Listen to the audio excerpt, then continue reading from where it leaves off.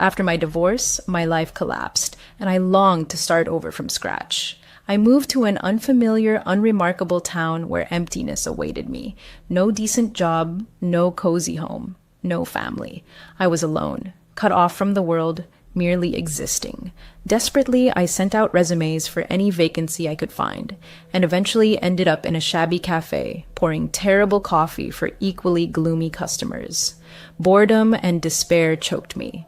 Despite having just moved, I knew I needed a radical change. And then, like manna from heaven, fortune smiled upon me. Among countless applications, descent at random, was one for a fire lookout position deep in the heart of a national forest. No experience required. Yes, exactly that. A fire lookout, one of those hermits living in a 70-foot observation tower, scanning for smoke and keeping an eye on hikers. I remembered this listing because of an odd note. Position currently filled, but we accept resumes in case it becomes unexpectedly vacant. ID thought. That's strange, but sent it anyway. And now, this job was mine. A gruff-sounding man named Marcus called me. He said I'd spend the rest of the summer, about 2 months, in the lookout tower. Marcus insisted I start immediately, gave me brief instructions, and offered me the job starting tomorrow if I agreed. Of course, I agreed. Onward, to a new beginning. I just parked my car where the road ended and now faced a long hike to the tower. It was just past 8 in the morning, and Marcus, the same man who called, warned the trek would take about 4 hours. I hoped to arrive by lunchtime. He assured me the tower would be fully stocked with food and that I could radio the nearest lookout for guidance. It was cool for a summer morning, but excitement surged through me. The national forests here were famed for their pristine beauty and peaceful atmosphere, exactly what I'd been missing. I reached the tower a little after 1 p.m. The path had been tough, but clear markers and a well-maintained trail made getting lost impossible. The tower was far taller than I imagined, probably 100 feet high, perched on 4 massive pilings. A spiral staircase wrapped around it, leading upward. Nearby stood an outhouse and a storage shed, likely where supplies were kept. I'd figure everything out once I got inside and dropped my pack. The stairs were damn steep and the climb exhausted me, but I knew I'd adjust. The cabin at the top was small with a balcony encircling it. Inside, a bed, a large radio, a table with a map, a few books, a toolbox, a small portable radio, a lamp, binoculars, and a flashlight. The walls were almost entirely windows, offering a panoramic view of the endless national forest. It was eerie, but logical, since I was supposed to spot fires. I set down my backpack and remembered Marcus' instruction to contact the neighboring tower by radio. I did just that. "Hello? Is anyone there?" I asked, fumbling with the large radio. "Hey, you're the newbie, right?" "I'm Evelyn," came a cheerful female voice through the static. "I've been watching your sector while you were en route, but my view doesn't reach far, so I'm glad you're here. Nice to meet you. Yes, I am the newbie." "Oliver," I replied into the mic. "Marcus said you'd explain everything." "Sure thing. Well, you've already figured out the radio, so that's a good start. The outhouse is at the base of the tower, and food supplies are stored there too. They were replenished weekly by Marcus or Hakim. As for the job itself, it's mostly observation. Make sure no one camps overnight where they're not allowed, and watch for fires," Evelyn continued. "Also, keep the trails clear, but all that's in the handbook on your table. Read it." "Thanks, Evelyn. I'll do my best," I said enthusiastically. "I'll radio if I have questions." No reply came. Well, she seemed pleasant enough. I reached for the handbook and began flipping through it. It mostly repeated what Evelyn had just said, only in more technical jargon. But I de-studied it cover to cover to feel confident. As I turned the pages, a sheet of paper slipped out. It was lined notebook paper, covered in frantic blue ink. The handwriting was messy, almost feverish. It read, "Rules to avoid the smiling lady. 1. If you see a woman in the national forest with a manic smile on her face, do not approach her or draw attention to yourself. Return immediately to your lookout tower. 2. If your radio rings and it is not your nearest lookout tower, do not answer, no matter what you hear. Get per Answer no matter what you hear. 3. If a woman, as weeping, pierces the silence between 1 and 4 a.m., forget it. Ignore it completely.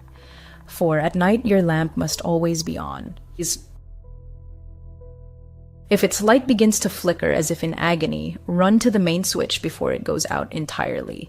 If darkness swallows it before you reach the switch, dive under the bed and don't emerge until dawn. 5.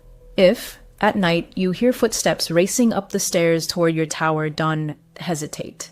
Turn on the main light and keep it on until morning. If she reaches the top before you flip the switch, it will be too late. 6. Upon waking, you may see them, smiling female faces peering through your window. In that moment, hide under furniture and hold your breath. She will enter. You'll feel her breath hovering just above you as if she is floating. Do not breathe. It will last only a moment. As soon as you sense she's gone, turn on the main light until morning. 7. Any scratching, whether in your tower or near the outhouse, means one thing. Turn off all radios and dive under the covers until the sound stops. 8. If, while checking a campfire at night, you suddenly hear a woman scream, run. Run back to the tower as fast as you can. 9. If, upon returning to your tower, you notice someone inside, run. Don't stop until you reach the next tower. Don't look back. She will chase you. What the hell was this? Some twisted, horrifying prank? My hand reached for the radio to ask Evelyn about these insane rules, but I stopped myself. I didn't want to be the rookie who fell for a joke and became the laughingstock for being scared. Fine. I'd explore, eat, and settle in instead. Good night, dude. Evelyn's voice crackled over the radio as I was nearly asleep on my first night. I jolted in surprise and quickly replied, Good night, Evelyn. Thanks for your help today. My first day was over. After dinner, I explored the forest, practiced using a machete to clear trails, a great stress reliever, and reviewed both the National Forest regulations and my duties. Evelyn checked in occasionally over the radio, but I never mentioned the strange rules ID found. But now I was wide awake, probably because of the fright from Evelyn, as unexpected. Good night.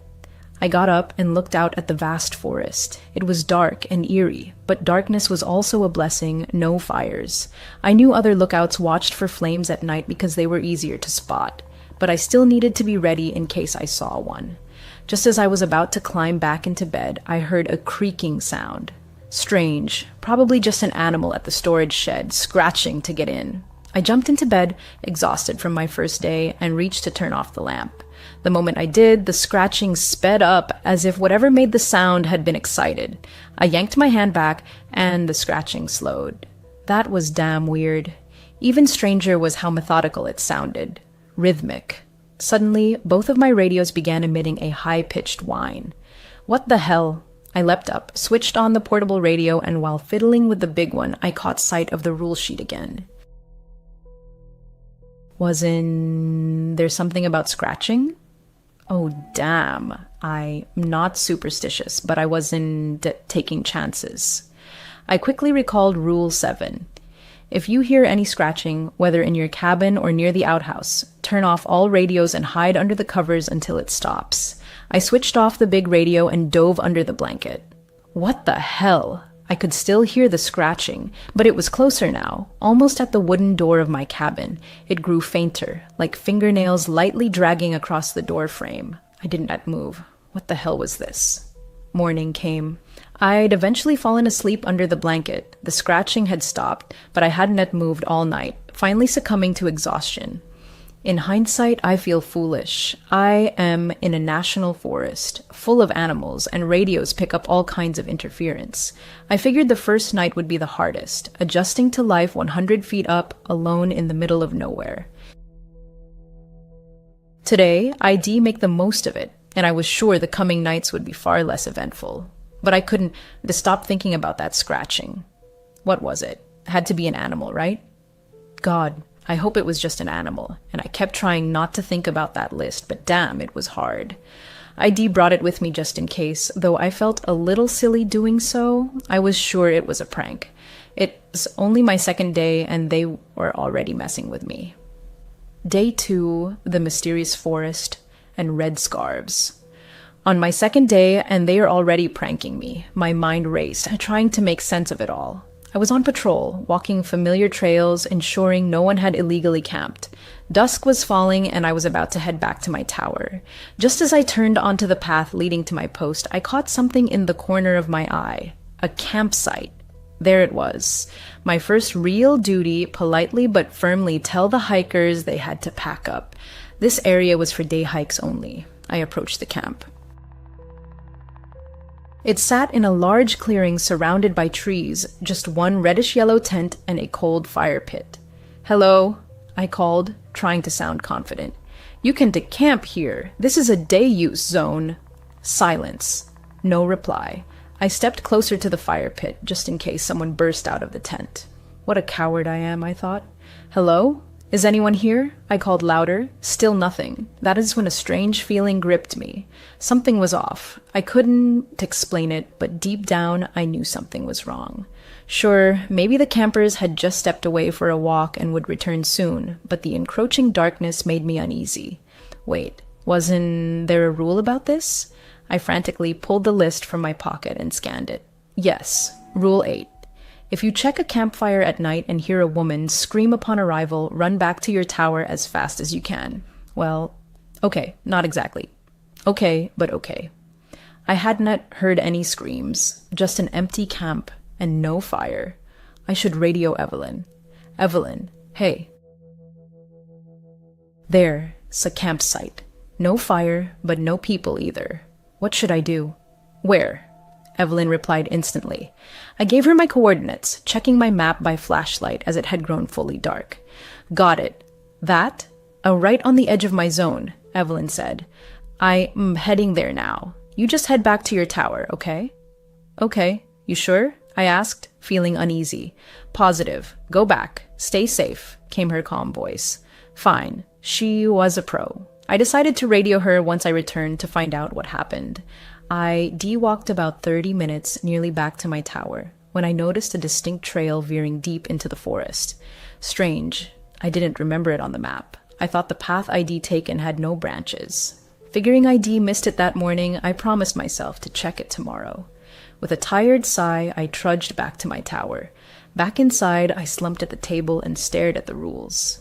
I hadn't asked Evelyn about them.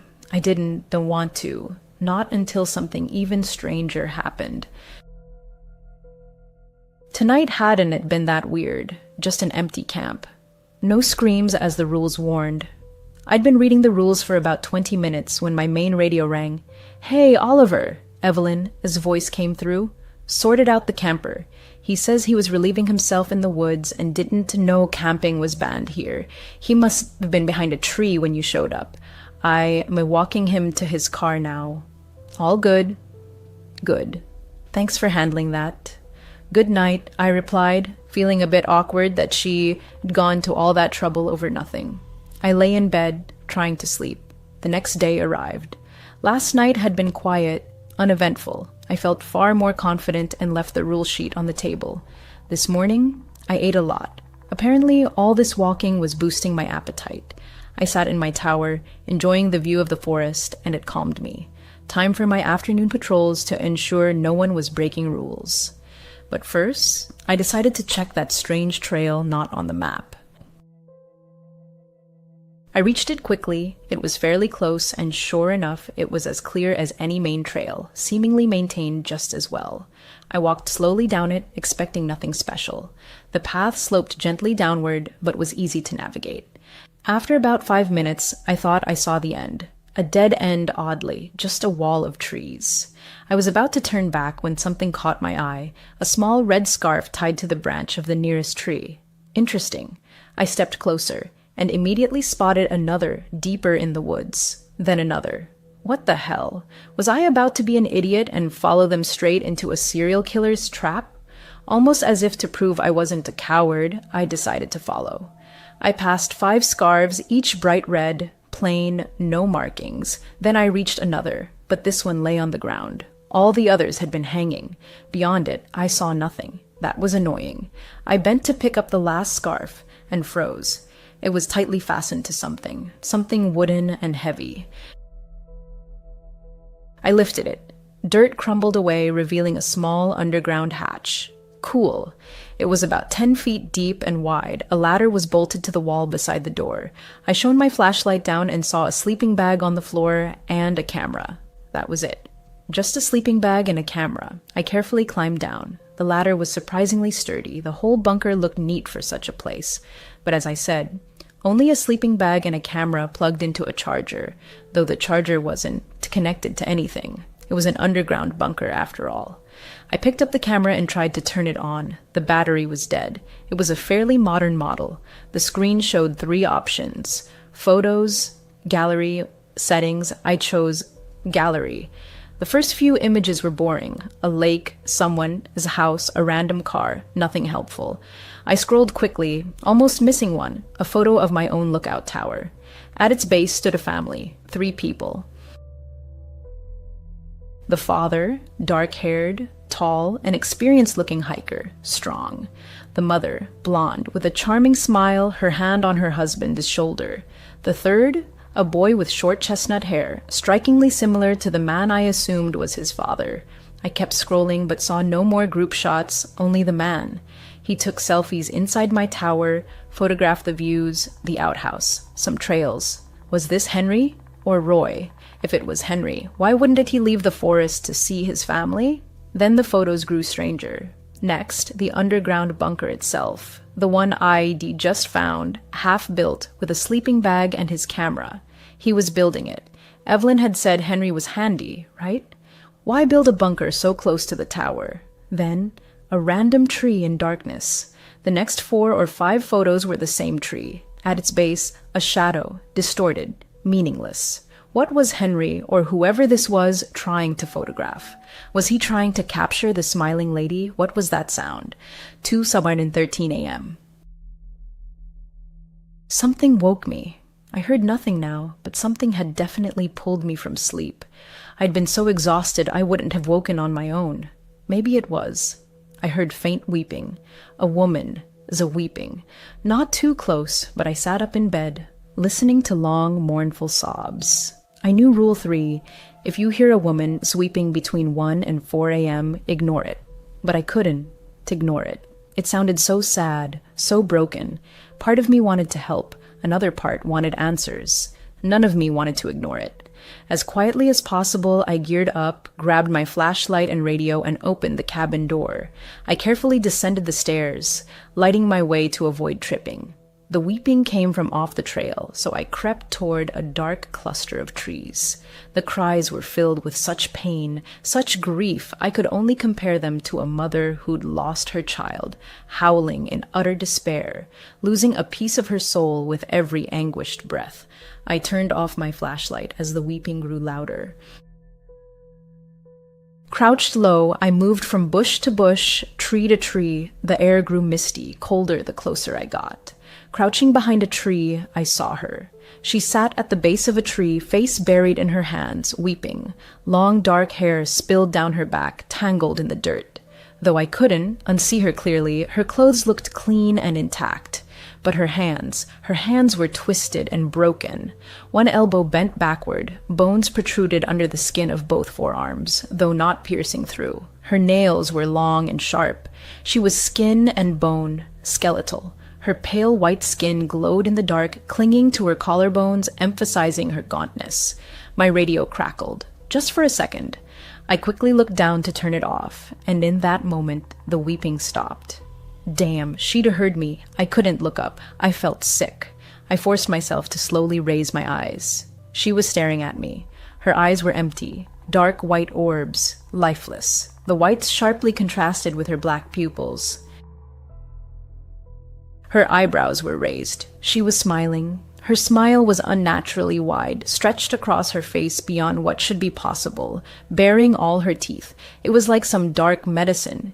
Tears still streaked her sharp cheekbones and thin neck, but she wasn't crying anymore. She looked excited. I was going to run. I couldn't look away, but I told myself, damn it, run. I needed to run.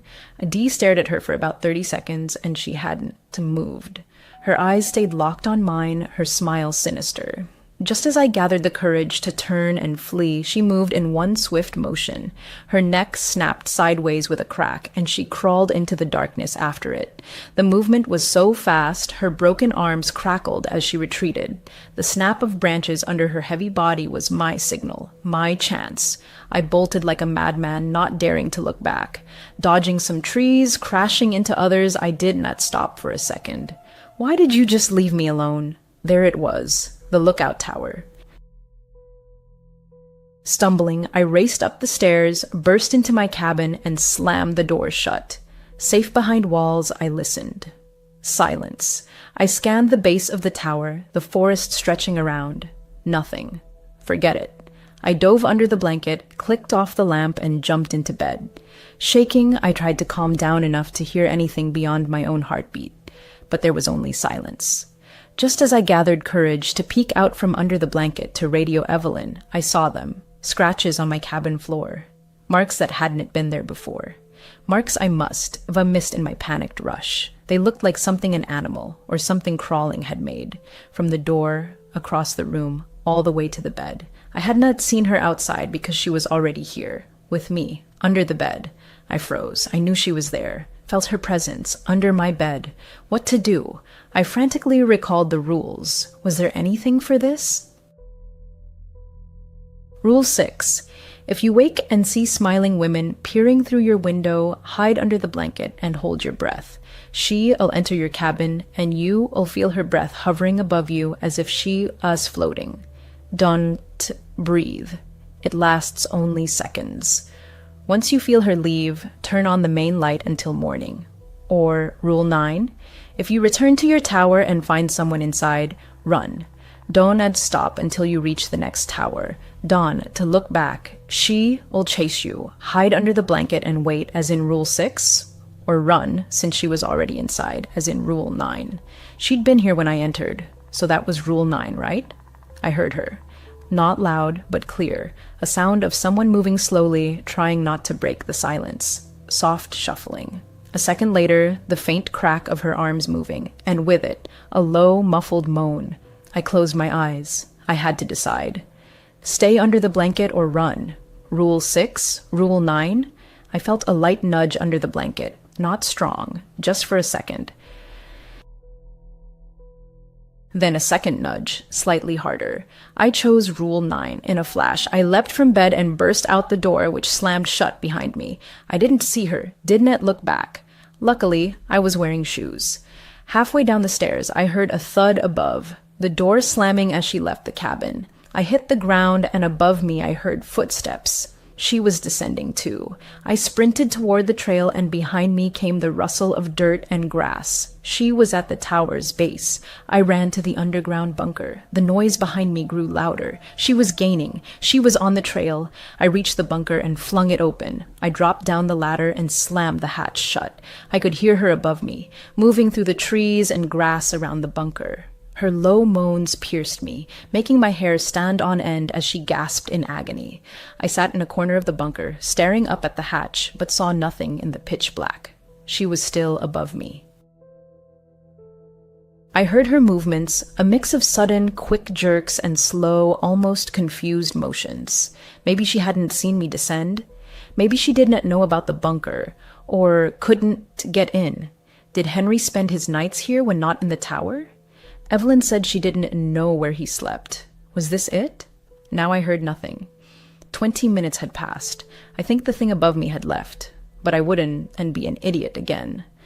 To stay here until morning. Eventually, I fell asleep to the soothing sound of wind in the nearby trees. Last night had been too close. Looking back on my decision to investigate, I felt foolish. Whether from sleep deprivation or some spell she'd cast, I wouldn't make such choices again. I would stick to the rules. Morning came. I was still in the bunker. Finally, I gathered the courage to lift the hatch and peer out. Blinded by sunlight after so long in darkness, everything seemed clean. Carefully, I climbed out and headed back to my tower. As I quickly ascended the stairs, I heard a voice behind me. Hey, I nearly pissed myself. Whirling around, almost falling off the stairs, I saw a girl at the tower's base, an ordinary girl, chestnut hair, glasses, a large backpack, dressed in hiking gear, smiling at me. Suddenly, a figure in hiking clothes appears before me, radiating a disarming smile. "Oh, sorry to scare you," she says softly. "Hi, I am Sarah." My heart pounds wildly. I stare at her, stunned. "Marcus's daughter," she explains. "I'm here to restock your food. Evelyn hadn't mentioned Marcus or his son coming, let alone a daughter." "Oh, hi," I stammer. "Sorry, you startled me. I'm Oliver." "Hi, Oliver," she repeats, that same warm smile. "You okay?" I force a weak, unnatural smile, trying to hide my confusion. Just caught me off guard. I thought Marcus or his son would come. She laughs brightly.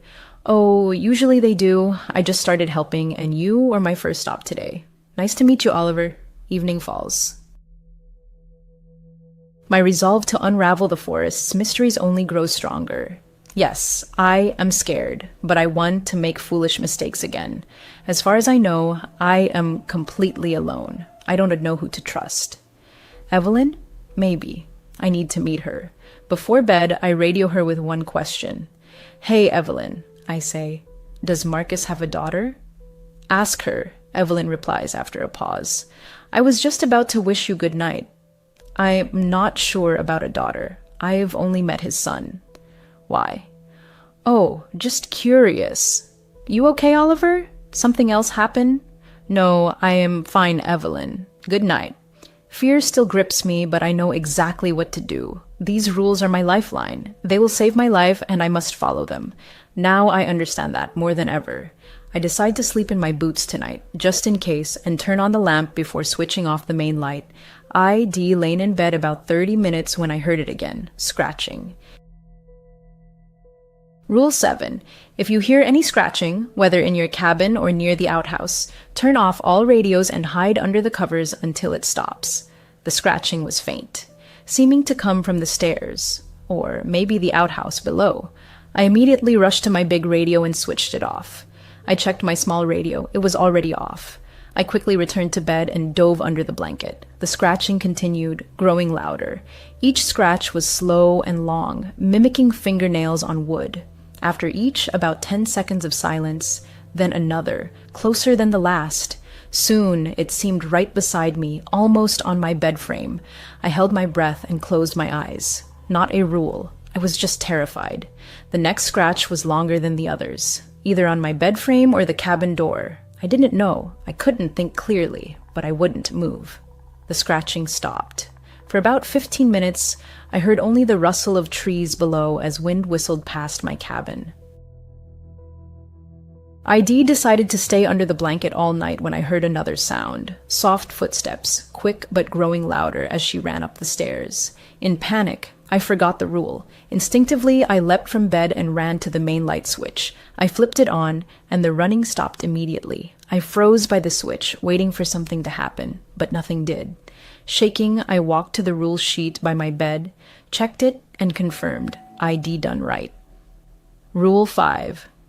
If you hear someone running up the stairs to your tower at night, turn on the main light until morning. If she reaches the top before you do, it is too late. Thank God. I'd remembered the main light was key in multiple rules, and I was so glad ID chosen correctly. I scanned the balcony, saw nothing. I looked up the stairs. Nothing came. The bright main light made it impossible to see the forest below. I sat at my table. 2 hours had passed since she'd tried climbing my stairs, and I wouldn't sleep tonight. So I used my time wisely, studying maps of surrounding areas, memorizing trails around my tower. I also learned something new, the route to Evelyn's nearest tower. It wasn't too hard. Though I still thought I could trust Evelyn, I wanted to meet her in person, to see her with my own eyes and talk face to face, not through a radio. I decided I'd go to Evelyn's tower tomorrow. I woke early. I'd slept only a few hours, but it was enough. I was too driven to notice. I packed a light backpack, food, water, flashlight, radio, map, machete, and the camera so Evelyn could confirm if the man in the photos was Henry. Sunlight filtered through the treetops, but D, never truly appreciated dawn's beauty. Usually I was either asleep or terrified, but today the sunrise was magnificent. I decided not to tell Evelyn I was coming. Though I trusted her somewhat, I did not want her changing anything if she knew my location, just in case. Lacing my boots, I set off for her tower. The hike should take about 3 hours, fairly direct, not too steep. I immediately felt a sharp difference leaving my zone and entering Evelyn S. Each lookout's job was to monitor their own trails, but Evelyn were completely overgrown. Honestly, they weren't maintained at all. Trees, bushes, and dense vegetation made me grateful I'd brought my machete. I hacked my way through, ensuring the trails were clear enough to run on if needed. Losing motivation and feeling hungry, I finally reached her tower. Clearing the trails had taken about 5 hours, but I made it. The tower was identical to mine. Same layout, same 4-piling structure in a small forest clearing. Her outhouse was on the opposite side, but the storage shed was in the same spot. But I immediately noticed one huge difference. What the hell? About 50 feet from her tower lay the remains of a massive fire pit, ringed with stones. It looked heavily used, though our job was to prevent fires in the national forest. That was odd, wasn't it? I began climbing the tower quietly, partly to avoid seeming like a smiling lady running up her stairs, but mostly because I was nervous. At the top, I saw no one inside. In fact, it looked like no one had ever been there. Old nests were everywhere. Cobwebs hung from the rails. Dust coated everything. I tried the door. It was locked. Strange. My tower didn't even have a lock. I squinted through the dusty window. Inside was darker than it should be. I made out the main radio on the table beside stacks of what looked like newspapers and bottles. The bed was dirty, unmade, a backpack stuck out from under it. From what I could see, there were no books, no cards, nothing to pass the time. How did she stay sane? I decided to radio her. I hadn't come all this way to leave without meeting her. I grabbed my radio. "Evelyn, come in." "Hey," came a quick reply. "What is up, Oliver?" "Hey, just checking in," I said. Yeah, I decided to probe a bit before telling her I was here.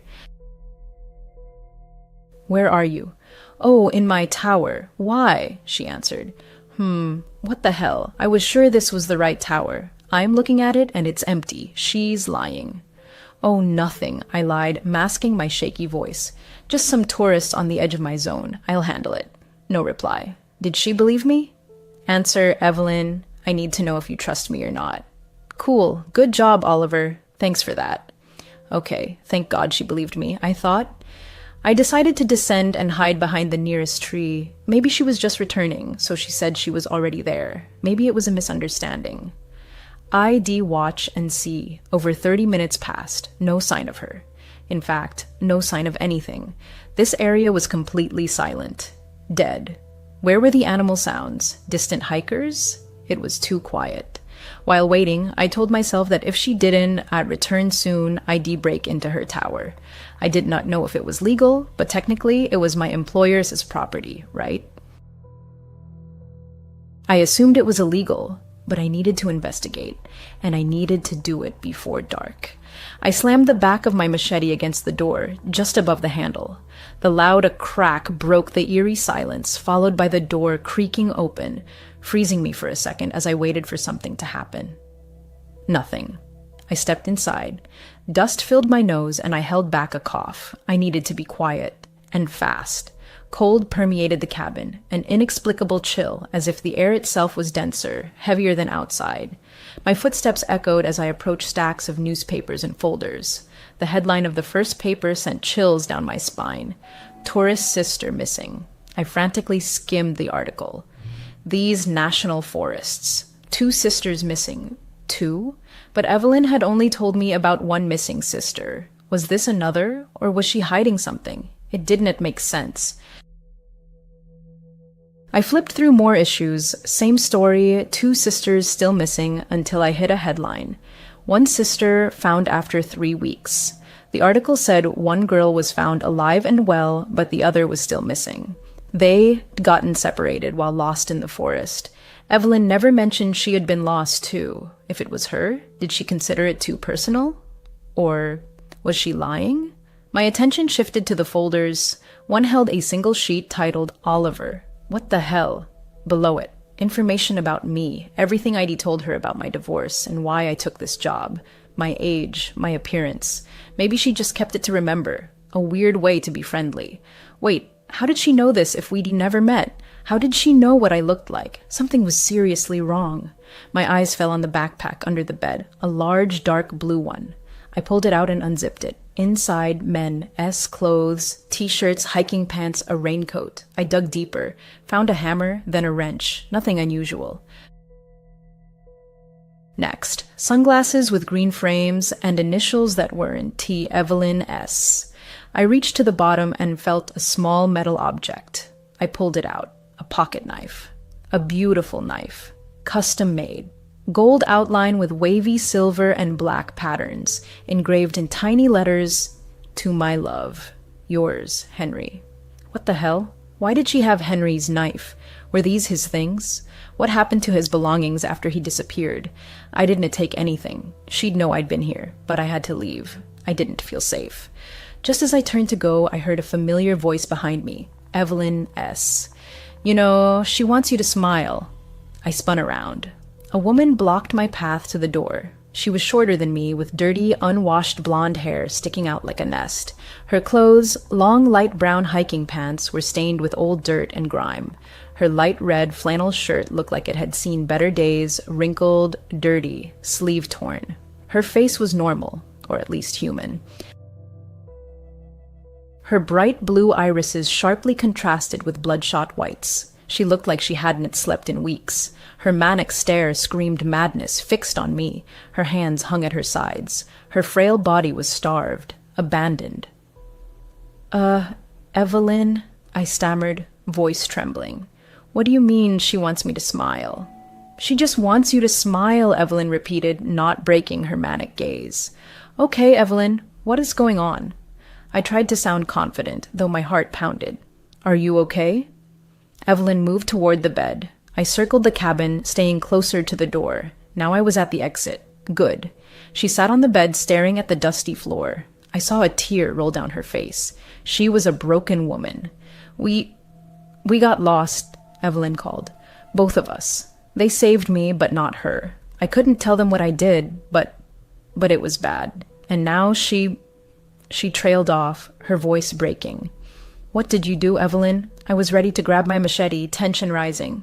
We got lost, and we were lost so long." She kept telling me, "It'll be okay, Evelyn. They'll find us."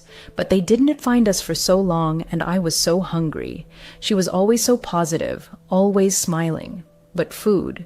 We couldn't catch anything. Nothing worked. We tried, Oliver. I promise. We tried, Evelyn said, her voice fading, growing weaker. Okay, Evelyn, I know you tried. What happened?" She looked up.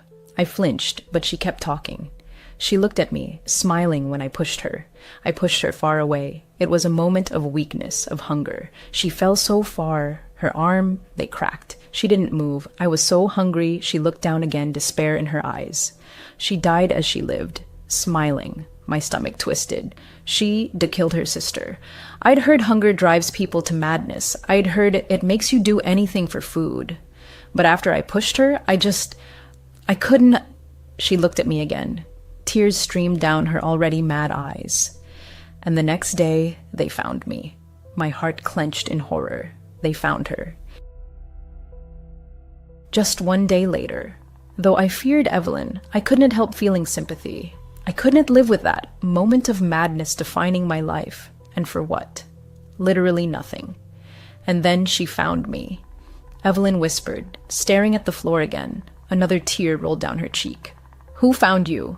I asked, hoping it wasn't who I thought. My blood ran cold. "My sister." Still smiling, still hungry, Evelyn murmured, "She's avenging me and avenging you." Evelyn stood, her gaze locking onto mine again. "All of you." I took a small step back, exiting the cabin, eyes never leaving Evelyn. "What did I do?" I asked, voice trembling.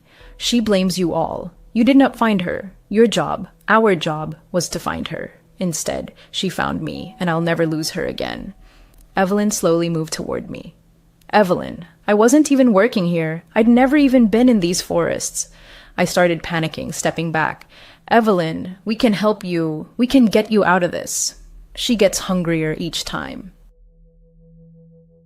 She'll never be full again. There's no way out, she whispered, and in that moment, I understood why the surrounding forest was so deathly quiet. Henry had written 10 rules, but she still got to him. Rules I couldn't even grasp. Evelyn smiled for the first time. And Oliver? She's so hungry now.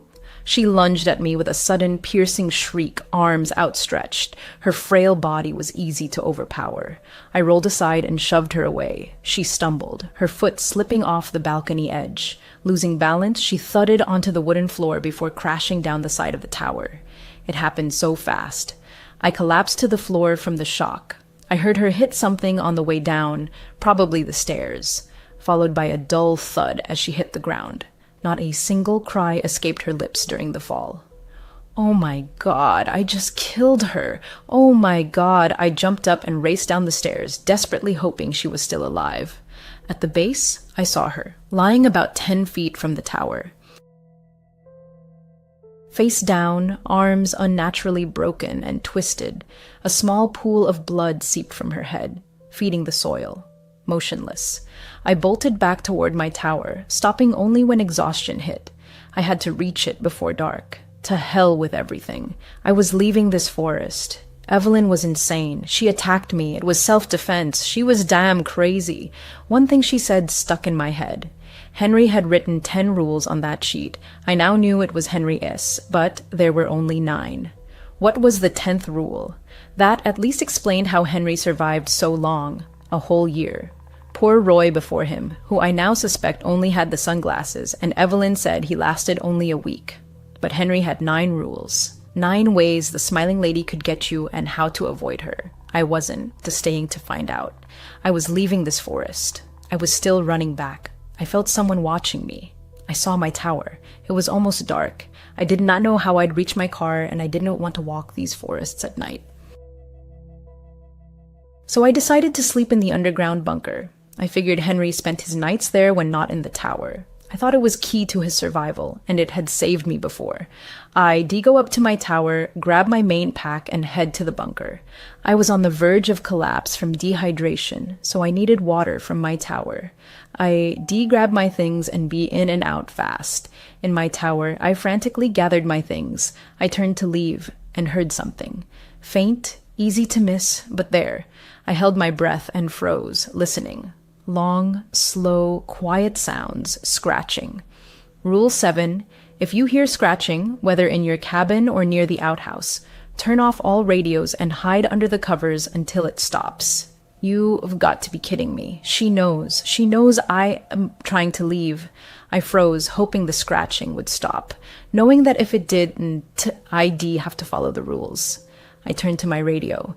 In the forest below, I saw a pale white face staring up at me. Same stringy dark hair.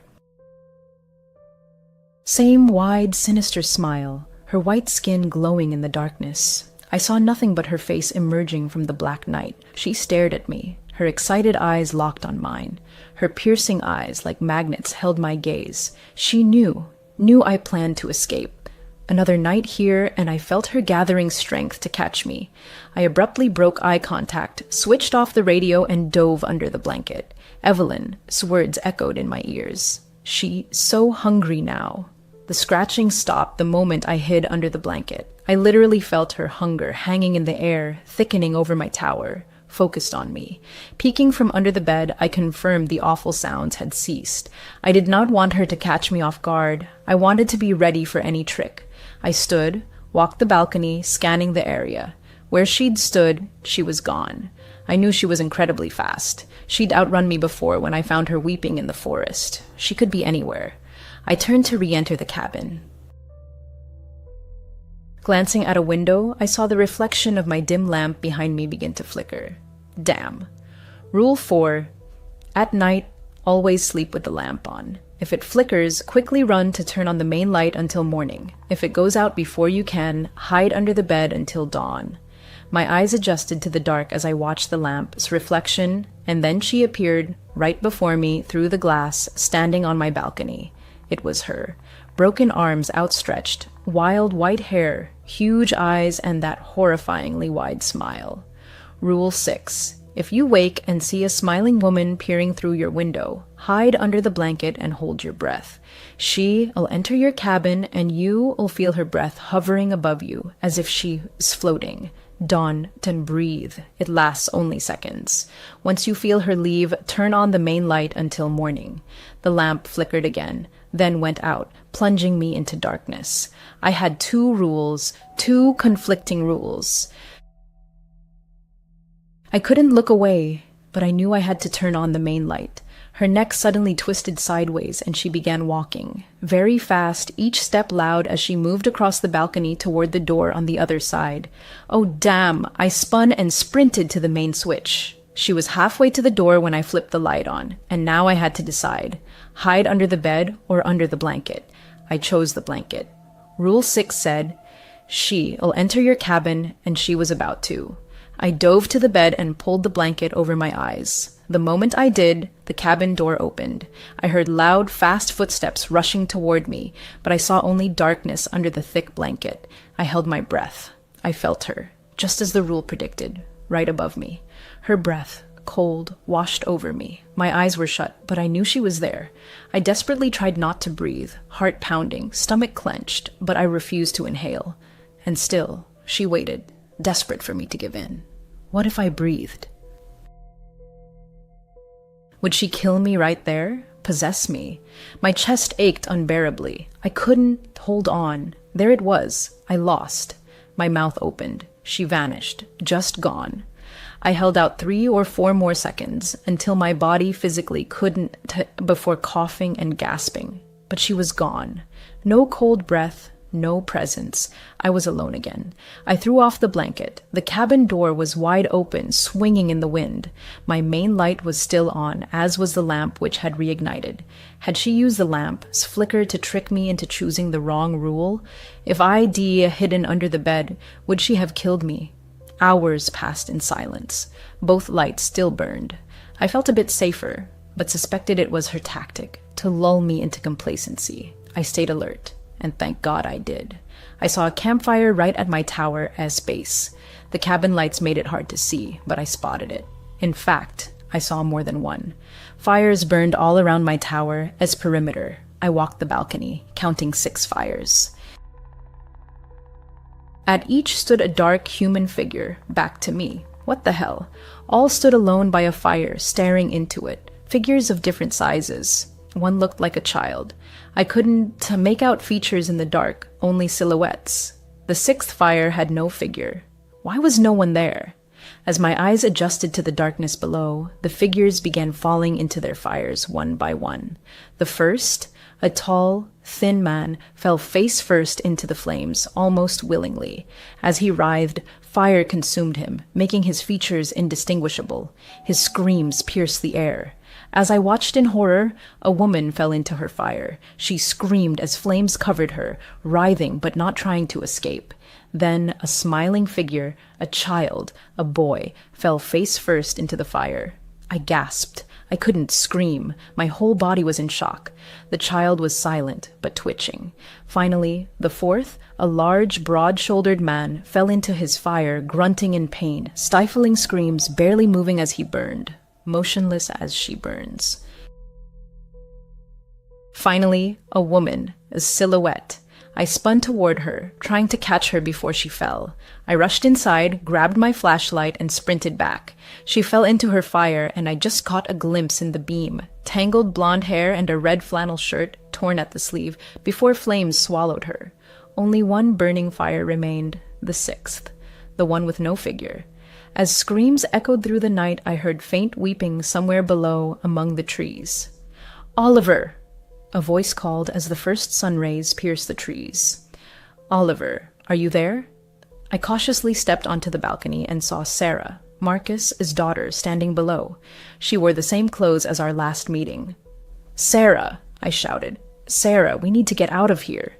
"There, Oliver!" she yelled back. "Oliver, I know everything about Evelyn, her sister, about Henry and his family, about Roy. I know it all. Oh, we need to leave, Sarah. "We can't," she cried. "We have to burn her. We have to burn Evelyn as sister.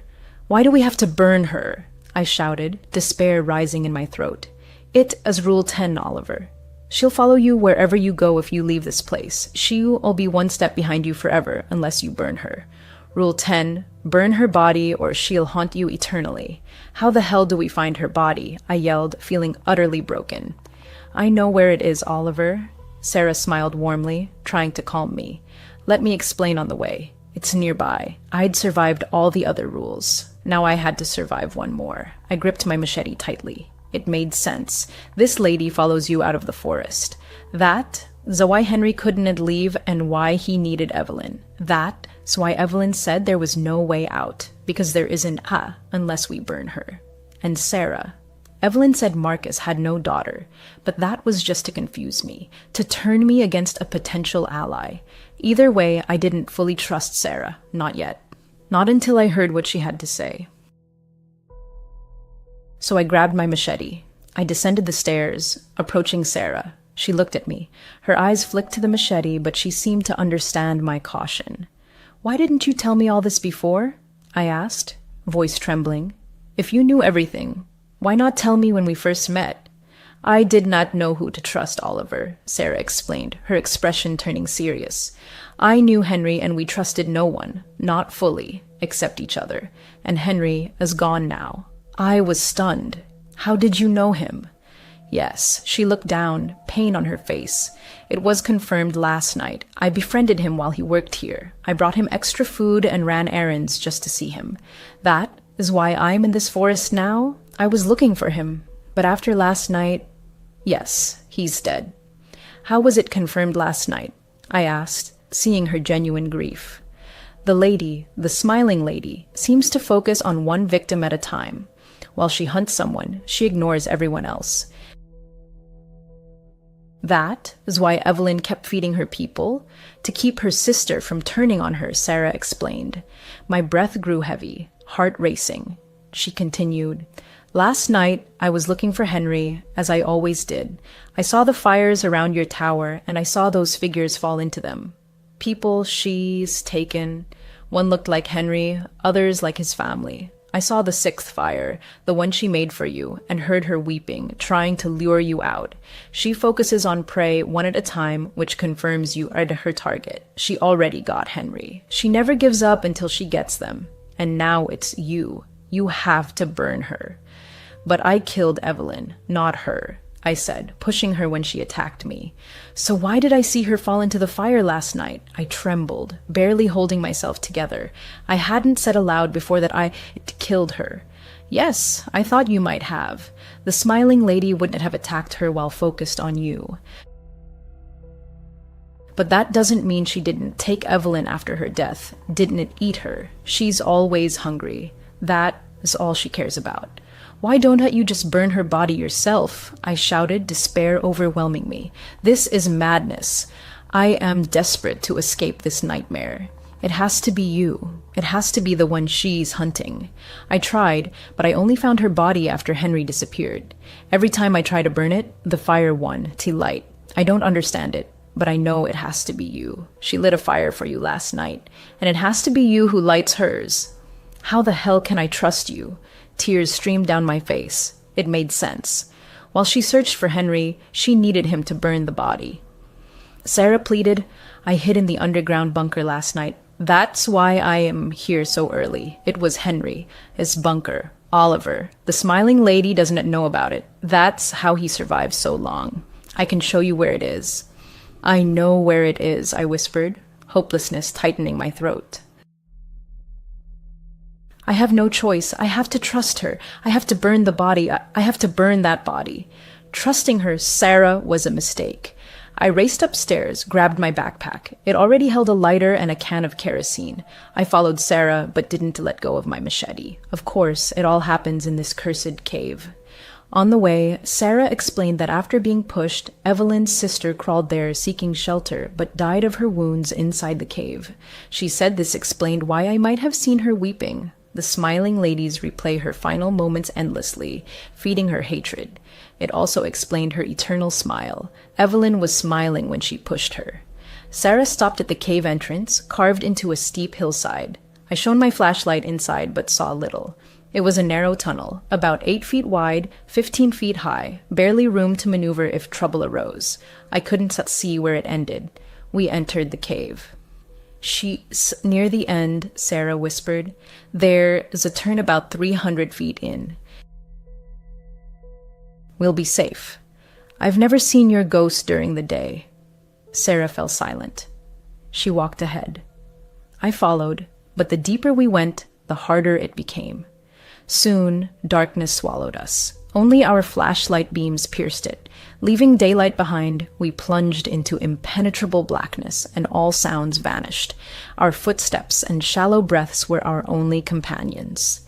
Suddenly, we hit a wall. To the left, a steep slope led deeper into the cave's abyss. What the hell? Why did she go so deep? I whispered. If she wanted to be rescued? She didn't, Sarah replied softly. She died at the entrance. Something moved her deeper, to protect her. I think it was Evelyn. We pressed on. After 10 minutes, the cave widened. Normally, eyes adjust to darkness, but mine didn't. This was a special darkness I'd never experienced, or maybe the smiling lady was affecting us. I didn't know. I just knew that beyond our flashlight beams, I saw nothing. A crack behind me. I heard a quick, clicking snap. My heart leapt and I spun, shining my light where the sound came from. For a split second, I saw only legs, bare, dirty, female calves disappearing into the darkness we'd come from. Damn, something was with us. And it was alive. The smiling lady was here. I turned to Sarah. She was gone. What? I was alone. Sarah's flashlight lay on the ground. What? Where was she? Should I shout? I did not know. I'd leave her light. I needed one hand for the machete. I couldn't go back. The lady was after me. I had to find her body. I had to burn it, and I had to help Sarah. I swept my flashlight around, looking for Sarah when I saw a backpack leaning against the cave wall. I cautiously approached, knowing something watched me from the dark. My sweaty palms made the machete hard to grip. I clutched it tightly. I quickly reached the backpack, scanning the cave with my flashlight, but saw only rocks. I checked the bag, OAS contents. It was already open. It hadn't been there long, maybe less than a week. I barely glanced inside. An old tarp, a lighter, and the same small kerosene can ID taken. The same type provided at the tower. Also in the bag, a knife. The same one ID found in Evelyn's cabin, only larger. Same gold outline with silver and black patterns. Engraved, "Your matching knives, my Henry." Another of Henry's knives. This was Henry's bag. I opened the knife. Recently used. Its once sharp edge was now dull, stained with rock residue. I shone my light on the wall beside the bag, scratched into the rock. 10. Sarah lies. A crack behind me. I turned and saw Sarah. She was smiling. "Sarah," I started, but her eyes locked onto mine. She saw me through the darkness. Her hands began breaking, as if the air around them was snapping them. They jerked violently. Her elbows bent backward as bones protruded, stretching the skin under her forearms with each crack. Her smile widened. Soon, it stretched unnaturally across her face. Her eyes widened with joy. Her skin paled, hair lengthened. She was unrecognizable. Sarah. Now I knew her as the smiling lady. I'd fallen for it, just like Henry. She needed darkness. That's why she roamed at night. That's why I had felt watched leaving Evelyn's cabin. I was, but she couldn't act in daylight. She watched me as Sarah by day, but attacked as the smiling lady at night. That note in Evelyn's cabin describing my appearance, only Sarah had seen me before. God, I felt so stupid. I'd been safe from her in daylight, but now it was dark. And she was changing. She died in darkness, and now she lived in darkness. And she dwells in this pitch-black void. I jerked upright. The machete in my hand trembled traitorously. Step by step, I approached her, ready to strike, but suddenly, explosive movement from both sides. I was grabbed. Creatures crawled over me, their bony fingers and claws digging into my flesh, dragging me down. 5. I counted 5, desperately resisting their grip. Too many, too strong. My flashlight fell, its beam now shining directly on me. In its light, I saw my attackers, faces, Henry, his wife, their child. The tall man, Roy, and Evelyn. They held me tight. Evelyn's broken arms, sharp as razors, dug into me as I struggled. Her shattered bones cut me as they all pinned me to the ground. They smiled. Out of the corner of my eye, I saw Sarah burst from the darkness and felt her teeth sink into my chest. A new person now lives in my lookout tower. He has a family, and a dog that visits him. We leave the darkness only when she commands. She doesn't want to lose us. Now I smile, and when she tells me to burn, I burn too. I write this to warn you of the smiling lady in the national forest. Don't try to find me. This is my last conversation with you. Dawn, and look for me. I belong to her, and she'll never let me go. NOS, a tragic anniversary, remembering a fateful day. September 6th, 1990, was a warm Saturday, the day I turned 30. I planned a modest party with close friends to share the joy with my 12-year-old daughter. Nothing extraordinary. A birthday cake and the warm company of friends. As was our tradition, my sister and I took our children to our parents' house for Saturday morning bagels. My mother, or rather my stepmother, Linda, had entered our lives about 5 years earlier after the untimely passing of my real mother. This woman always gave me an inexplicable sense of unease. Her cold, piercing gaze seemed to assess everything around her, as if counting invisible dollars. In Linda's conversations, topics of the house, savings, and my father's assets constantly surfaced. It seemed that her marriage to him was based more on financial gain than on love. However, I tried to ignore it, respecting my father's feelings. That morning, my father wasn't home. He had gone to his parents' house to mow their lawn, as he did every weekend. My father's morning phone call was, as always, cheerful and lively. "Happy birthday, Rebio. See you later." I laughed and said our traditional phrase, "Love you, Daddy." Bagels, cream cheese, salmon, and other traditional treats awaited us at the table. The children, engrossed in games, were laughing. Everything was as usual. About 45 minutes later, the phone rang. Linda, who was in the kitchen, answered it. Suddenly, her face turned deathly pale, as if all the blood had drained from it. She repeated in confusion, "Stroke, stroke." Her voice trembled, but there was a strange artificiality to it. Hanging up, she turned to us with wide eyes and said, "It's your grandfather, your father. He's in the hospital." My world collapsed in an instant. "Dad! Hospital!" My husband and brother-in-law, alarmed, rushed to comfort Linda. Without wasting time, my sister and I grabbed the children, put them in the car, and raced to my grandparents' house. On the way, I tried to reassure myself by resorting to absurd omens. If I get all greens, my father will be okay. If I see children playing, he'll be fine. If a bird flies by, everything will be all right. The warm September wind ruffled my hair, but everything felt wrong. As we pulled up to the house, I heard a heart-wrenching wail, a sound I had never heard before. This loud, desperate cry came from inside the house. My grandmother, my real grandmother, stood on the porch, hunched over and sobbing so loudly that her voice echoed down the street. That sound still haunts me, embodying pure grief and pain. Running to the house, my daughter noticed broken and bent glasses on the grasses. Picking them up in confusion, she said, "Mom, there's our grandpa's glasses." Confusion flashed through my mind. No, wait. Dad was her grandfather. No, my dad was her grandfather. My brain refused to accept reality. My dad is dead. Her grandfather I felt sick.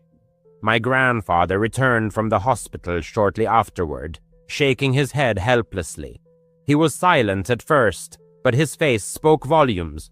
Relatives began to arrive, uncles, aunts. Then the terrible truth came out.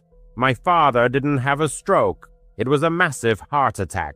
He had collapsed right on the lawn while mowing. Passing sanitation workers witnessed the tragedy. They rushed to help him, trying to give him CPR along with my grandfather. But it was all in vain. He died before he hit the ground. The rest of the day passed in a haze. The party was, of course, out of the question. Everyone sat in a daze, overwhelmed by grief. Linda, who arrived later, feigned inconsolable sorrow, hugging everyone. But her eyes, they darted around the room, as if she were already contemplating her next steps. The house, the money. It filled me with a horrible irritation that I tried to suppress. Grief can do strange things. For the next 15 years, I couldn't bear to hear birthday greetings without shuddering. I forbade them. If anyone dared to say those words, I would scold them severely. Even now, 36 years later, I don't celebrate my birthday in a big way. September 6th is just a day to get through. But I have enormous respect for sanitation workers, considering them true heroes. A few months after my father's death, even stranger things began to happen. I was helping to sort through his belongings in the house. Linda, who lived there alone, was eager to sell everything as quickly as possible. "We need to move on," she said, but her voice sounded more greedy than grieving. One day, while cleaning out the kitchen cabinets, in the furthest corner where you rarely look, I found a bottle of syrup hidden behind old jars. It was a plain glass bottle with a thick, dark liquid without a label. A strange place for syrup, I thought. Taking it home, I started searching for information online. It turned out it wasn't ordinary syrup. The description, the color, even a photo uploaded to several forums, all pointed to one thing. It matched the description of a homemade mixture with digoxin, a heart medication derived from foxglove. It's prescribed for heart problems, but in large doses, it's deadly, especially for elderly people like my father, who was in his 50s. It can cause irregular heartbeats, leading to a massive attack. And worst of all, it's hard to detect in an autopsy unless you specifically look for it. Story 1. My father's death was ruled a natural cause, raising no suspicion of foul play. However, traces of a substance were found in one of the bottles, which tested positive after an anonymous sample was sent to a lab. Gradually, sinister details began to emerge. Linda, a former nurse, had knowledge of medications. She expressed dissatisfaction with my father's unwillingness to do household chores and how property taxes were draining their savings. She longed to possess everything alone. The sinister glances and the hasty organization of the house sale began to form a single picture. She had probably been adding the poisonous substance to his food or coffee, gradually accumulating to a critical dose. Working in the garden was probably the final straw that pushed his heart over the edge. After this discovery, sleep deserted me, and nightmares of my father falling and Linda's cold smile haunted me. First, I anonymously contacted the police, providing them with all the details. They reopened the investigation, tested the contents of the bottle, and exhumed my father's body for a toxicology examination. Traces of digoxin were found. Linda vehemently denied any involvement, but foxglove was found in her garden, hidden in a secluded spot. Emails with information about natural heart remedies and inheritance laws were found on her computer. A week later, she was arrested. Despite her cries of innocence, the evidence relentlessly mounted. The trial was swift, and she was sentenced to life in prison for murder. That day, my grandmother sincerely mourned her loss, but Linda's tears were later revealed to be fake. She had taken my father's life out of greed. Story 2, my 16th birthday, is etched in my memory as if it happened just yesterday, even though it was years ago. My name is Smith, and I live in a quiet suburb near Chicago. My older brother, Alan, who was 22, was always known for his love of pranks. He declared that he was going to make my birthday unforgettable, and took it upon himself to organize a party at our house. Our parents were away for the weekend, visiting relatives in Ohio, so it was just me, Alan, and about a dozen friends from school at the house. The party started around 7 o'clock on Friday evening. Alan decorated the living room with balloons and streamers, ordered pizza from Domino's, and got a cake from the local Walmart bakery. My friends gradually arrived, guys like Ben, Tyler, and Chris, and a few girls, including Sophia and Emily. We played video games on the Xbox, enjoyed music from Spotify through a Bluetooth speaker, and just hung out. Alan was acting mysterious, smirking at me. About an hour in, he pulled me aside in the kitchen and told me about a surprise. He had hired actors from a local theater group to stage a fake home invasion. They were supposed to burst in wearing masks and wielding toy guns, scare everyone a little, and then reveal the prank.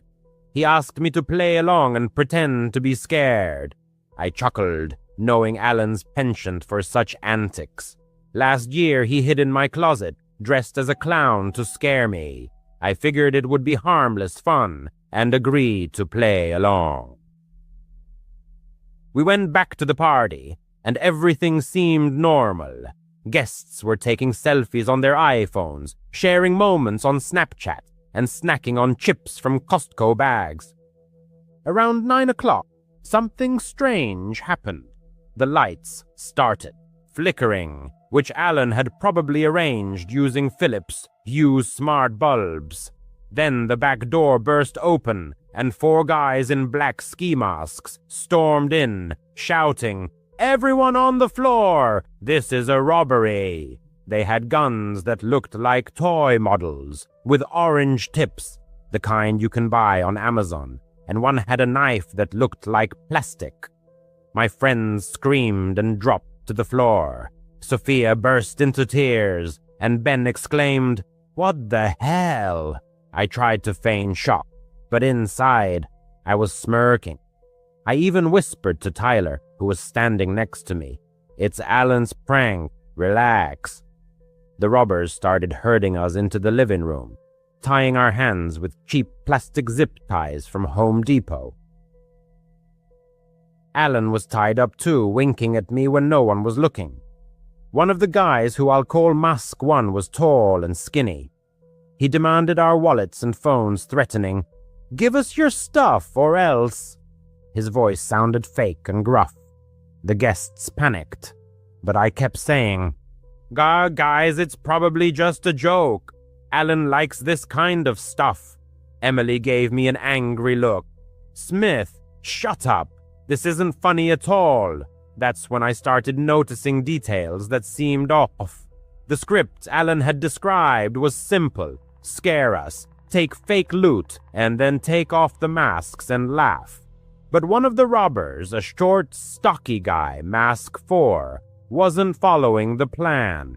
He was quiet, moving around the edges of the room and rummaging through drawers in the kitchen, while the others were yelling. I saw him pocket my mom's jewelry box, which had her real gold earrings from Macy's in it. Hey, that's not part of the prank, I thought, but I decided not to make a big deal of it. Maybe Alan had added something else. The real horror started when Mask 4 came back. He had a knife in his hand, but up close, it didn't look like plastic. It had a serrated edge, like a real kitchen knife from our IKEA set. No shiny fake glint, just dull steel. He leaned over Sophia, who was sobbing on the carpet, and pressed the knife to her arm. "Give me your necklace," he growled in a low, raspy voice that didn't sound theatrical. Sophia struggled to take off her necklace, a cheap silver chain from Target, but her arm was slightly cut. A thin line of blood appeared and she cried out in pain. She let out a painful moan. The narrator's heart pounded in his chest. "Wait, that's real blood," he muttered, not believing his eyes.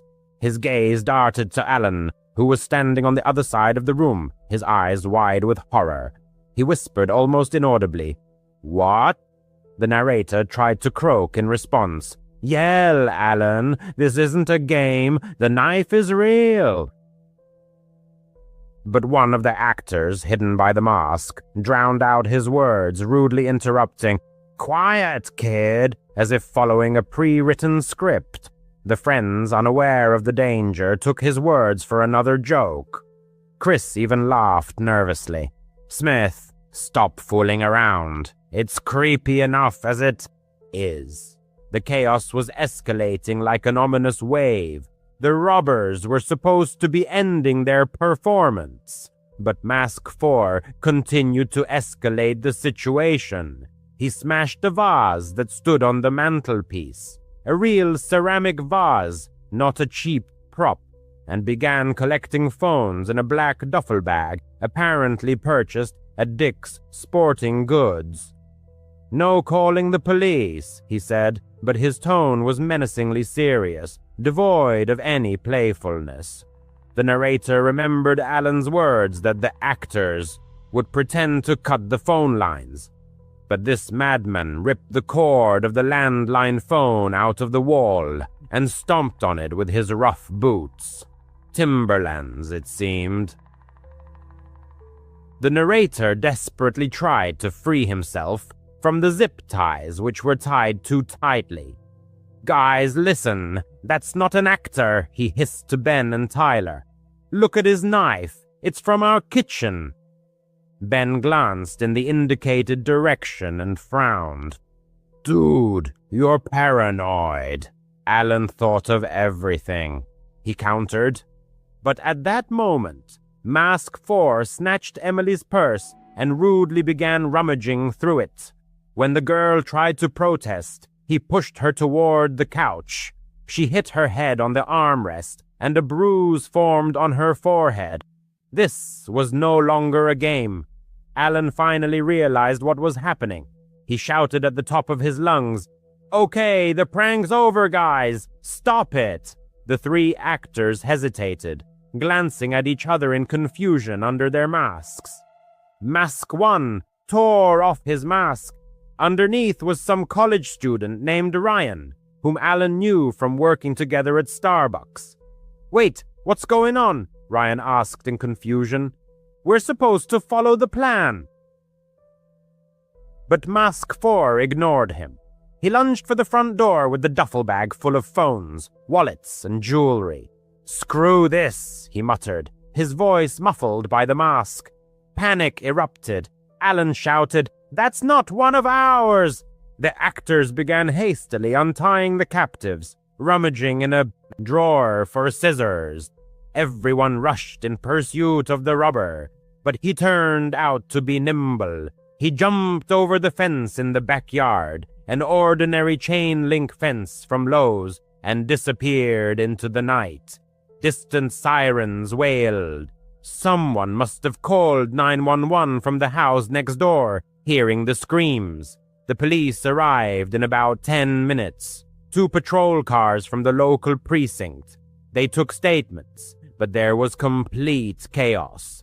The friends were in a state of deep shock. Sophia needed stitches on her arm, and Emily was diagnosed with a concussion. The actors confessed everything, producing emails from Alan, who had hired them through Craigslist for $200 each. Alan was in serious trouble, community service, and a fine for making a false police report. But the real criminal got away scot-free. The police officer speculated that he had probably seen the actors arrive in advance, lost himself among them in a similar mask that he had acquired somewhere, and used the prank as the perfect cover. There had been an increase in burglaries in the area that summer, targeting homes in suburbs like this one. He was never caught. The phones disappeared without a trace. iPhones, Samsungs, all with photos and contacts. Insurance covered only part of the losses, but the feeling of insecurity remained. The narrator still double-checks the locks before going to bed and celebrates birthdays modestly, without much fanfare. Alan apologizes every year, but that night still haunts him. What if he had raised the alarm earlier? What if the knife had gone in deeper? It's frightening to think how a stupid prank can turn into a real nightmare in a matter of seconds. Story 3. The narrator was turning 21 and was over the moon. He'd been planning this party for weeks. He rented a large Airbnb house in suburban Atlanta, Georgia, one of those old houses with a spacious backyard, perfect for a barbecue. He invited about 30 friends from college and high school, as well as a few family members. His younger brother, Jake, who was only 14, came along too because his parents wanted him to keep an eye on things. He mostly stayed in the living room, glued to his Nintendo Switch, playing Fortnite. The party started around 7:00 p.m. on a warm June day. Drake and Post Malone blared from a Bluetooth speaker, and burgers from Walmart sizzled enticingly on the grill. Everyone was laughing and taking selfies on their iPhones. It was one of those nights that sticks in your memory forever. Around 9 p.m., a stranger knocked on the door. He was in his early 30s, maybe a little older, with short brown hair, wearing a plain black hoodie and jeans. He had a backpack slung over his shoulder. The narrator didn't recognize him, but people often bring friends to parties like these. The stranger smiled and said, "Hey, happy birthday. I'm a friend of Mike's." Mike was one of his college buddies who had invited a few more people. So the narrator didn't think much of it. He let the stranger in and pointed him to the snack table. "Help yourself to some chips or whatever." He nodded and blended into the crowd. The narrator didn't pay much attention, as he was busy hanging out with his friends and playing cornhole in the backyard. The birthday celebration was in full swing in the moonlit yard. However, as time passed, worrying details began to emerge. The stranger, whose name remained a mystery, kept to himself. He loomed near groups of people, listening to their conversations but not joining in. From time to time, he discreetly pulled tiny plastic baggies from his pocket, like the ones sold in pharmacies. These manipulations occurred surreptitiously when he thought he wasn't being watched. A concerned friend, Nicole, pulled the narrator aside around 10:30. "That guy in the hoodie is creeping me out," she whispered. "He's been staring at people, and I think I saw him slip something into someone's drink." A chill ran down the narrator's spine. He hadn't witnessed it himself, but Nicole wasn't prone to making things up. They decided to keep an eye on the stranger. The narrator's attention focused on the suspicious guest. He circled near the kitchen table, which was set with red plastic cups. The narrator noticed him leaning over one of them, making a quick hand movement, as if throwing something inside. His heart pounded. Was this man trying to poison someone? After making sure that Nicole stayed near the other friends, the narrator headed for Jake. Immersed in his headphones, he was still in the living room, oblivious to what was happening. Returning to the kitchen, the narrator came face to face with the stranger. "Hey, buddy, what's going on?" he asked, trying to keep it casual. He replied with a strained smile.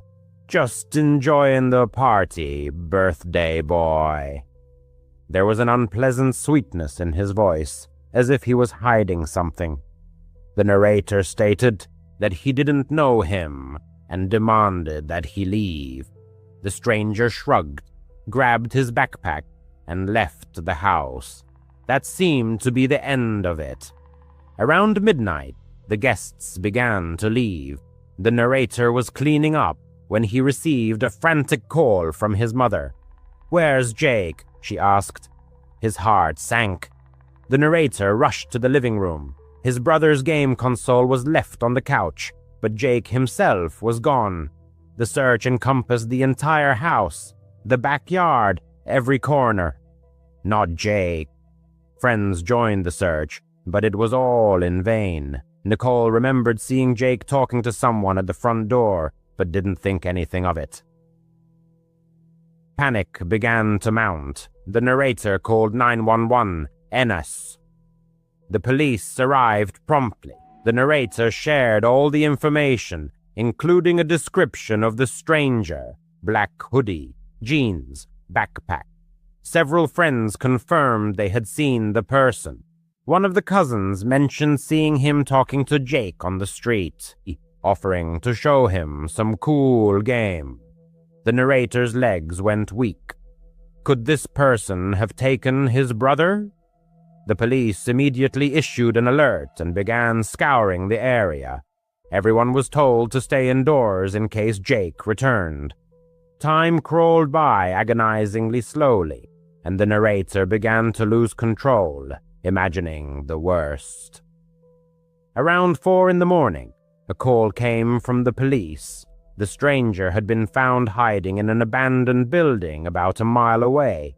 An old warehouse on Peachtree Road, a place where teenagers often hung out. Jake's phone and several plastic baggies containing a white powder were found on him. The police suspected it was narcotics, possibly a sedative. The stranger was immediately arrested. Jake was found not far from the warehouse, frightened but unharmed. He said the stranger offered to show him a new game on his phone, lured him outside, and tried to drag him to some cool place. Scared, Jake ran, but the stranger managed to grab his phone. The police are continuing their investigation to determine the stranger's true intentions, but it is suspected that he was preying on children at parties for robbery or something even more sinister. The narrator can't shake the feeling of guilt. It was his party, his house, and he let the man in. Jake is safe, but deeply shaken, as is the narrator himself. His thoughts keep returning to those plastic baggies. What might have happened if Nicole hadn't been vigilant, or if Jake hadn't run? The 21st birthday was supposed to be an unforgettable event, but it turned into a nightmare that will never be forgotten. In late 2021, for several months, the narrator settled into their grandparents' old home. These revered individuals had passed away, and the family hadn't yet decided whether to sell the property. Until then, the house had been used as a temporary vacation retreat, but between moves, the narrator needed a place to stay, and the old house proved quite useful. They weren't particularly thrilled with the situation, as the house was quite dilapidated and worn.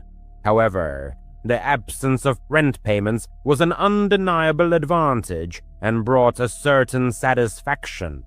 The events in question occurred 2 months after they moved in. One day, returning from work around 6:00 p.m., they parked their car in the driveway and headed to the mailbox to collect the mail. At that moment, one of the neighbors approached them. She was an elderly lady with whom they had spoken several times about their deceased relatives, the current situation, and other everyday matters.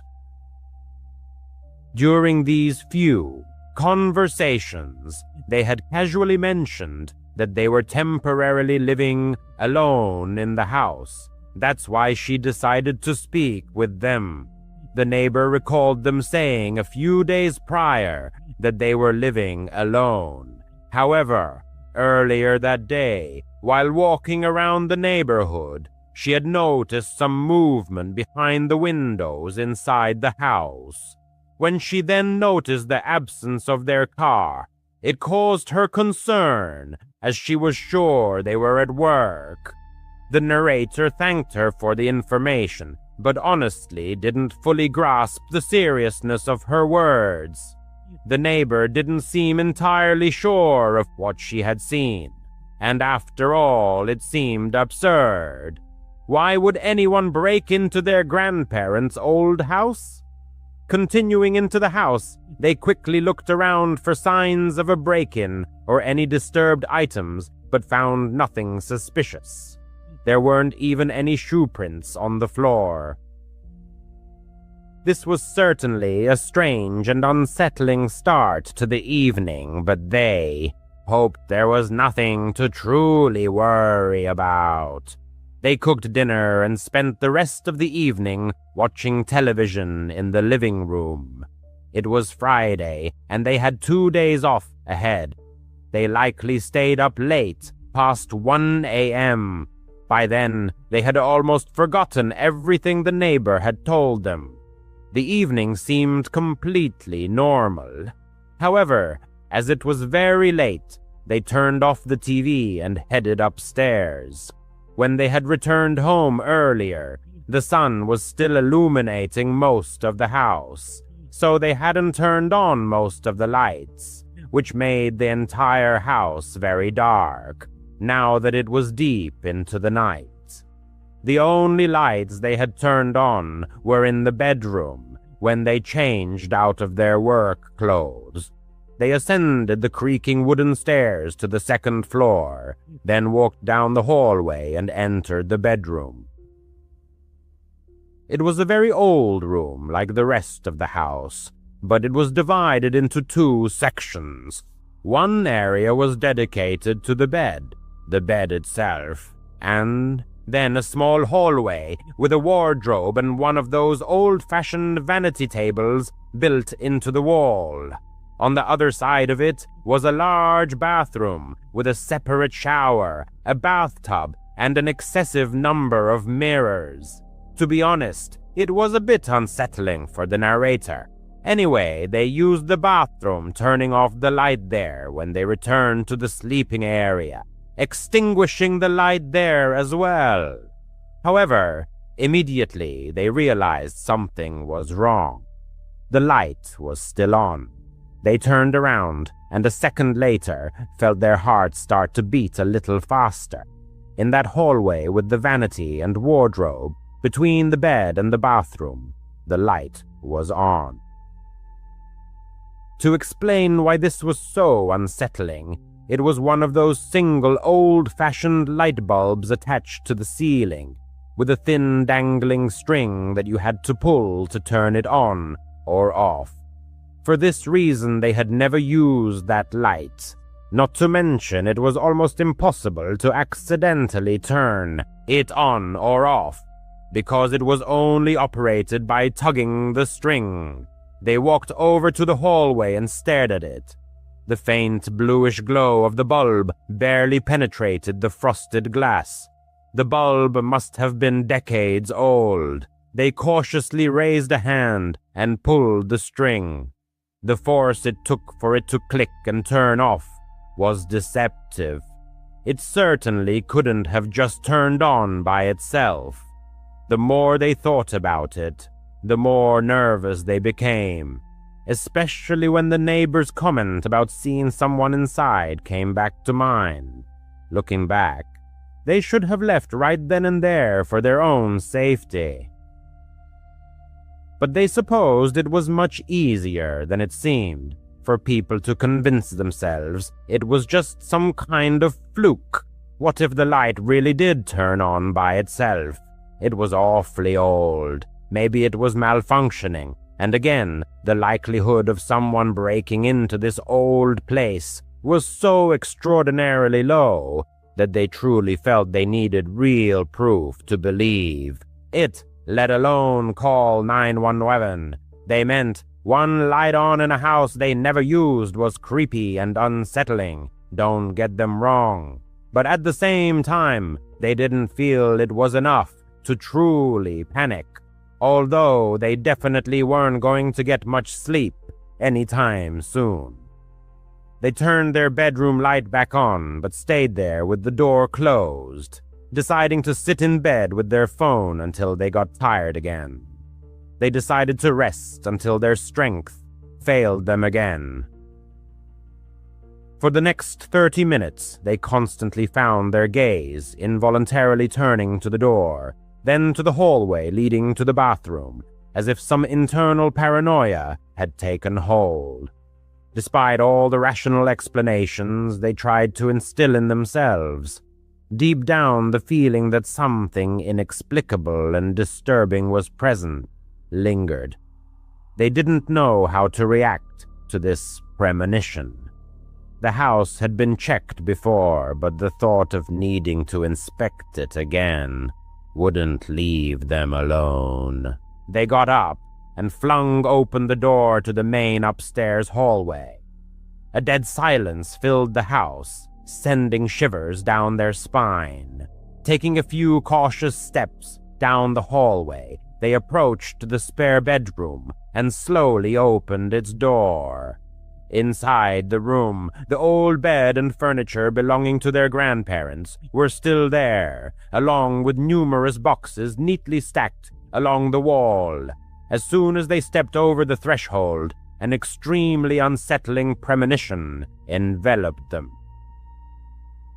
Although the goal was specifically to search the house, once inside, their bodies seemed to freeze.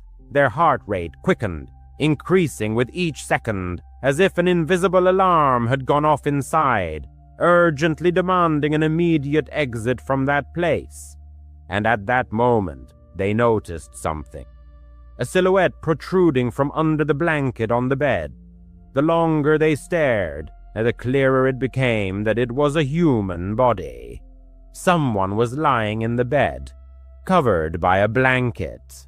An instant wave of panic overwhelmed them as they tried to retreat, but this led to a slight stumble, causing a loud creak from the wooden floor. In an instant, the person sat up abruptly in bed, demonstrating that they were certainly not asleep, and were likely listening intently to every one of their movements. It was a man. His eyes pierced the hero's gaze, but that was all they managed to notice before they swiftly ran out of the room. The pursuer's footsteps echoed close behind them. They didn't stop until they burst out of the house and ran down the road to the doorstep of the neighbor, the same one they had spoken to before. She let them in and immediately called for help. They were genuinely grateful that the officers arrived relatively quickly, but the intruder must have fled immediately, as he was no longer found.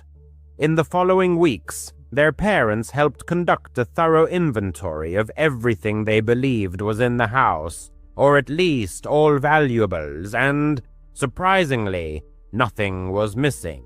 If anything was absent, it held no value.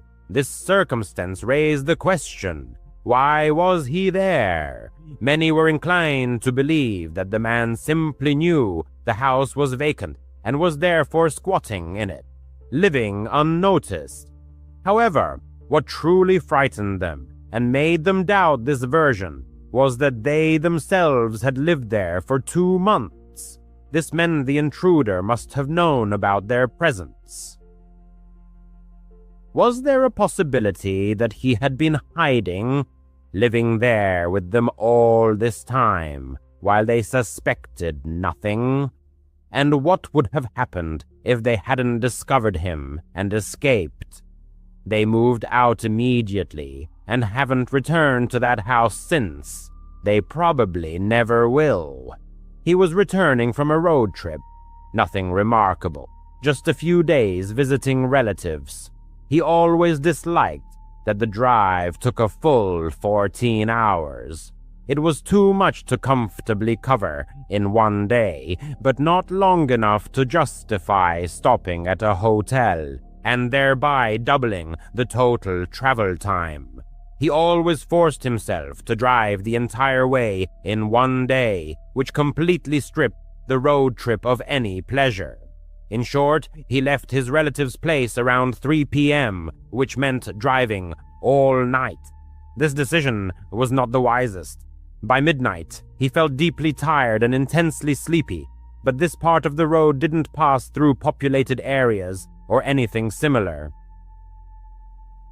Ahead lay only deserted forests or simply open, vast emptiness. Occasionally, there were only a couple of gas stations and, perhaps, a few dirt roads leading nowhere. He decided to stop at the first opportunity and buy something to stay awake. Coffee, an energy drink, literally anything. Soon a small gas station appeared before him, nestled among the trees on the side of the highway. It looked like a typical local establishment. Perhaps a small town was hidden behind it, though, of course, it was completely obscured by the dense foliage of the trees. Even on the road leading past the gas station, there were no streetlights. As he pulled up, he noticed that this gas station looked somewhat strange. It didn't resemble modern facilities with a giant canopy sheltering the pumps. Here, there were only a few pumps standing in the open air, and not a single light was on near them. Even the building itself had no lights. All of this suggested that he would definitely have considered the place closed or even abandoned, had it not been for the 3 or 4 other cars parked in the lot.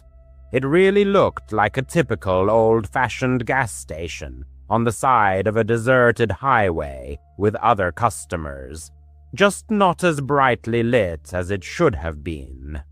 However, he assumed that since others were there, it must still be open. He parked next to the other cars and got out. As he approached the door, all he could see was his own reflection in the glass until he pushed it open.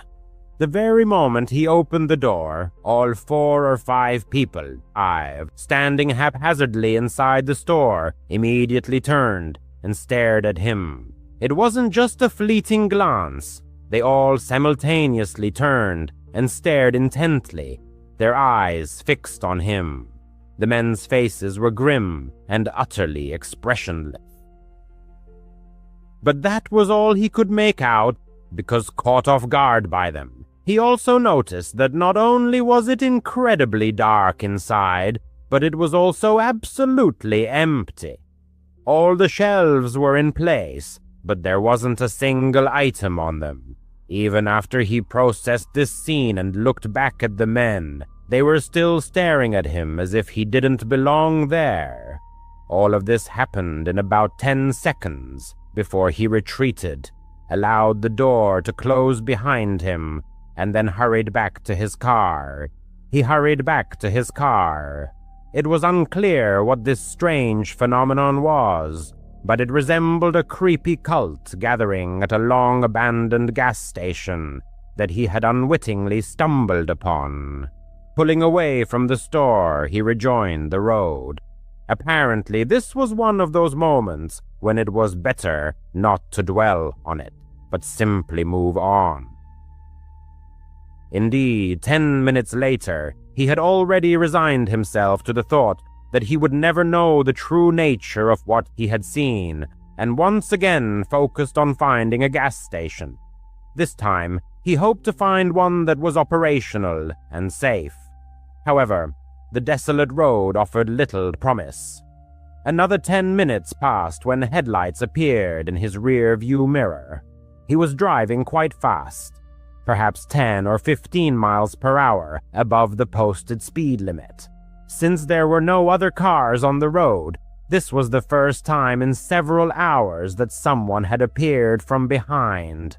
Soon another car appeared behind the first, and then perhaps several more. He couldn't accurately determine their number, as all the lights merged into a single bright spot.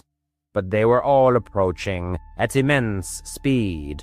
He moved into the right lane to let them pass, and the first car did pass, but then abruptly swerved back in front of him.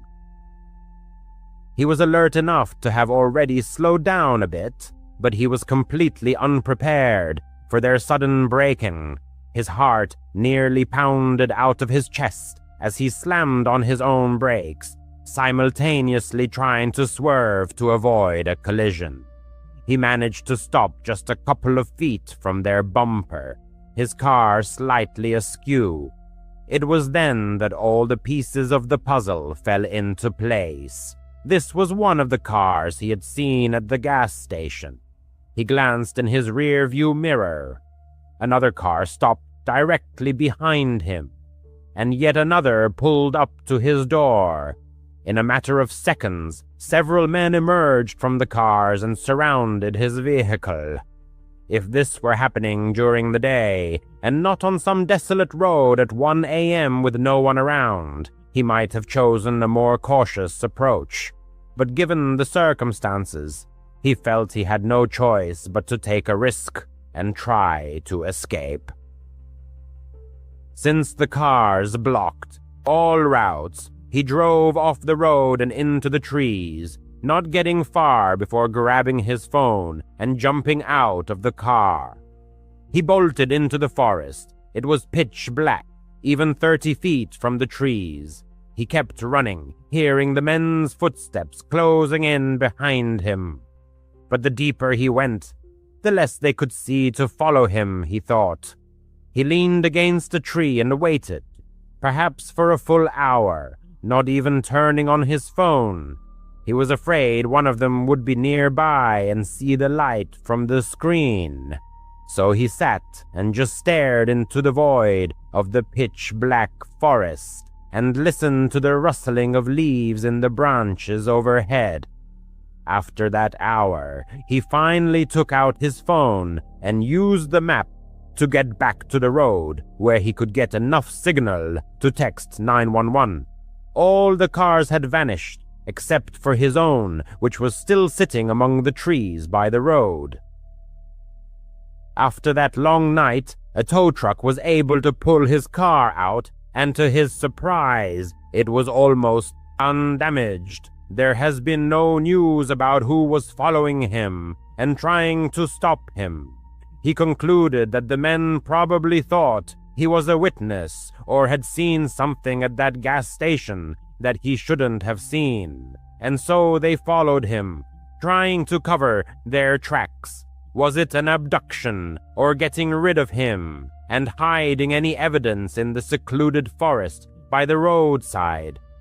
The image of him entering that gas station, with all the men turning and staring at him, still haunts him. He still gets chills thinking about what could have happened. He's writing this while the memories are still fresh. It happened just a couple of days ago.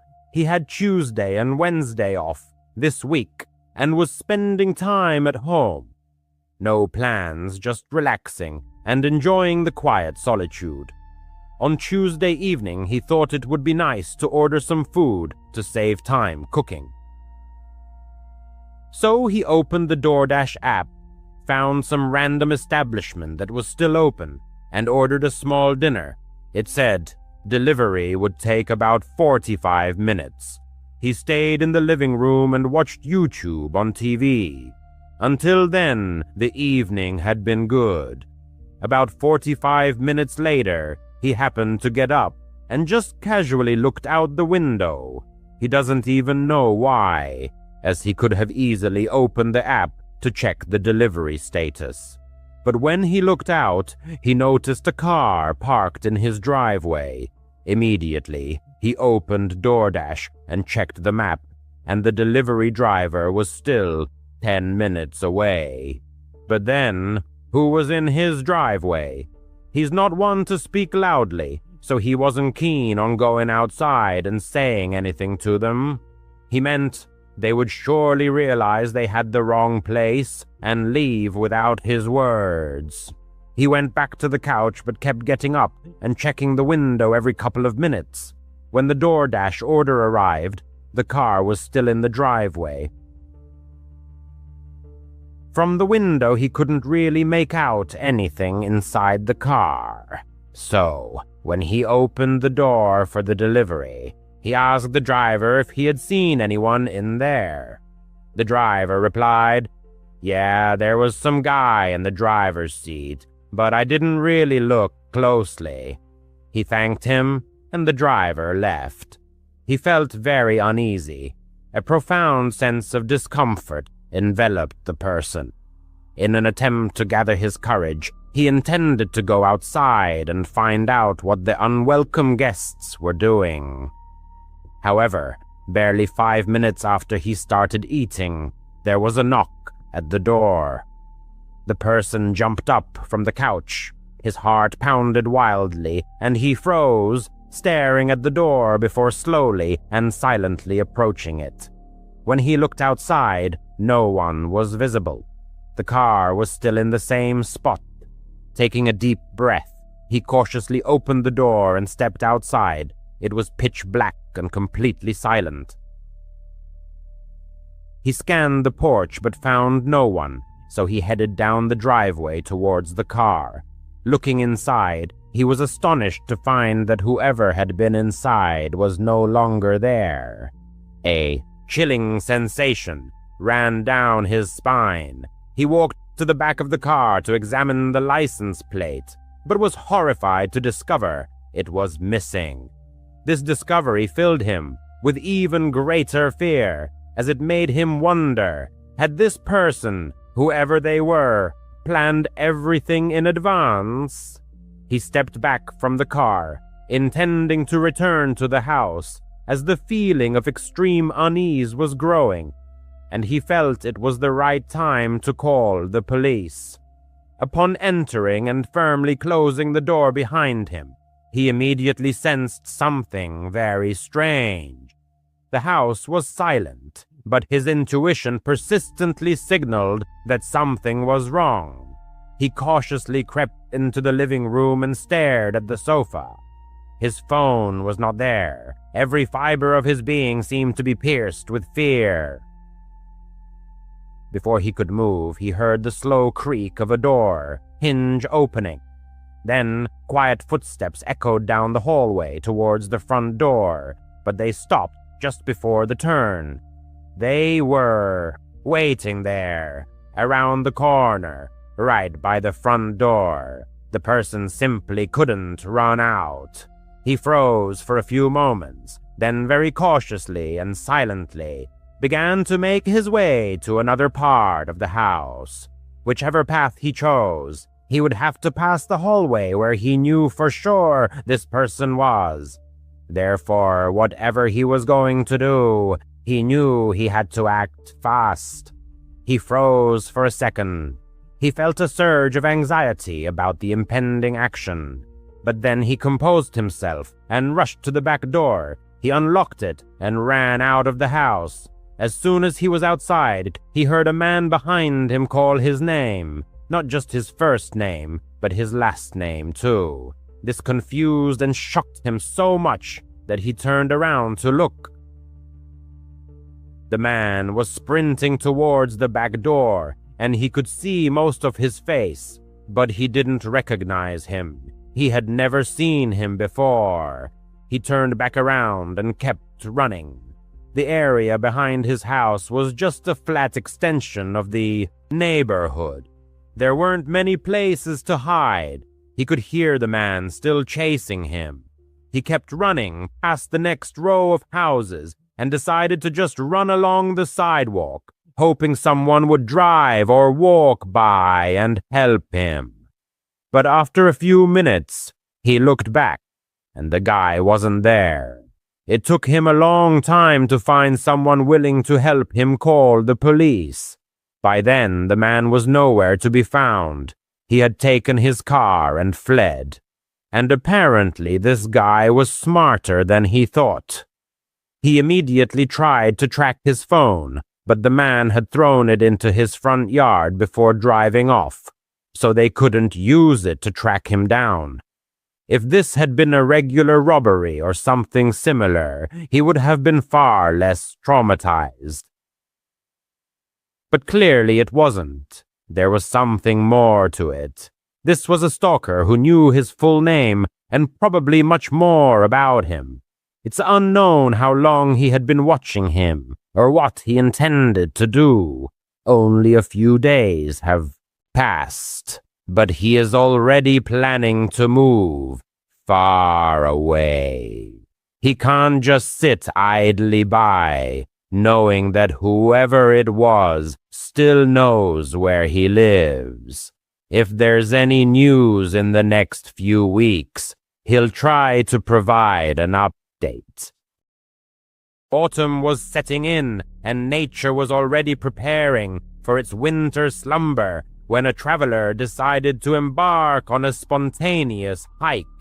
It was an impulsive urge to make one last foray into the northern Minnesota woods before winter arrived and everything plunged into a months-long dormancy. He had been to these forests countless times, living only a couple of hours south, and the place had long become his favorite refuge for hiking and weekend getaways. He chose a small, secluded lake for this trip. What was particularly appealing about Minnesota was its reputation as the land of 10,000 lakes, especially in the northern region, often allowing one to discover small bodies of water completely devoid of other people. Having such a lake entirely to himself always seemed like the greatest pleasure. This was why, upon discovering this particular spot several years ago, he had made it his regular camping retreat. The first 3 days of this hike passed completely without incident. Time goes, nothing happened. He simply enjoyed relaxing in his tent, relishing the empty lake that was entirely at his disposal. He spent his days wandering through the forest, swimming in the cool water, and immersing himself in the silence and peace. The traveler felt completely safe and noticed nothing that would cause him to feel otherwise. However, on the 4th day, waking at dawn and stepping out of his tent, he discovered scattered footprints all around his campsite. They weren't just around, but some led directly to the entrance of his tent. These tracks hadn't been there before, and they clearly didn't belong to him. The imprints were left by heavy boots, which he didn't own, and they had obviously appeared while he slept. An intense feeling of discomfort instantly washed over him, the realization that he had had a visitor in the middle of the night.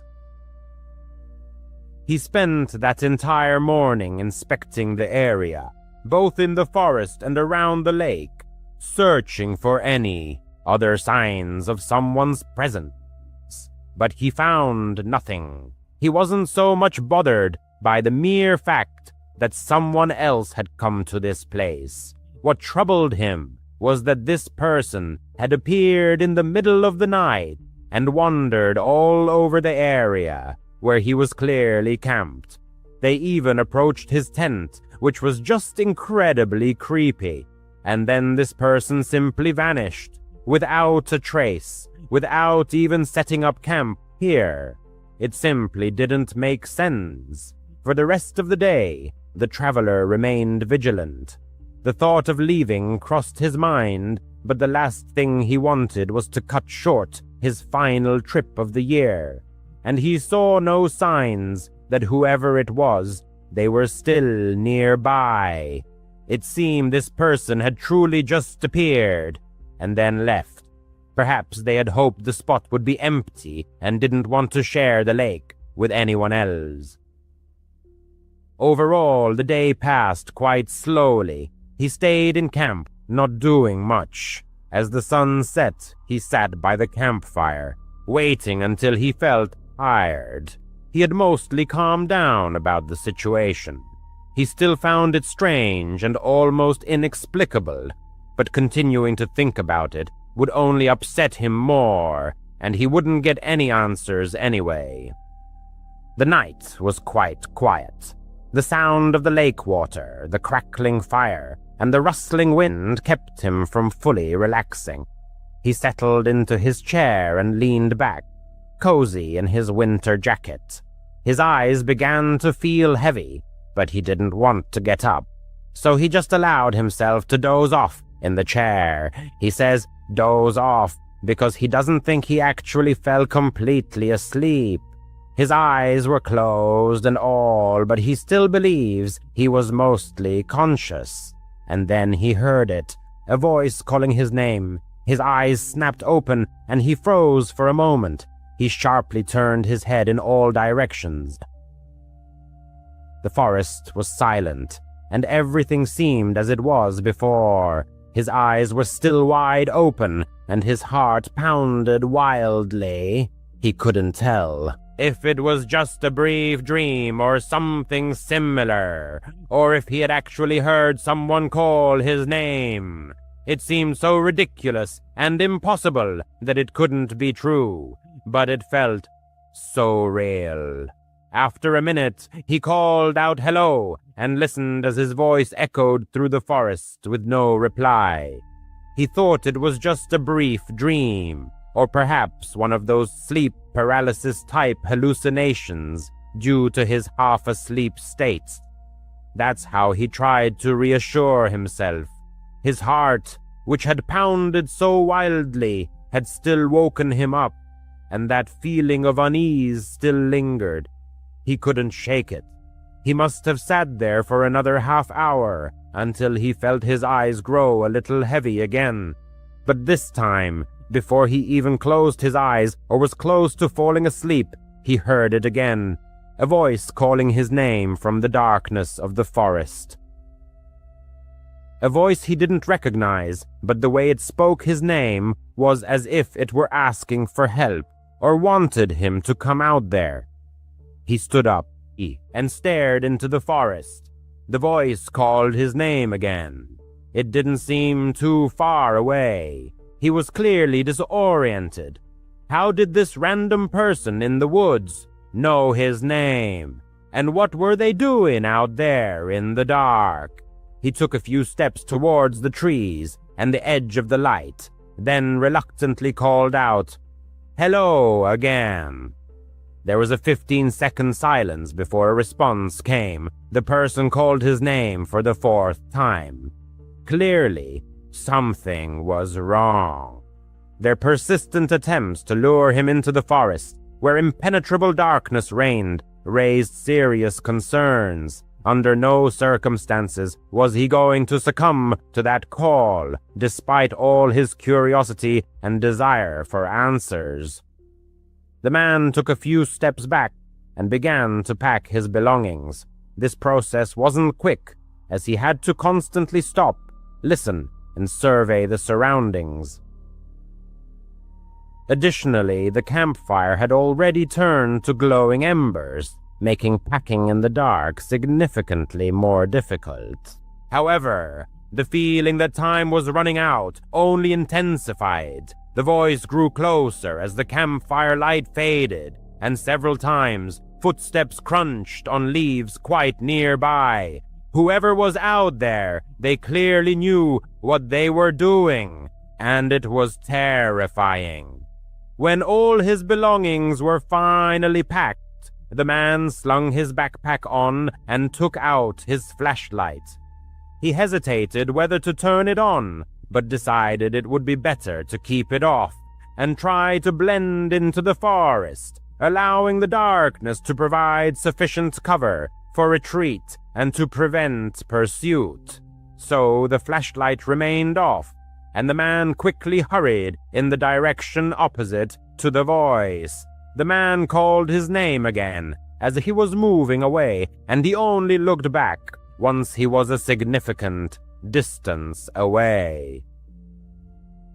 The barely perceptible warm glow of the campfire embers was visible, and right behind it, a faint silhouette was outlined. Nothing distinct could be made out, though something about it seemed extremely unnatural or just wrong. He turned and hurried deeper into the forest, hearing the man call his name one more time before he found himself alone again in the empty, silent, and dark woods. Getting out of the forest was, to say the least, exhausting. But the relief he felt upon making it out, getting back to his car, and driving away from those woods was indescribable. He considered calling the police, but honestly, he thought he'd sound crazy. Some guy calling his name in the woods and seeming to pursue him. What could the police even do about that? So, almost 3 years later, he still doesn't know what actually happened there that night. He admits it's crazy, but a part of him is frustrated that he didn't get closer to the voice to try and figure out who it was or how they knew his name. Though he knows that if he had, it might have been the last decision he ever made. The man prefers to remain anonymous, but this event happened several years ago. He worked at a small independent company, and one of his colleagues was a guy named Cameron. They hit it off immediately as they were hired around the same time, and their desks were next to each other. So it goes without saying, they talked a lot and developed a great work friendship. They never socialized outside of work, but they always joked about going on a hike together, as they both enjoyed hiking and the outdoors, and often brought it up during the work day. However, he never thought it would actually happen, until one day he came to work and found Cameron's desk empty and Cameron himself gone. It turned out he had been fired for reasons they, of course, weren't allowed to know. That same day, he received a message from Cameron suggesting they meet up outside of work and go on that hike they always talked about. Honestly, he felt bad for him, and knowing now that he'd likely never see him again if he didn't agree, he accepted his offer. After all, what could go wrong? They made arrangements, and a week later, they met at the trailhead 2 hours west of the city. Cameron looked very excited and happy to see him, and he, in fact, was glad to see him too. However, right away the man felt that Cameron wasn't the same person he was in the office. It wasn't alarming, but he just noticed it. They started down the trail and talked the whole way. The man tried to delicately ask why Cameron wasn't at the office anymore, but Cameron evaded the question. At work, Cameron had always been very open about everything, perhaps even too open, so it was a little strange to see him so reserved, but the man assumed he had just made some awkward mistake or something similar. In short, they reached the campsite, set up both tents, and then made lunch, and as soon as they finished eating, Cameron abruptly stood up and said, "Be right back." Then he walked into the woods. The way he said it was as if he needed to go somewhere, which, in that setting, made no sense. Why not just say you're going for a walk or something? The man stayed in camp, resting for 10 minutes until Cameron returned. He said nothing and acted as if nothing had happened, so the man just let it go. They talked a little more, unsure, about an hour probably. Then Cameron did the same thing, said he'd be right back, and walked into the woods, only this time it happened right in the middle of their conversation. A silent escape from the forest. Suddenly, mid-dialogue, something inexplicable happened. Quite unexpectedly, his companion, fixing his gaze on the forest trees, fell silent, then resolutely walked away. His first impulse was to follow the direction of his gaze, but nothing remarkable could be found. At this moment, the strangeness of the situation reached its peak, causing an almost alarming unease. 10 minutes later, he returned. This time, a direct question was posed about the purpose of his absence, to which, after a second's thought, a laconic answer followed: nowhere. No further explanation was offered, and again it was decided to let this oddity go. 6 months of daily interaction with Cameron prevented a few inexplicable occurrences from completely altering the established opinion of him. The conversation by the campfire continued for a while longer, after which they retired to their tents, preparing for sleep. The fatigue was so profound that falling asleep presented no difficulty whatsoever. However, he awoke in the middle of the night. His eyes snapped open, and the absolute silence, broken only by the soft rustling of the forest, was clearly imprinted in his memory. Unzipping his tent, the narrator peered outside, intending simply to look around, still unaware of the true reason for his awakening. Immediately, he noticed Cameron's tent was open, and Cameron himself was absent. A search of the entire camp yielded no results. He noticed the flashlight was missing, but no light was visible anywhere among the trees. "Cameron!" he called several times, but there was no answer. For a minute, the narrator sat by his tent, looking around and waiting for his return, until sounds resembling a quiet conversation between two people drifted from deep within the forest. "Cameron, are you out there?" he asked. The conversations instantly ceased, and silence once again reigned in the forest. After 30 seconds of tense waiting, Cameron slowly emerged from behind the trees into the camp clearing. His face was strained, but he tried to hide it with a nervous smile. He was asked about the presence of anyone else. He paused, then uttered, "Nobody." However, as he spoke, footsteps could be heard from behind the trees. It was clear that Cameron heard them too. Looking at him again, the narrator repeated the question about who was there. The feeling of discomfort intensified, but even then he stubbornly uttered, "Nobody." An extremely tense 15 to 20-second silence followed, during which both simply stared at each other while quiet footsteps slowly but steadily approached from the darkness. Adrenaline surged, and suddenly the narrator bolted down the trail, leaving everything behind. As he fled, he heard Cameron's voice and some other man's voice, but he never looked back. The escape didn't stop until he reached his car. Fortunately, they had arrived separately, and his keys and phone were with the narrator.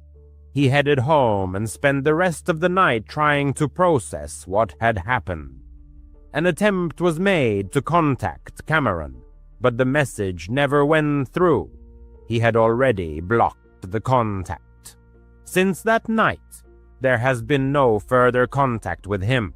It's unknown who else was there or what Cameron was up to, but the narrator believes he was incredibly lucky to get away. Last year, around early November, the narrator traveled to his hometown, primarily to meet old friends, and also to spend a week in a cozy country cabin, a spacious rented dwelling located deep in the woods. His hometown was small, surrounded predominantly by forests, offering many scenic views and camping spots. Although he had never been into hiking before, he had done extensive research and had a strong desire to try it. Gathering all the necessary gear, he decided that the ideal first hike would be a trip into a familiar forest just outside his hometown. This approach provided a sense of security and allowed him to gradually ease into his new hobby. The rented cabin was chosen specifically because of a trail that led to a small camping spot. The narrator reasoned that in case of unforeseen circumstances, he could always return to the cabin and everything would be fine. It seemed like a risk-free way to enjoy his first trip. The first few days were dedicated to meeting friends, and another day was spent relaxing at the cabin and preparing his gear. Then, finally, he set off for the camping spot. The trail was only about an hour long.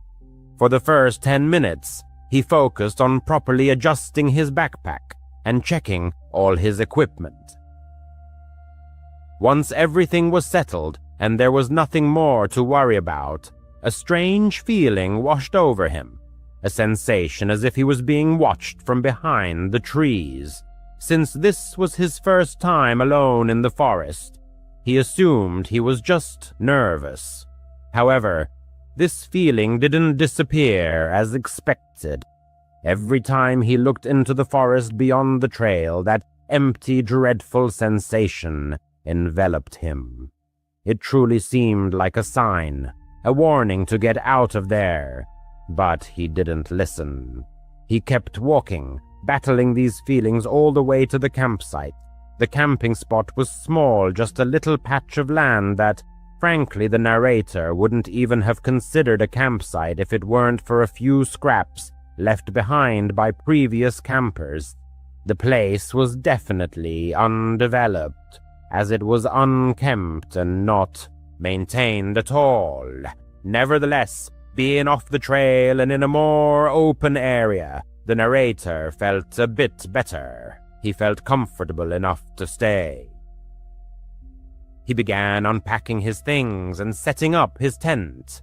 Since this was his first experience, he meticulously followed the step-by-step instructions, aiming to complete all actions flawlessly.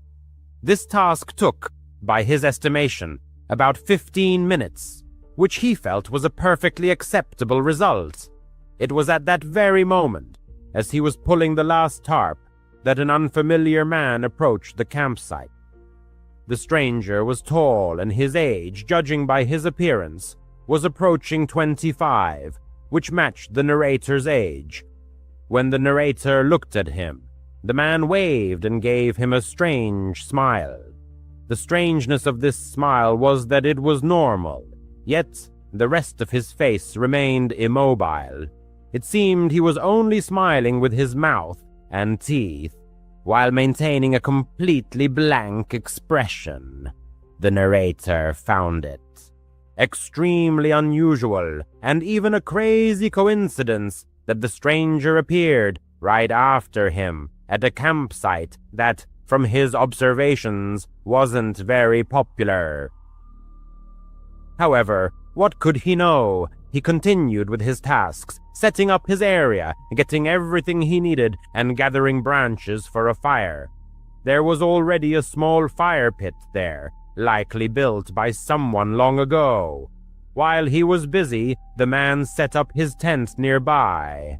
But oddly enough, that was all he had brought with him.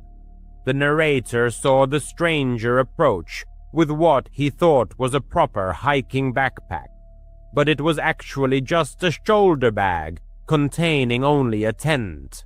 He had no sleeping bag, no food, no other essential items.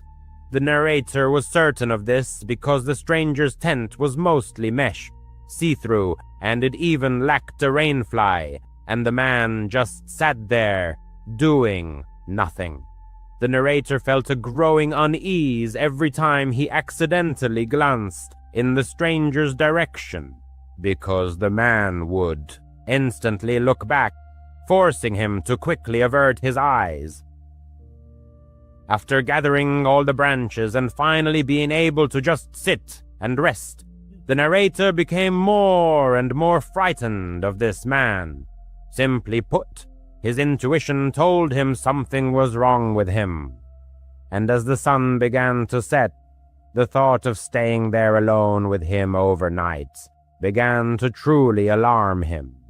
No matter how much he chided himself for it, he decided it wasn't worth staying here when he felt such strong feelings, especially since his rented cabin was nearby. He might even make it back before the sun fully set. He started packing up, and the man immediately came out of his tent. He stood next to it, and although he tried not to show it, it was perfectly obvious that he was watching the narrator.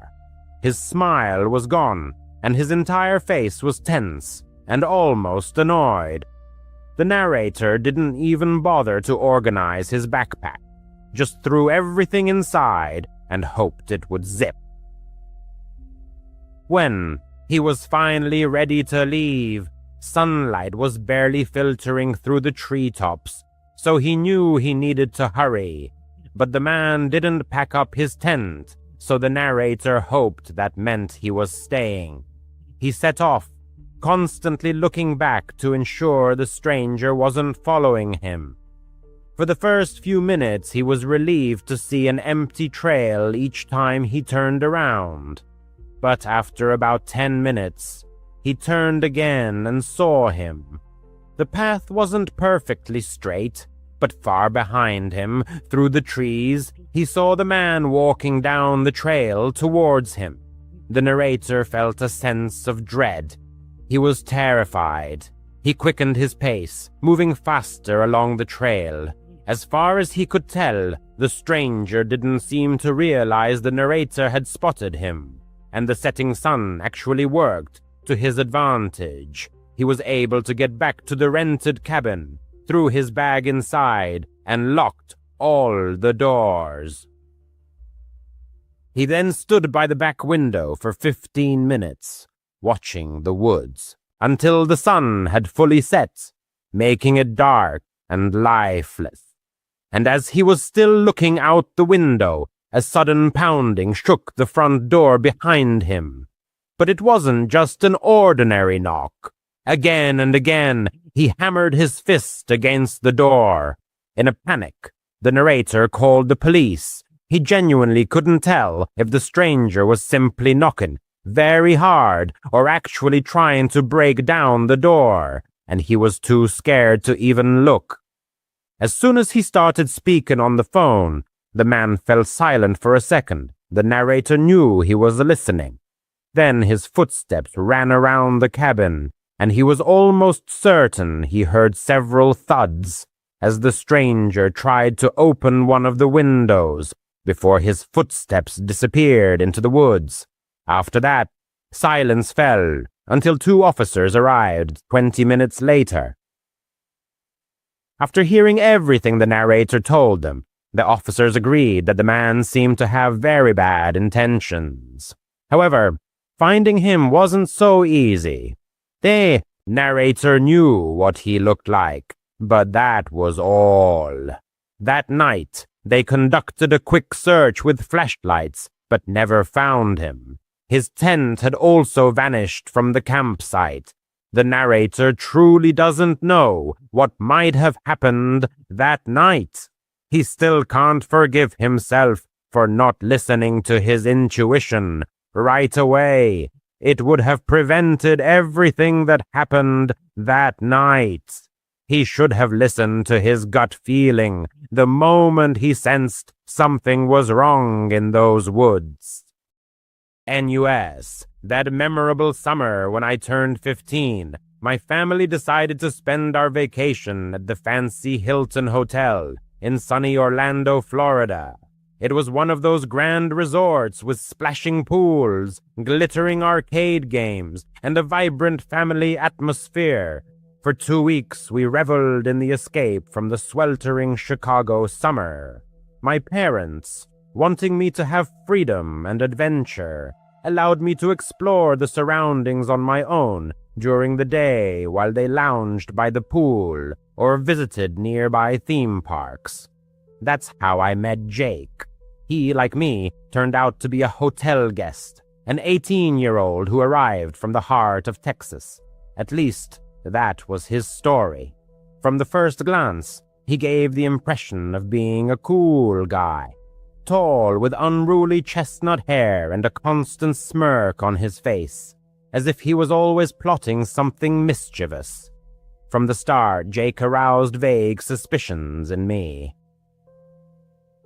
He was prone to risky adventures, such as secretly sneaking into the gym after it closed or manipulating vending machines for free treats.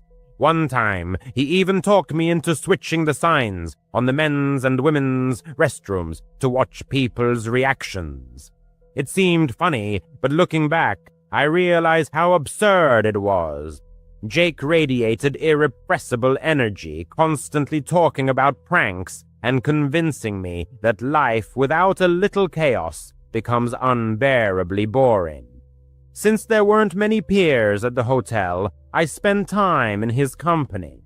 My parents, having casually met him in the lobby, found him polite enough, but warned me against participating in questionable enterprises. Everything changed on the fourth night of our stay.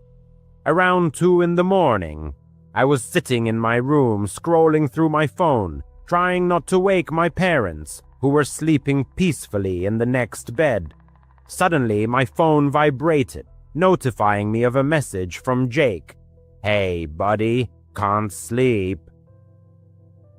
Let's pull a late-night prank. Knock on doors and run like the good old days. Meet me in the lobby in 5 minutes." I hesitated for a moment. It was late. The hotel was quiet, but the idea seemed tempting. Boredom was setting in, and Jake had a way of turning the ordinary into an exciting adventure. I quickly put on my sneakers, grabbed my keycard, and slipped out of the room silently. The hallway was dimly lit, the soft light of the nightlights and the plush carpet absorbing the sound of our footsteps. Jake was waiting for me by the elevators, grinning foolishly. "This floor is perfect," he whispered. "It's mostly old people who go to bed early." We started on the 3rd floor, quietly knocking on doors and immediately hiding around the corner. The first few times we heard disgruntled grumbling or the sound of doors opening, barely able to contain our laughter. No one caught us. It seemed like a harmless, childish prank. After about 20 minutes, we had probably knocked on 6 doors. Jake was getting bolder, knocking harder each time. "One more," he said, heading to the end of the hallway. That's when everything took a sinister turn. He led me down a side corridor that I hadn't noticed before. It was narrower, with a staff-only sign partially hidden by dense vegetation. The dim light flickered, and the air had a musty smell of old carpet that hadn't been cleaned in a long time.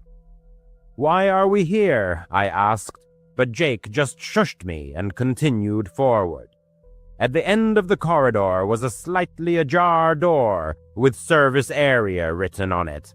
Jake carefully opened it a crack and peeked inside, then turned to me with the same sinister smirk.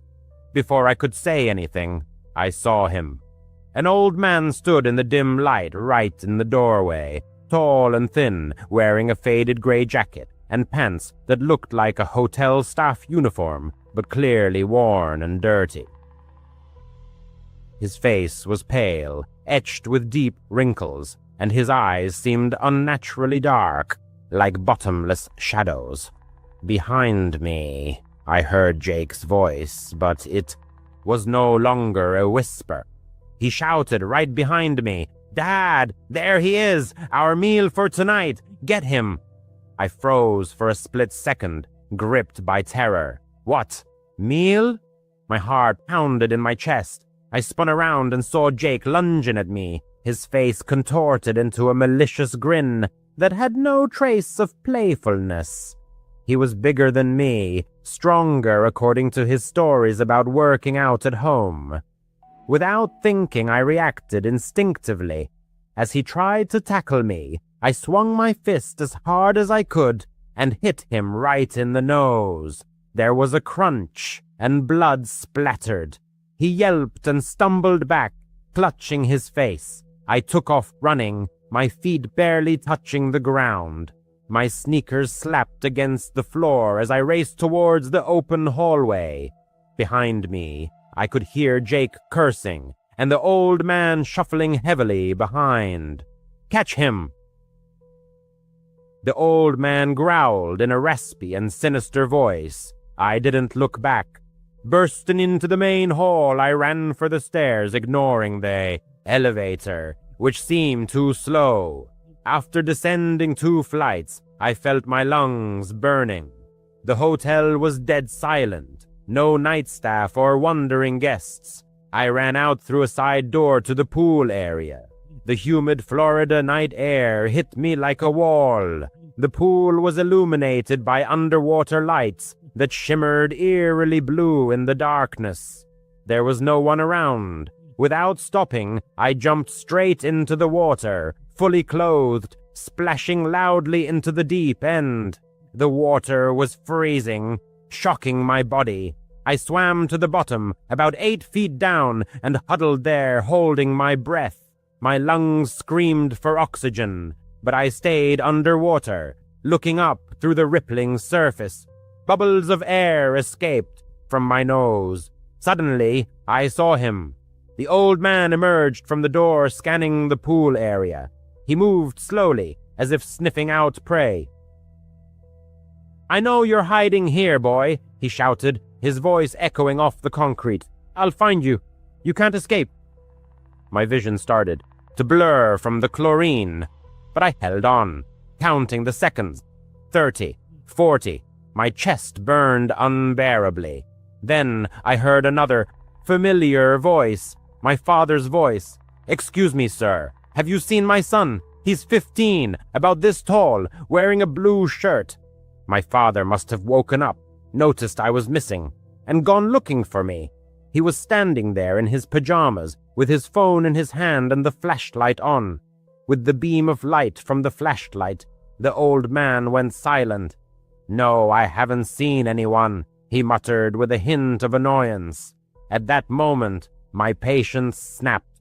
I pushed off the bottom and shot to the surface, gasping for air. Streams of water ran down my face as I treaded water. "Dad!" I exclaimed. My father turned instantly, his eyes widening in surprise. "What the hell? Get out of there immediately!"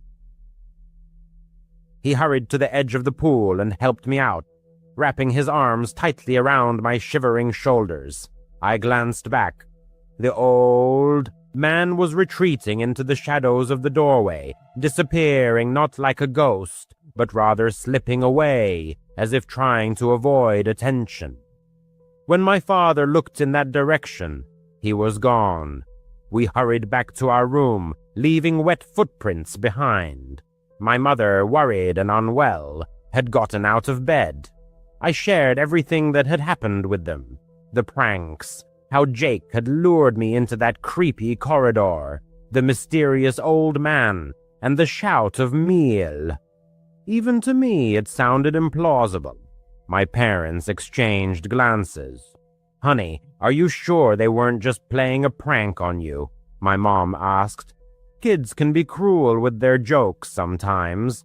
My father supported her, nodding. "Probably some weird father-son duo decided to scare you. We'll be sure to report it to the front desk tomorrow morning." However, the next morning when we tried to inquire about Jake and the old man, the hotel staff thoroughly checked the guest list. It turned out that there was no Jake from Texas registered at the hotel, and there was no old man matching the description, either as a guest or on staff. I spent the rest of the vacation hardly leaving the room. I blocked Jake's number. Maybe they left that same night, or maybe it was all carefully planned to scare me.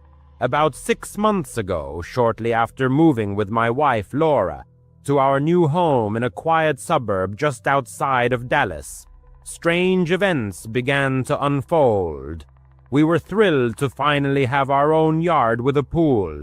It was our first real home after years of apartment living, and we were eager to make it our own cozy haven. The neighbors seemed perfectly normal at first. A family with 2 children, a boy around 8 years old and a girl around 6. Their father, Mike, worked in construction, and the mother occasionally worked as a nurse on the night shift. We exchanged pleasantries a few times, but our interactions were mostly limited to that. The trouble began with the children. Their yard backed onto ours, separated only by a wooden fence about 6 feet high. At first, it was just balls accidentally landing in our pool. I'd hear a splash, go out, and toss them back. Nothing out of the ordinary. But over time, the situation escalated. Every day after school, they would deliberately throw toys into our yard. Frisbees, action figures, even a plastic dinosaur. It wasn't accidental. I could hear them giggling and saying things like, "Throw it higher." Our pool filter started getting clogged with debris, which frustrated Laura, who enjoyed swimming laps in peace. Then came the persistent doorbell ringing. The kids would come to our front door and press the doorbell repeatedly, as if it were a game, not stopping until one of us answered. The boy would say, "Our toy fell into your yard. Can we get it?" At first, we tried to be polite. I'd let them in through the side gate, they'd retrieve their belongings, and they'd leave. But it happened so often, sometimes up to 5 times a day, that it started to feel like an intrusion of our privacy. Our pool area was our private sanctuary. We had lounge chairs, plants, and even a small bar. We didn't want strangers traipsing through it. One weekend, Laura and I discussed the problem. "This has to stop," she said. "It's our property." So the next time they rang the doorbell, I opened the door and said firmly, "Listen, kids, you can't keep throwing your things into our yard. And no, you can't come into our yard anymore. I'll throw your toys back when I see them." The girl pouted, and the boy glared at me, but they left. I naively assumed that would be the end of it, but I was wrong. The toy throwing became even more frequent, as if they were testing our patience. Toys accumulated in our yard, a Nerf gun, a Barbie doll, even a remote-controlled car that buzzed around until the battery died. They continued to ring the doorbell, despite my ban. One day, the boy rang it for a solid minute without stopping. I tried to ignore it, but Laura was starting to get anxious. "What if they climb over the fence?" she asked worriedly. Later, I checked the recordings from our Ring doorbell camera. Sure enough, the kids were standing there, whispering and laughing. Before running away, the situation escalated when Mike got involved. A few days after I stopped letting the children in, he appeared at our door one evening. He was a large man, about 6'3", with tattoos on his arms from his construction work. "Hey, man," he said without a hint of a smile. "My kids say you're keeping their toys. That's not cool." I politely explained that they were throwing them deliberately, and I was simply returning them. He stared at me intensely. "Just let them get their stuff. It's no big deal." I remained firm. "Sorry, but it is our property. Tell them to stop throwing them." He muttered something under his breath and left. That night, even more toys flew into our yard, thrown with more force than before. One of them even cracked our sliding glass door. Laura and I installed extra lights in the yard and made sure the gate was securely locked. My job as a sales rep for a tech company often required me to travel, so Laura was sometimes home alone at night. She started double-checking all the doors before bed. "I don't like that guy," she confessed. "He gives me a bad feeling." There are moments in everyone's life when a vague sense of impending doom creeps into the soul, poisoning the joy of the present. One July night, the oppressive heat clinging to Austin, Texas, brought with it an event that would forever alter the life of one family. Laura, home alone, texted her husband, who was 2 hours away at a conference, to say she was going to watch Netflix and head to bed, but sleep was shattered by a sudden, violent pounding at the door. At 2:17 a.m., a frantic text message from Laura arrived. "Someone's at the door. They're banging really hard." Her husband's heart plummeted. Without a second thought, he grabbed his laptop to check the Ring camera feed. There, on the porch, illuminated by the motion sensor light, stood Mike, the neighbor, his face contorted with rage. He was hammering his fist against the door, demanding the return of his kids' toys. Laura, terrified, texted her husband that the neighbor was drunk or high. Soon, the pounding escalated into furious kicks. The door frame shuddered under the assault. "He's trying to break in," Laura whispered. Her husband, trapped in his hotel room, immediately called 911, giving the dispatcher their address and narrating the events in real time through the Ring app. "My wife is alone and the neighbor is trying to kick down the door. Please hurry." The dispatcher assured him that officers were on their way. The phone line with Laura suddenly went silent, replaced by the sound of shattering glass. "Oh God, the kitchen window," she sobbed. Mike had smashed the window, shards of glass raining inward. He was reaching in, trying to unlock the latch to gain entry. With a scream of terror, Laura fled upstairs, barricading the bedroom door with a chair. Soon, the distant wail of police sirens pierced the night. Mike, as if startled back to his senses, backed away from the porch, but it was too late. 2 police cruisers, lights flashing, screeched to a halt in front of the house. Officers leapt from their vehicles, weapons drawn. "Hands up! Get on the ground!" Mike raised his hands but continued to argue, claiming his children's toys had been stolen. The officers handcuffed him on the front lawn.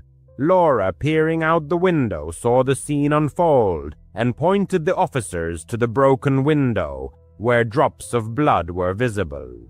Mike had cut himself, breaking the glass.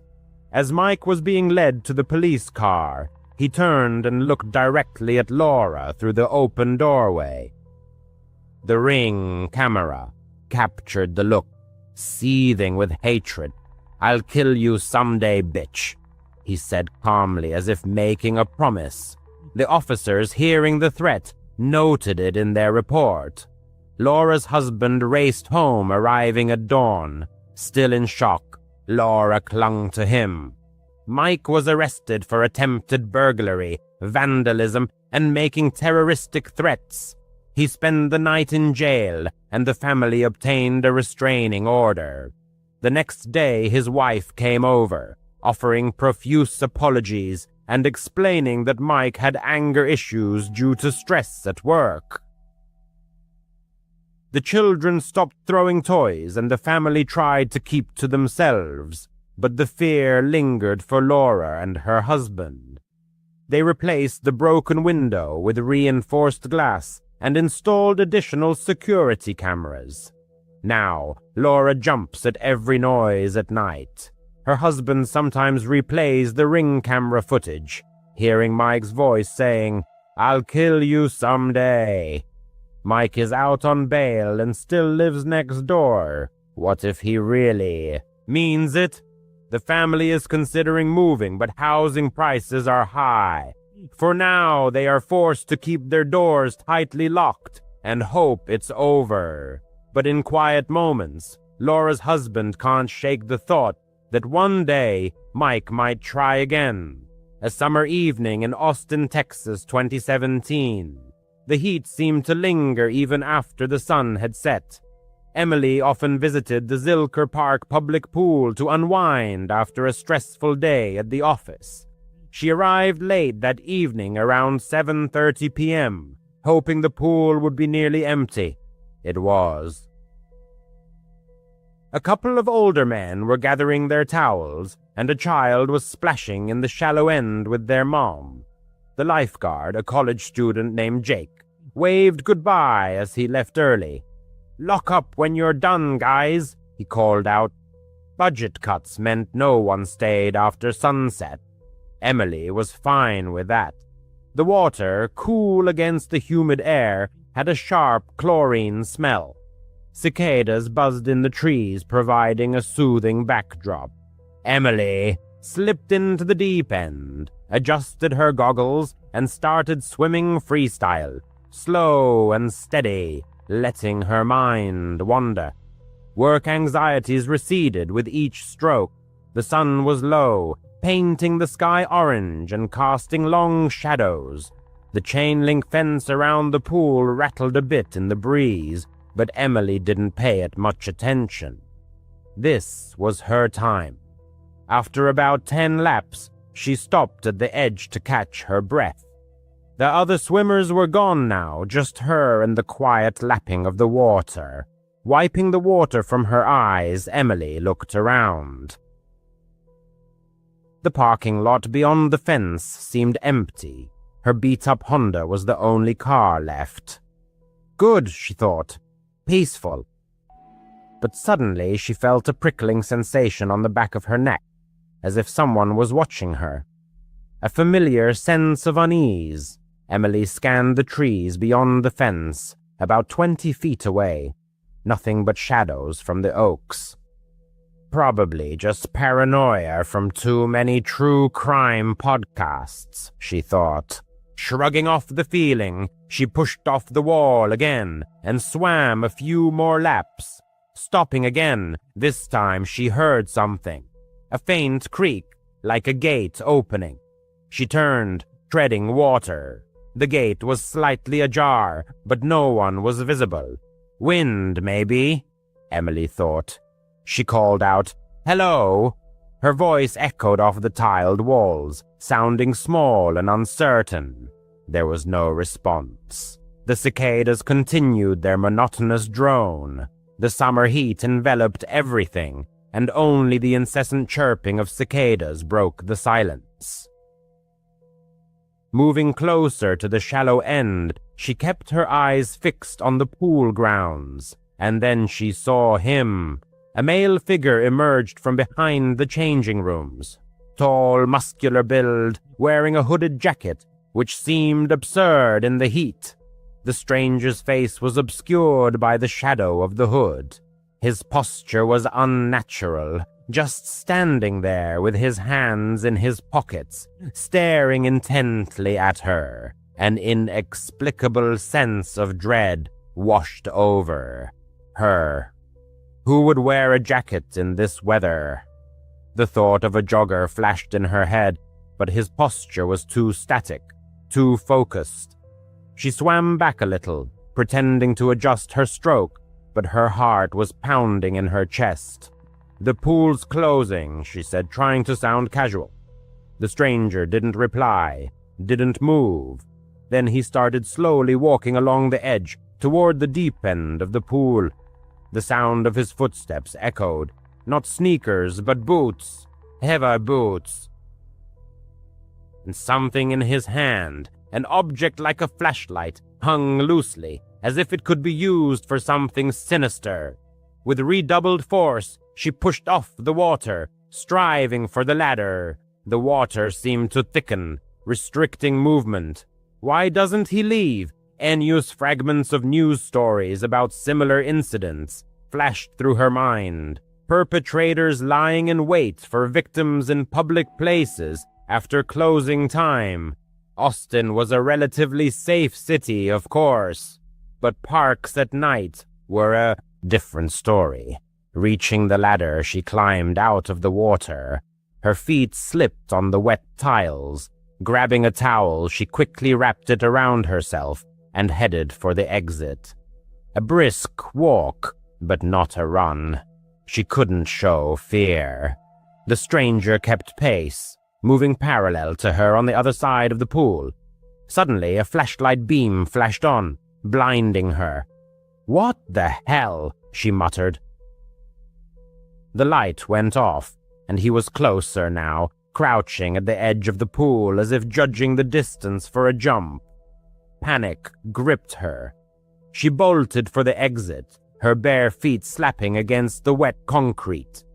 The stranger's pace quickened, and suddenly she heard a sound that chilled her to the bone, a soft, raspy laugh, as if he had been anticipating this moment. Throwing open the gate, she clattered outside and ran toward her car. Keys! Where were the keys? In her bag by the lounge chair. No, they were in the car, unlocked. A stupid habit. She dove into the driver's seat, locked the doors. The engine roared, and the car peeled away, leaving a screech of tires behind. The stranger stood by the gate, just standing and watching, the flashlight still dangling from his hand. He wasn't chasing, just observing. She drove home, her hands gripping the steering wheel, trembling. From her apartment, she called the police, but what could she say? Some guy had scared her at the pool. They took a statement, promised to check it out. She never heard anything more. That was over 2 years ago. She doesn't go to that pool anymore. NUS. In the distant year of 1977, when I was 16, an incident occurred that would forever be etched in my memory. The events unfolded in picturesque Colorado Springs, where young Alice was working as a babysitter for her neighbor, Mrs. Carter. Tommy, 6, and Lily, 8, were model children, obedient, quiet, and went to bed without complaint. The babysitting job seemed like a breeze, just a few hours of vigilance to keep the house from burning down, and a little extra pocket money. However, the evening of February 7th turned into a nightmare that would haunt Alice for years. Mrs. Carter, a single mother exhausted from her worries and rushing to a night shift at a local diner, lived in the same apartment building as Alice's family. An advertisement in the community center had caught her eye. Reliable teen babysitter, $2 an hour. The proximity of their homes and the modest wage were decisive factors in Alice's favor. On that ill-fated evening, after putting the children to bed and receiving a meager $5, Mrs. Carter instructed, "I'll be back by midnight. Lock the door, Alice." The girl nodded, flipping through channels on the old television. The small apartment was a mess. Toys scattered about, belongings strewn around, children's clothes everywhere. Tommy and Lily, dressed in pajamas, were cozily settled on the couch. After reading their favorite Dr. Seuss book, the children were asleep by 8:30. Alice tucked them in, checked the windows, and locked the front door, following her usual routine. Silence settled in the apartment, broken only by the hum of the refrigerator and the occasional noise of passing cars. Alice, lounging on the couch with a bag of chips, watched a simple sitcom, turning the volume down so as not to wake the children. Around 9 o'clock in the evening, there was a faint thud, as if something had fallen in the kitchen. The girl froze, a chip halfway to her mouth. The apartment was on. The first floor and the kitchen window faced the parking lot. Trying to reassure herself, Alice assumed it was just a cat on the windowsill, but her heart was pounding. Grabbing the old rotary phone, she placed it beside her. In those days, cell phones were an unaffordable luxury. Only a cord connected her to the outside world. On tiptoes, Alice crept into the kitchen and turned on the light. Nothing suspicious. The window was closed, the sink empty. Laughing at her own apprehension, she returned to the television. But suddenly, there was a scraping sound, as if metal were scratching against glass. The sound came from the back door, which led to a tiny patio. Turning off the television, Alice strained her ears. The children were sleeping peacefully. Only Tommy's quiet snores could be heard from their room. Silently sliding her socks across the linoleum, she crept toward the back door. There was a small window in the door, covered by a thin curtain. Pulling it back an inch, Alice peered out.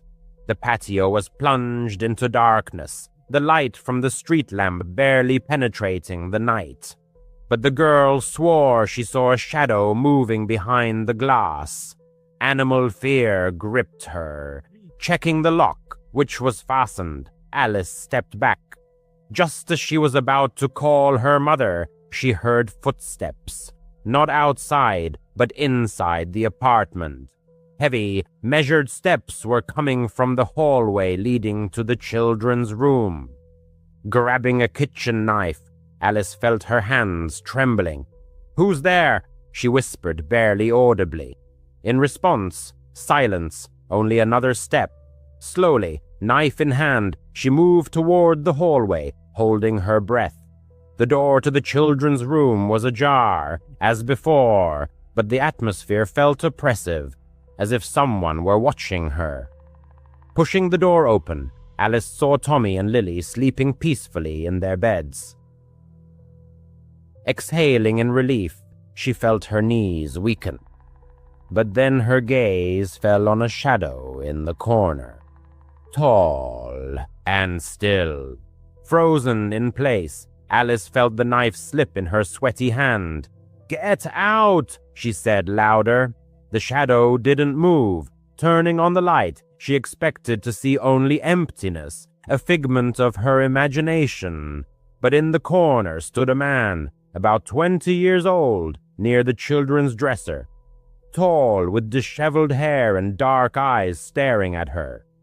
In his hand was a knife, larger than Alice's, the blade gleaming in the lamplight.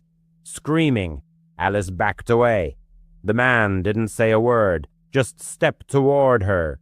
She rushed to the front door, frantically trying to unlock it. Her hands slipped with sweat. Hearing him approaching, Alice threw open the door and ran into the parking lot, desperately screaming for help. A light came on in one of the windows and someone shouted, "Call the police!" Alice ran, not feeling the cold asphalt under her bare feet, until she reached her own apartment. Her father, alarmed by the noise, had already run outside. Grabbing her, he dragged her inside and called the emergency services. The police arrived immediately. The man had fled, the back door lock broken. The children, fortunately, were unharmed. Blood was found on Alice's overalls, not hers. It had smeared when the girl pressed herself against the wall in a panic. Experts collected blood samples and fingerprints from the back door. The perpetrator was William Kernan, a college student who knew Mrs. Carter. He had been seen in the apartment and the surrounding area. He was not caught that night. He disappeared without a trace. Only years later, in 2024, did Alice learn that the case had been solved. DNA extracted from the blood samples matched Kernan's DNA, who had died in 2010. Confirming this for sure was impossible, as the body had been cremated and there were no surviving relatives. But the police were certain. That same night, Kernan had stabbed 14-year-old Maria Hansel, who was babysitting in another apartment. She did not survive.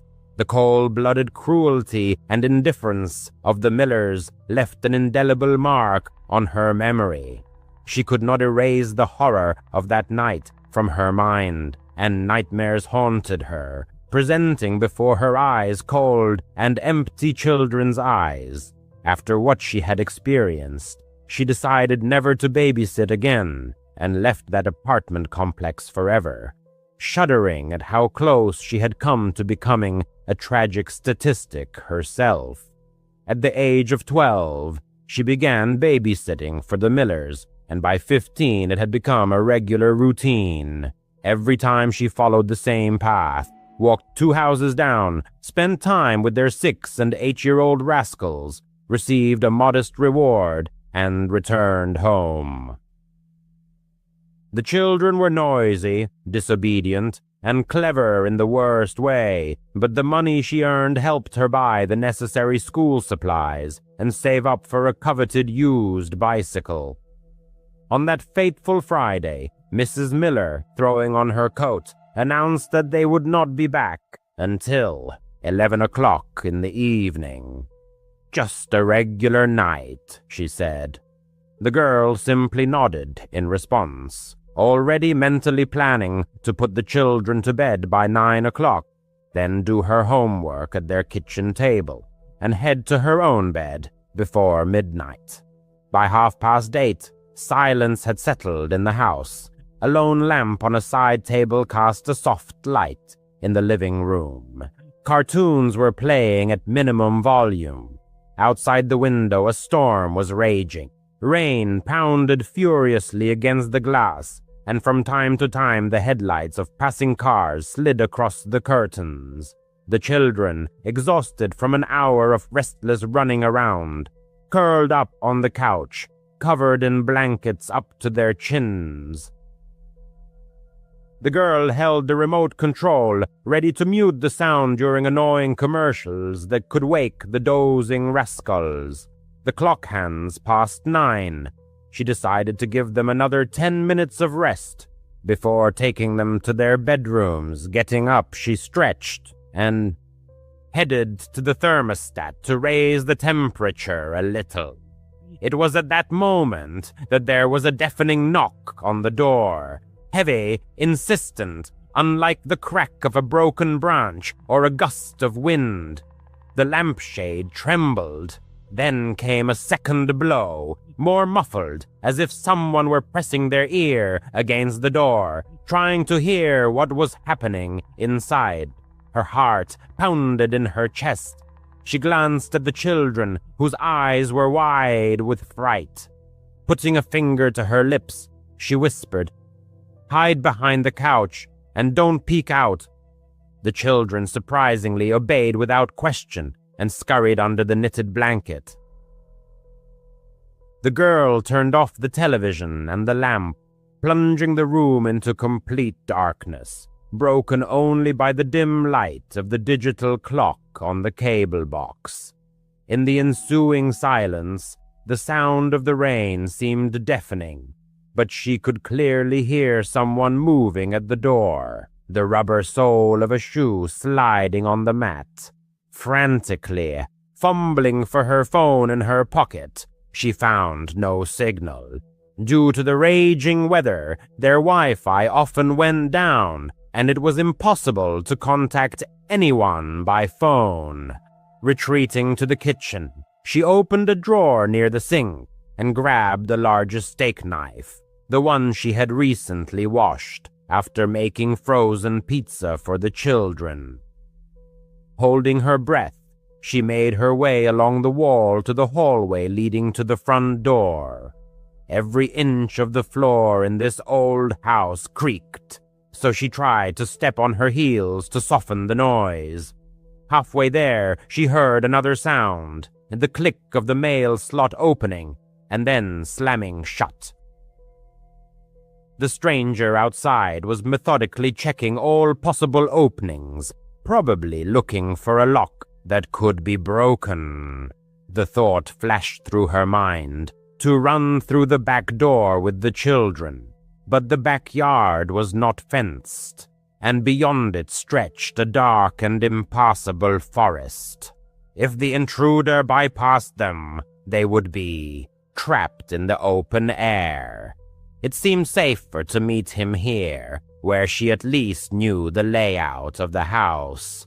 Clutching the phone in her left hand and the knife in her right, she rounded the corner and raised the blade to shoulder level. Her pulse was pounding in her temples so loudly that she almost missed the moment when the front door burst open. Two tall figures stormed into the house, their arms wide and shouting, "Boo!" For a moment, her mind refused to match the faces she saw with names.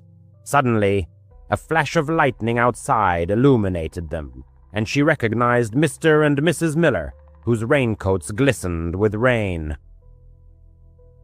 They burst into unrestrained laughter, bending over and patting each other on the back. A scream caught in her throat, her breath taken away. The tip of the knife trembled a few inches from Mr. Miller's chest. Straightening up, he noticed the blade, and the smile immediately disappeared from his face. "Hey, take it easy," he said, raising both hands in a protective gesture, as if facing an armed police officer. Mrs. Miller wiped tears from her cheeks, continuing to giggle. "We just wanted to see how brave you were," she said. "Looks like you passed the test." The girl lowered the knife, but anger, displacing fear, filled her soul. Her legs trembled treacherously. "You could have been stabbed," was all she could manage to say. Mr. Miller waved away her words. "Come on, it's just a joke. We came home early and decided to play a little trick on you. Test your nerves." He turned to hang up his coat. "Put the kids to bed, okay? We're starving. We're going to make grilled cheese sandwiches." She froze, expecting an apology, or at least permission to go home. But instead, they headed to the kitchen, opened the refrigerator, and began to rattle the dishes. Returning to the living room, she was still shaking from what she had experienced. The children, embarrassed and frightened, peeked out from behind the couch. She told them that their parents were back and carried the 6-year-old upstairs, while the 8-year-old trudged behind. Putting them to bed was awkward. They sensed her subdued mood. She spoke in an even and curt voice. "Good night. Your parents are downstairs." Turning off the light in the hallway, she still held the knife in her hand. Returning it to the drawer, she carefully washed her fingerprints from the steel and wiped the blade dry. From the hallway, she could see the adults through the kitchen doorway. They stood at the stove, hugging and swaying, laughing at some joke only they understood, spreading butter on bread. The smell of frying cheese spread throughout the house, but it only made her stomach churn. She sat down at the dining table, placing her phone face down. No one offered her food. No one thanked her for not plunging the knife into Mr. Miller's ribs. The babysitter and the haunted house, a tale of fear and growing up. Working with the Miller family left an indelible mark on her young soul. On that ill-fated evening at 10:30 p.m., her patience reached its limit. Mrs. Miller finally graced her with her attention. "You can go," came the cheerful permission. Payment as usual. Accompanied by the drizzling rain and the squishing of her shoes, the girl headed home, the coveted bills clutched in her hand. At night, in the silence of her room, her gaze was fixed on the ceiling. The image replayed over and over in her mind, the door bursting open, the blinding flash of lightning, the ominously gleaming knife blade. Mr. Miller's raincoat seemed dark and slippery, like a character from a crime drama. The realization of how close she had come to a fateful line that would have changed not only her life, but also the fate of others, filled her with dread. At that moment, another realization dawned. Her fear meant nothing to them. An empty sound. The whole spectacle had been staged for their amusement, for their dubious entertainment. After that incident, she no longer agreed to babysit their children. She responded evasively to Mrs. Miller's persistent messages, which came in over the next 2 weeks, citing a busy study schedule. Soon the inquiries ceased. In the evenings, passing by their house on the way to the bus stop, she saw the usual scene: yellow light streaming from the windows, toys scattered on the lawn. But forever etched in her memory was the chilling horror they had created for a moment's amusement. This incident taught her 2 important things. Panic feels indistinguishable from real danger, and some adults never grow up, remaining children at heart. Since then, she carefully checks every door she enters, even the door to her own home. Her phone is always charged and within reach, and when someone suggests a harmless joke at someone else's expense, the very knife that trembled in her hand appears in her imagination, and she resolutely shakes her head, saying a firm no. Before this incident, she didn't really believe in ghosts, but after working at the Thompson house, her beliefs wavered. The seemingly ordinary house was located at the end of Willow Street, across from St. Mary's Church. The girl's mother, who worked at a preschool, knew the Thompson sons, Ethan and Liam, from her classes. One evening, Mrs. Thompson called her, asking her to babysit because their regular nanny had suddenly cancelled.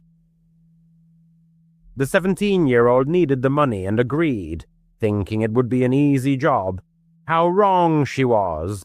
The beginning of the evening was unremarkable. Ethan and Liam, 6 and 8 years old, turned out to be cute but energetic boys who ran around their old 2-story house. The house was built in the 70s and had all the hallmarks of that era: creaky wooden floors and a faint, musty smell, as if it had absorbed all the years it had seen. Mrs. Thompson left her clear instructions: feed the boys, bathe them, and put them to bed by 9:00 p.m.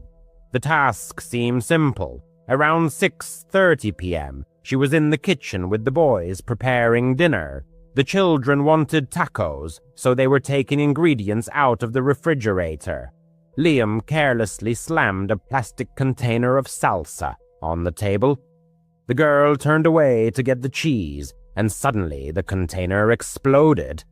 Salsa flew everywhere, splattering the walls, cabinets, and refrigerator. The kitchen looked like a crime scene. The boys screamed, their voices mixed with laughter and fright. The girl stood, clutching a piece of cheese, in complete shock. She tried to convince herself that it was just old salsa that had fermented and created gas. With these thoughts, she grabbed paper towels and began cleaning up. The boys helped her, giggling nervously, but Ethan kept glancing toward the living room, as if expecting something to appear there. It took about 20 minutes to clean up the mess, but a sharp tomato smell lingered in the air. They were still in the kitchen, scraping the last bits of salsa off the refrigerator, when a loud crash came from the living room. The sound was as if something heavy had fallen. Telling the boys to stay put, the girl entered the living room, her heart pounding. 2 framed photos, one of the boys on the beach, the other of their parents' wedding, lay on the floor, having fallen from opposite walls. The glass was not broken. The frames lay face up, as if someone had deliberately placed them there. She checked the walls. The nails were in place. No cracks or damage. All the windows were closed. There was no wind. Ethan, who had followed her despite being told not to, whispered, "That happens sometimes." The girl forced a smile, leaned the frames against the walls but didn't hang them back up. She felt uneasy, but she kept telling herself it was just an old house. After dinner, it was time to bathe. She took the boys upstairs, filled the tub and let them splash around, while she stood in the hallway, leaving the bathroom door ajar. Across the hall was their father's home office, a small room with a cluttered desk and an old desktop computer.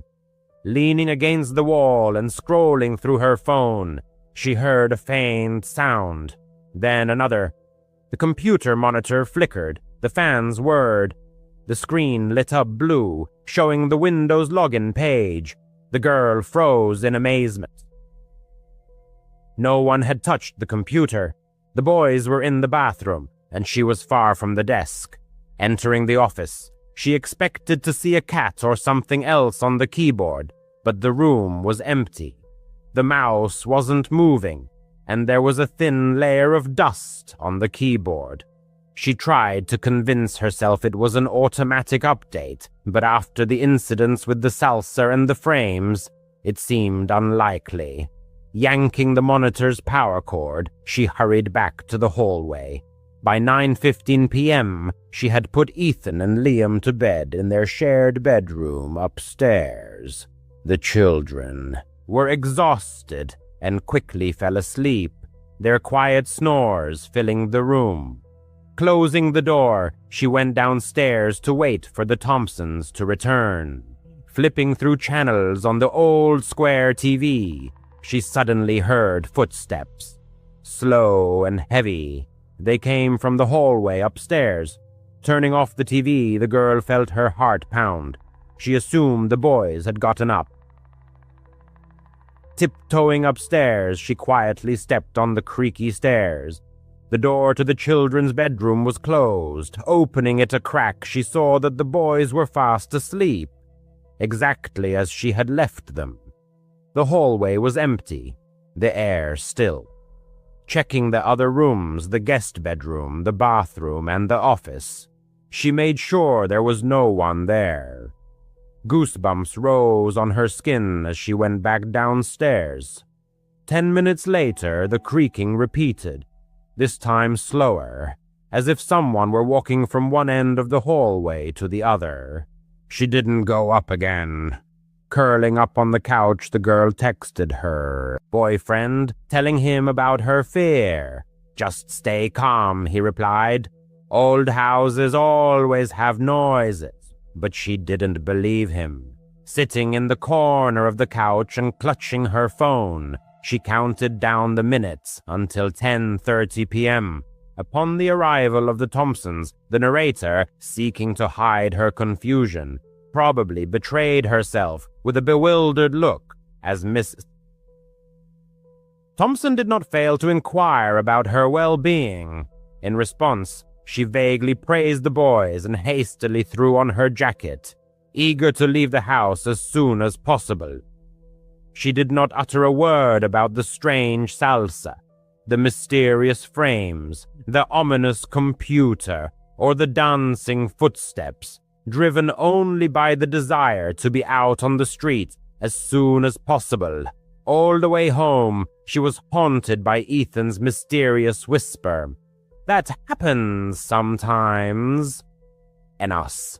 After that incident, she babysat the children a few more times, but she avoided staying late. She always brought a friend with her, so she wouldn't be alone in that strange house. To this day, she is haunted by questions about what was really going on in the Thompsons' house. She is sure that it was not just a figment of her imagination. There was something inexplicable and sinister about that place that has been etched into her memory forever. ENUS. At the age of 14, as an 8th grader completing middle school, a young man needed to use the restroom. Rising from his seat during math class, He took the wooden hall pass and made his way down the corridors towards the bathroom.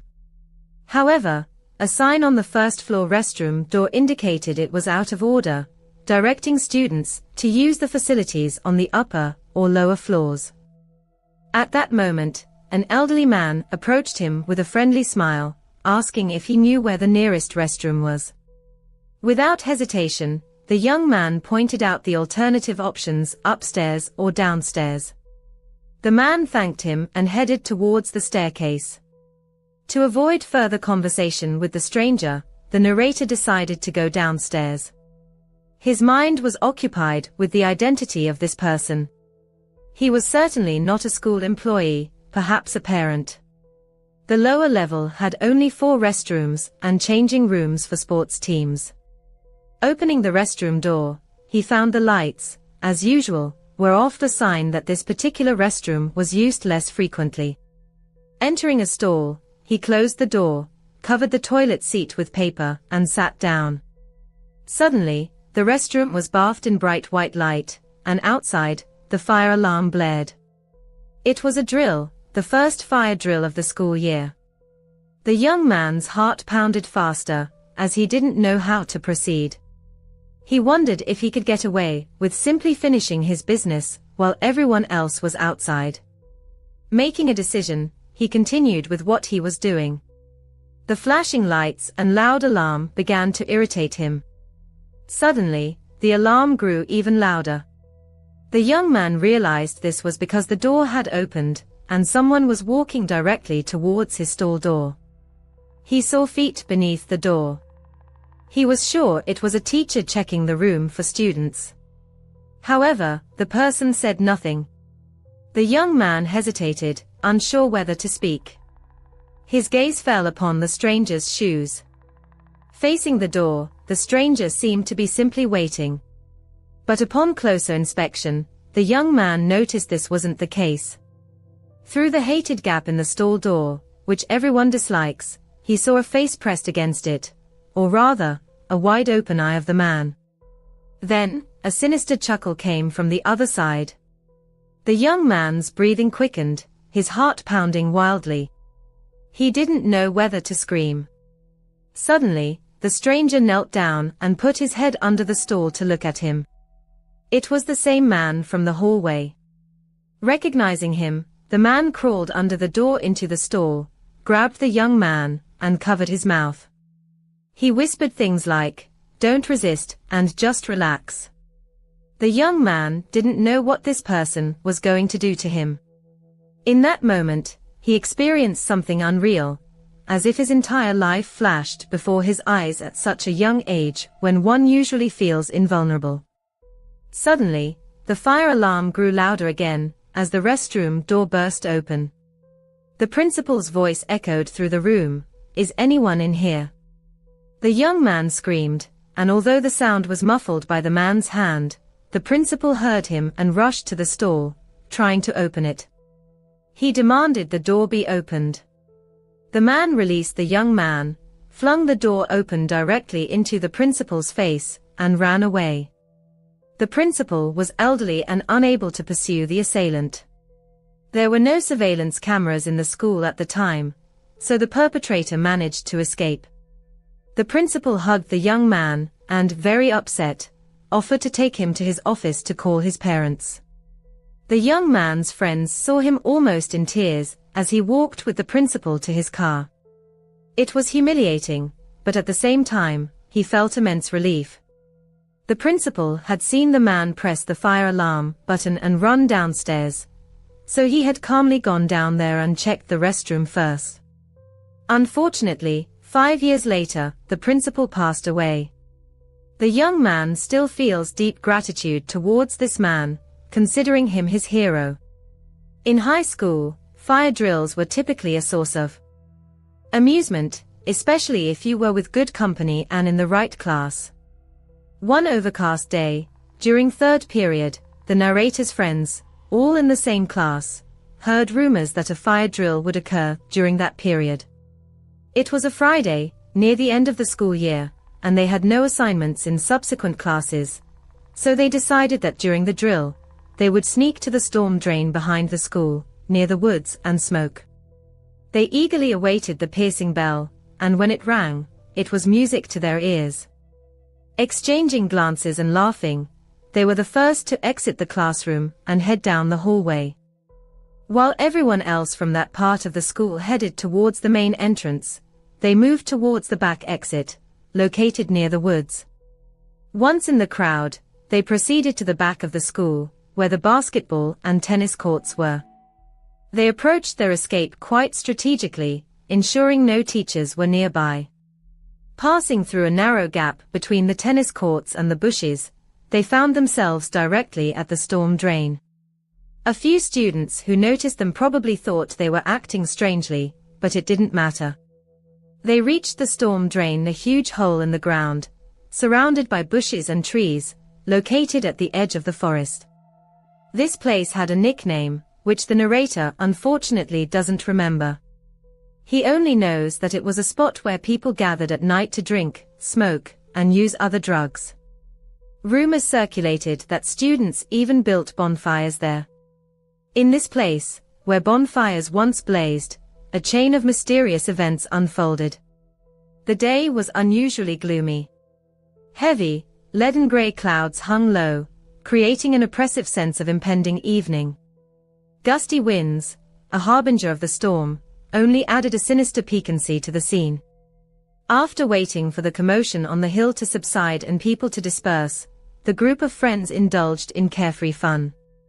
One of them, rummaging through his backpack, pulled out a pipe and a grinder. At that moment, one of his friend's eyes caught a strange silhouette in the distance, at the very edge of the woods.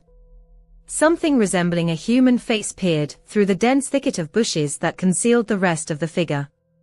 For a moment, he looked away to get his friend's attention, but when he looked back, the vision was gone. His friends merely laughed at his apprehension, but deep down, he was 70% sure he had seen a person. The remaining 30% were tormented by doubt. Had he imagined it in the prevailing gloom? Unwilling to argue, he stayed with his friends. As the smoke from the pipe increasingly enveloped his consciousness, so did his paranoia. He had never been a big fan of smoking, as it often triggered anxious thoughts, but the desire to keep up with the group was stronger. Now, all his thoughts were focused on the mysterious face in the woods. Was someone watching them? Were they in danger? Meanwhile, his friends decided to venture deeper into the forest and visit an old shed that once belonged to the school. He felt uneasy about this venture. The damp air and the first signs of rain only intensified his anxiety. He tried again to persuade his friends to return, citing the approaching storm. But his words went unheeded. As they ventured deeper into the forest, he swore he heard footsteps other than their own. However, under the influence of the intoxication, he couldn't determine where the sound was coming from, front, back, left, or right. But he was certain he heard a loud snap of a broken branch from behind. Stopping and turning around, he loudly asked, "What the hell was that?" His friends also stopped, but seemed to have heard nothing. No one was visible, and his comrades again laughed at him. He seemed to be losing his mind, and his friends' jokes grew increasingly sarcastic. Finally, the old shed appeared ahead. It seemed larger and more ominous than he remembered. The school had long abandoned this dilapidated structure, which looked as if it would collapse at any moment. Even on the path leading to the door, grass pushed through the cracks. The front door was ajar, as if inviting uninvited guests. One of the friends, Jack, forcefully pushed the door open. Inside, impenetrable darkness reigned, with only faint light penetrating from outside. Piles of old, broken crates were visible in the room. However, there was an unpleasant smell in the air that the friends did not remember from their previous visit. A sudden sound of something soft thudding to the floor, followed by footsteps on the wooden floor, made everyone jump. In the corner of the room, in the shadows, the silhouette of a very tall person emerged. Their outline was only discernible thanks to the faint light filtering through a window. Without screams or extra words, the company hastily rushed out of the shed and headed back towards the school, towards civilization. Looking back at the window closest to the mysterious figure, they saw something horrifying. The first flash of lightning illuminated the room, and in the window, a person's face appeared, monstrously deformed. Without wishing to offend people with physical disabilities, it should be noted that this person barely resembled a human. Half of their face seemed to droop, and one eye was missing entirely. They stood so close to the window that their face was practically pressed against the glass. Without losing a second, the friends ran. Reaching the storm drain, they stopped to catch their breath and decide what to do next. Just as the rain began, Jack pointed upwards, towards the forest. There, behind a bush, stood a person, showing only their face, exactly as the first time, but this time 10 times closer. However, it was not the same person they had seen in the shed. In a panic, they ran back to the school and hid by the back entrance, where they could shelter from the rain. They agreed to forget what had happened, tell no one, and never return to that shed again. And they kept their word. Their school had a hidden door that led down a half staircase into a strange, dark corridor. Many students knew of its existence, but no one knew what lay beneath. The door only opened during fire drills when almost all doors in the building unlocked. Two friends, Kyle and the narrator, had long dreamed of finding out what was down there. In their early high school years, they often got into trouble, and the plan to infiltrate the underground during a fire drill was one of their craziest schemes. They had 3 classes together, increasing the likelihood of being in the same class during a fire drill. And luck smiled on them during independent study. When the alarm sounded, Kyle and the narrator hurried to take cover in one of the restrooms, the door of which was thoughtfully propped open with a doorstop. They hid in a stall, waiting out the commotion until everyone had left the building. Descending the stairs after that proved easy. A dim light barely illuminated the doorway leading to the next flight of stairs, where complete darkness reigned. Attempts to find a light switch were futile, and they had to use their phone screens for orientation. Soon, they discovered a door with a warning sign, "Do not enter." Naturally, this only piqued their curiosity. The door seemed to weigh a ton and opened with a terrible screech, revealing a small square room. Strange clicking sounds echoed in the room, originating from a ventilation shaft in the corner. Deciding to investigate the source of these sounds, they approached the ventilation and heard grunting and moaning. Kyle suggested holding his phone screen up to the vent to peer inside. Unable to restrain his curiosity, the narrator followed Kyle's advice. Pressing his phone screen against the ventilation grate, he knelt down and heard someone breathing. As he pressed his ear to the grate, something suddenly grabbed his ear. In a panic, he screamed, and Kyle pulled him away from the vent. Stepping back, the narrator saw a hand reaching out from the ventilation shaft. In horror, they ran out of the room, slamming the "Do not enter" door behind them, and rushed back to the restroom. The next day, they decided to speak with a janitor named Tom, who wasn't particularly enthusiastic about his job. Tom didn't express anger about their trespassing into the forbidden area, only asking what they were doing there. They recounted what had happened and asked if anyone worked in the ventilation. Tom replied that no one had been in that room for years, and that it was impossible to access the ventilation downstairs. Kyle and the narrator exchanged glances, their hearts pounding with alarm as they wondered who or what was in that ventilation shaft that day. The incident occurred in 2017 when the young person was 19 years old. By their own admission, they were, to put it mildly, quite foolish during that period. Circumstances dictated that they were heading to visit a friend, but missed the last bus departing from the station, and they had absolutely no money for a taxi. Moreover, their mobile phone battery was at a critical 5%. It was at that moment as they later realized that they made the most reckless mistake of their life. They walked to the highway entrance, stuck out their thumb, and began hitchhiking. Their sole goal was to reach the next major town, located approximately 80 miles from their current position. Dusk was already gathering, and the time was approaching 8 in the evening. After about 30 minutes, during which countless cars sped past, a dark blue sedan slowed down and pulled over right in front of them. The driver, a man in his 40s, leaned over and lowered the passenger window. He seemed like a perfectly ordinary person. "Where are you headed?" he inquired. The young person told him the name of the town. "Hop in," the driver offered, gesturing an invitation. The young person felt a wave of relief.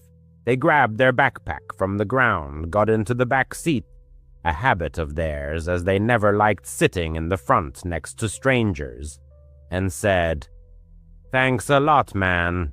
You're a lifesaver." The driver merely grunted in response, pulled back onto the highway, and they continued their journey.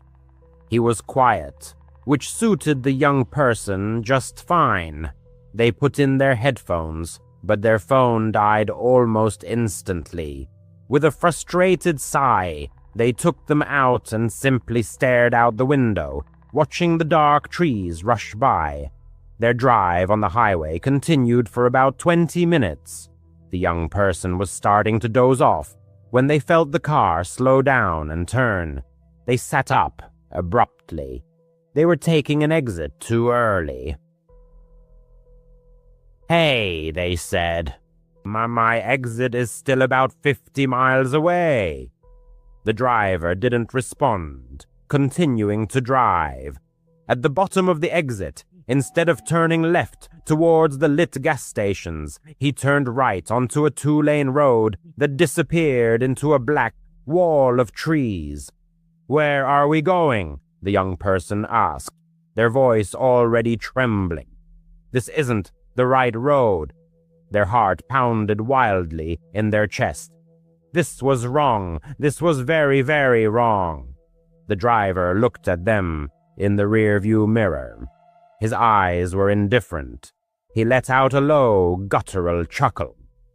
"I'm going to take you into that forest," he said in a calm voice, "and have some fun with you." The young person's blood ran cold. They didn't think. They just reacted instinctively. They grabbed the door handle and pulled. Nothing. In desperation, they pulled again. The plastic handle simply spun freely in their hand, as if disconnected from anything, clicking and turning. Useless. The driver laughed again, louder, this time. "You're not going anywhere," he said. "Child lock. Very useful feature." The young person simply slumped. They began to sob, pleading with him.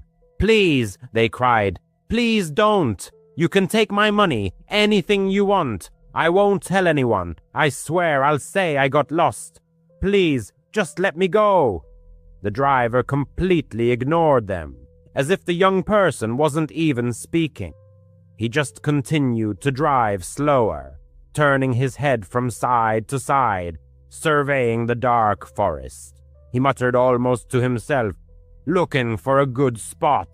It was then that the young person realized they were going to die. They would die here in the dark, and no one would ever know what happened to them. They felt unbearably sick. They were sure they were going to vomit right there in the driver's car, and then they felt it.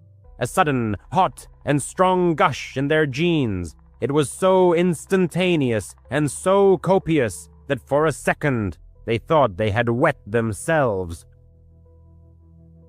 They were so scared they had lost bladder control. It was a new layer of humiliation on top of pure terror.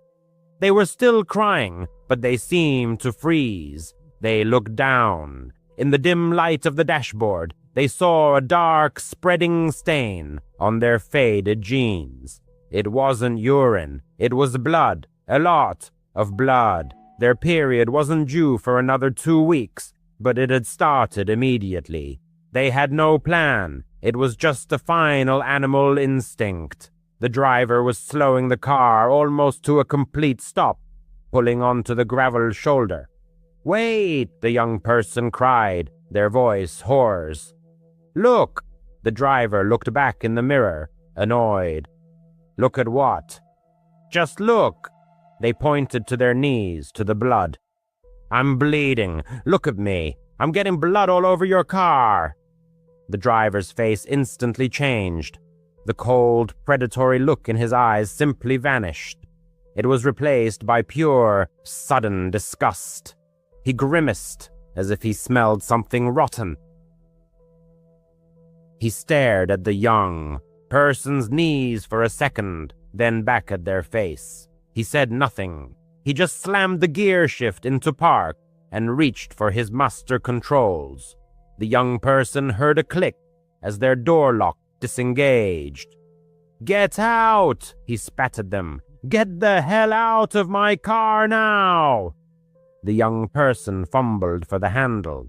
This time it worked. They grabbed their backpack, tumbled out of the car onto the gravel road, and scrambled to their feet.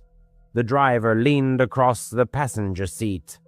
"If you tell anyone a single word about this," he growled, "I'll find you. I'll come back, and I'll finish it. Do you understand me?" The young person didn't respond. They just ran. They ran straight into the forest, into the complete darkness.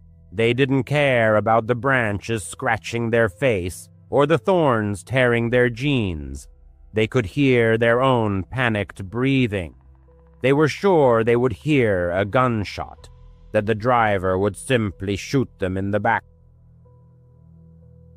They dove behind a huge, wide tree and crouched, holding their breath. They peeked out from behind the trunk, shaking so violently they could barely see straight. The driver's car just sat there for an eternity. Then the tail lights came on. He made a quick, angry three-point turn on the narrow road and sped back towards the highway. The young person stayed behind that tree until the tail lights disappeared. And then they stayed for another 10 minutes, just shaking and crying, their jeans cold and sticky. Finally, they returned to the road. They were in the middle of nowhere. They had no idea where they were. They just picked a direction and walked. And overcoming the momentary numbness, she rushed forward. Approximately 20 minutes later, headlights appeared in the distance. The woman almost recoiled back into the thicket, seized by fear that it might be the same man. However, the approaching vehicle turned out to be a massive, boxy truck, a bread delivery van hurrying along its morning routes. She dashed directly into the middle of the road, waving her arms desperately. The driver, an older man with a kind expression, slammed on the brakes. He immediately assessed her condition, covered in dirt, leaves, and blood. Without a word, he opened the passenger door. "Get in, sweetie," he said. "You're safe." The man drove her directly to the nearest police station, where she gave her statement.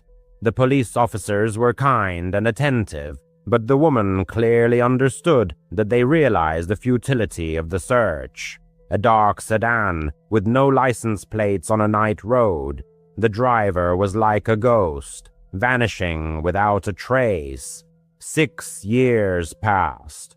The woman completed her education and never attempted to hitchhike again. One evening, sitting at home, she was flipping through TV channels. Suddenly, a special on HBO caught her attention.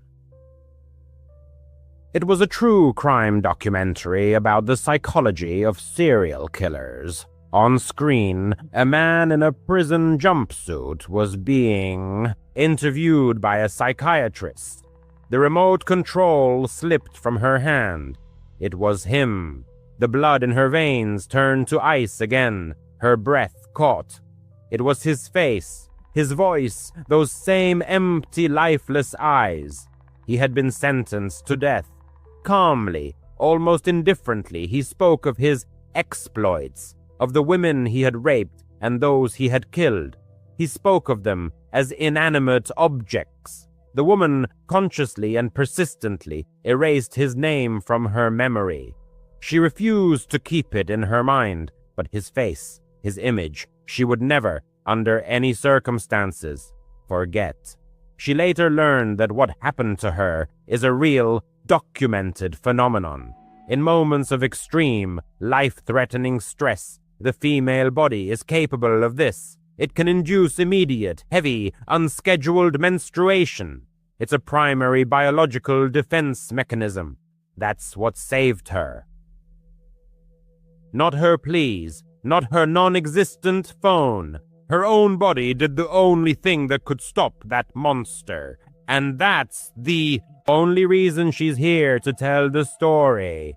She owns a 10-year-old sedan that has certainly seen better days, but there's one thing she treats with almost religious reverence: the door locks.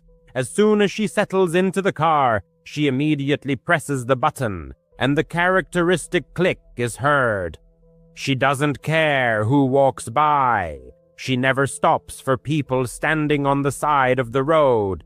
It's not because she's a bad person. It's because of Dr. Evans. Her college wasn't anything special. It was a typical sprawling state university in North Florida, with flat concrete buildings built in the 1970s and huge old oak trees draped with Spanish moss. As a sophomore, she took criminology 2 or 3. It was one of those large, sometimes tedious lectures held in a giant auditorium with fold-down wooden seats. Dr. Evans, the professor, was an older man, always looking tired, with a quiet, raspy voice that made it hard to stay awake. Before teaching, he had worked as a criminal psychologist for 20 years. Usually his lectures were a monotonous recitation of statistics and case study analyses. But one Tuesday, when victim selection was being discussed, the classroom was deadly silent. Students were either dozing or texting. Dr. Evans suddenly stopped mid-sentence. He took off his glasses, rubbed the bridge of his nose, and scanned the 200 people sitting before him. "You all look at this as just numbers," he croaked, his voice suddenly clear. "You think you'll recognize a monster. You think there's some kind of sign on them. No, sometimes they just look pathetic." The room suddenly became very, very quiet. "This didn't happen to me," he continued, "but to a close friend of mine many years ago near Ocala. He was a traveling salesman, always driving all over the state. A kind-hearted guy, maybe too kind. One day he was driving down a long 2-lane stretch of highway, one of those roads that cuts right through the Ocala National Forest. It was an hour's drive through pines and swamps. It was late, around 11 at night, and it was hot, one of those muggy, humid Florida nights. My friend, let's call him Ted, was just trying to get home, and his headlights cut through the darkness, illuminating a figure walking on the gravel shoulder. Ted saw him, and his first instinct was to just drive past. But as he got closer, he slowed down. The man looked terrible, just disheveled and ragged.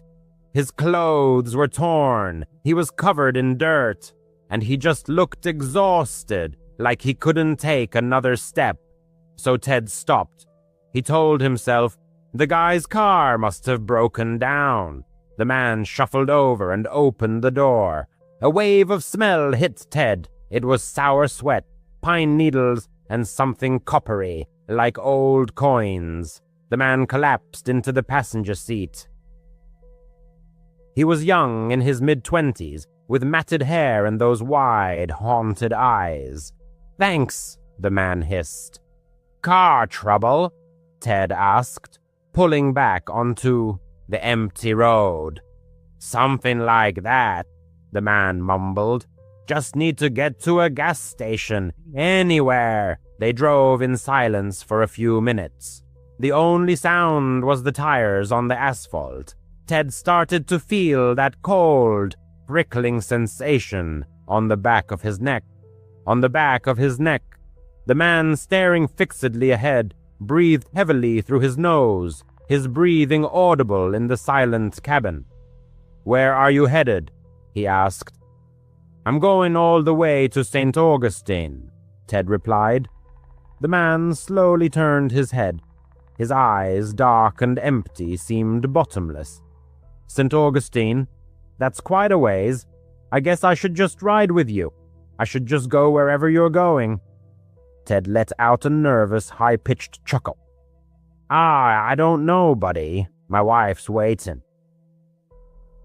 "I was planning on dropping you off at the nearest town at the 24-hour truck stop." The man seemed not to hear him, continuing to stare intently at Ted. "They wouldn't stop talking," he uttered. Ted cast a quick glance at him. "What?" "My parents, they never stopped. Said I was lazy, said I was no good, said I was a mistake, just over and over, day after day. It was so loud in my head, always so loud." Ted's hands gripped the steering wheel so tightly they ached. He was in the middle of nowhere, not a single car for miles around. "I was fixing the fence today," the man continued, his voice dreamy, as if recounting a movie plot.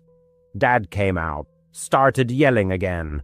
I just had the tool in my hand. He was so loud I had to make him stop." Ted was sweating profusely. He felt the cold air conditioning blasting, but the sweat still broke through. He wanted to hit the gas, floor it. Mom came out. She saw and just started screaming louder than him. So loud I had to make her stop too. She wouldn't stop screaming. Dr. Evans paused. He surveyed the room, making eye contact with everyone. My friend Ted was terrified. He didn't know what to do. He was trapped in a metal box, speeding at 60 miles an hour alone with this man. "It was messy," the man said, a note of surprise in his voice. "It gets all over you." Then the man slowly reached for the waistband of his dirty jeans. Ted flinched, his foot hovering over the brake. The man pulled out a knife. It wasn't a regular pocket knife. It was a thick, heavy utility knife, meant for cutting leather or wire. The handle was wrapped in black electrical tape, and the blade looked dark. It was covered in something thick and dark, with bits of grass and other things clinging to it. It was a bloody knife. "Look," the man said, holding it up in the dim dashboard light. At that moment, Ted caught a flicker of neon ahead. A single, isolated gas station. One of those tiny ones at a crossroads. It felt like a miracle to him. Ted's voice trembled, but he tried his best to sound normal. "Hey, look. There's a place right there. You said you needed a gas station, right?" He pulled off the highway, tires squealing on the gravel parking lot. The car stopped directly in front of the brightly lit door. The man just sat there for a second, looking at the knife. Then he looked at Ted. He didn't look angry. He just looked tired. "Yeah, that's good." He opened the car door, got out, and just walked away. He didn't run. He just walked around the building with the bloody knife in his hand and disappeared into the pitch darkness. Ted sat there for a full minute, unable to move. Then he slammed the car into drive and sped out of the parking lot. He didn't stop until he was home, securely locking the door behind him. Dr. Evans put his glasses back on. He called the police, of course, but by the time they arrived, the man was long gone. Ted sold that car. He claimed he couldn't get rid of the smell, and he told me he never, for any reason, stopped for a stranger on the side of the road again. The school bell rang, and the narrator jumped. She still remembers that story every time. She drives at night. Previously, the narrator had actively hitchhiked. It was simply an economical way to travel, and most of the time she met interesting, normal people. However, this particular trip made her abandon hitchhiking forever. She was in Pennsylvania trying to get to Ohio. The previous day had been a beautiful, sunny, perfect spring day. So naturally her clothes matched the weather, simple shorts and a t-shirt. But this is Pennsylvania. She woke up, and the weather was like a monsoon, just cold, pouring rain that soaked her to the bone in about 30 seconds. She stood on the side of some 2-lane highway, shivering from the cold, thumb out in desperate hope. After about an hour, an old sedan pulled up. A woman in her early 30s was driving. The narrator looked into the car and saw 3 other women, one in the passenger seat, 2 in the back. Honestly, a car full of women is usually a good sign. You feel safer, you know. She ran up to the window, and the driver rolled it down. "Where are you headed?" she asked. "Just trying to get to Ohio, but honestly, the state line would be awesome," the narrator said. "Hop in," the driver offered. The narrator tossed her backpack into the back seat and squeezed in. She thanked them. Just the relief of getting out of the rain, which was now pouring so hard that hardly anything was visible. As she settled in, she noticed something. The girl in the front passenger seat had one of those thick black state trackers on her ankle, like for house arrest or parole. The narrator's brain just registered it. Okay, maybe they're on parole, no big deal. She'd just be polite, make small talk, and get out at the border. The border line, Aeneas, about 20 minutes passed uneventfully when the driver suddenly announced, "I need to get gas." The car pulled into a typical gas station. The driver exited the vehicle to begin fueling. Meanwhile, the other 3 girls in the car remained in their seats. One was engrossed in her phone, while the other 2 simply stared blankly out the window. The atmosphere inside the car was filled with a strange, oppressive silence. After finishing with the gas, the driver, instead of returning to the steering wheel, walked to the back of the car and opened the trunk. The narrator, trying to stay warm, remained seated in the cabin. Suddenly, she heard snippets of a conversation, and then a man's voice became distinctly audible. It was muffled, coming from the trunk, and filled with panic. The voice cried, "Let me go, you freak!" The narrator froze instantly. She looked at the 2 girls sitting next to her in the back seat. They showed no reaction whatsoever, no exchanged glances, absolutely nothing. Then a dull thud echoed. It wasn't loud, not like in movies, but rather a sharp, sudden sound. The trunk slammed shut. The driver returned to the pump, carefully rehung the nozzle as if she had just finished a routine fueling, and got back into the car. She started the engine. Her gaze flickered to the rearview mirror, met the narrator's eyes, and a faint smile played on the driver's lips. "All set," she said. The car left the gas station. As they drove away, the narrator looked back and swore she saw a man lying on the ground near the pumps, bleeding. She sharply turned away, her heart pounding so hard it felt like it would burst through her ribs. Her gaze fell on the other passengers. They simply sat there, immersed in absolute silence, as if nothing out of the ordinary had happened. The narrator didn't utter a word. What could she say? She was trapped in a car with 4 women who, she suspected, had just dealt with someone in their own trunk at a public gas station, without even batting an eye. The journey continued for about another half hour. The only sounds were the monotonous swish of the wipers and the drumming of the rain. Then the driver stopped the car again. This time they were on the side of a secluded road, surrounded by a vast, dense forest to their right. "We need to take care of something," she said. The driver got out, and the other girls followed. The trunk opened again. The narrator tried not to look, staring straight ahead, but out of the corner of her eye, she still saw what was happening.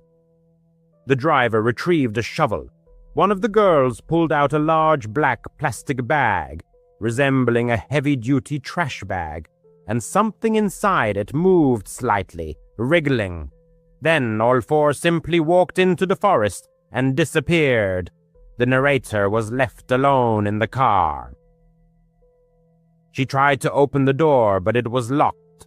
For 2 hours, a full 2 hours, she sat there staring intently at the spot where they had gone. The rain was finally subsiding, but it was already starting to get dark. Thoughts raced through her mind. Should she try to break a window? Where would she run? They had a car. They had a shovel. Then they returned. Their shoes were covered in mud. The shovels and the bag were gone. They all got back into the car. No one said a word. The driver simply started the engine, and the journey continued. They drove for another hour. Complete silence. By this time, it was pitch black outside. Then the driver turned off the highway onto a dark, muddy dirt road, winding deep into the forest. She parked the car and turned off the engine. It was so quiet that the narrator could only hear her own breathing. The driver turned in her seat. She looked the narrator straight in the eyes. Her gaze was empty, indifferent. And then she said, "You're next." The narrator didn't think. She didn't say anything. She just reacted. With a sharp motion, she slammed her hand against the door handle. This time, the door was unlocked, and she flung herself out of the car. Falling into the mud, she scrambled up and bolted into the forest. She ran. She ran harder than she ever had in her life. Behind her, she heard car doors opening, but she didn't look back. She just ran, branches scratching her face, tripping over roots in the darkness. She must have run for miles. Finally, she broke free from the trees onto another road. Looking up, she saw a sign. "Welcome to Ohio," the state line. She flagged down the first headlight she saw. It was a taxi driver just finishing his shift. She must have looked like a maniac, covered in mud, soaking wet, still in shorts and a t-shirt. She told him she had been robbed and was lost in the woods. She paid him every dollar she had to take her to the nearest town. From that moment until the end of her trip, she always ordered a taxi and never, ever hitchhiked again. When family secrets turn into nightmares and blood is spilled by the hands of kin, horror reaches an entirely new level. The 4 stories you are about to read are chilling precisely because they are rooted in reality, whether it siblings, cousins, or an entire clan. These are 4 terrifying, enigmatic families whose deeds have been forever etched into the dark annals of history. 4. The Bloody Benders. From 1871 to 1873 in Montgomery County, Kansas, lived the Bender family, whose name would soon become synonymous with unspeakable evil. The patriarch, known as Pa Bender or John Bender Sr., was a man in his 60s of German origin who barely spoke a word of English. His wife, 55-year-old Eliza, earned the nickname the She-Devil for her icy demeanor and impenetrable aloofness. Their 25-year-old son, John Jr., was considered handsome, with fiery red hair. He spoke English fluently, albeit with a German accent, but neighbors whispered that he was simple-minded, often seen laughing silently to himself. Mary Bender, the true muse of the family, embodied charm, beautiful, courteous, and speaking flawless English without a trace of an accent. She presented herself as a clairvoyant and healer, distributed pamphlets, and openly preached free love. It was largely thanks to her that the Benders' roadside inn and general store thrived, drawing travelers from across the region. But behind this facade of hospitality lurked a gruesome, bloodthirsty nature. Although accounts vary, it is believed that in 1872, Robert Smith, traveling with his child, stopped at the Benders' en route to visit Dr. Henry Johnson in Iowa. He never reached his destination. Concerned by his friend, silence, Dr. Johnson decided to retrace Smith's steps. His journey, too, ended within the walls of that sinister inn. Dr. Johnson was never seen again. Another version claims Dr. Johnson was a regular client of Mary S., and it was during his second visit that he vanished without a trace. Regardless of the details, it was Dr. Johnson's disappearance in 1873 that finally tore the mask from the Benders. Before his fateful trip, Dr. Johnson had informed his brother, Colonel Johnson of Fort Scott, of his plans. When the doctor failed to return, the colonel launched a search in Montgomery County. He personally visited the Benders, who assured him they hadn't seen the doctor, suggesting he'd either been delayed or fallen victim to native attacks. A plausible explanation at the time. Suspicion gnawed at Colonel Johnson, but he needed proof. He got it on April 3rd when a woman, who had miraculously escaped the Benders' home after Eliza attacked her with knives, recounted her ordeal. When questioned about the incident, Eliza flew into a rage, accusing the woman of being a witch who had cursed her coffee. This outburst exposed the lie. Despite claiming ignorance of English, Eliza clearly spoke it quite well. Rumors soon spread of numerous disappearances in Montgomery County. Suspicious skulls bearing signs of violent death were discovered. At a hastily convened town council, Colonel Johnson and local officials announced imminent individual home searches. Despite growing suspicion, no one kept watch over the Benders. By the time their turn came, the family had vanished without a trace. When authorities searched their property, they were met with a foul stench that led them to a trap door beneath the family room. Underneath lay a 6-by-7-foot cellar. The floor was caked in dried blood, the source of the nauseating odor seeping through the ground. No bodies were found inside. Attention then turned to the surrounding land, particularly the garden. It was there that the bodies were unearthed, including Dr. Johnson's. Many victims had been bludgeoned in the head and bore signs of mutilation. Among them was a little girl, likely strangled or buried alive. It's believed the Benders lured victims to dinner, seating them directly above the trapdoor. While Mary distracted or entertained the unsuspecting guests, the men would burst from behind a curtain and kill them with a single, crushing blow to the head with a hammer. The bodies were then dumped through the trapdoor, allowing blood to drain freely. Afterward, the victims' valuables were taken and the corpses buried on the Benders' property. In some cases, the motive remained unclear. Many travelers carried little of value. This led to a horrifying possibility: the Benders killed for sport. Once their atrocities were exposed, large posses of vigilantes set out in pursuit. A reward was offered, yet to this day, there is no conclusive evidence the Benders were ever captured.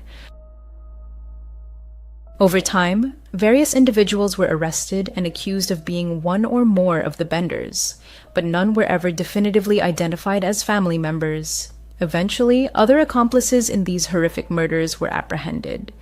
It was estimated the Benders murdered over 20 people during their time in Montgomery County, but the true number was likely far higher, both before their arrival and even after they fled, and possibly several more after they went on the run. 3. The Smith Family, Life in the Shadow of Despair. David Smith, born August 22, 1946, was the eldest of 4 children. His childhood unfolded in an atmosphere of constant tension. A mother consumed by religious fanaticism and a father who was a violent alcoholic created an unbearable home environment. After finishing school, David joined the military and served in Europe for a time. Upon returning to the U.S., Smith settled in San Jose, California, beginning a relationship with Sarah Johnson, a married woman, and her children. By 1974, David had married Maria, Sarah as a daughter. Maria was only 15 at the time, and it was later revealed that Smith had been sexually abusing her since she was 12. The informal wedding took place after Maria became pregnant. In total, David fathered 10 children with her. In 1986, Anna Johnson, Maria as sister, decided to send all 7 of her children to live with Smith. The household swelled to an enormous size, yet David never held steady employment, preferring to live off government assistance. Often, this massive family crammed into dilapidated shacks, boats, or illegally occupied abandoned houses, scraping by in squalor. Smith spent some time in prison. Scientists estimate that over 5 million species on our planet remain undiscovered, and the prospect of uncovering one thrills the imagination of many. It's no surprise, then, that this has spawned countless fake videos created in pursuit of fame, fortune, and recognition. Yet, if you dig deep enough, you may stumble upon truly astonishing discoveries. The following 5 videos will leave you shaken to your core and make you wonder what other secrets our world still holds. Here are 5 of the most credible and mysterious creatures ever captured on camera. 5. The mysterious sewer. Monster. Sewers are dark, damp places no one wants to explore, filled with polluted water, foul odors, and sometimes something very strange lurking in the shadows. In Richmond, Virginia, a private company called Maris Construction was inspecting a private sewer system. To assess the infrastructure's condition, they sent a robotic camera into the pipes. The system, built in 1949, was quite old, and the client wanted to ensure it was still functional. What they found, however, left them stunned. As operators guided the camera through the tunnels, they encountered 3 pulsating red masses. These slimy formations resembled a living, breathing organism in an early stage of metamorphosis. Puzzled, they uploaded the footage online, where it instantly sparked intense debate. Initially, everyone was baffled. The city's environmental coordinator suggested it might be a colony of tube worms that had somehow entered the sewer, but many disputed this, noting that no individual worms were visible in the video.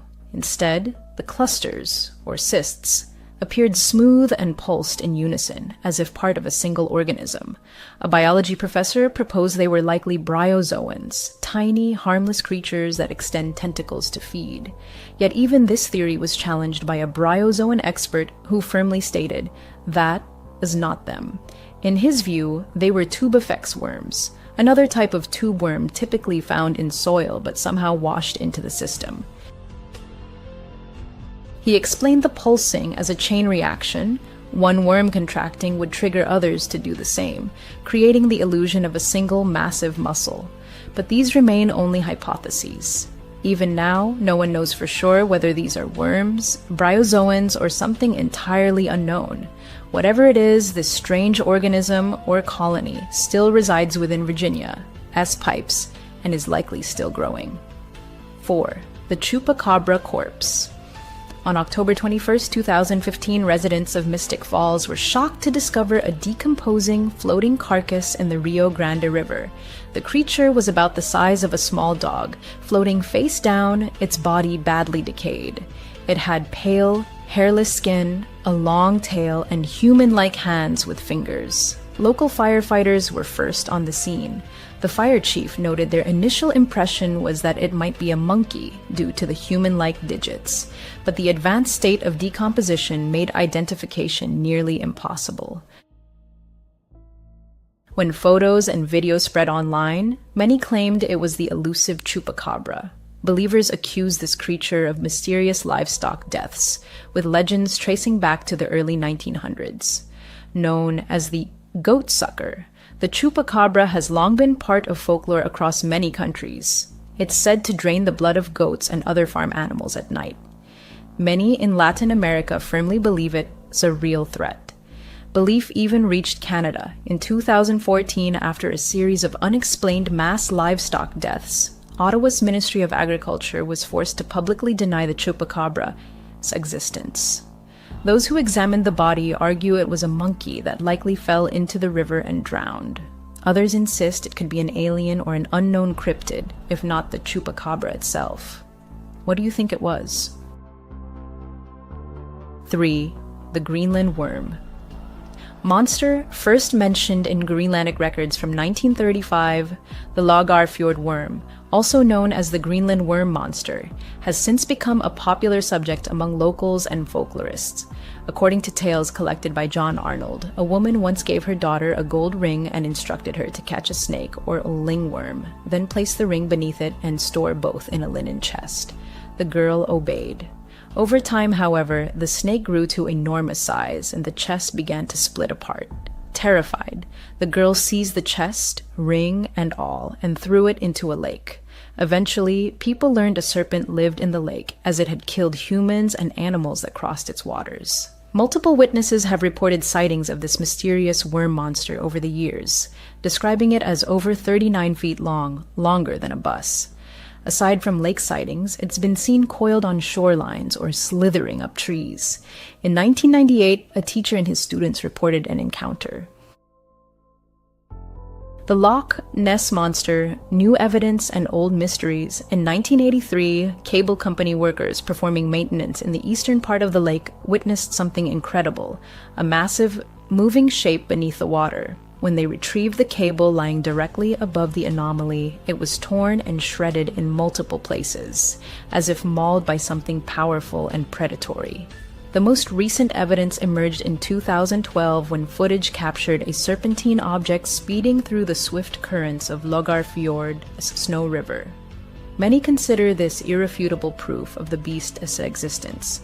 Skeptics, however, remain unmoved, suggesting it is likely a fishing net. The river, strong current merely creating the illusion of a living creature.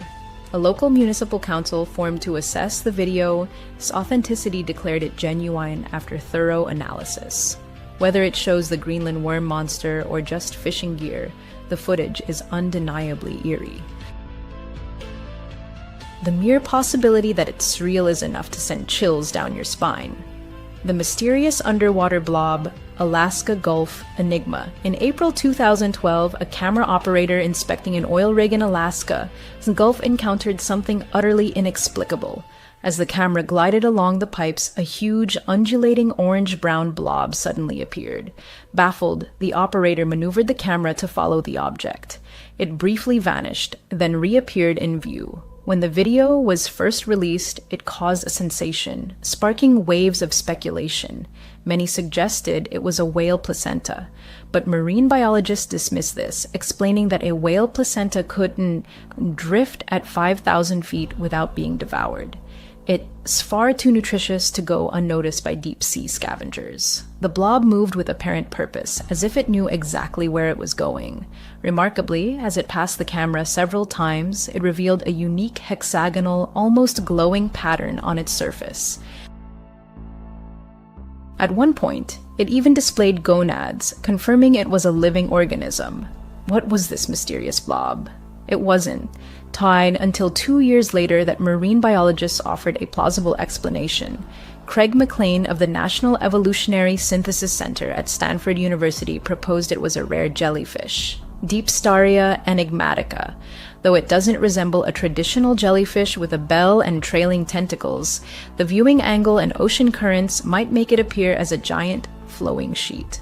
Other biologists lean toward Deepstaria reticulum rather than enigmatica. This jellyfish species has surface bumps used for defense and a unique opening with membranes that seem to glow, creating the illusion of a giant, alien-like droplet hovering in the ocean depths. Still, there's no consensus on what the video truly shows. It could be a rare jellyfish or an entirely new, unidentified creature. Britain, as Nessie the Loch Lomond Monster. When we hear Loch Ness Monster, we instantly picture Scotland as Loch Ness. For centuries, this creature has been woven into Scottish folklore. But what if another sea monster dwells elsewhere? This time, it's in the UK. Recently, a video surfaced online filmed by 3 film students working on a project near Loch Lomond in the Highlands. Recorded on April 15th, the footage shows a large mass moving steadily toward their boat. Though shaky, it was shot in HD. The exact shape of the alleged monster is hard to discern, but the video is undeniably spine-chilling. Britain has a rich history of sea monster sightings. One of the most notable occurred off the coast of King County in Cliffside. The story appeared in a local newspaper in October 1871, a month after the event. It described a small group exploring the area known as Diamond Cliffs when a massive monster suddenly rose from the water, shocking everyone. The creature was said to have a horse-sized head, with a mane of seaweed just behind the head and around the neck. Its eyes were large and gleaming, and the churning water behind it suggested its body was far larger than what was visible. An artist's illustration of the monster and the event accompanied the article. This remarkable account resurfaced when the Mary Evans Picture Library in New York began digitizing old Victorian newspapers. Could this historic sea monster be the same one recently sighted, or something entirely new? The answer remains shrouded in mystery. Thus, we've encountered 5 of the most credible and enigmatic creatures ever captured on video. It's hard to believe, but scientists estimate that fewer than a quarter of Earth's species have been discovered and classified. That means countless unknown animals and beings still hide in the ocean depths and remote jungles and forests. Who knows what other secrets await their moment to be revealed? In the prestigious Darien School District, nestled in the picturesque state of Connecticut, every student enjoyed unfettered access to high-quality secondary education. For these young minds, boundless horizons of knowledge unfolded, reaching far beyond the confines of ordinary classrooms. This affluent region, renowned for its wealth, generously bestowed upon its students numerous opportunities for educational trips and excursions that enriched their academic experience. One such student, an active member of the school choir, embarked annually on thrilling journeys that gradually became an integral part of his personal and intellectual growth. By his sophomore year of high school, fate brought him and his classmates to the scenic Woodloch Pines Resort, nestled amid the tranquil landscapes of Pennsylvania. The bus ride to this secluded retreat took several hours, filled with eager anticipation. The protagonist of our story, accompanied by his loyal friend Landon, looked forward to the adventure ahead, especially since they were sharing a room, promising countless memorable moments. Upon arrival, however, the travelers immediately sensed an unusual emptiness, as if the place lacked its usual bustle and human presence. This, though, had a logical explanation. It was November, and the crisp air unmistakably heralded the approaching winter, deterring most vacationers. The 3-day trip was supervised by 4 adult chaperones, though their oversight wasn't all-encompassing. Students merely had to inform them of their leisure plans, granting a degree of freedom. The first day passed swiftly, filled with carefree fun. The protagonist and Landon, joined by 2 female friends, raced go-karts, scaled the climbing wall, cooled off in the pool, and later dined to replenish their energy. After dinner, they returned to their room to rest. Not all students were fortunate enough to have rooms near each other. Theirs was on the ground floor, offering a mesmerizing view of a lake glistening beneath a hill, visible through a transparent sliding glass door. Later that evening, they took another stroll, soaking in the night's atmosphere, and returned to their room around 10 p.m. The blinds remained open, allowing moonlight to cast an ethereal reflection on the water's surface. Little did they know this idyllic moment would foreshadow a true nightmare. They likely tossed and turned in bed for about an hour, whispering occasionally to break the silence. Then, in an instant, Landon, whose bed was closer to the door, let out a piercing scream that shattered the night. The protagonist couldn't tell if it was real or another one of Landon's pranks. But when he turned toward the door, what he saw resembled a scene straight out of a horror film. Standing there was an unnaturally tall, emaciated old woman with long, silver hair swirling around her pale face. Her hands pressed against the glass near her face, as if straining to examine every detail inside the room. Then, just as suddenly, she vanished into the night. Shaken, Landon looked at his friend, seemingly expecting him to be the first to muster courage and chase after her, hoping to unravel the eerie mystery. When both finally overcame their fear and stepped outside, the woman was nowhere to be seen. The concrete walkway running alongside the building stood completely empty, not a soul on the surrounding grass or descending the hill, deepening the sense of supernatural disappearance. Yet both friends had clearly seen her. This was no figment of their imagination, but a chilling reality. The next day, they chose not to report the incident to their chaperones but confided in their two friends, seeking comfort and validation. That evening, after another full day of activities, they re-entered their room through the back door and made sure the blinds were tightly shut, seeking a sense of safety. Landon fell asleep first, his friend followed about half an hour later, slipping into a restless slumber. He was jolted awake by an unnatural, ominous silence. He couldn't pinpoint what had roused him. Only an overwhelming sense of dread permeated his entire being.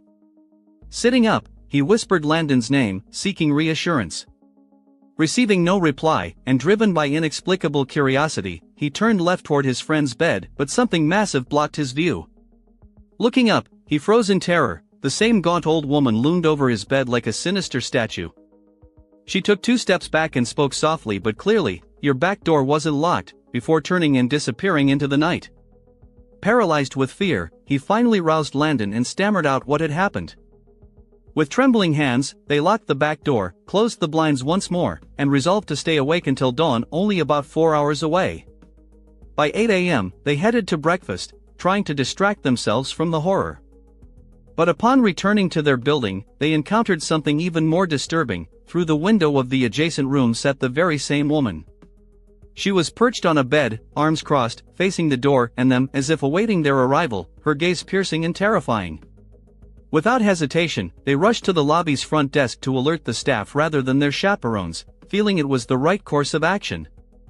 Strangely, none of them knew quite how to handle such an unsettling situation. Eventually, they persuaded the staff to accompany them to the woman's room. There, they found her in the same position and an elderly man sitting on the other bed, watching them with an equally unnerving stare.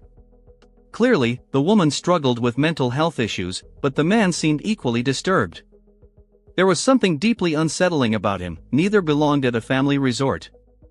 Their presence felt profoundly wrong.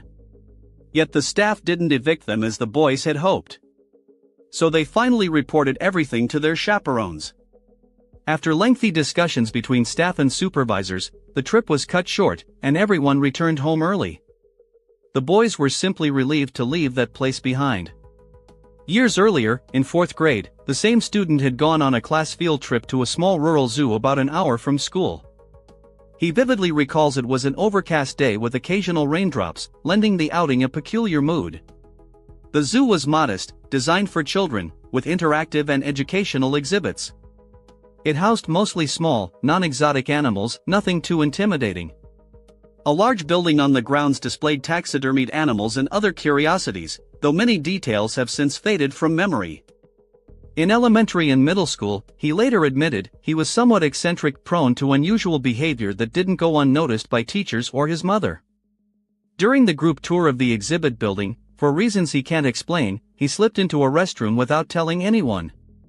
After washing his hands, he stepped back into the hallway only to find it deserted.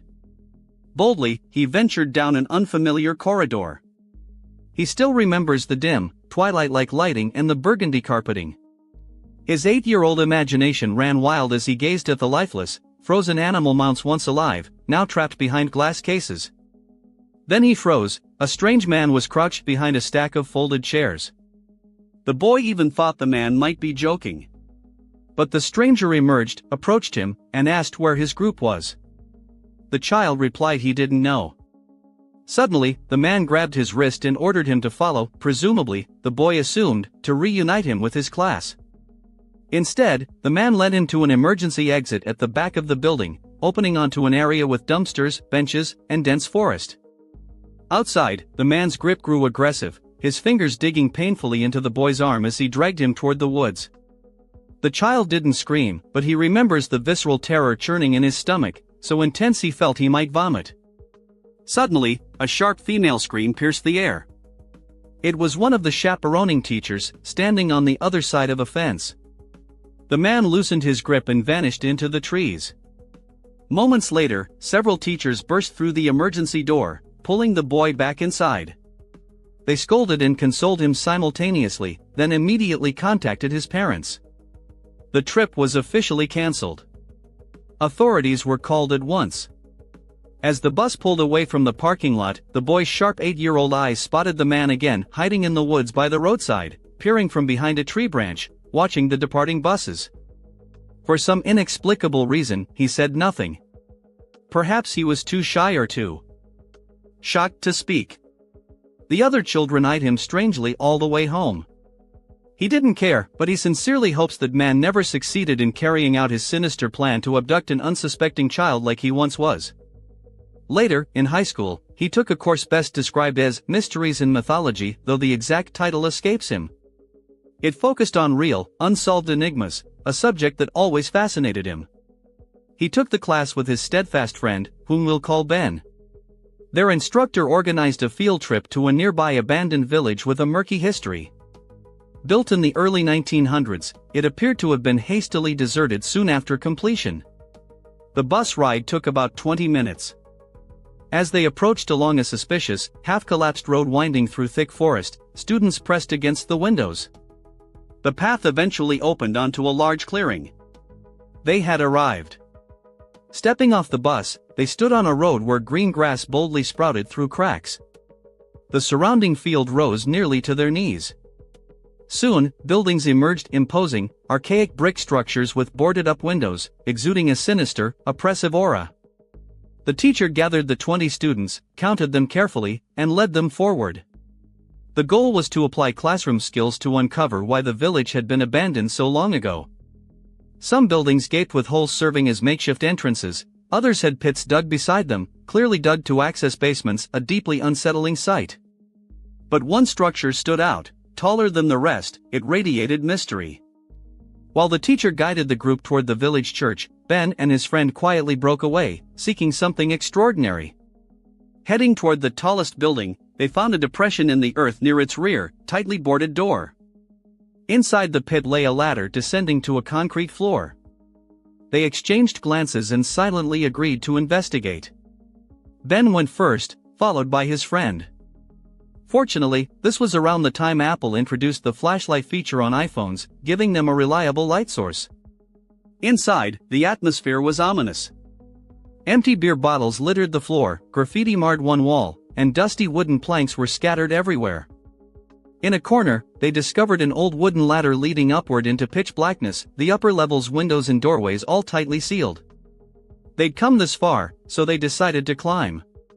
Ben's friend went first, each creak of the ancient wood making him fear he'd plunge through the steps. Ben followed. The upper floor was extremely cramped, with numerous openings leading to small rooms.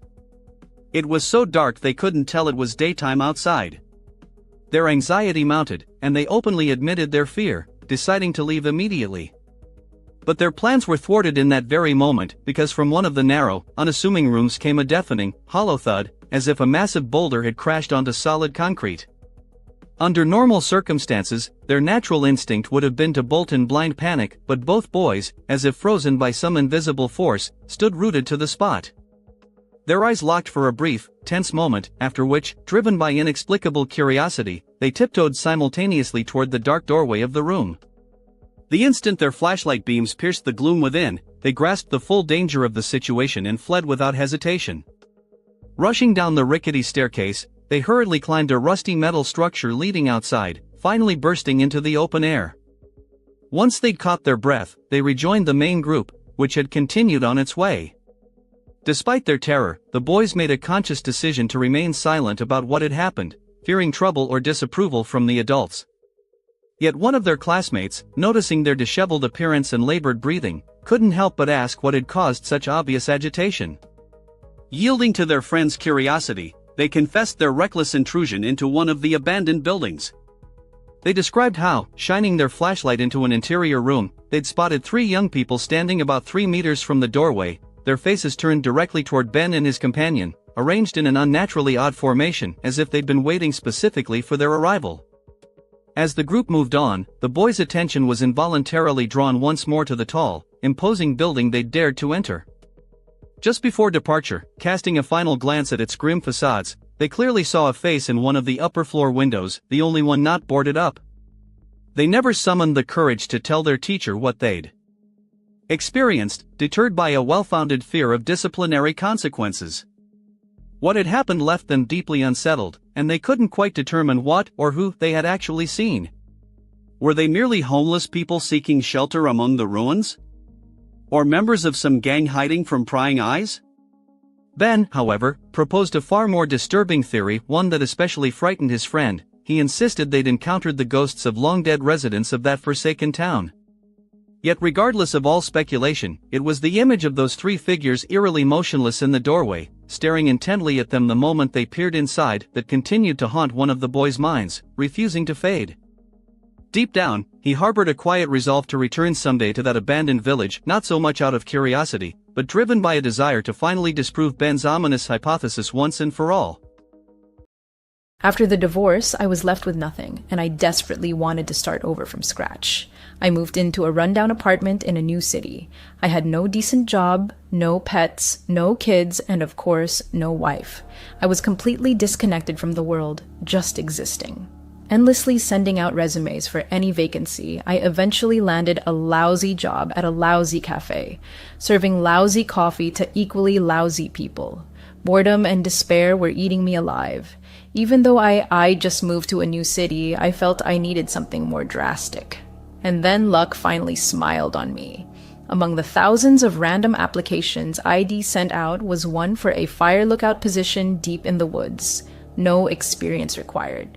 Can you believe it? Fire lookout. Those are the people who live in total isolation in a 70-foot tower surrounded by forest, scanning for wildfires and yelling at tourists. I remember filling out that strange application because it seemed absurd that the position was filled, yet they were still accepting resumes in case it suddenly opened up. It was odd, but I sent it anyway. And now, here it was, my new job.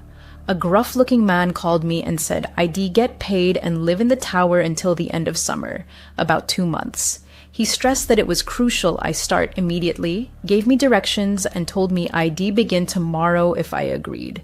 I said yes. This was my fresh start. I'd just parked my car where the road ended, and now I had to hike to the fire lookout tower. It was just past 8 a.m., and Marcus, the guy who D called, said the hike would take about 4 hours. I expected to arrive by lunchtime. Marcus assured me my fire lookout tower, my new home, would be fully stocked with food. After that, I could radio the nearest fire lookout tower for instructions. It was cool for a summer morning, but I was incredibly excited for the hike. The woods here were famed for their beauty and peace, exactly what I'd been longing for. I reached the fire lookout tower just after 1 p.m. The hike was tough, but easy to navigate. Everything was well marked, and the trail was clear. The fire lookout tower was much bigger than I'd imagined. I'd guess it was about 100 feet tall, with a cabin perched on top, supported by 4 stilts. A spiral staircase wound around it, leading upward. Next to the fire lookout tower stood an outhouse and a storage shed, which I assumed held the food. I'll explain more once I get inside the cabin and drop my backpack. The stairs were tough. I was a little tired, but I'd get used to it. The cabin was small, with a balcony wrapping all the way around. Inside stood a bed, a large radio, a table with a map, a few books, a toolbox, a small handheld radio, a lamp, binoculars, and a flashlight. The cabin walls were all windows, so I could see the surrounding forest from every angle. It was eerie, but made sense, since I was literally watching for fires. I dropped my backpack and remembered Marcus mentioning I should radio the nearest fire lookout tower for instructions. So I did. "Hello? Is anyone there?" I asked, fumbling awkwardly with the big radio. "Hey, you're the new guy, right?" Olivia," came a cheerful female voice through the static. "I've been keeping an eye on your patch of forest while you were on your way, but I couldn't see too far, so I am glad you made it." "Nice to meet you. Yeah, I am the newbie." "Adam," I replied over the radio. "Marcus said you'd explain everything." "Sure thing." "Well, you've already figured out the radio. That's a start." The outhouse is down by the fire lookout tower, and that's where the food supply is too.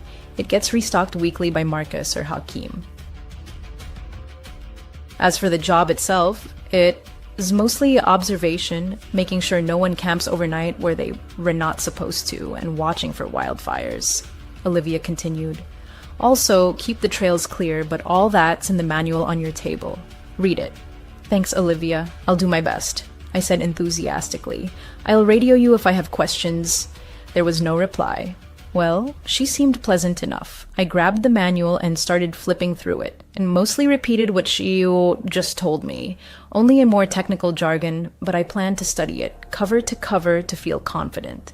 As I flipped the pages, a sheet of paper fell out.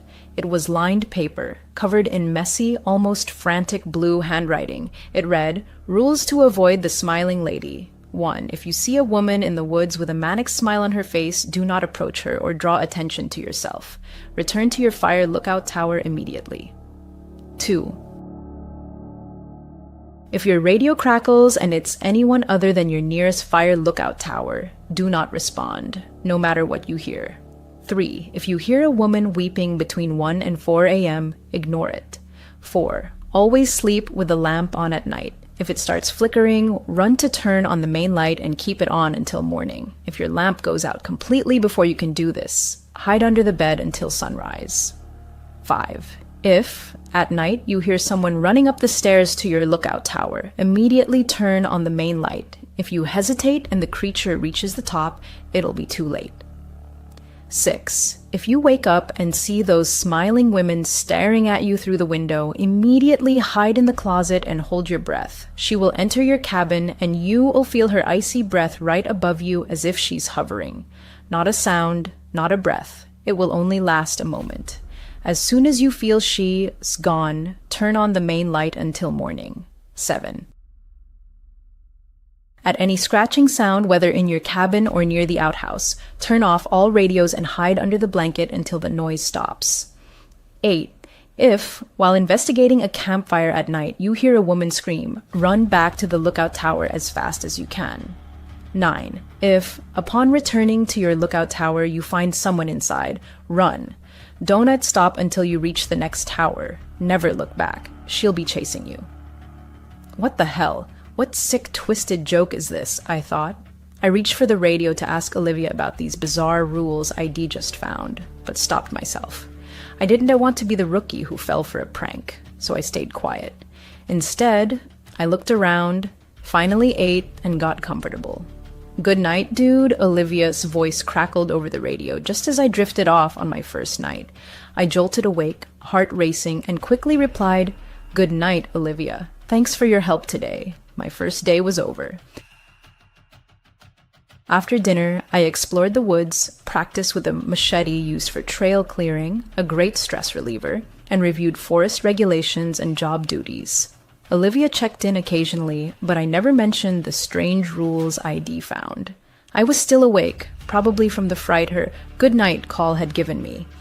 I got out of bed and looked around. Nothing but endless forest. It was dark and eerie, but the darkness was also a good sign. No fires.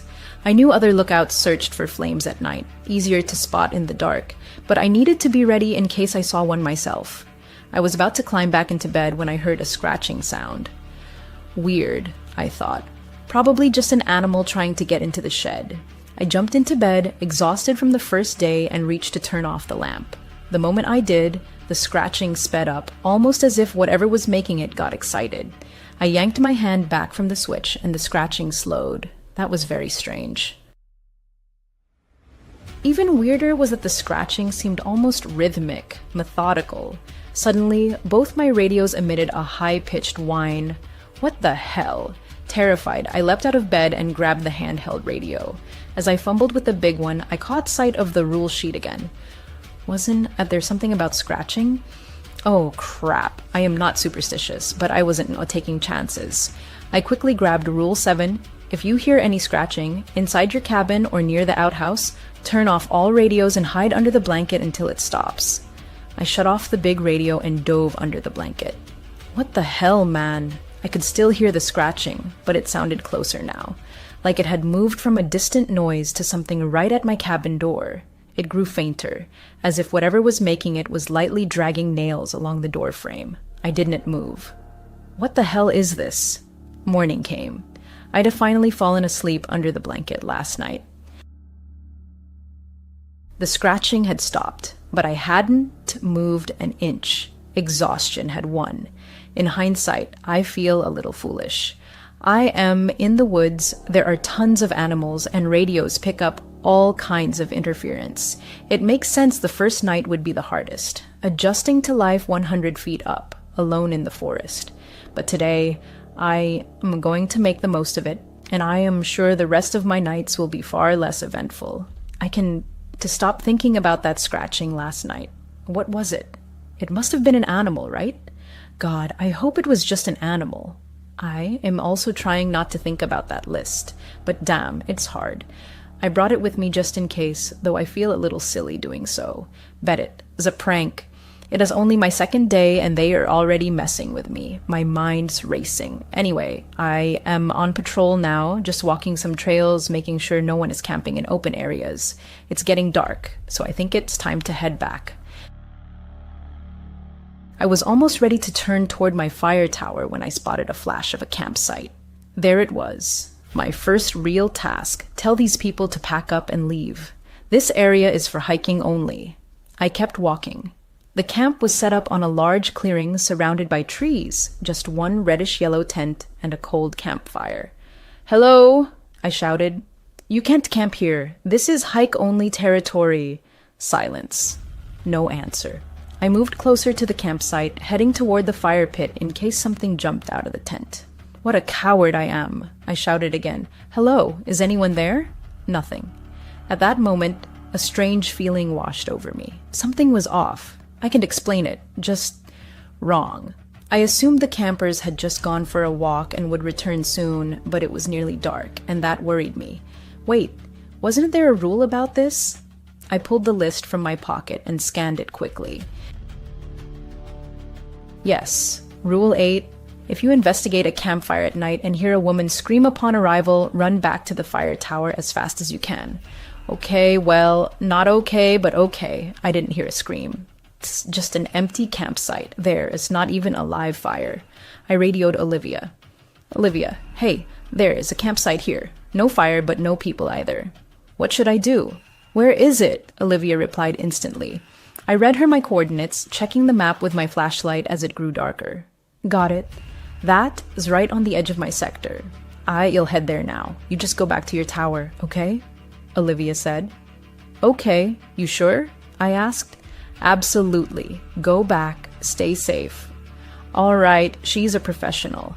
I will call her when I get back and ask how it went." I'd been walking for about 30 minutes, nearly back to my tower, when I noticed a clear trail leading into the trees. Weird. I didn't remember seeing this on the map. I thought the path I was on had no branches. I figured I'd missed it this morning and would check it out tomorrow. I trudged back to my tower. Back inside, I sat at the table, staring at the rules. I hadn't asked Olivia about them. I didn't want to. Not until something else strange happened. Nothing weird had happened tonight, just an empty campsite, no woman screaming like the rules warned. I'd been sitting there, reading the rules for about 20 minutes when my main radio crackled. "Hey, Adam," I handled the camper. "He says he was relieving himself in the woods and didn't know camping wasn't allowed here," Olivia explained. "He must have been doing his business when you showed up. I'm walking him to his car now." "All good." "All right, thanks for handling that." "Good night," I replied, feeling guilty she'd gone through all that trouble for nothing. I climbed into bed. The next day came. Last night had been fine. No issues. Now I felt safer and left the list on my table. I ate a lot this morning. My appetite must be growing from all the hiking. I spent the morning just sitting in the woods near my tower. It was calming. Time for my afternoon patrol to make sure no one's camping. But first, I want to check out that strange trail that's not on any map. I reached it quickly. It was relatively close, and sure enough, it was as clear a trail as any other. Like it had been maintained just as well as the main ones. I wandered down it, not expecting much. It sloped slightly downward, but wasn't difficult. After about 5 minutes, I thought I saw the end of the trail, and that was all I saw. Just an end, leading literally nowhere, just a wall of trees. I was about to turn back when I saw it, a small red scarf hanging from the branch of the nearest tree. Interesting. I walked toward it, and as I did, I saw another one deeper in the woods, and another after that. What the hell? Am I really going to be an idiot and walk straight into a serial killer's trap by following these? Almost as if to prove I wasn't a coward, I decided to follow them. I passed 5 scarves, each bright red, no writing or markings, and I was about to reach another. This one was different. It lay on the ground. The others had been on branches. Beyond it, I saw nothing. That was annoying. As I bent to pick up the last scarf and examine it, what the hell? It was tied to something wooden and fairly heavy. I lifted it. Dirt shifted as a wooden door revealed a small bunker. It was impressive, about 10 feet deep and 10 feet wide. A ladder was built into the wall where the door had lifted. I shone my flashlight and saw a sleeping bag on the floor below, and a camera. That was it. I climbed down the ladder. That was all. With every step down into the bunker, its solidity brought a strange sense of calm. The whole bunker was surprisingly clean for an underground structure, but inside was only a sleeping bag and a camera plugged into a charger. No outlets, of course. I picked up the camera. It was dead, a fairly modern model with a screen for viewing photos slightly cracked, but the main lens was shattered. It looked like its days of taking pictures were long over. I will charge it when I get back to my tower, I thought, eager to see what was on it. I'll call Olivia as soon as I return, otherwise she'll notice I started my patrol late, and then it hit me. The campsite, it was back. Damn, it looked like it had never left. Same reddish-yellow tent, same spot as last night. Did this guy think he could sneak back unnoticed? The only difference, there was a fire burning, the only light besides my flashlight. Annoyed, I decided to deal with this jerk myself and then call Olivia with the good news that ID handled it alone. I walked up to the tent and yanked the flap open. I didn't care if I scared him. He didn't belong here, and he knew it. I pulled the flap back. What? The tent was empty. Completely. No person, no sleeping bag, no backpack, just dirt. The fire burned brightly behind me. I turned, scanning the trees lit by its glow. It felt like something was watching me. I quickly doused the fire, pouring the rest of my water to kill the last embers. In an instant, I was plunged into total darkness.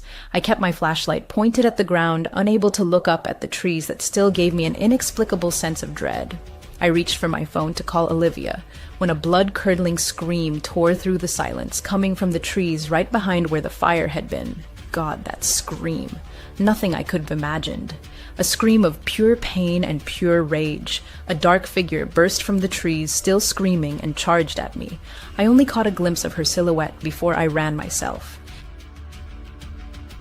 It was a woman, with long hair and arms swinging loosely at her sides as she sprinted toward me. I ran through the woods I was just beginning to know, sticking to the trail leading to my tower. She didn't stop screaming, chasing me, that long, drawn-out cry piercing my thoughts. I rounded a bend in the trail and started screaming too, though I couldn't even hear myself over hers. I was halfway to the tower. Look back? No way that would slow me down. What the hell? The scream was getting louder. She was catching up. How was she still screaming? The fire tower. I saw the dim glow of the lamp ID left on in the cabin above, cutting through the darkness ahead, giving me hope. I reached the ladder and raced up it at full speed. The spiral staircase was a bit uneven. I stumbled every few steps but didn't lose my balance. Halfway up, I heard her hit the first steps. She was fast, and I could hear her gaining on me, but I thought I could make it. I was at the top. I burst into my cabin, and the moment I slammed the door, the screaming stopped. I pressed myself against the door, adrenaline surging, flashlight in hand like a weapon, ready to fight. The sudden silence didn't help. At least when she screamed, I knew where she was. My ears still rang as I stayed pressed to the door. An hour had passed since the scream stopped, and I hadn't heard a sound since. The adrenaline had faded, but I was still terrified. I finally stepped away from the door and tried to contact Olivia, too scared to speak. If this was a prank, it was awful, though for my sake, I hoped it was. I turned on the main radio. "Olivia!" I gasped urgently. "Olivia, please answer." After what felt like an hour of silence, though it was probably only half a minute, I heard a raspy moan. That wasn't Olivia, was it? It was a woman's voice, sounding in pain. What if the monster that chased me had gotten to Olivia? Just as I was about to respond to check on her, the radio crackled again. What started as another moan grew louder, turning into a scream. The same scream, the one that would haunt my dreams, tainted with pain and fury. She was screaming through my radio. I turned it off. "Good morning, dude." "How'd you sleep?" Olivia chirped cheerfully the next morning. "Olivia," I replied, "probably from lack of sleep last night." "What's that list I found?" "What list?" Olivia replied over the radio. "What list?" Olivia's voice came back, alarmed. I spilled everything. The creepy note, the scratching, and of course, the nightmare with the insane demon woman. Olivia sighed deeply, like, "Here we go again." I realized this wasn't the first time. It seemed this story repeated with every lookout assigned to this tower. "I don't know what to believe," Olivia admitted. "At first, I thought people just went crazy from isolation. I've never seen anything like it myself. But after Henry, and now you, just 4 days in, I just don't know what to think." "Henry?" I asked. "Who's that?" "The guy before you," Olivia explained. "He lived in your tower for over a year, refused to go home or take leave. Henry was a great guy, handy, always had some project going. Sometimes near the end, I wouldn't hear from him for days. I think he spent whole nights outside the tower. No idea where he went, honestly." "Near the end?" I pressed, sensing this was important. "Yeah, he disappeared. Marcus thinks he just ran off. The tower was completely empty when he checked. No bags, no belongings, no Henry, but I don't get why he'd leave after a year of refusing to leave the forest at all?" Olivia sounded confused. "But months before he vanished, he became obsessed with the smiling lady, said he saw her at night but never gave details. If I asked, he'd just go quiet. Like I said, he barely talked to me." But his disappearance didn't explain why the job posting said the position might suddenly become available. I asked Olivia about that. "I don't know anything about that," she replied. "I've worked here 2 years and Marcus never tells me anything." "Who worked here before Henry?" I wondered aloud. "Another guy, Ron," Olivia said. "He left just a few days after I started. But once he asked me if I'd seen a woman in the woods, a woman who smiles. I said no, and didn't think much of it. Back then, I thought he was weird. I wasn't satisfied with the lack of info, unsure if she really knew little or was hiding something. I decided to ask her directly, "What made you take this job?" "Well, I guess we are opening up to each other this morning, huh?" Olivia chuckled nervously. I stayed silent, waiting. "My sister, she disappeared in these woods," Olivia said, voice trembling. "Right before I started working here.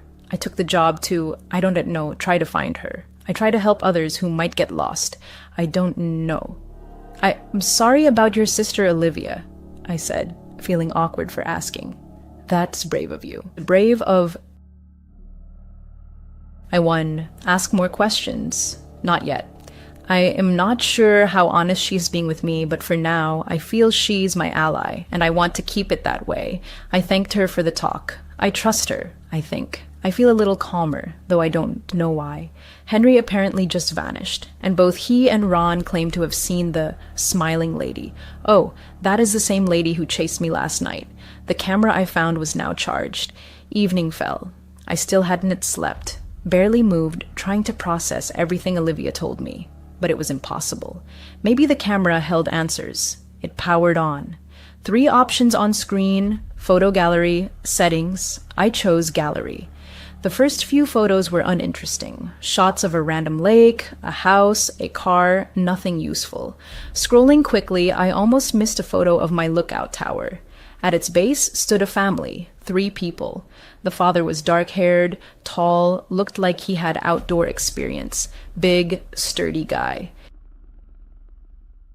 The mother was a blonde with a beautiful smile, her hand on her husband's shoulder. The third member was a boy with short chestnut hair and a striking resemblance to who I assumed was his father. I kept scrolling, but never saw the family together again, only the man.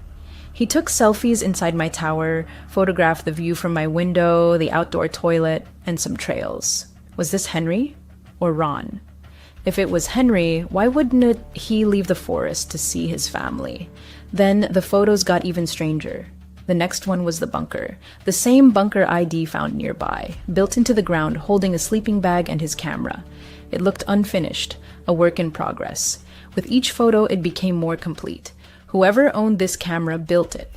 Olivia said Henry was handy, right? Why did he build a bunker in the woods, so close to the lookout tower? The next photo was a random tree in the dark. Actually, the next 4 or 5 were of that same tree. At its base, a shadow. The shadow at the tree's base was strange, distorted, completely illogical. What was Henry, or whoever, trying to capture? Was the smiling lady his target? What the hell just woke me up? The clock read 2:13 a.m. Total silence now. But I knew something had broken my sleep. I was so exhausted from last night I wouldn't have woken up on my own. Maybe it was... Yes, I hear it. Through the night silence came a faint, wrenching female sob. It didn't sound very close, but I sat bolt upright in bed listening to the long, mournful wails. I remembered the rule. Rule 3. If you hear a woman weeping between 1 and 4 a.m., ignore it. But how could I ignore it? It sounded so sad, so broken. Part of me desperately wanted to help her. Another part craved answers, and neither part would let me just turn away. Trying to make as little noise as possible, I quickly geared up, grabbed my flashlight and radio, and carefully opened my cabin door. Descending the stairs, I shone my light to avoid tripping. The weeping came from the woods off the trail. I moved cautiously toward the dark wall of trees. The cries were soaked in unbearable pain, deep sorrow. I could only compare them to a mother's howl after losing her child, howling in utter despair, losing a piece of her soul with every agonizing breath. I turned off my flashlight as the weeping grew louder. I crouched, moving from bush to bush, then to a tree. The air was misty, piercingly cold, and the closer I got, the stronger the frost felt. Crouching behind a tree, I finally saw her. She sat hunched against the trunk, face buried in her hands, sobbing. She had long, dark hair spilling down her back and onto the ground. Though I couldn't see her clearly, she seemed to wear a clean, intact dress. But her hands were horribly damaged, twisted, broken. One elbow was bent backward, and bones jutted under the skin of both forearms, though they didn't pierce through. Her nails were long and sharp, and her body had no fat. Skeletal, pale skin stretched over her collarbones, emphasizing her gauntness. My radio emitted a short hiss. I quickly looked down to turn it off, and in that moment realized the weeping had stopped. My eyes stayed on the radio. Damn, she heard me. I couldn't look up. Nausea overwhelmed me. I forced myself and slowly raised my eyes. She was staring at me. Her eyes were empty, dark, white, lifeless, the white stark against her dark pupils. Her eyebrows were raised. She smiled. The smile was unnaturally wide, stretching across her face farther than humanly possible, baring all her teeth. It was sinister. Her face bore traces of recent tears. Some still streamed down her sharp cheekbones and thin neck. But now she wasn't crying. She looked excited. I was going to run. I could not look away, but I desperately told myself, "Run! Damn it! Run!" I needed to run.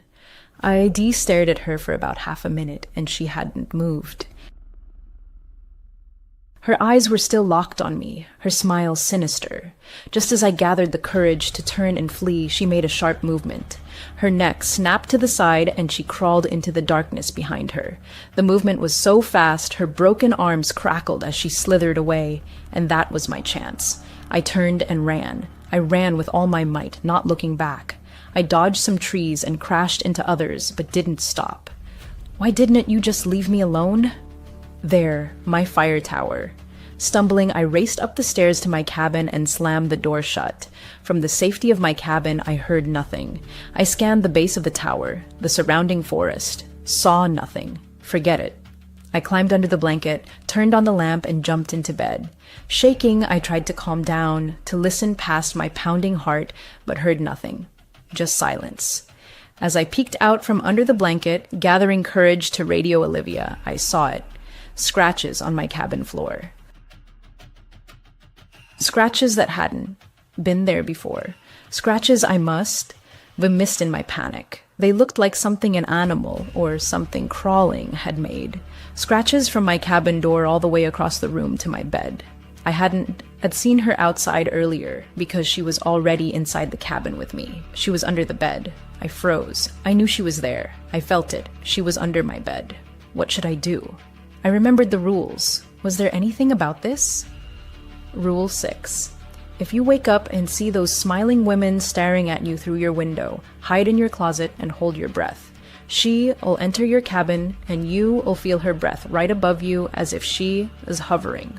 Don't breathe. It will last just seconds. As soon as you feel she's gone, turn on the main light until morning. Or Rule 9, chilling me to the bone.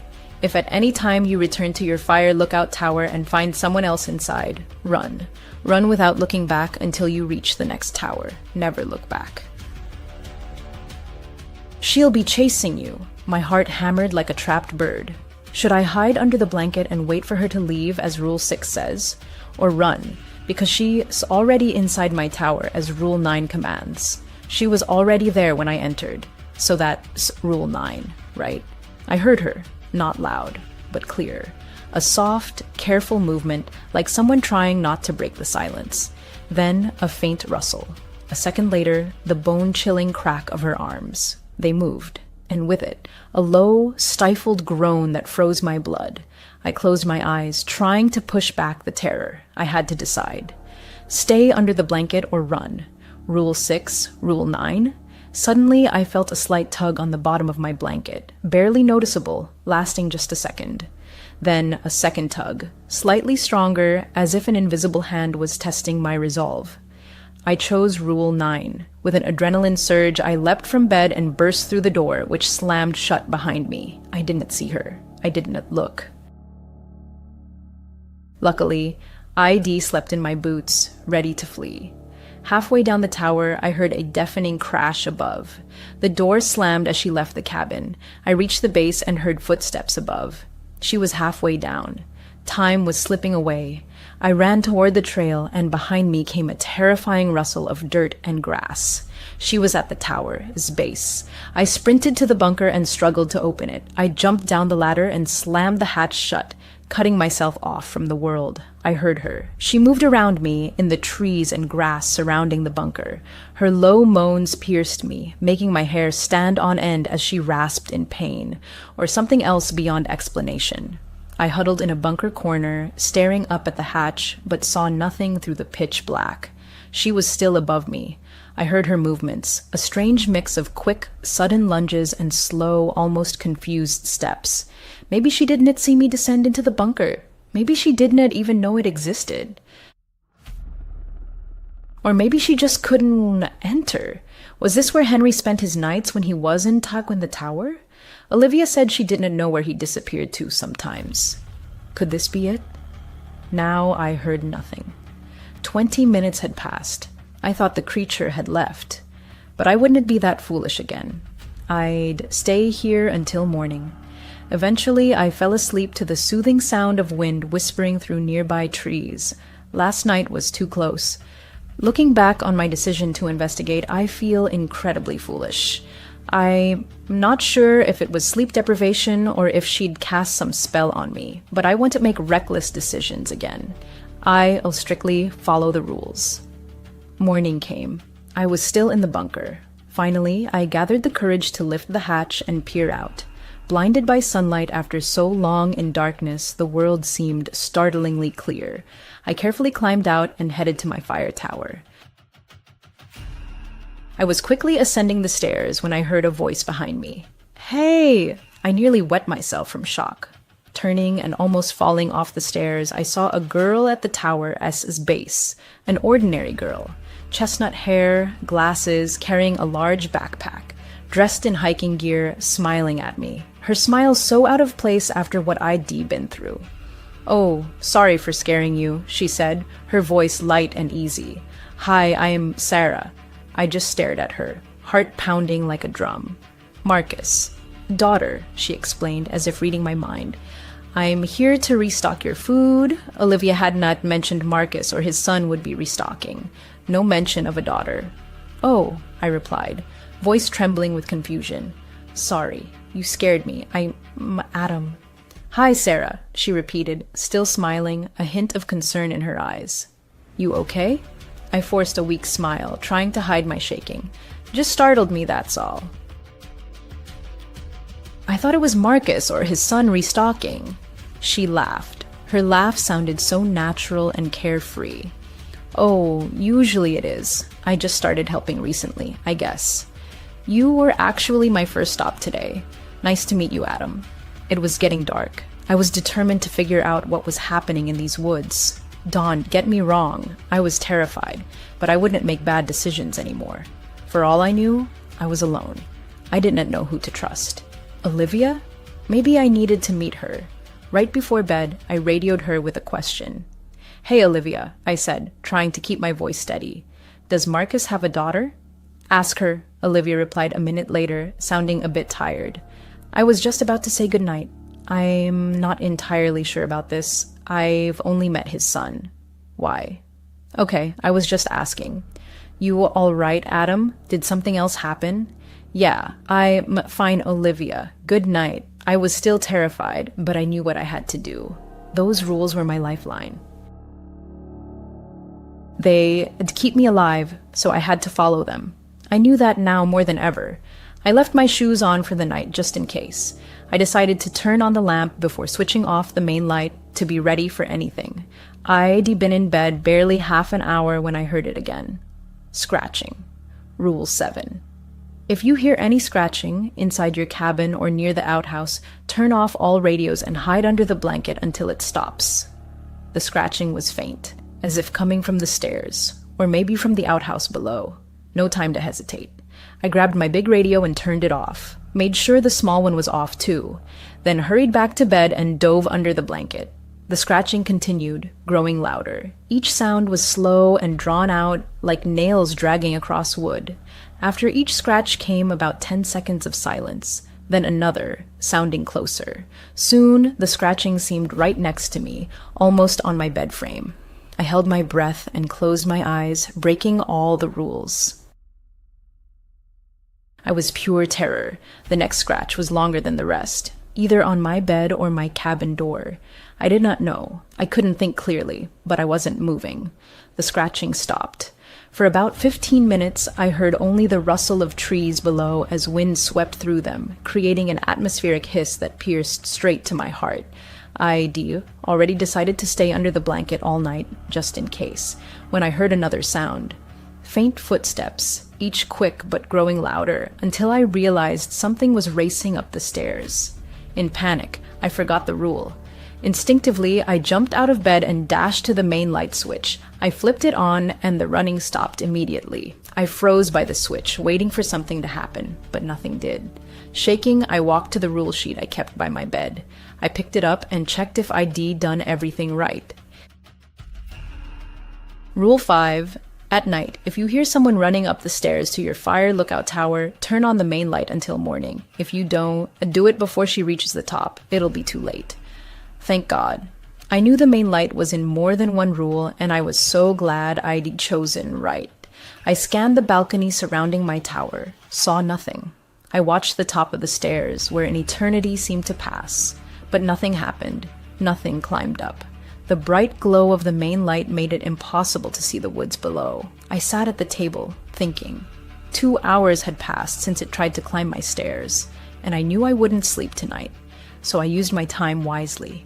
I intensely studied maps of the area, learning the trails around my tower like the back of my hand. But I also learned something new. I figured out the route to the nearest fire lookout tower. It wasn't too hard, and though I still thought I could trust Olivia, I wanted to meet her in person. I wanted to see her with my own eyes and talk face to face, not hide behind a radio. I decided tomorrow I'd head to Olivia's sector. I woke early. ID slept only a few hours, but it was enough. I was too focused to even notice. I packed a light backpack, food, water, flashlight, radio, map, and machete. I also took the camera to see if Olivia could confirm the man in the photos was really Henry. Sunlight filtered through the trees, but ID never truly appreciated a sunrise before. I was usually either asleep or terrified, but this was beautiful. I decided not to tell Olivia I was coming. Though I felt a certain trust, I did not want her to know my location, giving her a chance to alter or fake anything. Just in case, I laced up my boots and headed to Olivia's sector. It should take about 3 hours. The route was fairly straight, and according to the map, no steep climbs or anything like that. I noticed a stark difference when I left my zone and entered Olivia's sector. Each lookout is responsible for maintaining trails and handling issues in their area. But as I entered Olivia's sector, I saw her trails weren't maintained at all. Honestly, they weren't maintained whatsoever. Overgrown trees, bushes, and flora forced me to thank myself for bringing the machete as I hacked through barely visible paths. It was exhausting work, but I wanted to ensure the trails were clear enough to run on if needed. I was losing motivation and getting hungry when I reached her fire tower. It took about 5 hours due to trail clearing, but I was here. The fire tower was identical to mine. Same layout. Cabin atop 4 stilts hidden in a small woods clearing. Her outhouse was on the opposite side, but her food shed was in the same spot as mine, left of the tower base. But I immediately noticed something startling that made me flinch. What the hell? 50 feet from her tower, like a giant campfire, lay the remains of a huge fire. The surrounding stones looked heavily used. And this, despite our main job being to prevent wildfires in these woods. A bit strange, right? I started climbing the tower. I moved relatively quietly, partly not wanting her to mistake me for some crazy lady charging up the stairs, but mostly from growing nervous tension. Reaching the top, I immediately knew the tower was empty. More than that, it seemed like no one had ever been there. Old nests on the cabin, cobwebs on the railings, and dust. Dust everywhere, like a thick veil of oblivion. I tried the door. It was locked. That was odd. My tower didn't even have a lock. I pressed my face to the glass, trying to see through the thick dust on the inside window. It was darker inside than it should have been. I could make out the main radio on the table next to a stack of what looked like newspapers and folders. The bed looked dirty and unmade. A bag, seemed like a backpack, peeked out from under it. From what I saw, there were no books, no deck of cards, nothing to occupy her during the day. How did she keep her sanity? I decided to radio her. I'd come all this way. I wasn't leaving without meeting her. I grabbed my radio. Olivia, come in. Hey, came a quick reply. What's up, Adam? Hey, just checking in, I said, deciding to scout a bit before revealing my presence. Where are you? Oh, I am in my tower. Why? She replied. What the hell? I'm sure this is the right tower. It's her tower. I am looking at it. No one's here. She is lying to me. Nothing. I lied, trying to mask my trembling voice with fake confidence. Just some campers on the edge of my zone. I'll handle them. No reply. Did she believe me? Does she trust me? Reply, Olivia. I need to know if you believe me or not. Cool. Good job, Adam. Thanks for that. All right. Thank God she believes me, I thought. I decided to descend the tower and sit on a nearby tree. I needed to investigate this. Maybe she was just returning to the tower, so she said she was already there. It could have been a misunderstanding. So I decided to figure this out and see what happened. Over 30 minutes passed. No sign of her. In fact, no signs of anything. This area was completely silent, completely dead. Where were the animal sounds? The noise of distant hikers? It was so quiet. Too quiet. While waiting, I told myself that if she didn't return soon, I'd break into her tower. I had no idea if it was legal. Technically, it's my employer as property, right? I guess it's illegal, but I needed to investigate, and I needed to do it soon before dark. I slammed the door with my machetes, but right above the handle. The loud bang broke the eerie silence, followed by the door as creak as it swung open, making me freeze for a second, expecting something to happen. Nothing did. I stepped inside. Dust hit my face, and I held back a cough. I needed to be quiet and fast. The cabin was cold, strangely colder than outside. I approached the stacks of newspapers and folders. The headline of the first paper I saw sent chills down my spine. Missing hiker's sister. I skimmed the article. It was these woods. 2 sisters had gone missing. Oh, was this Olivia's sister?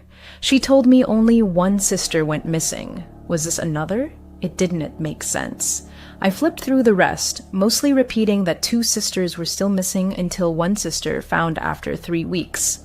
The article said one sister was found alive and well, but the other was still missing. They split up after getting lost in the woods. She never mentioned she had gotten lost too. If this was about her, did she consider it too personal? Or did she lie? I turned to the folders. Inside was a single sheet. The heading, Adam. What the hell? Below it was information about me, my divorce, why I took this job, my age, my appearance. Maybe she just kept it to remember. A strange way to try to befriend someone. Wait, how did she know we'd never met? How does she know what I look like? Something strange was going on. I turned to the bag under the bed. It was a large, dark blue backpack. I pulled it out and opened it. Inside was clothing, men's clothing, t-shirts, hiking pants, a raincoat. I dug deeper, found a hammer, then a wrench. Nothing unusual. The next item I pulled out, sunglasses with a green RS on the side, initials, dark sunglasses with a green RS on the side, initials. Definitely not Olivia S., but whose? My hand dove to the bag as bottom and felt something small and metallic. I pulled it out. A pocket knife, stunningly beautiful, custom-made, gold trim with silver and black patterns winding through it. Microscopic engraving. To my love, for you, Henry. What the hell? Why does she have Henry's knife? Are these his things? Where did his belongings go after he disappeared? I touched nothing. She'll know I was here, but I need to leave. I am not safe here. I was about to leave when a familiar voice pierced the silence. Olivia's voice. You know, she wants you to smile. I spun around. A woman stood behind me, blocking the door. She was shorter than me, with dirty, tangled blonde hair sticking out everywhere. Her clothes, long, light brown hiking pants, were stained with ingrained dirt. Her light red plaid shirt looked like it had weathered more than one storm, wrinkled, dirty, with a torn sleeve. Her face, ordinary, human, but her eyes, bright blue irises sharply contrasted with bloodshot whites. She looked like she hadn't slept in weeks. Pure madness shone in her gaze, her arms hung limply. Her body was frail, emaciated, as if abandoned by everyone. Olivia? I stammered. What do you mean she wants me to smile? She just wants you to smile, Olivia repeated, not breaking eye contact. Okay, Olivia, what's going on? I tried to sound confident. Are you all right? Olivia started moving toward the bed. I circled her, staying near the door, a great move. She sat on the bed staring at the dusty floor. A tear rolled down her cheek. A broken woman stood before me. We got lost, Olivia whispered. Both of us. They saved me, but not her. I couldn't tell them what I did, but it was awful. And now she trailed off. What did you do, Olivia? My hand was ready to grab the machete at any moment. We got lost, and we're lost so long. She kept telling me, it'll be okay, Olivia. They'll find us. But they didn't find us for so long, and I was so hungry. She was always so positive, always smiling, but the food... We couldn't catch anything. Nothing worked. We tried, Adam. I swear we tried. Olivia's voice thinned to a whisper.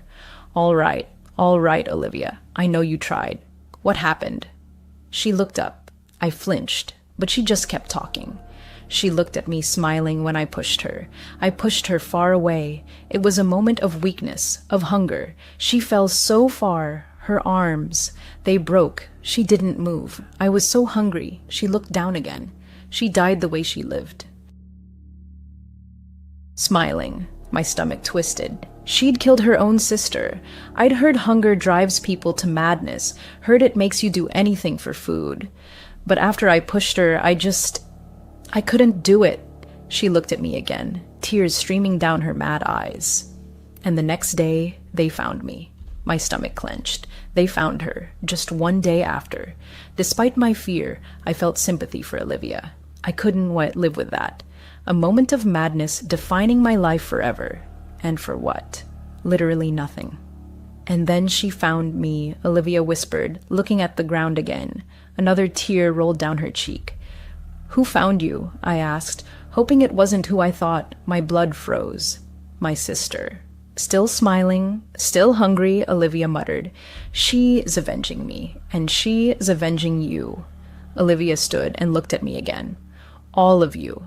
I took a small step back, exiting the cabin without taking my eyes off Olivia. What have I done? I asked. She blames you all. You couldn't find her. Your job, our job, is to find her. Instead, she found me, and I'll never lose her again. Olivia started slowly walking toward me. Hey, Olivia, I wasn't even working here. I'd never even been in these woods. I started panicking, backing away. Olivia, we can help you. We can get you out. She gets hungrier each time. She'll never be full again. There's no way out. As she said this, I understood why the woods had been so silent. Henry even made 10 rules, and she still got him in the end. Rules I couldn't even understand. Olivia started smiling for the first time. And Adam, she, so hungry now, she lunged at me with a sudden, sharp shriek, arms outstretched. Her frail body was easy to overpower. I rolled to the side and shoved her away quickly. She stumbled and her foot slipped off the balcony edge. She lost balance, hit the wooden floor with a dull thud, then fell sideways off the fire tower. It all happened so fast. I collapsed to the floor when I pushed her, mostly from shock. I heard her hit something on the way down, probably the steps, followed by a heavy thud as she hit the ground below. She did not cry out once as she fell. My God, I just killed her. Oh my God. I jumped up and raced down the stairs, hoping she wasn't dead. When I reached the bottom, I saw her lying about 10 feet from the tower base. Face down, arms broken and twisted. A small pool of blood seeped from her head, feeding the soil below. Motionless. I ran back to my fire tower, stopping only briefly when exhaustion took over. I had to get there before dark. Forget it. Mom, leaving these woods. Olivia is insane. She attacked me. It was self-defense. She was damn crazy, but something she said really stuck with me. Henry made 10 rules on that sheet, which I now know was written by Henry. There were only 9. What was the 10th rule? At least it explained how Henry survived a year. Poor Ron before him, who I now suspect only had the sunglasses, and Olivia said he lasted just a week. But Henry had 9 rules, 9 ways a smiling lady could get you and how to avoid her. I am not staying to find out what that 10th rule is. I am leaving these woods. I am still running back. I feel like someone's watching me. I see my fire tower. It is almost dark. I don't know how the hell I'll reach my car, and I don't want to walk these woods at night. So I decided to spend the night in the bunker. I thought Henry spent his nights there when he wasn't tech in the tower. I thought it was the key to his long survival, and it had saved me before. I'll run to my tower, grab my main backpack, and head to the bunker. I am on the verge of passing out from dehydration, so I need water, which is also in my tower. I'll grab my stuff and be in and out.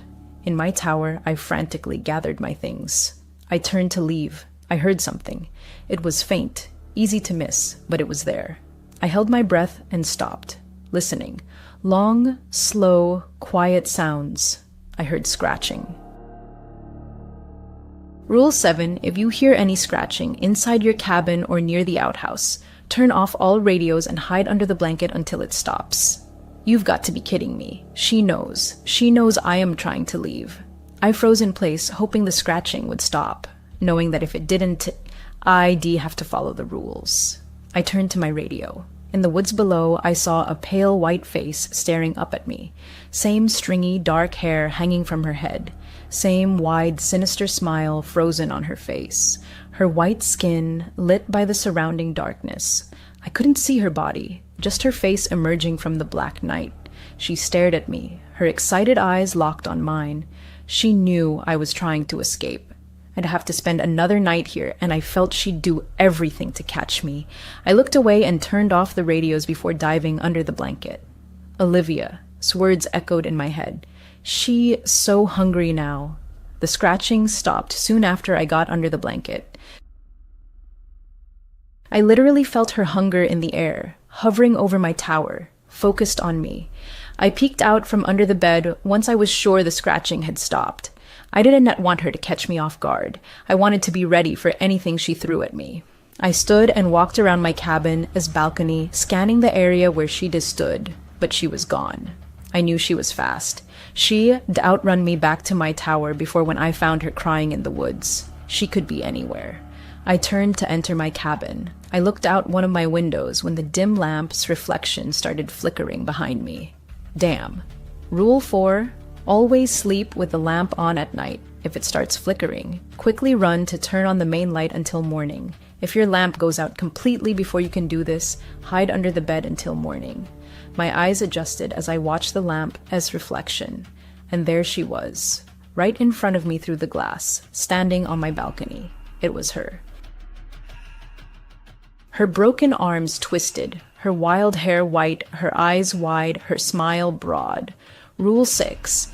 If you wake up and see a smiling woman staring at you through the window, hide under the blanket and hold your breath. She'll enter your cabin and you'll feel her breath right above you as hovering. Don't breathe. It'll last just seconds. As soon as you feel she is gone, turn on the main light until morning. The lamp flickered again, then went out, plunging me into total darkness. 2 conflicting rules tore at me. I couldn't look away, but I had to turn on the light. Suddenly, her neck cracked to the side and she lunged forward, fast, very fast, each step echoing loudly as she crossed the balcony toward the door at the other end. Oh crap! I spun and dashed to the switch. She was about halfway to the door when I flipped on the light. Now I faced a choice, hide under the bed or under the blanket. I chose the blanket. Rule 6 said, she'll enter your cabin, and she was about to. I leapt to the bed and pulled the blanket up to my eyes. Instantly, my cabin door burst open. I heard loud, fast footsteps charging toward me, but now, under the thick blanket, I saw only darkness. I held my breath. I felt her, just as the rule predicted.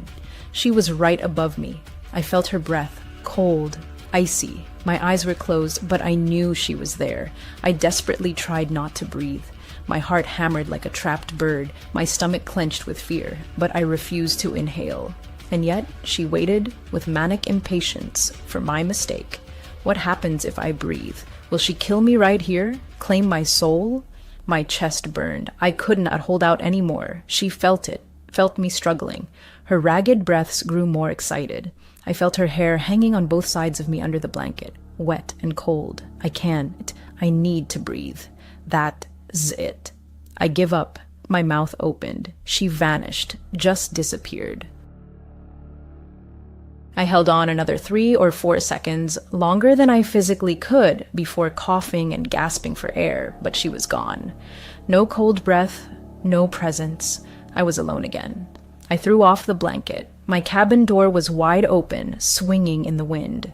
The main light was still on, as was my lamp. Was the lamp's flickering her way of tricking me into choosing the wrong rule? If I'd hidden under the bed, would she have killed me? Hours of silence passed. My main light and lamp still burned. I felt a bit safer, but suspected it was part of her game to lull me into complacency. I didn't let my guard down, and thank God. I saw a campfire right by my tower. The cabin, as light made it hard to see, but I spotted it.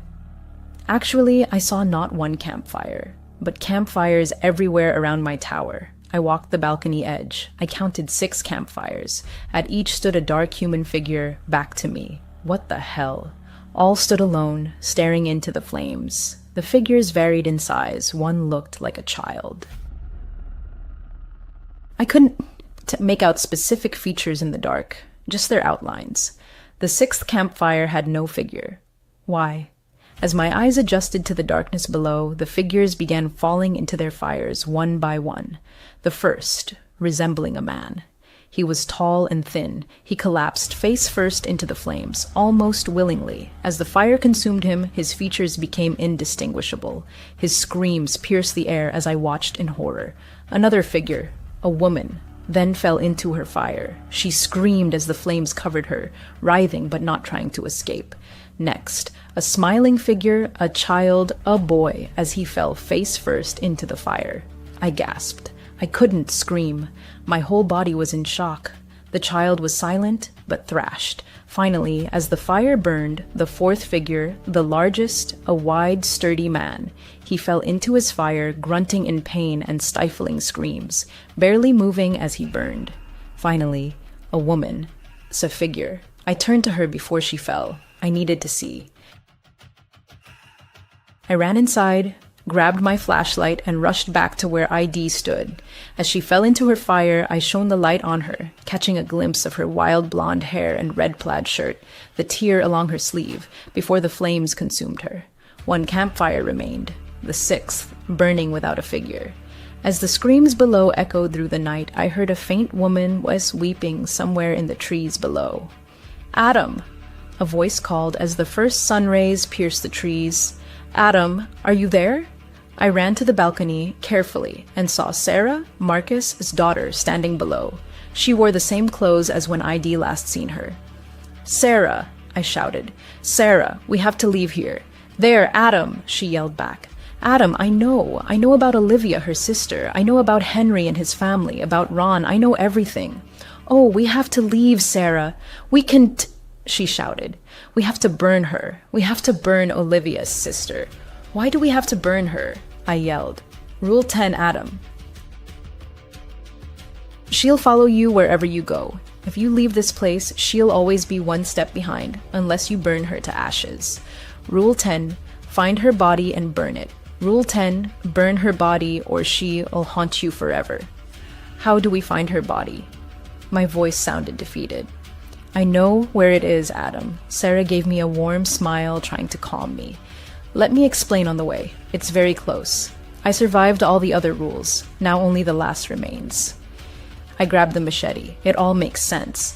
This lady follows you out of the woods. That's why Henry couldn't leave, and why I needed Olivia. That's why Olivia said there is no way out, because there really isn't, until we burn her. And Sarah? Olivia said Marcus had no daughter, but that was just to confuse me, to turn me against a potential ally? Either way, I don't fully trust Sarah, not until I hear what she says. So I grabbed the machete. I carefully descended the steps, approaching Sarah. She looked at me. Her gaze flicked to the machete, but she seemed to understand my caution. "Why didn't you tell me all this before?" I asked. "If you knew everything, why not tell me when we first met?"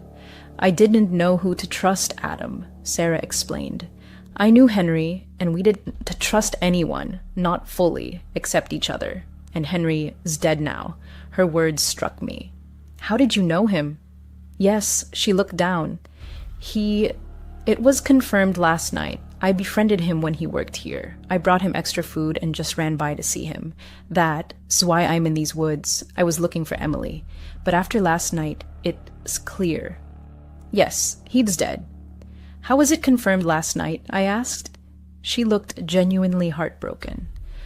"The lady, the smiling lady, she seems to focus on one victim at a time. While she hunts someone, she ignores everyone else. That is why Olivia kept feeding her people, to keep her sister from turning on her," Sarah explained. My breath was heavy, my heart racing. She continued. "Last night I was looking for Henry as usual. I saw the campfires around your tower and watched those figures fall into them. People she had taken.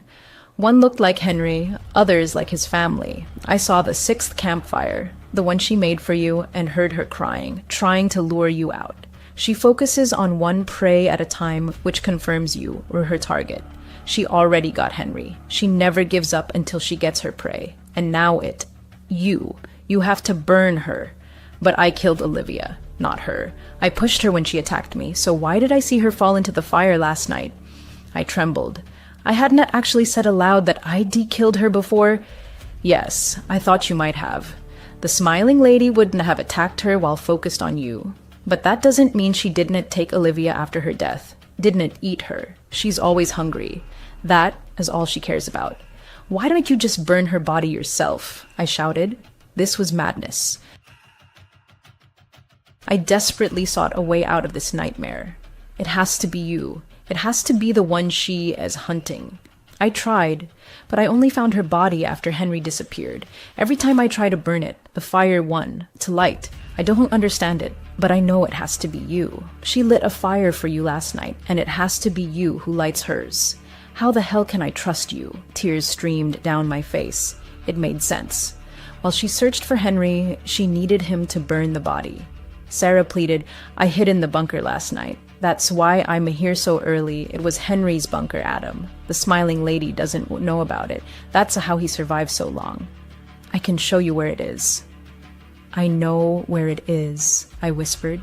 I had no choice. I had to trust her. I had to burn the body. I quickly went upstairs and grabbed my backpack. I put in a lighter and a can of kerosene. I was going to follow Sarah, but didn't let go of the machete. Of course, it's in a damn cave. On the way, Sarah explained that after being pushed, Olivia, a sister, crawled in there seeking shelter, but died from her wounds inside the cave.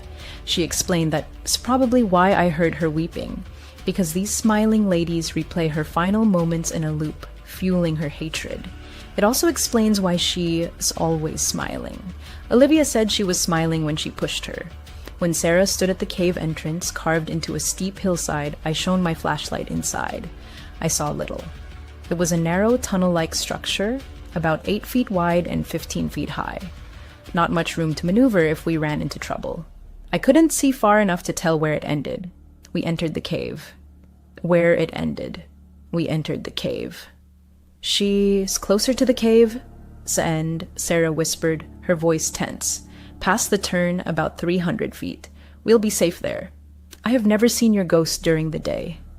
Sarah fell silent, her footsteps echoing on the damp stone. She walked ahead and I followed, straining to see into the darkness. With each step, the impenetrable gloom thickened, swallowing the last traces of light. Soon, we were in pitch blackness, our flashlights the only guides. When daylight vanished behind us, sounds faded too. Only our footsteps and shallow breaths broke the eerie silence. Suddenly, as if from nowhere, we hit a wall. To the left, in the dark abyss, a steep descent led even deeper into the cave's depths.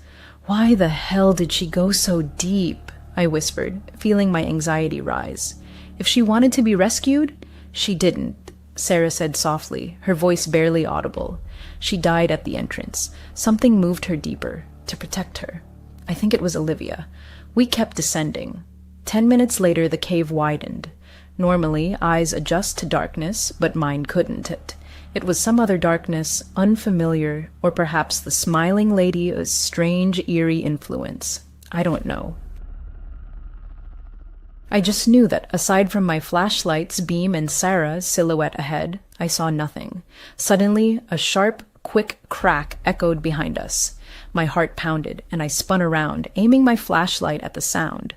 For a moment, I saw only feet, slipping away, vanishing into the darkness we'd come from. Bare, dirty, female feet. Damn, something was with us, and it was alive. The smiling lady was here.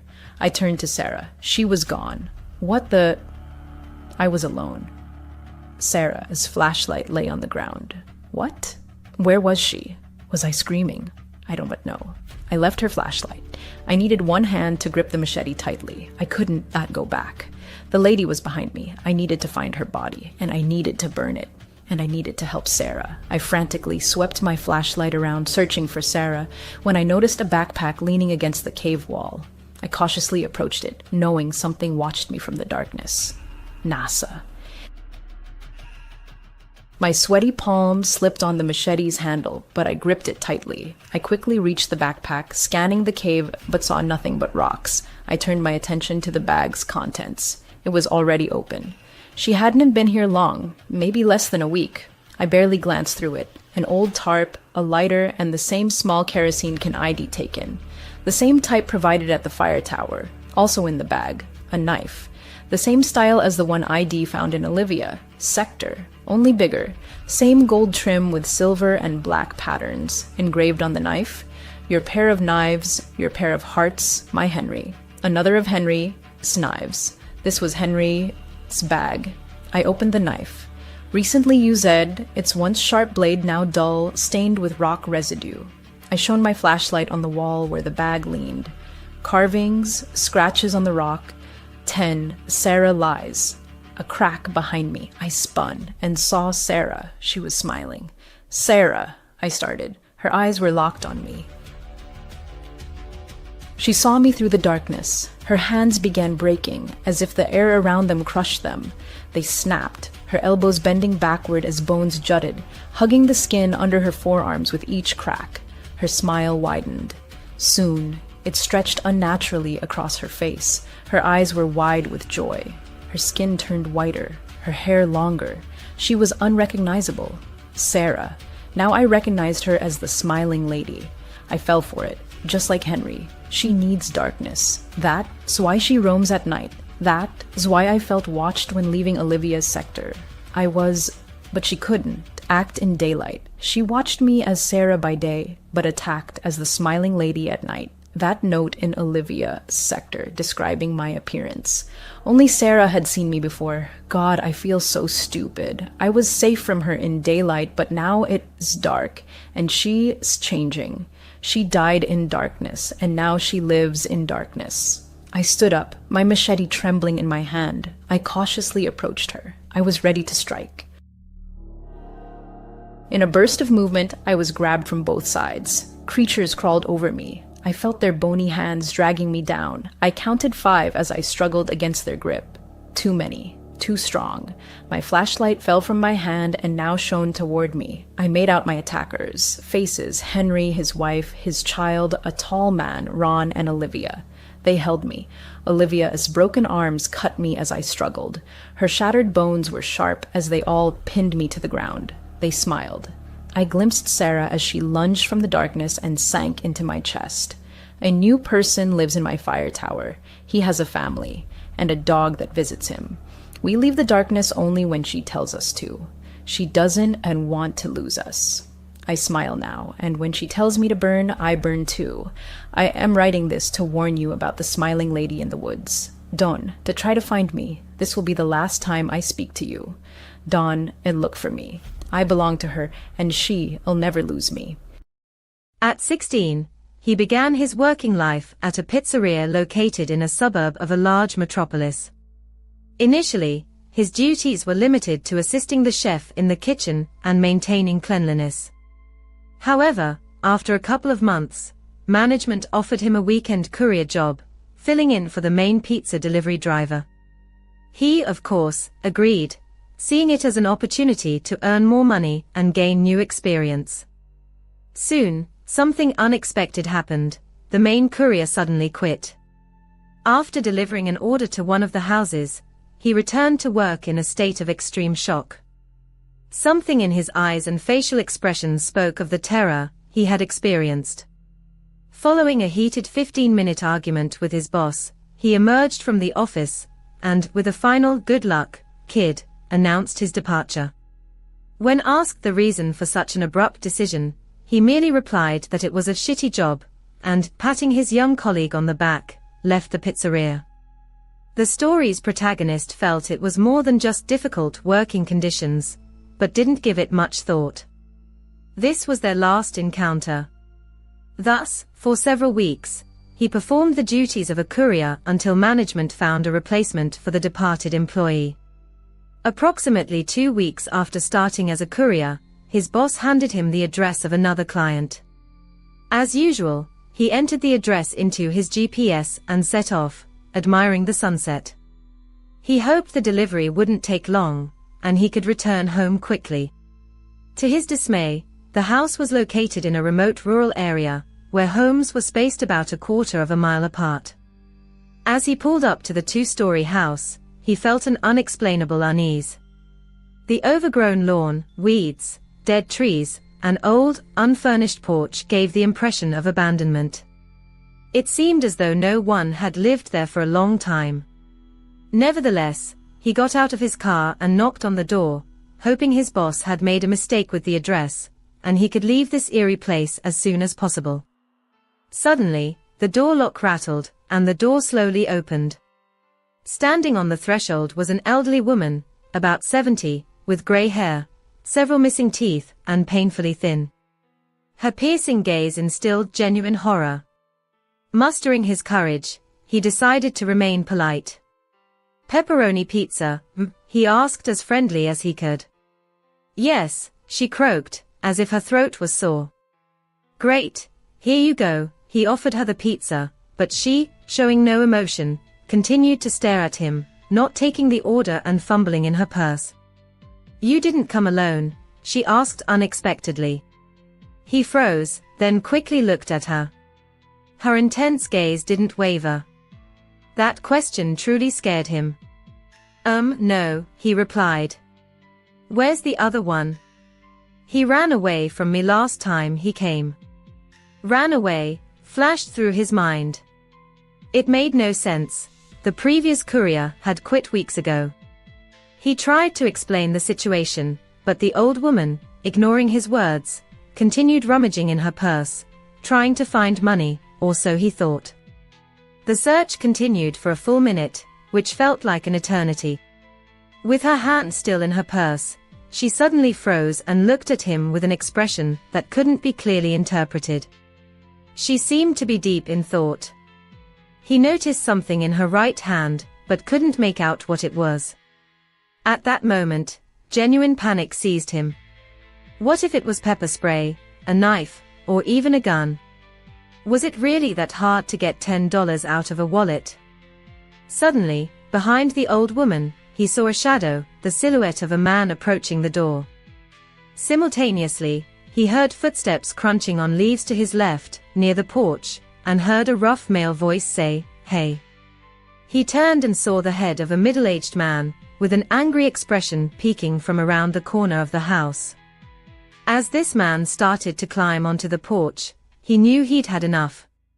He rushed to his car, threw the pizza onto the seat, started the engine, and sped away. He didn't look back as he sped down the dark road. He had to lie and pay for the pizza. Out of his own pocket, but it was worth it. On the day he quit, he told his boss what had happened. His boss, in turn, panicked and asked why he hadn't reported it sooner. The boss recounted that James, the previous courier, had mentioned a strange incident where he simply drove off, ignoring a client. After that, the boss called the police to investigate the suspicious situation and sent him home. 2 days later, his boss called back and informed him that the house had been registered by the police as foreclosed due to debt over a year ago. During the search, 3 people were found in the house, 2 men and the old woman. All 3 were arrested. No further details were provided. The story's protagonist still experiences emotional trauma, and cannot imagine what might have happened if he had lingered. They could have easily attacked him. Fortunately, he quit after that incident and remained safe. He would never forget the time he filled in for a friend at the pizzeria. He usually worked the cash register, while his friend was the delivery driver. That evening, he successfully delivered 2 orders to regular customers, and then the manager gave him the last order for the night. The address was 5 miles from the city, which was quite a distance. His GPS directed him off the highway into a quiet town he had never heard of before. Then, the navigator led him onto secondary roads that were even more desolate than the main streets of the town. Half of the street lights were out. He didn't like this place. He just wanted to deliver the pizza and leave. Late in the evening, as a pizza delivery driver, he received an order that turned out to be the farthest in his entire career. A 20-minute drive wasn't unusual for his area, but the order included 4 large pizzas, which suggested a party and a generous tip. However, driving at night on country roads was always inconvenient.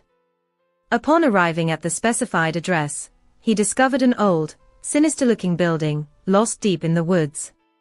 The absence of parked cars and lights only heightened his anxiety. Stopping his vehicle, he called his manager, who, despite being in a bad mood, insisted he verify the address and attempt the delivery.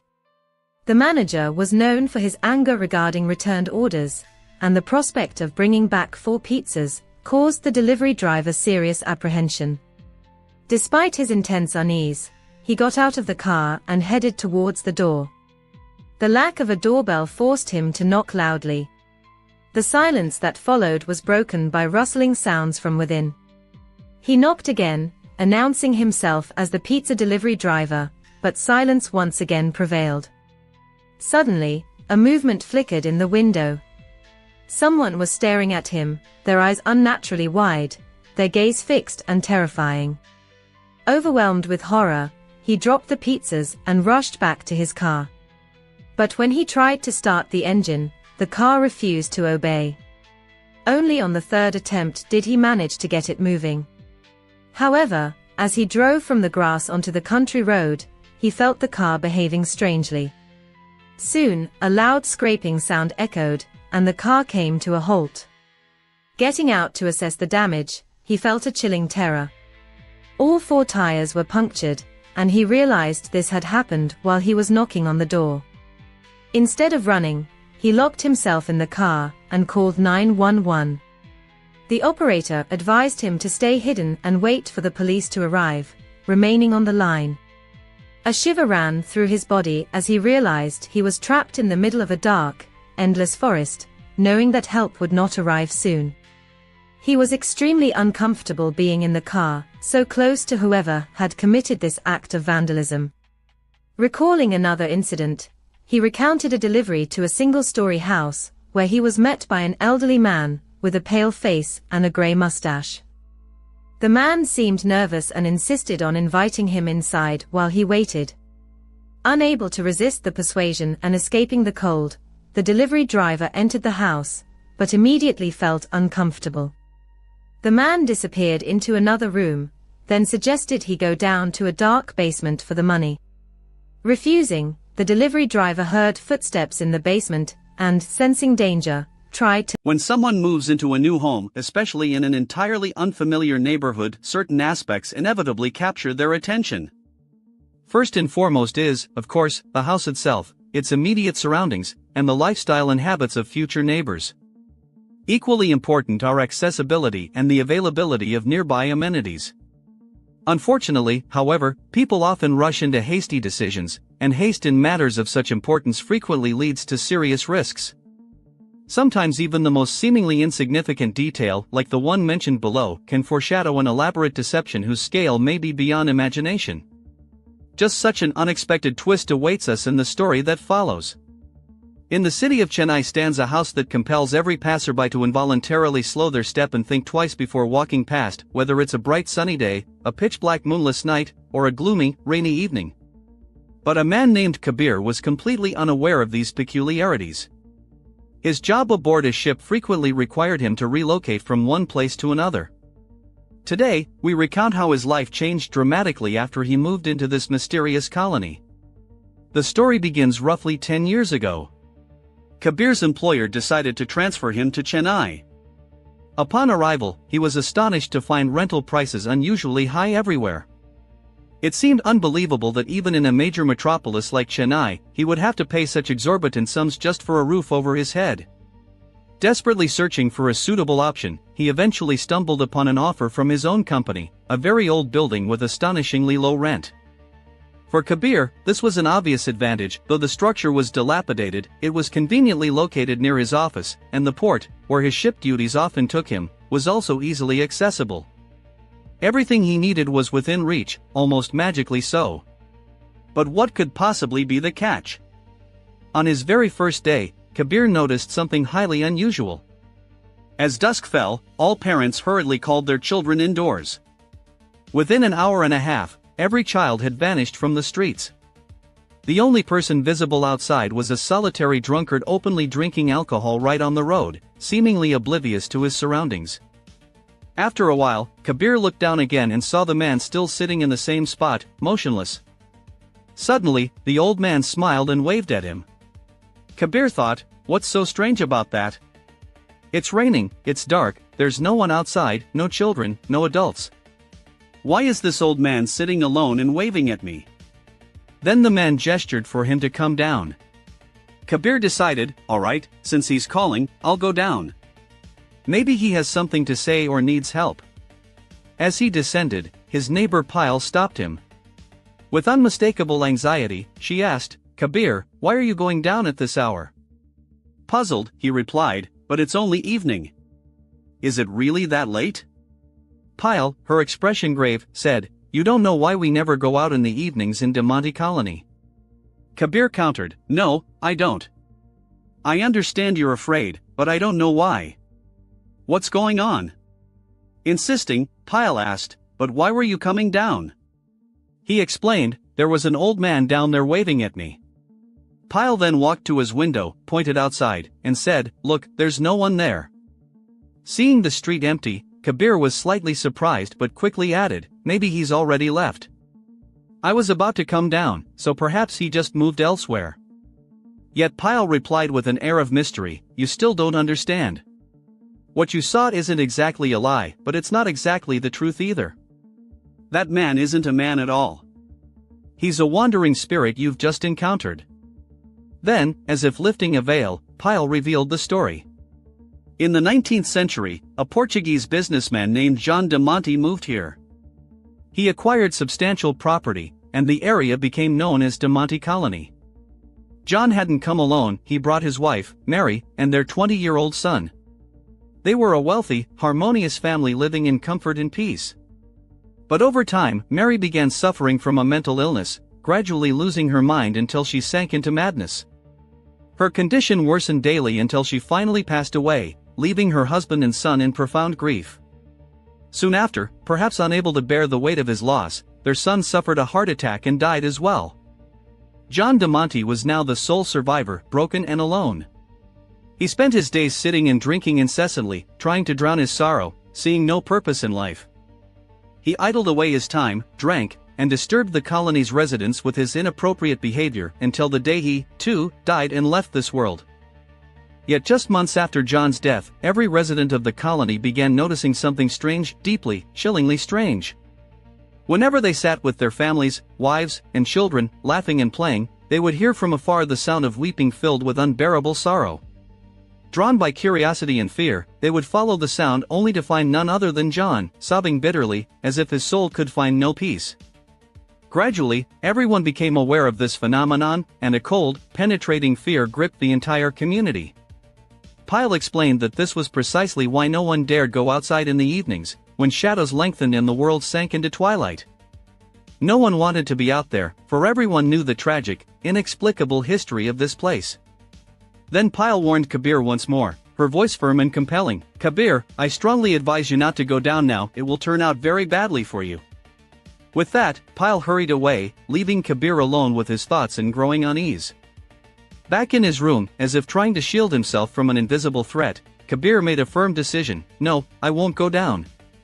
I'll stay inside. But at that moment, the piercing ring of the telephone shattered the silence.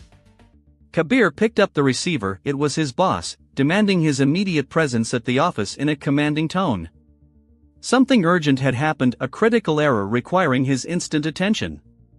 Kabir tried to explain he couldn't come, but his boss refused to listen, his voice unyielding. Trapped by circumstances, Kabir reluctantly left the building, unaware of what awaited him beyond the threshold. When Kabir returned, the clock neared 11 at night.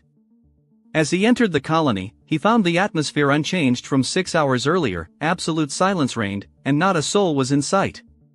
No one appeared on the horizon. All windows and doors were tightly shut, with only faint light seeping through curtains hinting at inhabitants. No one dared step outside at such a late hour. Kabir walked quickly, almost nervously, toward his home, feeling a sharp, piercing tremor stirred by the eerie tales he'd heard. Suddenly, he heard the sound of a glass bottle rolling across the asphalt. As if guided by an invisible force, it rolled straight toward his feet and struck them. It was an empty wine bottle. Kabir instantly sensed this incident might be an omen. Still, he pressed on. Then a piercing wail shattered the silence. Kabir immediately understood it was none other than the wandering spirit of the Portuguese businessman, seemingly trying to disorient him. He kept moving forward, step by step, straining to hear through the darkness. Now he could hear only his own footsteps echoing in the dead silence. But this lasted only a moment. Soon, other footsteps joined his, uninvited and frighteningly close. Instinctively, he quickened his pace. Almost running, he finally reached his building. And just as he arrived at the entrance, a cold hand landed on his shoulder. Kabir spun around. The old man stood before him, weeping inconsolably. Still crying, he said to Kabir, "You look so much like my son. May I stay at your place tonight?" In panic, Kabir jerked the stranger's hand off his shoulder and bolted for the elevator. He burst into his room and frantically began packing, determined to leave immediately. His luggage was already neatly packed. He grabbed his briefcase, and just then, the first drops of rain tapped against the window. Moments later, a torrential downpour began. Kabir had no choice but to accept his circumstances. He would have to spend the night in this house. It was deep night. He'd arrived at the colony around 11, and now it was probably 1 or 2 in the morning. He sat in his room, overwhelmed by anxious thoughts, utterly unable to sleep. Outside, a furious storm raged, and Kabir desperately waited for the weather to calm so he could flee at once. The house seemed empty except for him, and the only sound was the relentless drumming of the rain. Yet, Kabir felt with every fiber of his being that he was not alone. From deep within the house came the steady drip of water. And another sound, growing clearer and closer. A voice persistently asked, "Are you my son?" Kabir felt intense tension seize his body. He turned sharply again. And right before him, as if from nowhere, stood the same old man. But this time, his appearance was truly horrifying. He was soaked to the bone. Every thread of his clothing dripped with water. At that moment, Kabir trembled with fear and revulsion. When the old man received no answer, he asked again, this time with fierce aggression and unmistakable anger, raising his voice, "Why don't you answer? You are my son, aren't you?" Kabir grew more terrified as the old man's voice grew louder and more piercing by the second. Anyone in such a situation would undoubtedly feel bone-chilling dread. As the voice intensified, objects around Kabir began falling and shattering. Chaos erupted. The old man stood before him, arms outstretched, repeating his question again and again with mounting obsession, "Are you my son?" Hearing the commotion, Pyle rushed from her home and pounded on Kabir's door with all her might. Inside, the old man slowly turned his head toward the noise. The moment his attention shifted, Kabir seized the opportunity, lunged for the door, and flung it open. When Pyle looked inside, she was astonished to see no one but Kabir. Yet she knew exactly whose voice had shaken the walls. Breathless, Kabir recounted everything that had just happened. And as soon as the rain finally eased, Kabir left immediately, never to return. To this day, that part of Chennai continues to inspire both fear and reverence, shrouded in an aura of mystery. Time seems frozen there, preserving the area exactly as it was a decade ago. As dusk falls, once the clock passes 6 in the evening, the streets sink into silence, becoming utterly deserted. No living soul dares disturb this peace, except one, John de Monte. His unseen presence is felt everywhere, he remains ever present in these streets. The only one who continues to wander the area regardless of scorching heat, torrential rain, or biting cold is his disembodied spirit. This Chennai neighborhood, known as De Monte Colony, is widely infamous, surrounded by countless legends. It's no surprise that its haunting allure has inspired numerous TV series and films.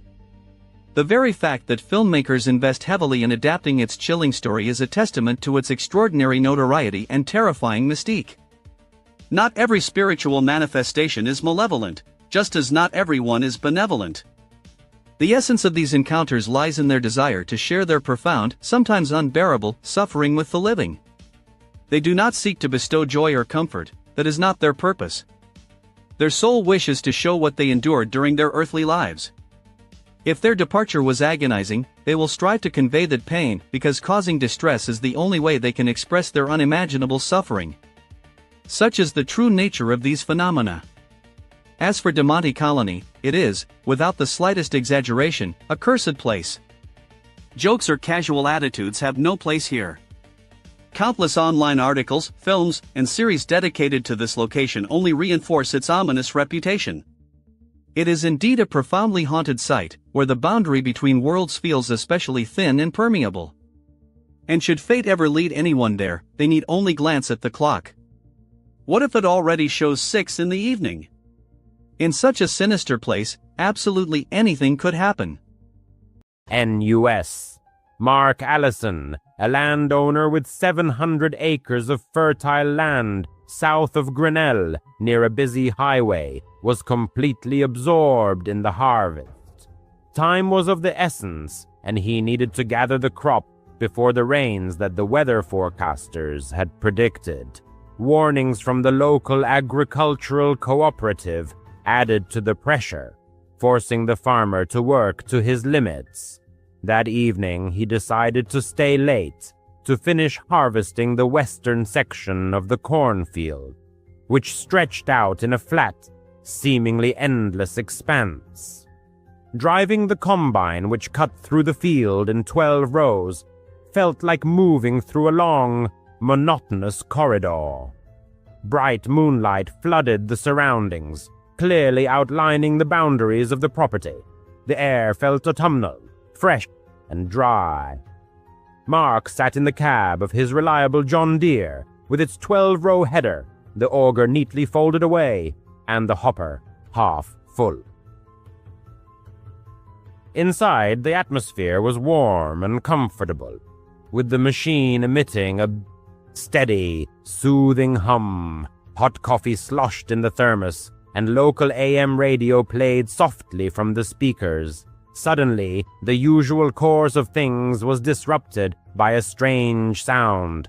At first, Mark thought it was interference on the radio. However, a faint, ghostly voice pleading for help cut through the engine noise. "Help me!" He immediately turned off the radio and strained his ears. Silence, only the crunching of corn stalks being ground up by the machine and the whistling of the fan, blowing away the chaff. The farmer guessed that the sound might have come from coyotes, howling from the tree line along the southern edge of the field. Sometimes the mooing of neighboring calves carried for great distances. Reassured by this rational explanation, he continued working. But after a few more passes, the same eerie sound pierced the night silence again. The same words, sounding as if they were coming from deep within the field, rather than from the road. Mark slowed the combine, stopped at the end of the row, and turned off the header. In the ensuing silence, the night seemed boundless. He opened the cab door and climbed down the steps. A light breeze rustled the corn leaves like a soft, dry rain. The moonlight bathed the field in a pale, mystical glow. "Help! Help!" The words sounded sharp and disjointed, as if someone were speaking through thick fabric. Announcements about a missing girl, posted at Casey's in Grinnell, flashed through his mind. Abby Cole, 14 years old, had disappeared back in September. She lived near Rock Creek State Park, about 1.5 miles east of Mark's farm, on a gravel road near the old grain dryer. In the photograph, she had brown hair and wore a gray hooded sweatshirt. Mark had often seen her when he was filling up with diesel fuel or buying coffee.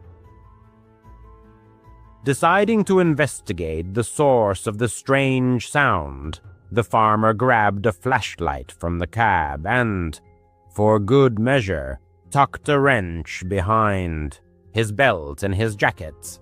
He left the combine's flashing lights on to keep his bearings, after sending his wife a short message.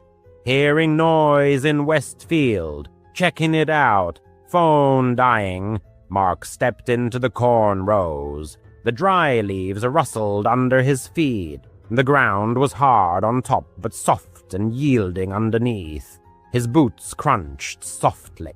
After just 20 yards, the combine's lights had faded to a dim glow. A feeling of unease grew, and Mark, acting on instinct, moved in the direction from which the voice was coming, trying to move cautiously.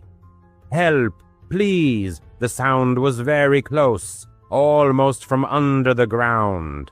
He stopped and pointed the flashlight beam down. In the light, a flat gray patch appeared on the ground, like a rectangle pressed into the soil. A small PVC pipe stuck out at an angle, its end neatly cut. A piece of duct tape was tangled in a corn root nearby. Mark knelt down, his heart pounding in his chest. He began to dig away the dirt with his gloved hand until he felt something hard. The soil crumbled easily, like dry crust. Under the layer of dirt, he found a sheet of plywood. A faint breath came from the pipe, followed by a sound that he couldn't make out. Grabbing the wrench, Mark pried up the edge of the plywood. One corner lifted. A warm, musty air hit his face. "Hold on," Mark said, his voice sounding unnaturally loud in the night silence.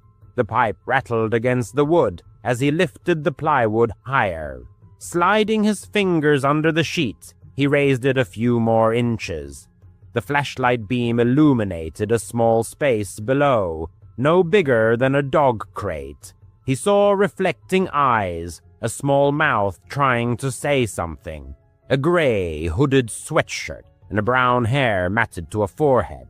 It was her. Suddenly, there was a rustling sound behind him. Mark froze, holding the plywood.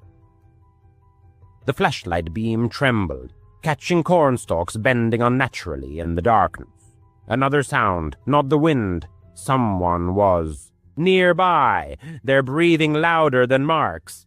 A man appeared 4 rows away, tall, broad-shouldered, with a cap pulled down over his eyes. In his hand, he held a curved blade, perhaps a scythe, glinting in the moonlight. He was silent. Mark dropped the plywood. It fell back with a soft thud.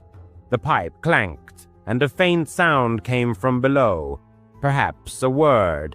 Mark took off running, choosing a row different from the one he had come through. A cornstalk snagged his jacket. Leaves whipped his face. He ran toward the flashing lights of the combine, hoping he wasn't lost. Behind him, the corn rustled with incredible speed. His pursuer was gaining on him. Mark zigzagged through the tracks of an irrigation rig, trying to break free.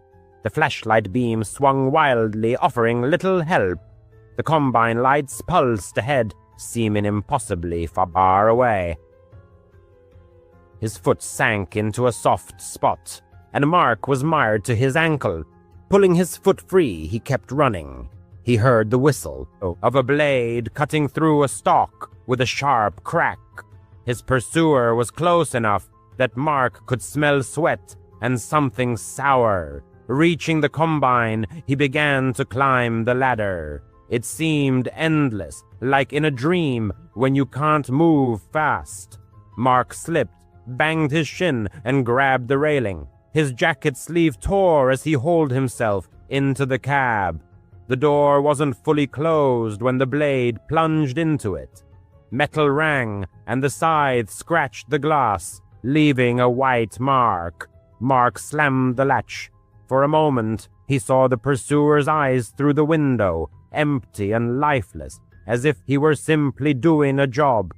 Starting the combine, Mark lowered the header and moved forward. He didn't want to run over his pursuer, just get away. The man stepped back and disappeared into the corn, then reappeared, trying to climb the ladder. He swung the scythe again, hitting the side mirror and knocking it off. Mark hit the gas. and the combine lurched forward. Corn poured into the header. The pursuer fell. Mark swerved to the edge of the field, the lights illuminating the gravel road. The auger hit a branch and rattled. He drove the combine onto County Road F27, bouncing violently as if he were late for something important. The night was unsettling. Something was not right. After locking the doors of my house, I dialed the number for the Poweshiek County Sheriff, reported the exact coordinates, and described in detail what I had seen: the strange voice, the pipe, the silhouette of the girl. Around 2:07 a.m., I was joined by 2 sheriff's deputies and a patrolman, and we set out for the field. The journey was difficult. Cornfields have a way of confusing you. Reaching the spot, we found only a rectangle of trampled earth with no sign of plywood or pipe. The soil seemed disturbed, as if someone had been digging diligently. The deputies spread out, and the police dog, whining, pulled toward the eastern fence. Following it along a path, we came to a drainage ditch, and then to the neighboring trees. The tracks in the gravel looked blurred, as if they had been deliberately erased. A thorough search of the pit yielded no results. No box, just loose soil and a piece of gray fabric snagged on the roots. At 3:40 a.m., the deputy suggested giving a statement at the station. I agreed, gave a detailed account of everything that happened, and handed them my torn jacket. I got home at dawn. The neighbors' grain elevators were buzzing, like every morning during the harvest. By noon, the whole town was buzzing. Whispers went around that Abby's father had already been questioned, and his volatile temper was mentioned. Abby's whereabouts remained unknown. Despite what I had experienced, work awaited. Corn waits for no one. I climbed back into the combine, the scratch on the glass and the missing mirror a reminder of the night's events. Finishing the harvest of the western part of the field, I noticed that the GPS showed my path from the night before. A gray line crossed the spot where the rectangle had been. That's where I first heard her voice. The sheriff's dog continued to bark toward the eastern fence all week. After a heavy rain, I found a piece of PVC pipe in the ditch near my mailbox. The pipe was clean, with a fresh cut. Neither the plywood nor Abby was ever found. The deputies asked me to report anything suspicious. I grew up in a quiet town where something out of the ordinary rarely happened. My family's house stood on the edge of endless agricultural land. Beyond it stretched a dirt road, winding between tall cornfields. This road was my personal playground. More than anything, I loved riding my bike as a child, feeling a sense of freedom. I would pedal for hours after school, imagining myself as a participant in prestigious races. My parents didn't worry too much, because the area was considered safe, and you could travel for miles without meeting a soul, except for the occasional farmer in a truck. The cornfields were both alluring and frightening to me. During the day, their stalks swayed and shimmered gold in the sunlight, and at night, they turned into black walls, whispering in the wind. Nevertheless, I rode those roads almost every day, feeling like their rightful owner. One summer evening, when I was about 12 years old, I went for another bike ride. The setting sun painted the sky in orange hues, enveloping everything in a warm light. I remember the smell of dust and corn, the buzzing of insects. Standing on the pedals, I raced forward, imagining an invisible pursuer chasing me. Suddenly, on a turn, my front wheel hit some loose gravel. The bike slipped out from under me, and I crashed to the ground with a thud. My scraped knees immediately throbbed, and my palms burned from the impact. For a few seconds I lay there, more annoyed than hurt.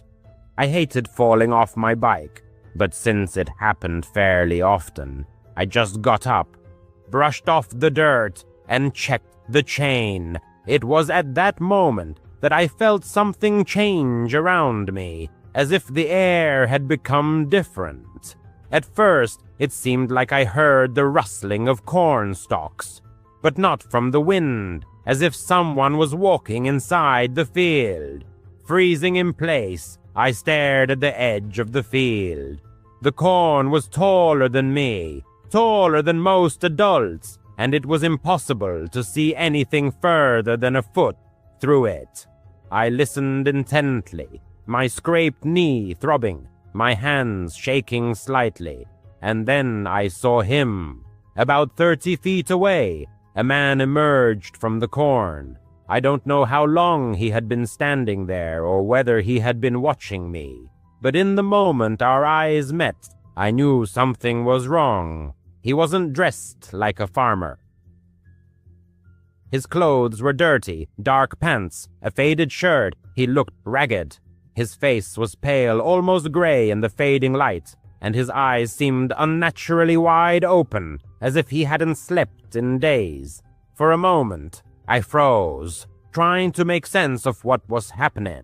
Maybe it was just a passerby who lived nearby. But then he started to move, not walk, but run. He took off and ran straight at me, moving with a heavy, stumbling gait, more like an animal than a human. His arms flailed chaotically, and his expression remained unchanged. His gaze was fixed on me, as if I were prey. Panic gripped me. Lifting my bike, I didn't notice the chain had slipped off. Pain shot through my knees as I tried to pedal, but the wheel didn't catch right away. I could hear his footsteps, getting closer behind me. Miraculously, I managed to get the chain back on. I kicked, and the bike lurched forward. Not daring to look back, I could feel him gaining on me. The dirt road seemed endless. The sound of his running was forever etched in my memory, heavy, uneven, desperate. I pedaled as hard as I could. Tears welled up in my eyes, my chest burned from panting. When I finally looked back, he was still there, still chasing me, maybe only 20 feet away. His face was distorted, his mouth slightly open, and his eyes wide in the last rays of the sun. Under the rays of the setting sun, the road twisted treacherously, and a careless maneuver almost led to a fall. But then, in the distance, like a beacon of hope, my home appeared, and the light on the porch was already burning brightly. Unable to contain his excitement, the traveler shouted, calling for his mother, and this sound seemed to give him new strength. With an incredible effort of will, he reached the driveway, dropped his bike, and beside himself ran toward the porch, continuing to call for help. His father came out of the house, puzzled and alarmed. Breathlessly, the traveler pointed toward the road, expecting to see the pursuer, but there was no one there.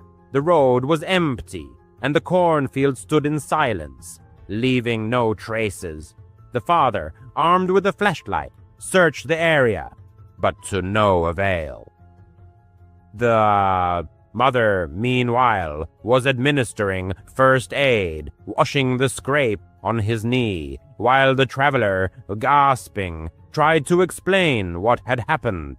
The parents, however, were skeptical of the story, suggesting that it might have been a figment of his imagination, a random passerby, or a neighbor.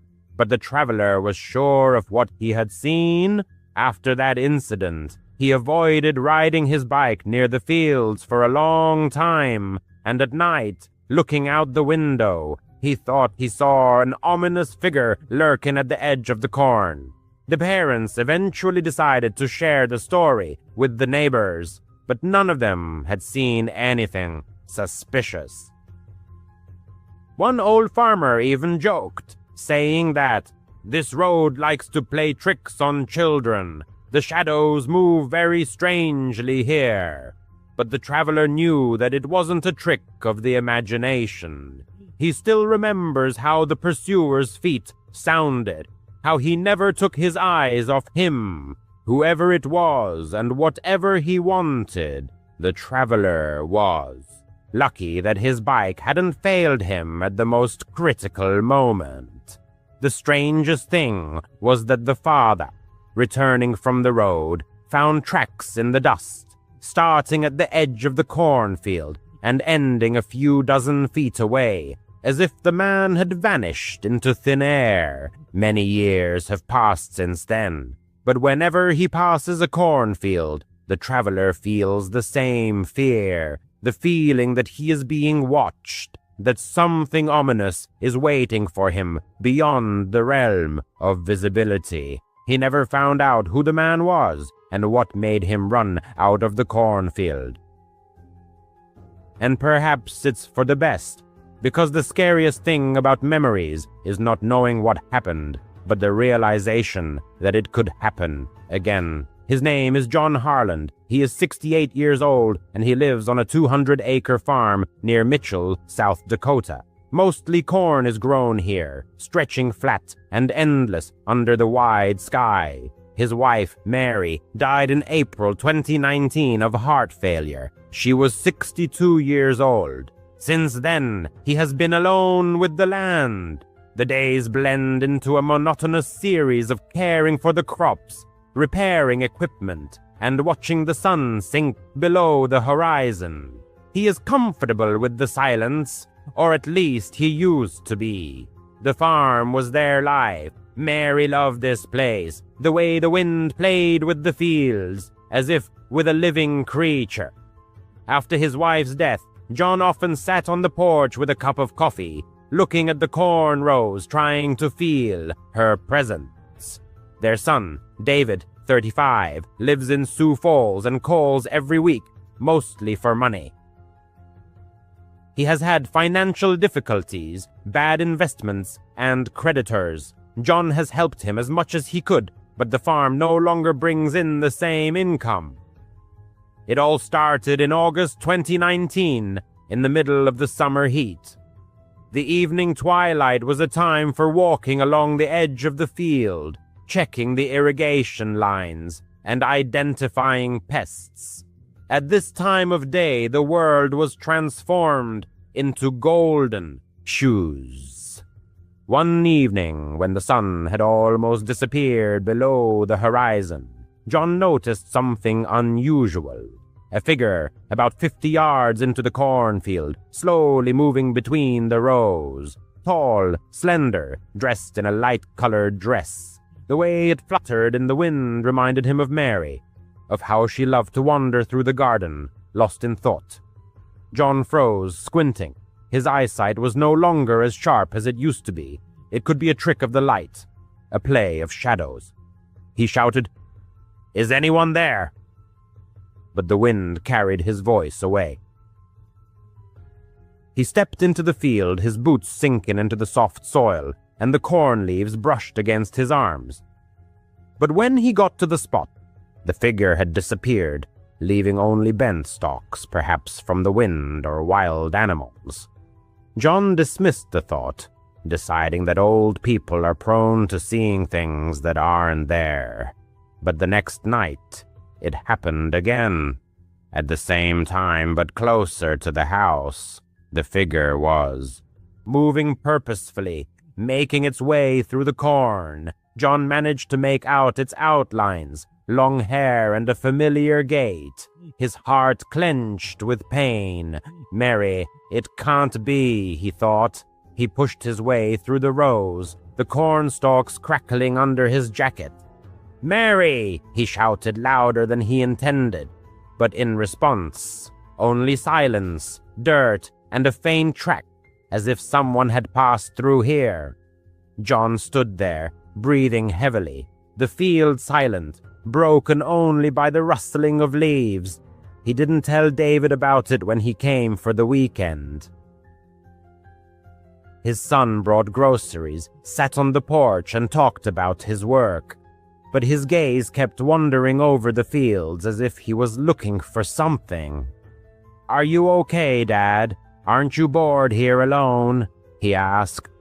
John nodded, saying that everything was fine. David left on Sunday morning. That same night, the figure appeared again, now more distinct, its outlines, its hair catching the fading light. John grabbed a flashlight and took off in pursuit, going deeper into the field than ever before.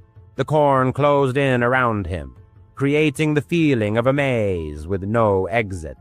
He found nothing but a scarf, Mary's blue scarf with tiny flowers, snagged on a cornstalk.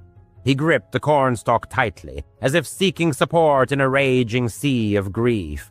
The days turned into a monotonous sequence, losing their individual characteristics.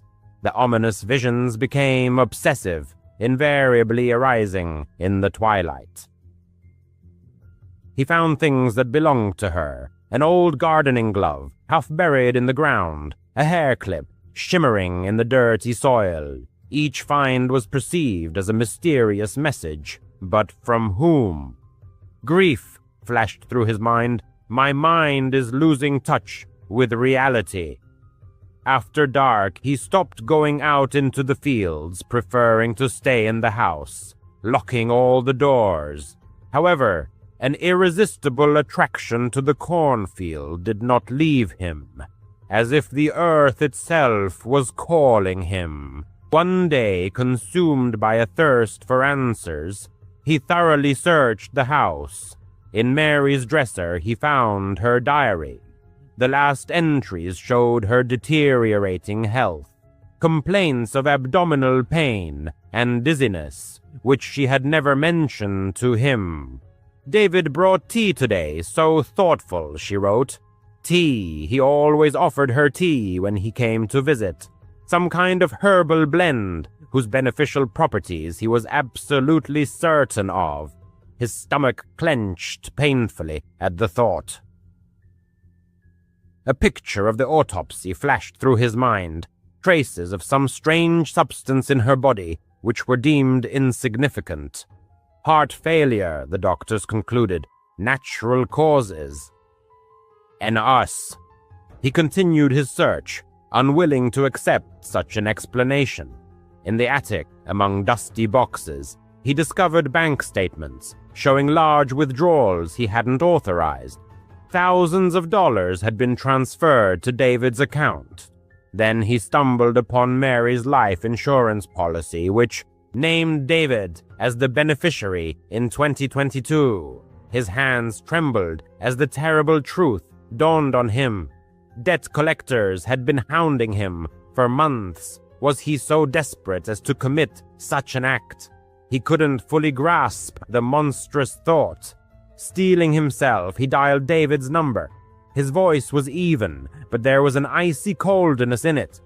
"What did you do to your mother?" he asked.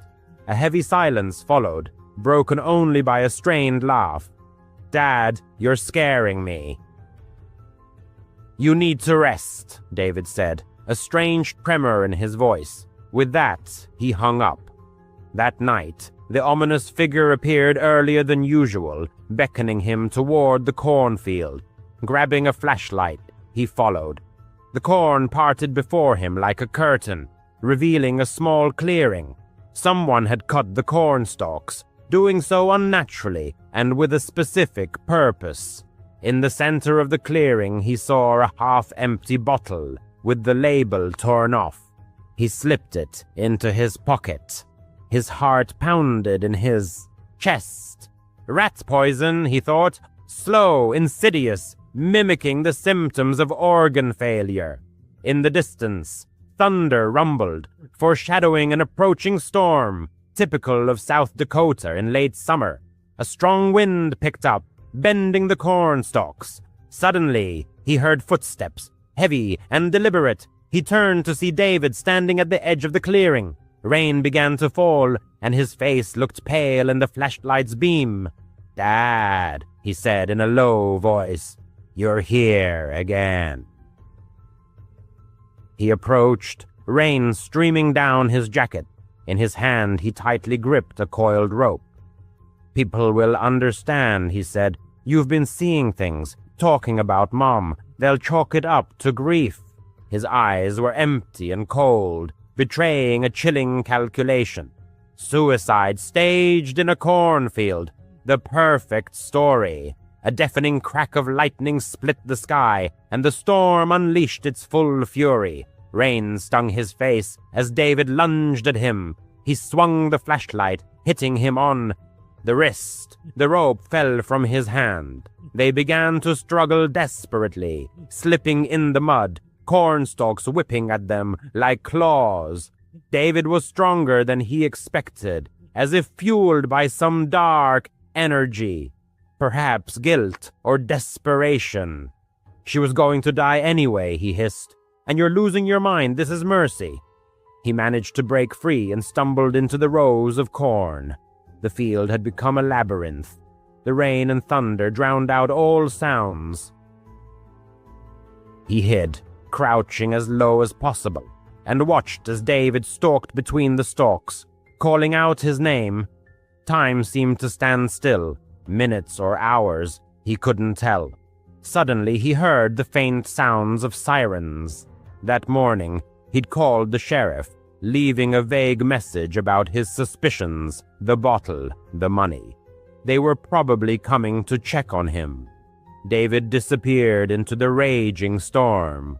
The police found the bottle, the bank statements, and the insurance policies. Days later, David was arrested in Sioux Falls, charged with murder and attempted murder. The poison found in the bottle matched traces found during Mary's autopsy. The case was closed, but he knew it wasn't over. He still saw her in the twilight, wandering through the cornfield. It wasn't grief or madness, but something else. Last week, her scarf reappeared on the porch, neatly folded. He burned it, but the field still seemed alive, as if watching him. Was it all David's doing, or did he have an accomplice? The corn sways in the wind, whispering secrets it won't share. At night, he hears footsteps outside, but no one is there. Or perhaps they are simply waiting for the right moment. NUS Alice, who was 16 at the time, would never forget the events of 1977 in Colorado Springs. For several months, she had been babysitting for her neighbor, Mrs. Carter. The kids, Tommy, 6, and Lily, 8, were remarkably well behaved. They both went to bed quietly without making a fuss.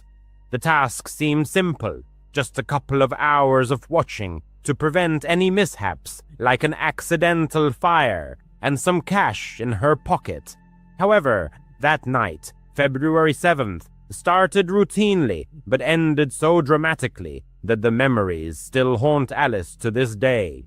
Mrs. Carter lived in the same apartment complex as Alice's family, just a few doors down. As a single mother, she always looked exhausted, rushing off to her night shift at the local diner. She had found Alice through an ad she posted at the community center. Reliable teen babysitter, $2 an hour. The woman liked that the girl lived nearby and didn't charge high rates. That evening, Mrs.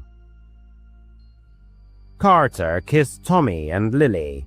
Goodbye handed Alice a $5 bill and instructed, "I'll be back by midnight. Lock the door, Alice." The girl nodded, already flipping through channels on the old TV. The apartment was a modest one, cluttered with toys and piles of unwashed laundry. The children, dressed in pajamas, were curled up on the sofa. Alice picked up a Dr. Seuss book, their favorite story with bright illustrations and funny rhymes, and read aloud until the little one's eyelids drooped. By 8:30, They were sound asleep. She carefully carried them to their beds, went around the rooms checking the windows, and locked the front door, following her usual routine. A peaceful silence settled, broken only by the hum of the refrigerator and the occasional noise of passing cars. Settling on the couch with a bag of chips, Alice turned on a light-hearted comedy, turning the sound down to a whisper so as not to disturb the children. Around 9 in the evening, a suspicious noise occurred. A light thud, as if something had slipped in the kitchen. Alice froze, her hand with a chip paused at her lips. The apartment was on the first floor, and the kitchen window faced directly onto the parking lot. She tried to convince herself it was nothing. Maybe a stray cat had jumped onto the windowsill or the wind had stirred the trash. But her pulse quickened. Her heart pounded. She grabbed the phone, an antique rotary dial, and moved it closer. There were no cell phones back then, just a cord that barely reached the couch. Taking a deep breath, she tiptoed into the kitchen and flicked on the light. Empty. The window was locked. The sink was clean. Alice chuckled at her own fear, feeling foolish, and returned to the screen. Soon after there was another sound, a sharp scraping, as if metal scratched against glass. It came from the back door which led to a narrow patio. Alice turned off the TV, listening in the darkness. The children were still sleeping peacefully in their room. From behind the door she could hear Tommy's soft snoring, reassuring in its ordinariness. Barefoot, in socks, she moved silently to the door, where the linoleum gently cushioned underfoot. There was a small window in the door, covered by a thin curtain. Pulling it aside a centimeter, Alice peered out. The patio was shrouded in gloom. The nearest street lamp was too far away to dispel the shadows. But in the corner, behind the glass, something stirred. Or was it just her imagination? Her stomach clenched. She pulled the handle the lock held firm. Stepping back, she was already mentally dialing her mother's number. But then she heard footsteps, not outside, but inside the apartment. Heavy, measured, they echoed from the hallway near the children's room. Alice darted to the kitchen drawer and grabbed a knife. Her hands were shaking, and the blade nearly slipped. "Who's there?" she whispered, her voice cracking. Silence, only another step in response. With the knife at the ready, breathing raggedly, she moved down the hallway. The door to the children's room remained ajar, as it should, but the air suddenly felt thick, filled with the sensation of being watched. Pushing the door open, Alice burst inside. Tommy and Lily were sound asleep in their beds. Relief washed over her, her knees buckling. However, a shadow lurked in the corner, tall, static, like a sentinel. The girl froze. The knife fell from her sweaty hand. "Go away," she said more firmly, trying to sound confident. The shadow didn't flinch. Turning on the lamp, Alice expected to see emptiness, the product of her overactive imagination, the weariness of a long evening. But no, a man in his 20s stood by the children's dresser, tall, with tousled hair and the piercing gaze of dark eyes. He stared directly at her. A knife gleamed in his fist, far more imposing than her own, reflecting the light from the bulb. Alice screamed, recoiling. The stranger was silent, only taking a step forward.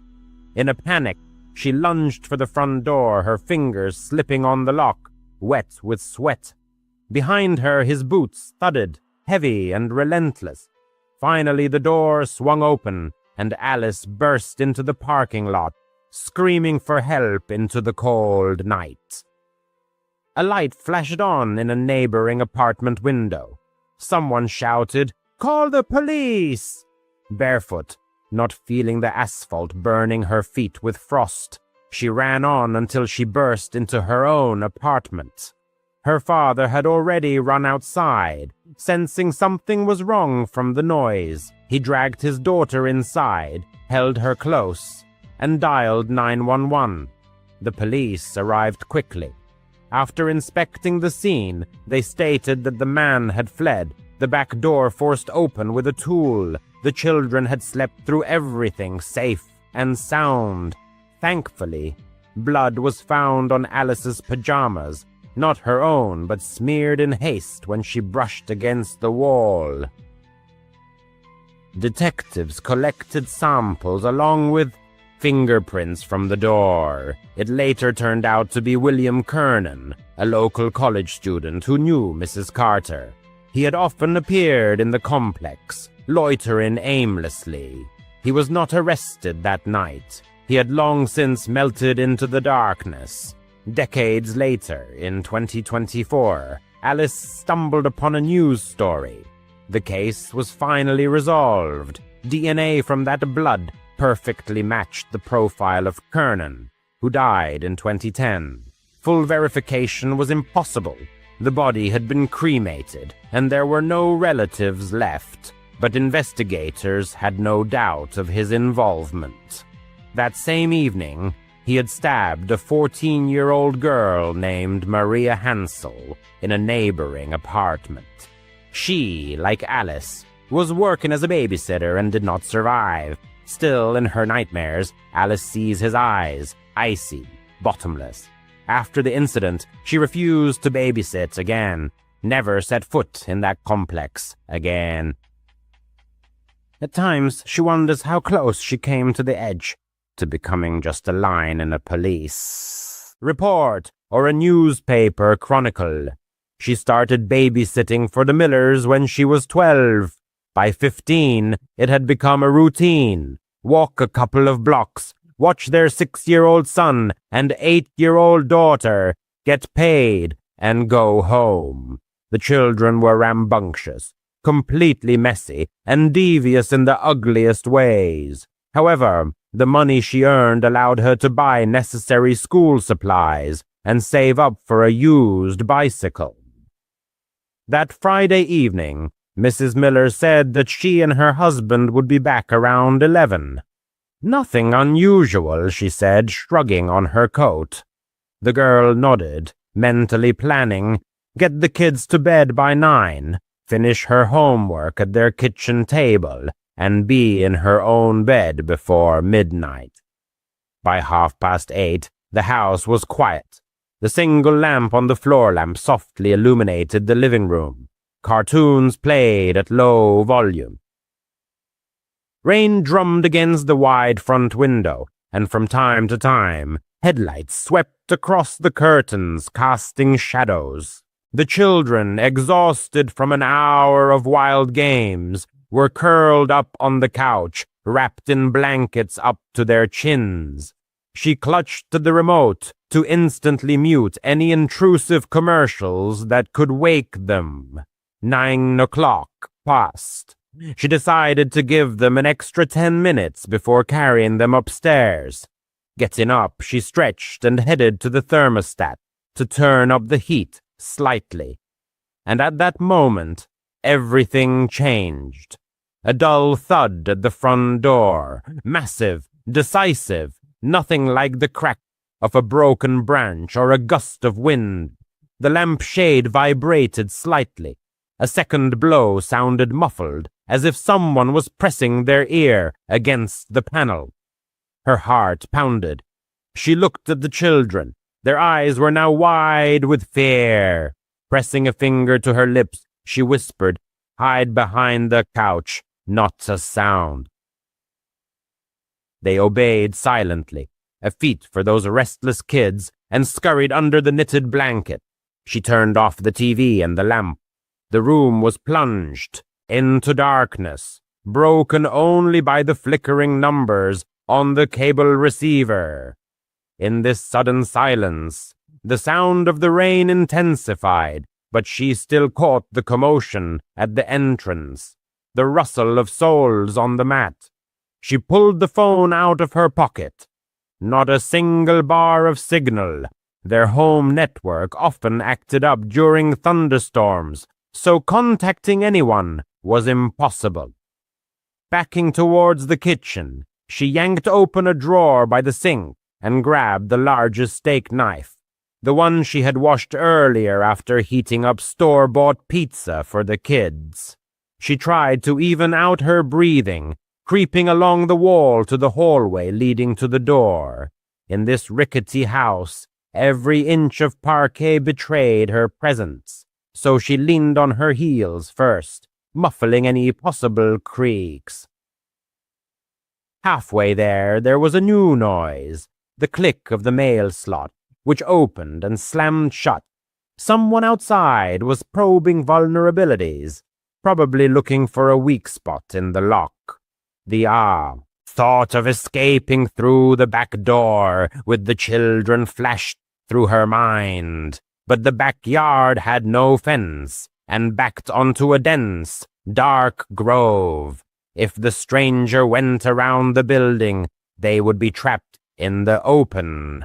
The decision to face the threat inside, where she knew the layout, seemed more reasonable. With the phone clutched in her left hand and the knife in her right, she turned the corner and raised the blade to shoulder level. Her pulse was pounding in her temples so fiercely that she could barely hear the front door swing open. Two tall figures burst inside, waving their arms, their mouths agape. Boo! For a moment, her mind refused to recognize those faces. Then a flash of lightning lit up the window behind them, and she made out Mr. and Mrs. Miller, their wet coats glistening with water. They burst into laughter, doubled over, and patting each other on the shoulders. Her scream caught in her throat. Her breath caught. The tip of the knife trembled inches from Mr. Miller's chest. He straightened up, noticed the blade, and his cheerful grin faded. "Hey, take it easy," he said, raising his hands as if facing the barrel of a police revolver. Mrs. Miller wiped tears from her cheeks, still giggling. "We were checking if you'd be brave," she explained. "Looks like you passed the test with flying colors." She lowered the knife, but horror gave way to anger. Her knees buckled. "You risked your lives," she breathed. Mr. Miller waved his hand. "All for fun. We came back early, wanted to test your mettle." He turned away to hang up his coat. "Put the kids to bed, okay? We're hungry. We'll make grilled cheese." She stood frozen, waiting for at least an apology or permission to leave. But the couple simply walked into the kitchen, opened the refrigerator, and began clattering dishes. She returned to the living room, still trembling. The children emerged from their hiding place, stunned. She told them that their parents were back and dragged the 6-year-old upstairs, the 8-year-old trailing behind. Putting them to bed was awkward. They sensed her confusion. She kept her tone even and concise. "Good night. Your parents are downstairs." Turning off the light in the hallway, she still clutched the knife. Returning it to the drawer, she washed the blade clean of fingerprints and wiped it thoroughly. From the corner of the hallway through the kitchen doorway, she saw the adults. They stood by the stove, embracing, swaying in time, and laughing at some family joke, spreading butter on bread. The aroma of melting cheese wafted through the house, but her stomach only clenched. She sat down at the dining table, placing her phone face down. No one offered her a snack. No one expressed gratitude for her restraint in not stabbing Mr. Miller in the ribs. By 10:30, Mrs. Miller finally paid attention to her. "You can go," she chirped. "Standard pay." The girl walked home in the pouring rain, the money folded in half in her pocket, her boots squishing through puddles. That night, she lay in her room staring at the ceiling, replaying in her mind the moment the door swung open, the flash of lightning, the glint of the knife, Mr. Miller's dark, wet coat like a silhouette from a police procedural. She realized how close she had been to turning her fate and their lives upside down with one instinctive movement. She realized that her own life and the lives of their children hung by a thread. The girl also realized that the parents were completely indifferent to her distress. This prank served only their personal entertainment.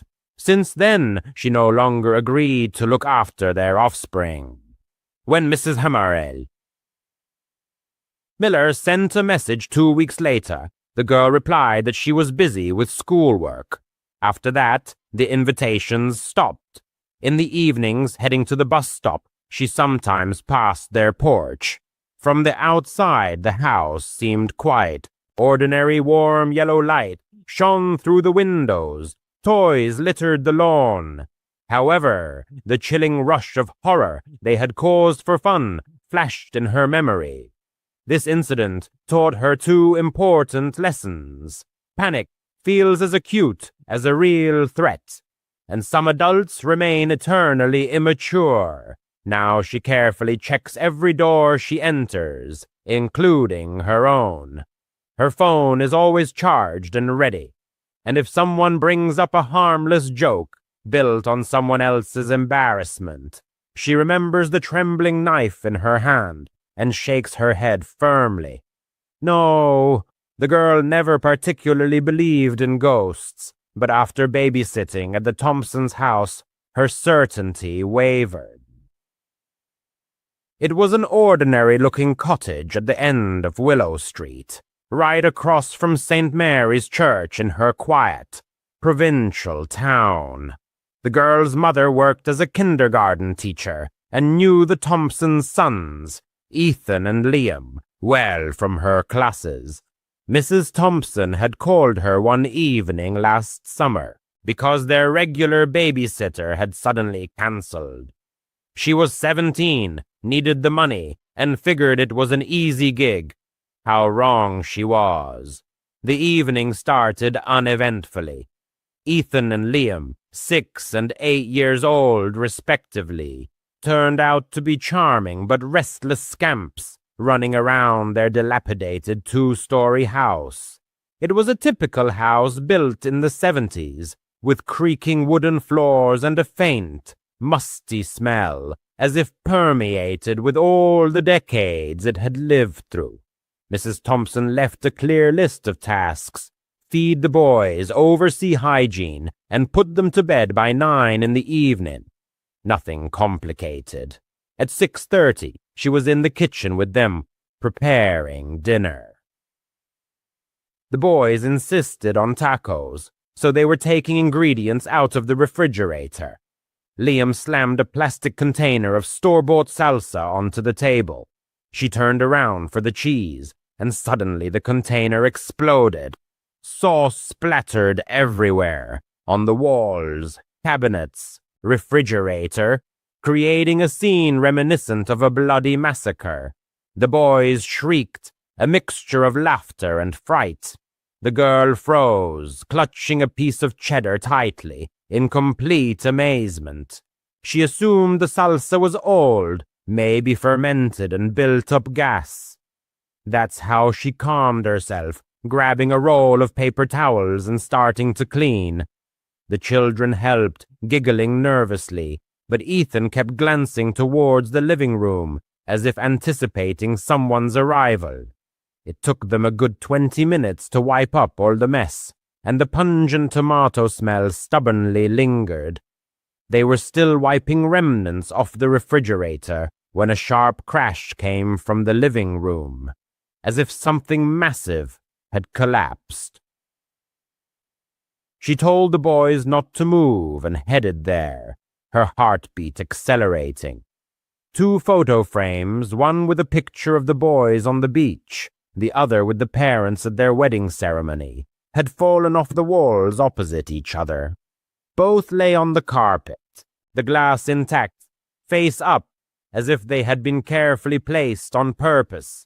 She inspected the walls. The nails were in place, no cracks or damage. The windows were locked, no draft. Ethan, who had followed her despite the ban, whispered, "This happens sometimes." She forced a smile, leaned the frames against the wall, and didn't put them back. Her stomach churned, but she kept telling herself it was just the quirks of an old house. After the meal, it was time for bathing. She herded the boys upstairs, drew a bath, and let them splash around while she stood in the hallway, leaving the bathroom door slightly ajar. Their father's office was across the hall, a cramped room with a cluttered desk and an antiquated desktop computer. As she leaned against the wall, scrolling through her phone feed, there was a soft, tinkling sound, followed by another. The monitor came to life, its fans whirring loudly. The screen lit up with a blue light, displaying the Windows login window. She froze. No one had touched the device. The children were splashing in the bath, and she kept her distance from the desk. Peeking into the office, she expected to find a cat or a random object on the keyboard, but the room was empty. The mouse was motionless, the keyboard covered in a thin layer of dust. The girl attributed it to an automatic update, but after the salsa and frame incidents, it seemed ominous. She yanked the monitor's power cord and hurried back to the hallway. By 9:15, she had put Ethan and Liam to bed in their shared bedroom on the 2nd floor. They were exhausted and instantly fell asleep, their steady snores filling the space. She closed the door and went down to the living room to wait for the Thompsons to return. Flipping through channels on their bulky, ancient TV, she suddenly caught it. Footsteps, measured and heavy, shuffling down the upper hallway. She muted the sound, her pulse quickening, decided the boys had woken up. She tiptoed up the creaking stairs. The bedroom door was closed. Opening it slightly, she saw that they were sleeping soundly, as before. The hallway was deserted, the air still. She went around the other rooms, the guest room, the bathroom, the office. All empty. Goosebumps ran down her skin as she returned downstairs. 10 minutes later, the creaking resumed, now quieter and slower, as if an invisible figure was pacing from one end of the hallway to the other. She didn't dare go up again. She huddled in the corner of the sofa, texting her boyfriend about her growing fear. "Just relax," he replied. "Old houses always have lots of noises." But she didn't buy it. She sat clutching her phone, mentally counting down the minutes until 10:30. When the Thompsons finally returned, she tried to act casual, but she must have given away her anxiety, because Mrs. Thompson asked if everything was okay. The girl mumbled that the boys had behaved perfectly and hurried to grab her coat. She didn't mention the salsa, the frames, the computer, or the footsteps. She just wanted to leave as soon as possible. On the way home, she thought about Ethan's whisper. This happens sometimes. She babysat them a couple more times, but never stayed late, and always brought a friend with her. To this day, she doesn't understand what exactly was going on in that house, but it clearly wasn't her imagination. The place exuded something wrong, and the memory of it is forever etched in her memory. That evening, a DoorDash delivery driver, for whom this job was his primary source of income, was performing his usual duties. He typically aimed to dedicate at least 8 or 9 hours a day to deliveries. However, to be frank, his schedule often suffered disruptions. Day after day, he would postpone the start of his shift, sometimes not beginning work until 9 or 10 at night. This particular night was no different. He had been on the road for about 3 hours when, around 1 a.m., another order came in. He was to pick up groceries from a small convenience store at a nearby gas station. Upon arriving at the deserted gas station, the driver went inside. It was quiet, and apart from the cashier, there was no one else in the store. Returning to his car, he checked the order to ensure its completeness and accuracy. It was just one large bottle of cheap wine. This was certainly a curious order, but for him, it presented an additional inconvenience. The driver always preferred contactless delivery, where he could simply leave items on the porch and avoid any interaction. However, alcohol deliveries required an ID check, meaning he had to wait for the customer to open the door. In any case, he set off. The drive was just over 15 minutes and led into a wooded area. Most of the city was surrounded by forests, so this was not unusual. However, when he turned onto the driveway, it was extremely rough and broken, as if it hadn't been maintained in a long time. Soon he reached the house itself. It stood alone, very old and abandoned. There seemed to be no lights anywhere, and the driver could only see the front of the building, illuminated by his car's headlights. He parked and got out of the car. The forest was absolutely silent. He felt completely alone, and every sound he made seemed to be the only noise in the entire vicinity. But it was already around 1 a.m. Standing next to his car, he opened the app on his phone, making sure everything was ready for the ID check and other necessary procedures. While he was there, his gaze accidentally fell upon a light flickering somewhere deep in the woods. However, he didn't pay much attention to it, assuming it was probably a light from another house, perhaps a porch light or something similar. But he couldn't see the house itself. The light was too far away and barely penetrated the dense tree foliage.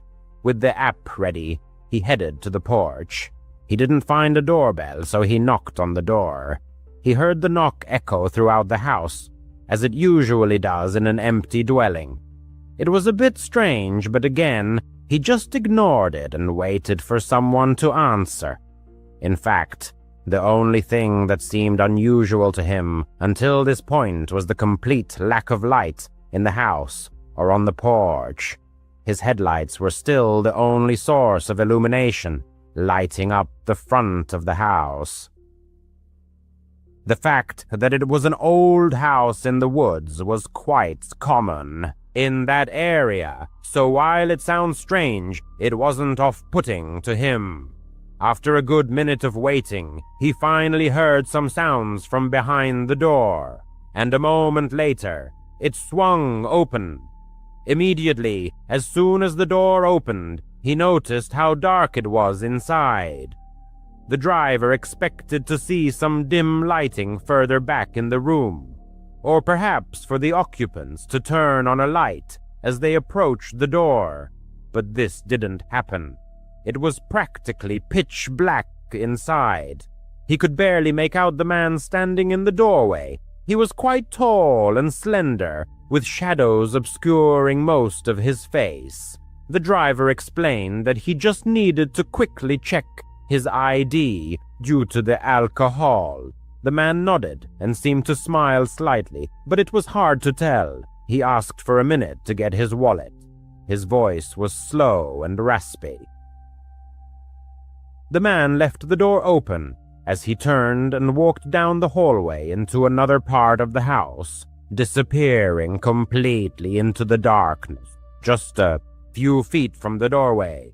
Now the driver was truly alarmed. he had already felt a slight unease, but now, seeing that the person simply lived in a completely dark house, it was extremely strange. As his anxiety grew, he began to nervously look around. His gaze fell on his own car, standing ominously on the gravel driveway with its headlights on, and nothing but dark woods behind it. Then his gaze slid to the woods nearby. He noticed the light he had seen earlier again, but now it was closer. The driver stared at it, and after a few seconds, he realized the light was moving. It wasn't just shining in all directions, it was swaying or shaking slightly, as if someone was standing still, holding a flashlight and pointing it directly at him.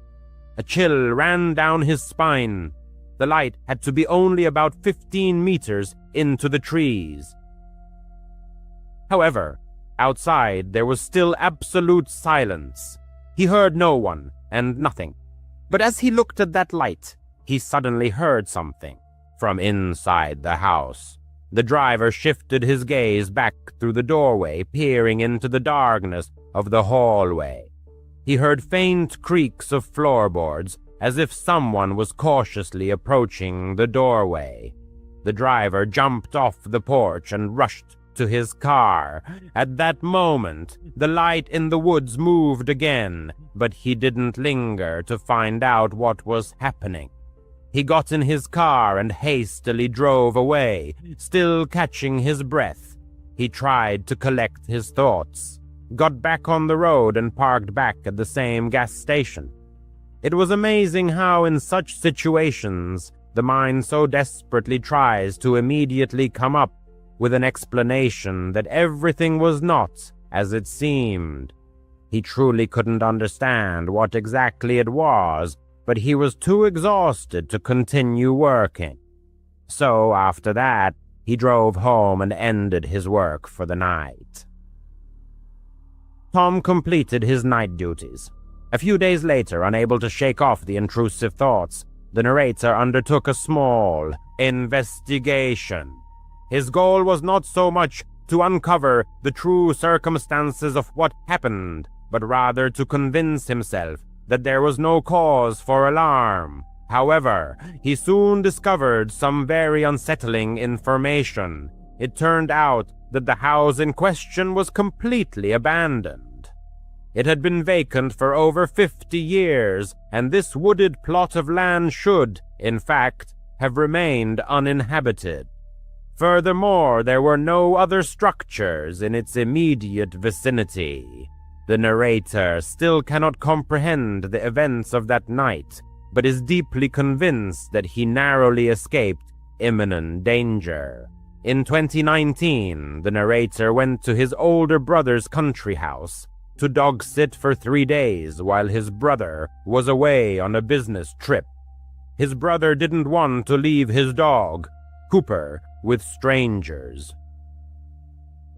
Although the narrator calls this dwelling a cabin, it was actually a fairly large, ordinary house. It only earned that name due to its location in the middle of a dense forest. The first day was spent socializing with his brother, who left around 3 p.m. There wasn't much to do at the cabin, besides relax and perhaps listen to music by the fireplace. After dinner, the narrator decided it would be nice to sit outside and enjoy the sunset by a campfire. Taking Cooper with him, they settled in the yard, watching the sun slowly descend behind the treetops. The first hour outdoors was quite pleasant. However, the narrator soon realized that after sunset, the atmosphere became quite unsettling. In fact, it took on a very sinister quality. Everything around the cabin was plunged into pitch blackness, and the silence of the forest seemed simply threatening. Not 10 minutes after sunset, the narrator put out the fire and hurried back into the house. Perhaps it just wasn't his thing, but he honestly hated that eerie feeling of being outside at night. He settled on the couch with Cooper and, ironically, put on a horror movie. However, the long drive to the cabin had exhausted him, and he drifted in and out of sleep throughout the film. At one point, the narrator woke up to find Cooper no longer beside him. He sat up and looked around, spotting the dog sitting by the front door. Calling his name, the narrator suddenly realized how strange this sight was. Cooper didn't look like he was just relaxing. He sat upright, head stretched forward, staring intently at the front door. "Cooper, are you okay, Coop?" the narrator asked. The dog glanced back at him, but only for a second, before returning his gaze to the door. The narrator got up, walked over to him, stroked his side, and looked out the peephole of the front door. Nothing was visible. He slightly opened the door and poked his head out.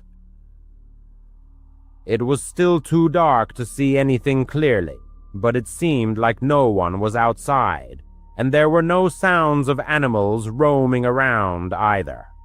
The narrator closed the door and returned to Cooper, deciding that a deer or some other harmless animal must have passed by a few minutes ago. Now, it's probably worth mentioning that Cooper was a young German Shepherd mix, meaning he was definitely an intelligent dog. The narrator had no doubt that the dog had smelled or heard something, but he assumed it was just a harmless animal wandering near the cabin. After finishing the movie, the narrator soon went to bed. In the morning, he took Cooper outside and mostly had a quiet morning, sipping coffee and relaxing in the fresh air. He tried to go for a walk, but was hesitant to go too far, fearing he would get lost in the woods, so he just stayed near the cabin. When the sun finally set, the narrator went back inside to avoid the darkness and did pretty much the same thing as the previous night. He lay on the couch and put on a movie. Cooper lay with him for a while, but eventually went to wander around the rest of the house to pass the time. However, completely unexpectedly, the narrator heard his loud, low bark coming from the back. He jumped up and yelled the dog's name, rushing to the kitchen. Cooper stood with his tail tucked and his fur bristling on his back, aggressively barking at seemingly nothing. The narrator tried to calm him, but even when he managed to get the dog to stop barking, he couldn't get him to stop making that low, deep growl. The narrator had no idea what had happened or what had scared Cooper so much. There was nothing in the kitchen. There was only a window above the countertops, but it was too high for the dog to see anything out of. The narrator told Cooper it was okay, using a soft voice, hoping to calm him down. Then he let the dog go back into the living room to sit with him on the couch. He seemed to have calmed Cooper only for a moment, before a sudden dull thud came from right inside the kitchen, where they had just been. Of course, this made Cooper start barking again, but this time the narrator didn't tell him to stop, because, frankly, he was quite scared. He got up and went back into the kitchen. There was nothing. The thud he had heard sounded like a dull impact against the outside of the window, so, naturally, he went to the kitchen window and looked out. There was nothing to be seen, really. The narrator didn't know what to think at this point. Was it a raccoon or something trying to find a way in? Or was he just not used to the sounds of being in a cabin in the woods? While at the cabin, deep in the forest, the protagonist encountered a series of disturbing events. What worried him most was Cooper's reaction, his loyal companion. If the sounds had been ordinary forest rustlings, why was the dog so panicked? It was late, and the man decided that moving to the bedroom might help them both find peace. There was a small TV there, and he continued watching the movie in bed. Coop settled beside him, his ears perked, remaining vigilant until morning. Around 11 o'clock that night, with all the lights in the cabin off, the hero began to prepare for bed. He allowed Cooper to sleep with him in the room, so he closed the door and filled the dog's water bowl, then headed to the shower to freshen up before sleep. Despite several strange incidents, the man was still enjoying his time at the cabin and was looking forward to falling asleep and waking up to enjoy his last day there. However, as he was rinsing off the soap, several sudden thuds echoed against the wall, followed once again by Cooper's barking. The hero quickly turned off the water, pulled on some clothes, and rushed into the room. Cooper was not there, and the bedroom door was open. The dog was smart, but opening doors seemed out of character. The man heard Cooper's barking coming from further down the cabin. He ran down the hallway to the other end and immediately saw that the front door was wide open. He had no time to think because he saw Cooper barking and running away from the cabin, disappearing into the woods. Within moments, Cooper vanished from sight. Only faint sounds of his barking could be heard, growing more distant. The man grabbed a flashlight from the front closet, then rushed after the dog. It seemed that as soon as he was in the middle of the woods, surrounded only by trees, Cooper's barking suddenly stopped. As this realization came to him, he froze, gripped by a kind of stupor. The forest was almost completely silent, only a light breeze rustling the branches overhead. "Cooper! Coop! Cooper!" He called the dog several times, shouting his name and hoping the dog would leave whoever the hell he was chasing and just come back. The hero must have spent a full 5 terrifying minutes there before he heard the rustling of leaves ahead of him. A moment later, Coop came running to him, his tail tucked and fear on his face. Soft whimpers could be heard as he looked back into the darkness from which he had just emerged. The man made sure the dog was following him as he ran back to the cabin, and they safely made it back inside. He called 911, then his brother, waiting for help to arrive.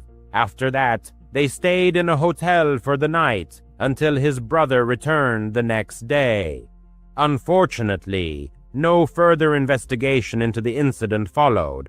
Someone was definitely stalking the cabin, likely for at least all the days the hero was there, and somehow got inside, only to be chased out by Cooper as soon as they entered the bedroom. What happened out there in the dark woods while Cooper was alone? He honestly didn't know, but poor Coop was apparently terrified for several weeks afterward. Thankfully, he seems to have recovered. This was definitely the most terrifying and stressful experience of his life, and if it weren't for Cooper chasing away the intruders, he didn't know if he would be here right now. It's been over 6 years since then. Coop has grown old. He's almost 10 now. The hero still loves seeing him every time he visits his brother.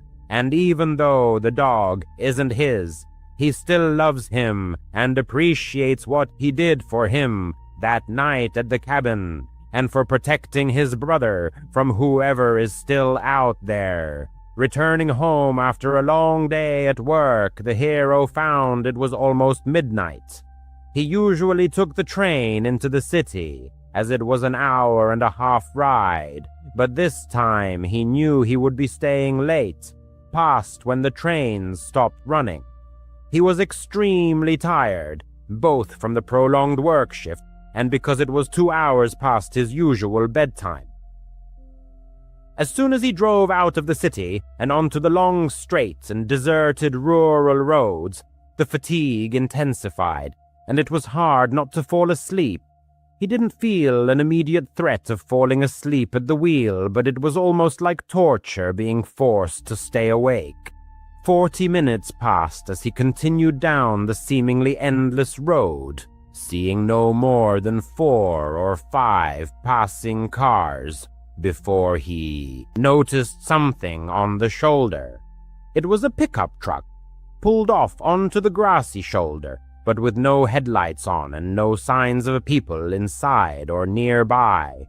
Quite strange for the middle of nowhere, but probably just a car problem or out of gas, and the driver called a taxi home. The man didn't think much of it until 2 minutes later. He drove past another car.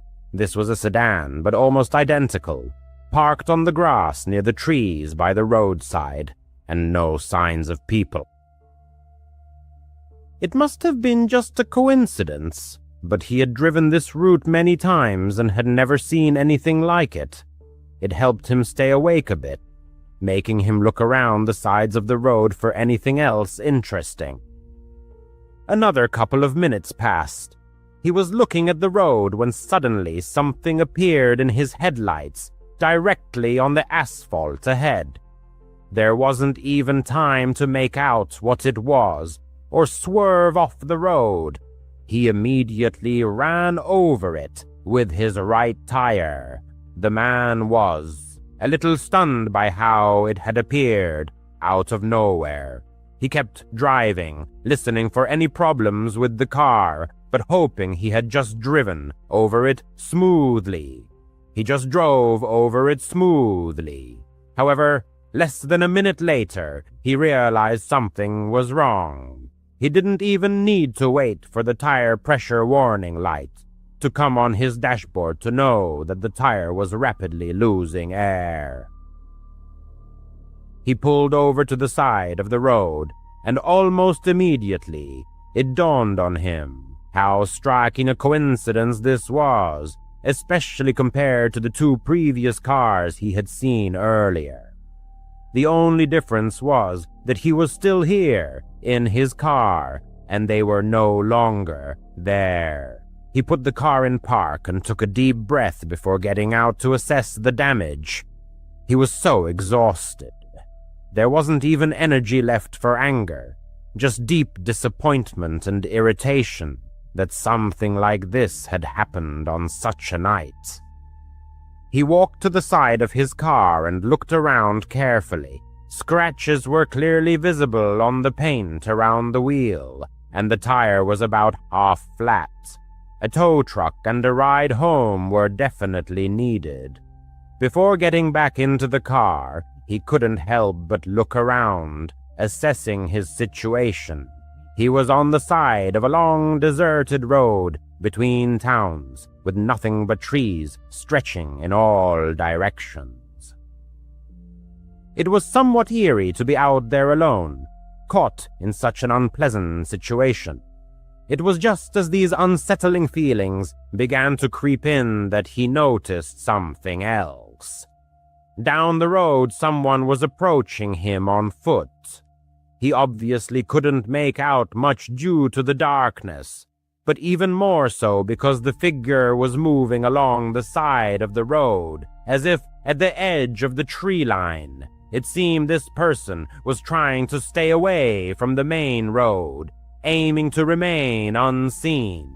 His first thought was that it might be someone from the other cars he had passed, but as the figure drew closer, an unsettling premonition washed over him. He got back in his car and started calling for a tow service. About a minute later, the man was approaching, almost passing by, before he left the tree line and started making his way through the grass to the road. He came right up to the car. He watched him as he approached the window. The man said nothing, but was noticeably nervous and, how should he put it, unstable, perhaps. It was very difficult to understand him or what he was doing. However, after a few seconds, their eyes met. His gaze was incredibly disturbing and instantly made him want to get out of there. He put the car in gear and drove away. He knew he was risking further damage to the wheel, but his gut feeling told him that something was very wrong with this guy. He had only driven for 20 seconds down the road before he passed another car. This one, however, was different. Its door was slightly ajar, and the interior light was on. It seemed this guy had come from there. He continued driving. In the nearest town, he stopped and got his car fixed. He honestly thought it was just a very strange experience, and he would never truly know what that guy wanted or what had even happened. After everything was fixed, he mostly forgot about it. That was until 4 days later when he heard a disturbing story about two people who had gone missing along the road he frequently took to and from work. He immediately thought of the two abandoned cars he had seen that night and quickly looked into the matter. His body went numb when he saw that it had happened on the very same night, and those two cars belonged to the two missing people. Both cars had tire damage from hitting something on the road, likely placed there by someone to specifically strand them. He called the police to report the information, but as of today, neither of the missing people has been found. As far as he knew, there hadn't even been a single lead or trace of who was behind it or what they had done to them. The thought of how close he came to being the third missing person still haunts him. Children's creativity, especially drawing, serves as a means for young talents to express deep feelings and emotions that they are not yet able to comprehend and articulate. At the same time, children often depict their surrounding world, familiar objects, and situations. Therefore, if a child's drawings include figures of strangers holding their hands, it could indicate something deeper and more unsettling. Martin and his wife, raising a 6-year-old daughter and a 3-year-old son, encountered an unexplainable phenomenon. Their daughter, whom we'll call Jess, had an extraordinary love for drawing, and her parents fully encouraged her hobby, providing her with all the necessary art supplies. They had a whole Crayola backpack filled with markers, colored pencils, crayons, and drawing paper. Jess's room and even her backpack were filled with numerous drawings, mostly with ordinary, innocent subjects. However, one day Martin discovered a drawing in his daughter's room that puzzled him. It depicted an unfamiliar woman holding Jess's hand. The woman didn't resemble the girl's mother, who was blonde. Instead, she had dark hair. Martin asked Jess who the woman was, and the girl replied that it was someone who sometimes visited her. Such words could be attributed to the fantasies of a 6-year-old with an imaginary friend. But when Martin asked for the friend's name, Jess said Lucia. This name immediately alarmed Martin, and he hurried to show the drawing to his wife, asking if the woman resembled her sister. Initially, Martin's wife suggested it could be anyone, but when Martin told her that their daughter had called the stranger Lucia, her face contorted in horror. Lucia was the name of Martin's wife's deceased sister, who had died long before the children were born. The couple went to their daughter's room and again asked Jess who Lucia was. The girl repeated that she sometimes visited her. Trying to find out more details, the parents asked when Lucia usually came and what they talked about. Jess replied, "She comes sometimes at night when I'm drawing." Martin's wife asked Jess that the next time she saw Lucia, she should draw her again, but with more details. Jess agreed. From that moment on, Martin and his wife started leaving Jess's bedroom door ajar so they could hear if the girl was talking to someone. A few nights later, while in the kitchen, the couple suddenly heard Jess talking to someone in her room. They quietly approached the door to listen in on the conversation. There were long pauses in Jess's speech, but it was clear she was talking to someone or something invisible, answering questions the parents couldn't hear. At one point, Jess said, They asked about you when they saw my drawing of you. They want me to draw you again." Then Jess fell silent, and Martin and his wife entered the room, asking if she had been talking to Lucia again. The girl nodded, and the parents asked where Lucia was in the room. Jess looked around the room, then stopped at a corner and said, "She's standing right there." Martin and his wife looked at the indicated corner, where there was nothing, but both felt an unsettling sensation and discomfort. Martin's wife quietly asked Jess to draw Lucia exactly, as she looked now, in full detail. Jess agreed, and the couple left the room, feeling slightly uneasy. Soon, Jess called her mom back into the room. Martin and his wife returned to their daughter, and she showed them a new drawing. This drawing confirmed the couple's worst fears. In it, Jess had depicted Lucia with blue eyes, a small mole above her lip, and dressed in white. Lucia had been buried in a white dress, she had blue eyes, and a mole above her lip. Martin's wife wasn't close to her sister, only briefly attending her funeral. Jess had never known about her deceased aunt, and there were no photos of her in the house. Martin and his wife forbade Jess from talking to Lucia. Not because Lucia had done anything terrible in life, but because it frightened the couple. They invited a priest to bless the house and ask all souls to depart in peace.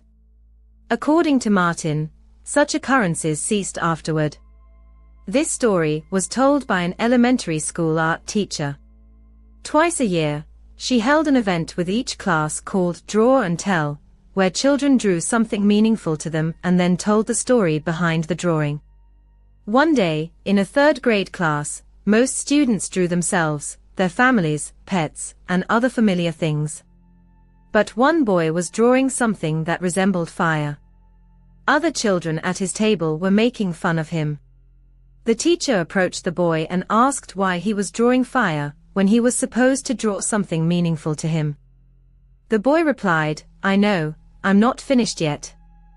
The incident in the art class left an indelible mark on the teacher's memory, and made her rethink her approach to children's art.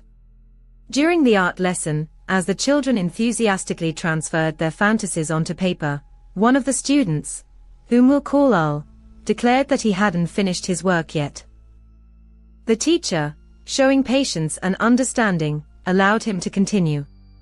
As the other children finished their masterpieces, she noticed Ul's drawing and saw that he had added a depiction of a house. Intrigued, she asked the boy to step into the hallway with her, taking the drawing. In the hallway, the teacher, concerned by what she saw, asked Ul why he had drawn a burning house, as such a picture clearly didn't fit the Draw and Tell lesson's theme. The boy's answer shocked her, "It's not. It's the house my parents tried to burn down with me inside." The teacher was speechless, unsure how to react to such a terrible confession. Confused, she kept the drawing, asked the boy to return to his seat, and announced that the Draw and Tell lesson was cancelled. Returning to the classroom, she sat at her desk for a moment, holding back tears, and then told the students that everyone would take their drawings home. This tragic story, shared by an anonymous parent, makes one wonder what secrets might be hidden behind children's drawings. Another story, involving Molly's family, a 5-year-old quiet and well-behaved girl, according to her father, also causes alarm and concern. One night, Molly came into her parents' room and said she was afraid there was someone in her closet. Brad, the girl's father, took her back to her room and showed her the inside of the closet to convince her there were no monsters there. The next night, Molly again came into her parents' room, saying there was a monster in her closet again. This time, Brad and Jane allowed Molly to sleep with them. The next day, Molly drew the supposed monster she had seen and showed it to her parents. Brad stated that the drawing, admittedly, scared him, but up until that point, it all seemed like normal childish things. Until one of the following nights, Brad and Jane were woken by Molly's crying and screaming. They rushed to her room to find out what happened, and she said, "I'm bleeding," lifting her shirt on her back, where 2 scratches were visible. Molly claimed it was the monster. Brad turned the entire bedroom and the whole house upside down, looking for anyone who could have done it. When the house was empty, Brad and Jane had no choice but to assume that Molly had probably done it herself somehow, either intentionally or accidentally. But over time, as the couple was able to think it over, the chain of events seemed too wild to be just a coincidence. While the couple was getting Molly used to sleeping alone again, Molly never changed her story that the monster had scratched her back. To make her more comfortable sleeping alone, they moved Molly's furniture into the guest bedroom and made it her new room. Molly came into her parents' room a couple more times in the middle of the night, but both times when asked if she had seen the monster again, she said, "No, I'm just scared." Fortunately, no further physical harm was inflicted upon her in her sleep. Another story, sent in by Giovanna, tells of a mysterious drawing she found on her desk in her room. Since she lets her 7-year-old brother draw on her desk, it seemed strange to her from the beginning that her brother would leave it on the desk at all, because he usually took all his drawings back to his room and hid them. But since he left this one, she felt he wanted her to see it. Looking at it, she saw that it was a fairly innocent family drawing done by a 7-year-old, but then a black figure lurked in the corner, labeled the Taking Man. Giovanna left it on her desk for a couple of days before noticing the figure in the corner when she looked at the drawing again. The man was sitting on a swing, but the family didn't own a swing set. This could be attributed to the child being 7, but he had never asked his parents for a swing set and showed no interest in them generally. Beneath the mysterious figure labeled the Taking Man, there appeared to be some object that Giovanna thought looked like a window or some kind of door in the ground. So, she went outside to check the lawn for any door, window, anything, but there was nothing. A few days later, while in the bathroom, which was across the hall from her brother's room, Giovanna was washing up when she heard her brother giggling and talking. It could have just been him playing with his toys alone, but still, after finishing her skincare routine and rinsing her face, Giovanna went to check on her brother. His door was slightly ajar, so she peeked in and saw him on the floor, talking to something under his bed. She quickly opened the door, and her brother stood up, sat on his bed, and turned his head towards the television. When she asked who he was talking to, he replied that he wasn't talking to anyone. Assuming he was just playing, Giovanna went to bed. The next morning, her brother woke up holding an empty glass and asked if she could fill it with chocolate milk. Giovanna went downstairs to fill his glass and came back upstairs with a couple of snacks for herself. She entered her brother's room and, strangely, saw him sound asleep. She woke him up and handed him the glass, but he insisted he hadn't asked for it. However, she knew he had, so she didn't argue with him and left the glass next to his bed. A glass of water had been left on the nightstand. That night, around 4 in the morning, Giovanna awoke to the sounds of conversation coming from her brother's room. Without losing a second, she went across the hall to his room and peeked inside. The girl remembered her brother's voice, animatedly talking to someone, and a vague silhouette of a dark figure looming in the dim light. The next thing she remembered was waking up in her own bed the next morning. When questioned by his sister, the brother merely shrugged, puzzled, assuring her that he didn't remember any nighttime conversations. Giovanna, concerned by what she had seen and the strange drawing, shared her worries with her parents. After talking to their son, they learned that the character in the drawing was the Taking Man, who returns and takes things. The boy spoke of him with trust and even called him his best friend, mentioning red berries, similar to cranberries, that he had been given. However, according to the child, this mysterious friend would not return. Giovanna still cannot say with certainty whether what she saw in her brother's room was a dream or a sinister reality. The image of the dark figure, imprinted in her memory, was too vivid and clear to be a simple dream. But if it wasn't a dream, then what happened after the encounter with the shadow remains a mystery to her, as her memory of that period was as if erased. Since then, Her younger brother has never once mentioned the taking man. For nearly a decade of service, patrolling the silent expanses of Texas highways had become routine. However, the night of August 9th, 2013, just past 1 a.m., brought a call that stood out from the usual. The radio reported a truck blocking part of US 277, approximately 4 miles south of the small town of Bronte. The dispatcher clarified that a passerby had reported the obstruction, followed by a 911 call. The caller identified himself as Brandon Lawson, 26, and urgently pleaded for help. His words were fragmented but chilling. Someone was chasing him. Despite distortion and static, the voice on the line sounded extremely agitated and urgent. As the closest patrol to the scene, the officer immediately activated his emergency lights and headed to the specified location. Highway 277, especially at night, is an extremely isolated stretch of road.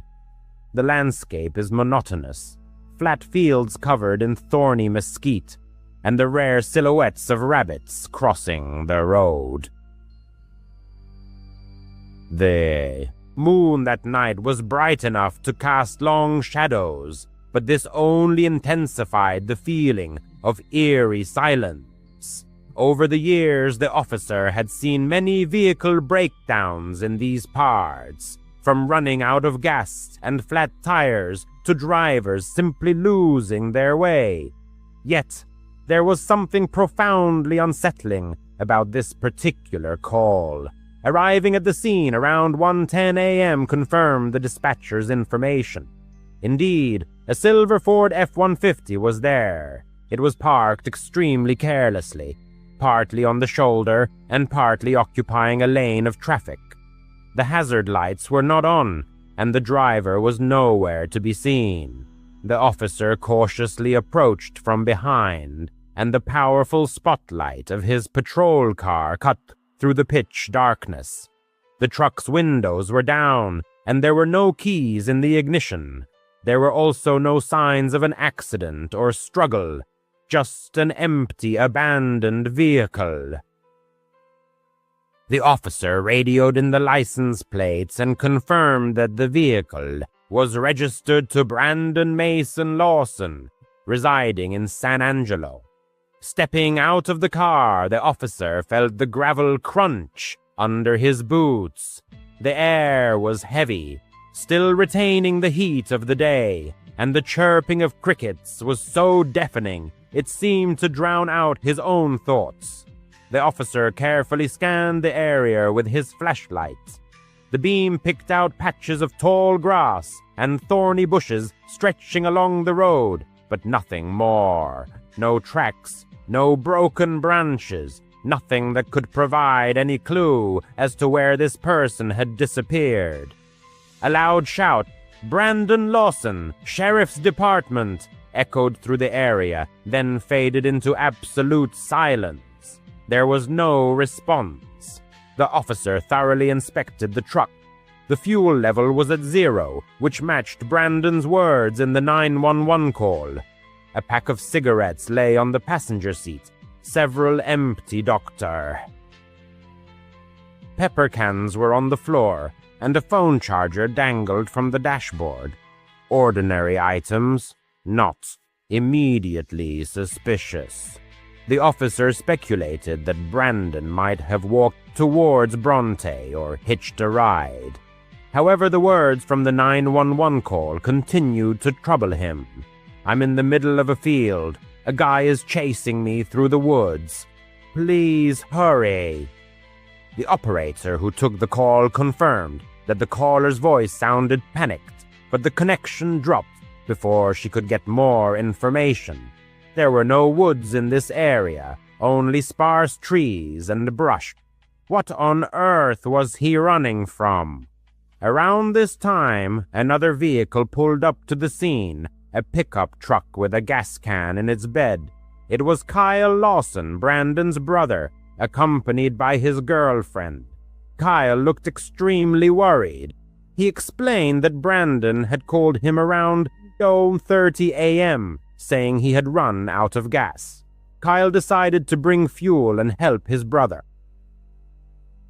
The officer asked if Brandon had said anything else, perhaps about trouble or someone chasing him.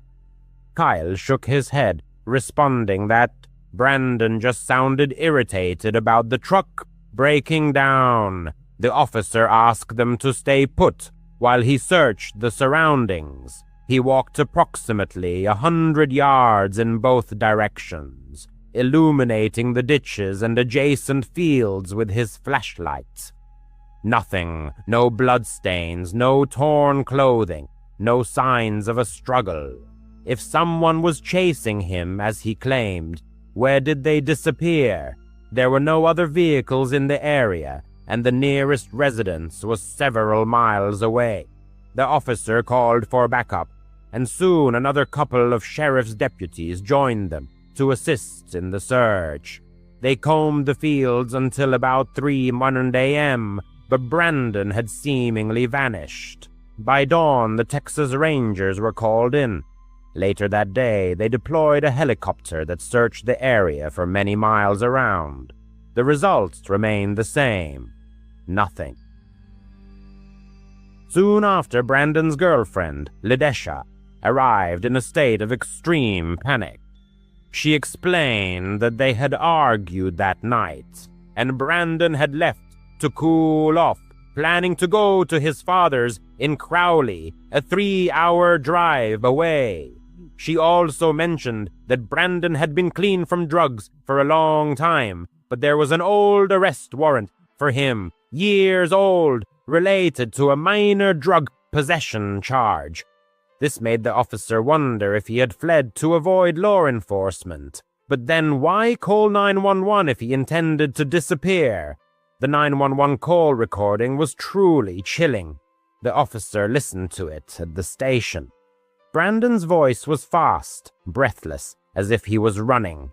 "There's one car here. I ran into him. A guy is chasing me."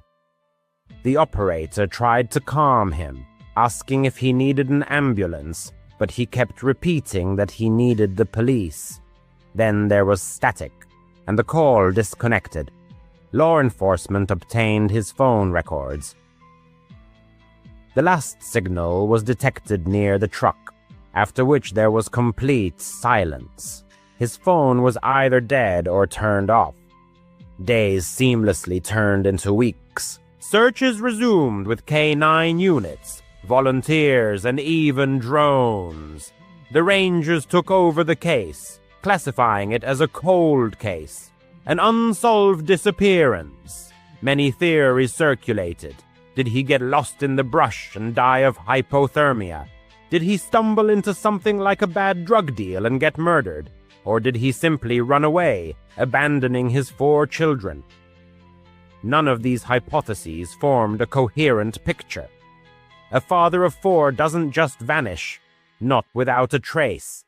Years passed, and then in 2022, a search expedition discovered clothing that appeared to belong to Brandon.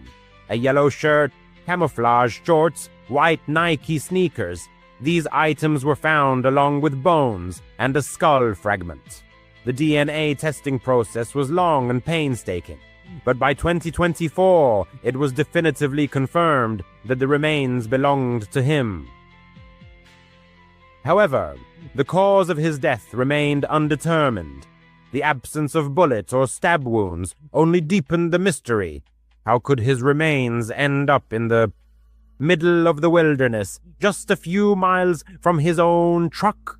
Even now, driving on Highway 277, the narrator experiences a strange sense of unease. What did Brandon see that fateful night? Who was chasing him? Or was he overcome by such intense fear, such madness, that he himself plunged into the impenetrable darkness and never returned? In his years of work, the narrator has seen many things, but Brandon Lawson's story remains with him, like a persistent echo. It feels as if the highway swallowed him whole, leaving behind only a multitude of unanswered questions. The narrator remembers working as a night guard at a warehouse on the outskirts of town. The pay was modest, but it was the only way to support his family. His wife stayed home, caring for their young son, while he spent long nights patrolling the cold, deserted aisles filled with stored goods. One night, his life irrevocably changed. He had just started his shift, and the clock showed around midnight. The warehouse was silent, broken only by the hum of the lights and the rare echo of his footsteps. He usually brought a thermos of tea and his old, barely functioning mobile phone. His son should have been sleeping peacefully at home, but around 1 a.m. his phone vibrated with an incoming call. The number was unfamiliar. Usually the narrator never answered such calls, but that night, for some reason, he picked up. A gruff voice said, "We have your child." At first, he thought it was someone's sick joke. His boy should have been safe, at home. But then he caught a faint cry in the background. It was his son's voice. The narrator's stomach clenched with terror. The man demanded money, a colossal sum of $10,000, which he could never have raised. He was a poor man working as a guard for meager wages. He said he didn't have that kind of money. The man just laughed and stated that he had until the next evening. Then the connection broke. That night, the narrator left the warehouse, trembling with fear, and rushed home. His wife was in a panic. Their boy was gone. His son's bed was empty, and the back door was wide open. They immediately contacted the police. The narrator told them everything, including the call. The police advised them to remain calm and assured them they would set a trap for the kidnappers. The narrator couldn't sleep and couldn't eat. All he did was wait for the phone to ring again. The next day, the kidnappers called back. They named a meeting place, an abandoned parking lot by the river. The police devised a plan. They would hide in unmarked cars, watching every corner, while the narrator would bring a bag that looked full of money. They promised to catch the kidnappers before anything happened. That night, he drove to the parking lot with the fake money. The place was dark, surrounded by broken streetlights and weeds pushing through cracks in the asphalt. The river made a faint noise in the distance. His hands were sweaty on the steering wheel, and he constantly looked at the passenger seat where the bag lay. The police contacted him through a small earpiece. They told him to stay calm, just follow instructions. He got out of the car and stood under one of the few working lights. The air was cold, and he could hear every beat of his heart. Minutes stretched into what felt like an eternity. Then, without headlights, a car pulled up. It slowed and stopped about 20 feet from him. His throat was dry. A man in a dark hoodie and mask emerged. He stared at the narrator, then at the bag in his hand. For a second, the narrator thought it would work. The man walked slowly but steadily towards him. Then, suddenly, he froze. His head turned slightly, as if he saw something. The narrator realized what it was. He had spotted one of the officers hiding at the edge of the parking lot. The man rushed back to his car. The doors slammed shut, and the engine roared. They sped away so fast that gravel flew into the air. Police cars chased after them, lights flashing, but the kidnappers knew the area better. The narrator stood there helplessly, clutching the useless bag. The chase ended in failure. The officers lost them somewhere in the labyrinth of old roads by the river. When they returned, all he could do was collapse onto his car, feeling that he had lost everything. That was the last time he had hope. The next morning, a package appeared on his doorstep. He knew what it was before he even opened it. Inside was the body of his child. His world crumbled. He felt dead inside. His wife screamed until she lost her voice. He couldn't even explain the pain. It was like something had torn open his chest and left it empty. He couldn't protect him. He couldn't save him. After that, the police worked day and night. It took weeks, but they finally caught those people. There were 3 of them. All had prior convictions, robberies, assaults, and worse. They confessed after hours of interrogation. They had been watching the narrator for weeks, knowing he was poor and thinking he would do anything to get his child back. Now they are in prison. The law says justice has been served. But for the narrator and his wife, nothing feels like justice. They no longer have their boy. The man's heart still drops every time the phone rings during his new night shift, though he now works elsewhere. Passing dark corners, he invariably sees his face, hears his voice calling his name. That fateful night at the warehouse, which seemed like an ordinary shift, ended up costing him everything he held dear. No matter how many years pass, the silence of those endless warehouse spaces continues to remind him of the stillness that has settled in his own home. The tragedy occurred in May 2025. This isn't a story where fear creeps up suddenly, but it is certainly the most terrible experience of his life.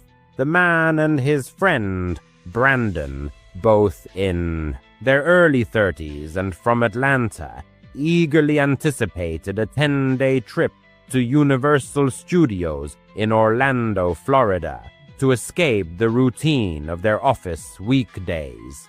They had been looking forward to this journey for months, discussing future rides on the Velocicoaster, exploring the magical world of Harry Potter, and many other attractions. They booked a room at the Hard Rock Hotel, located right by the parks, with 2 queen beds and a magnificent view of the lagoon. Brandon asked if his girlfriend Michelle could come with them. They had met on Tinder a few months prior, and he was completely smitten with her. The man agreed without hesitation, believing it would be a fun addition to their company. At the airport, Michelle made a pleasant impression. She was about 25 years old, had brown hair, a wide smile, and was wearing a Gryffindor t-shirt. They hugged, chatted a bit about the upcoming flight, and headed to the hotel. At that point, there were no red flags, but the situation began to change rapidly. By the first day, Michelle had completely taken the lead. She insistently demanded they skip the parks to visit random restaurants she found online, whether it was some Cuban place downtown or a vegan cafe miles away. If the friends wanted to go on a ride, she would pout or cleverly change the subject. Brandon always gave in to her, and the man agreed to keep the peace. It was certainly annoying, but he attributed it to her personality quirks. Soon Michelle started talking non-stop. She endlessly chatted about her job, her ex-lovers, or strange theories, such as Disney secretly running Universal. She seemed unstoppable. Brandon suggested it might be ADHD, or perhaps she had forgotten to take her medication. At night, the man couldn't sleep either. She would talk through the bathroom door while brushing her teeth, or whisper to Brandon at 2 a.m. The man would hide his head under his pillow, but her voice drilled through it. Brandon also looked exhausted, but he just shushed her and rolled over. The worst part was that Michelle stayed in their room. Brandon asked if he minded, as she couldn't afford a separate room. The man said it was fine, thinking he was being a good friend. This was a huge mistake. The room became cramped. Her belongings were everywhere, chargers, makeup, snacks, all over the beds. There was no privacy, no quiet. By the third day, the man was at his breaking point. That day, they finally managed to visit the parks. They rode the Hulk coaster, enjoyed butterbeer, and laughed in the Simpsons area. It felt like the trip they had originally planned. Afterward, the man grabbed a burger at City Walk, Antojitos, cheap and tasty. Around 8 p.m., he keycarded into their room. He is 14 now, but this happened when he was 11. His older sister was suffering from a severe toothache again. She never really brushed her teeth, and such nights were not uncommon in their house. It was bitterly cold outside, one of those nights when the air burned your nose and the windows were covered with a thin layer of frost. Mom stood in his doorway, half dressed in her coat, and asked if he wanted to go with them to the dentist. The boy replied that he preferred to stay home. He hated the cold and liked the thought of a warm blanket and a movie. She said they would grab food on the way back. It sounded perfect. They left, and a heavy silence settled in the apartment. The kind that comes after a door closes and the building seems to settle. 2 minutes later, his phone lit up, showing a call from an unknown number. He never answered such calls, so he just watched it ring until it stopped. The phone rang again. He ignored it again. The boy convinced himself it was probably a wrong number. Some delivery person trying to reach someone else, or a scammer. The second call died down, and he tried to forget about it. His nose was running, and he sneezed 3 times in a row. He made himself a cozy nest on his bed, blanket up to his chin, pillow neatly stacked. He called his friends, and they played games on their phones for a while. After that, he put on a movie and let the sound fill the room. The kind of sound that makes you feel safe, as if you're not alone. And then he heard it, breathing, not his own. A slow, steady sound behind him, as if someone was trying to breathe quietly, but too close to the wall. His stomach dropped. He paused the movie. The room became quiet. He could still hear it. He didn't look back. He just slid off his bed and crawled into his sister's bed across the room. He kept telling himself it was the heating, or the ventilation, or a pipe in the wall, old building, old noises. He stared at the doorway leading to the hallway, listening, but the sound never quite faded into the building's general hum. 20 minutes passed, and then the lights suddenly went out. When one speaks of fear of the dark, it means something more than just the absence of light. It's the feeling when anxiety constricts your chest. It seemed as if the very space of the room had shrunk, pressing down on his rib cage. He pulled the blanket over his head, trying to slow his breathing. He knew that their apartment sometimes had power outages, especially on cold nights when everyone turned on their electric heaters. He convinced himself that the lights would surely come back on. He commanded himself to remain still. He decided to count to 100 and then try to activate the flashlight on his mobile device. Around the count of 60, his resolve wavered slightly. He abruptly threw off the blanket and grabbed his phone. The battery was only at 10%. His attempt to turn on the flashlight was unsuccessful, as the phone was in power-saving mode and would not allow that function to be activated. He desperately tapped the screen, as if these actions could change anything. No light. Just a dim lock screen reflecting his own face. Enos. At that moment, the bathroom door stirred. It didn't slam shut, but slowly closed, the latch making a barely audible click. The bathroom door was light, and sometimes a draft from open windows could push it, but this time all the windows were tightly closed. The person was acutely aware of this. Their gaze was fixed on the dark silhouette of the doorway, and a flush of heat spread across their face.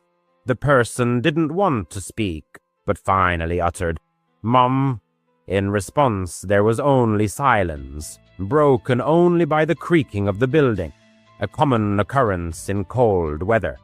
The person sat perfectly still, hearing their own heartbeat in their ears. Thoughts turned to Mom's car pulling onto the street. The smell of takeout food came to mind. The person imagined the bright lights of the dentist's office and their sister's complaints. The mental replay of mundane things continued to ward off the rising fear. The electricity returned with a soft pop, and the lights flickered. The heating fan started, the refrigerator hummed, and the apartment was once again filled with the sounds of life. The person exhaled, not realizing until that moment that they had been holding their breath. The person convinced themselves that the sound of breathing was the heating system. The person explained to themselves that the bathroom door's movement was due to an air pressure change caused by the power outage. They almost managed to believe it. Then the phone vibrated, the same unknown number again. It filled the entire screen so casually and indifferently, as if it didn't know that for the past half hour, its existence had consumed all thoughts. The person stared at it, not answering. They watched it ring until it stopped. Then, a call was made to Mom. The person tried not to sound scared, but their voice still trembled. They said that something had been heard, that the lights had gone out, that someone kept calling. Mom replied that they were paying the bill and heading home immediately. 10 minutes, she said. Every second of those 10 minutes stretched like an entire minute. The person got up and, on shaky legs, crossed the room to the bathroom. The door was closed. Placing a hand on the handle, they stood there, almost touching the wood with their forehead, listening. Nothing. Quickly opening it, they found the bathroom empty, towels neatly in place, shower curtains still. Nothing moved. The person returned to the bedroom and tried to laugh at themselves. They turned the movie back on, making the sound too loud. When Mom and sister returned home, the person almost ran to the door. Cold air rushed in with them, and the apartment smelled of the street, the dentist's office, and food.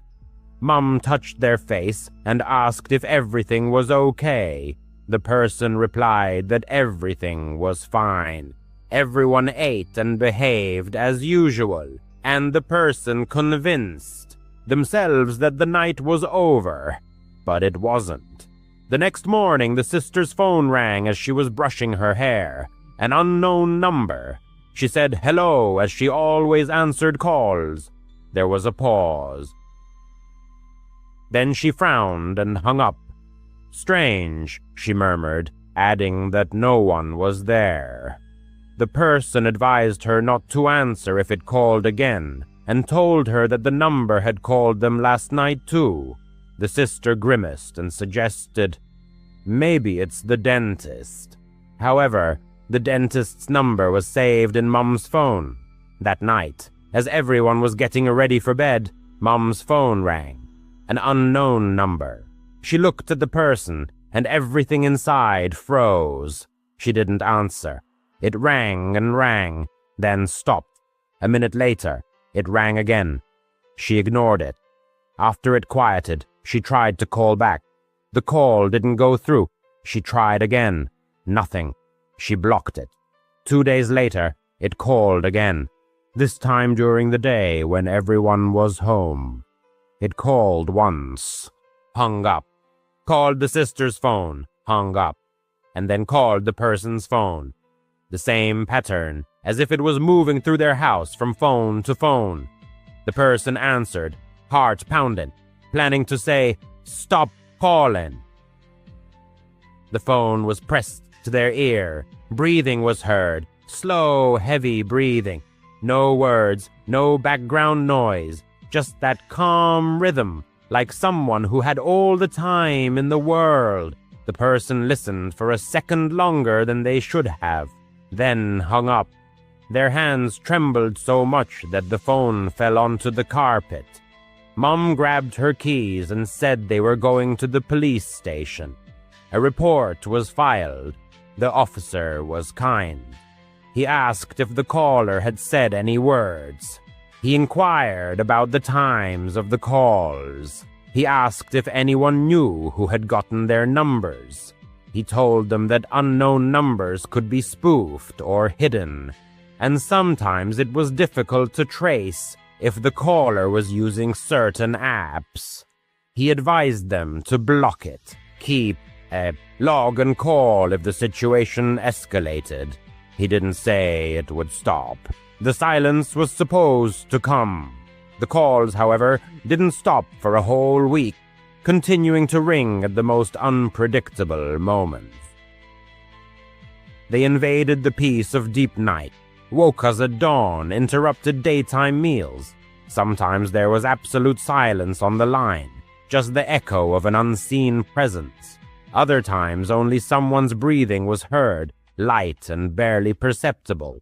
Once, we clearly distinguished a faint cough, as if someone was trying to muffle the sound by covering the microphone. To avoid looking at the screen every time, we changed the ringtones, assigning this number a unique signal that immediately betrayed its ominous origin. We spent nights with the hallway light on, creating an illusion of safety.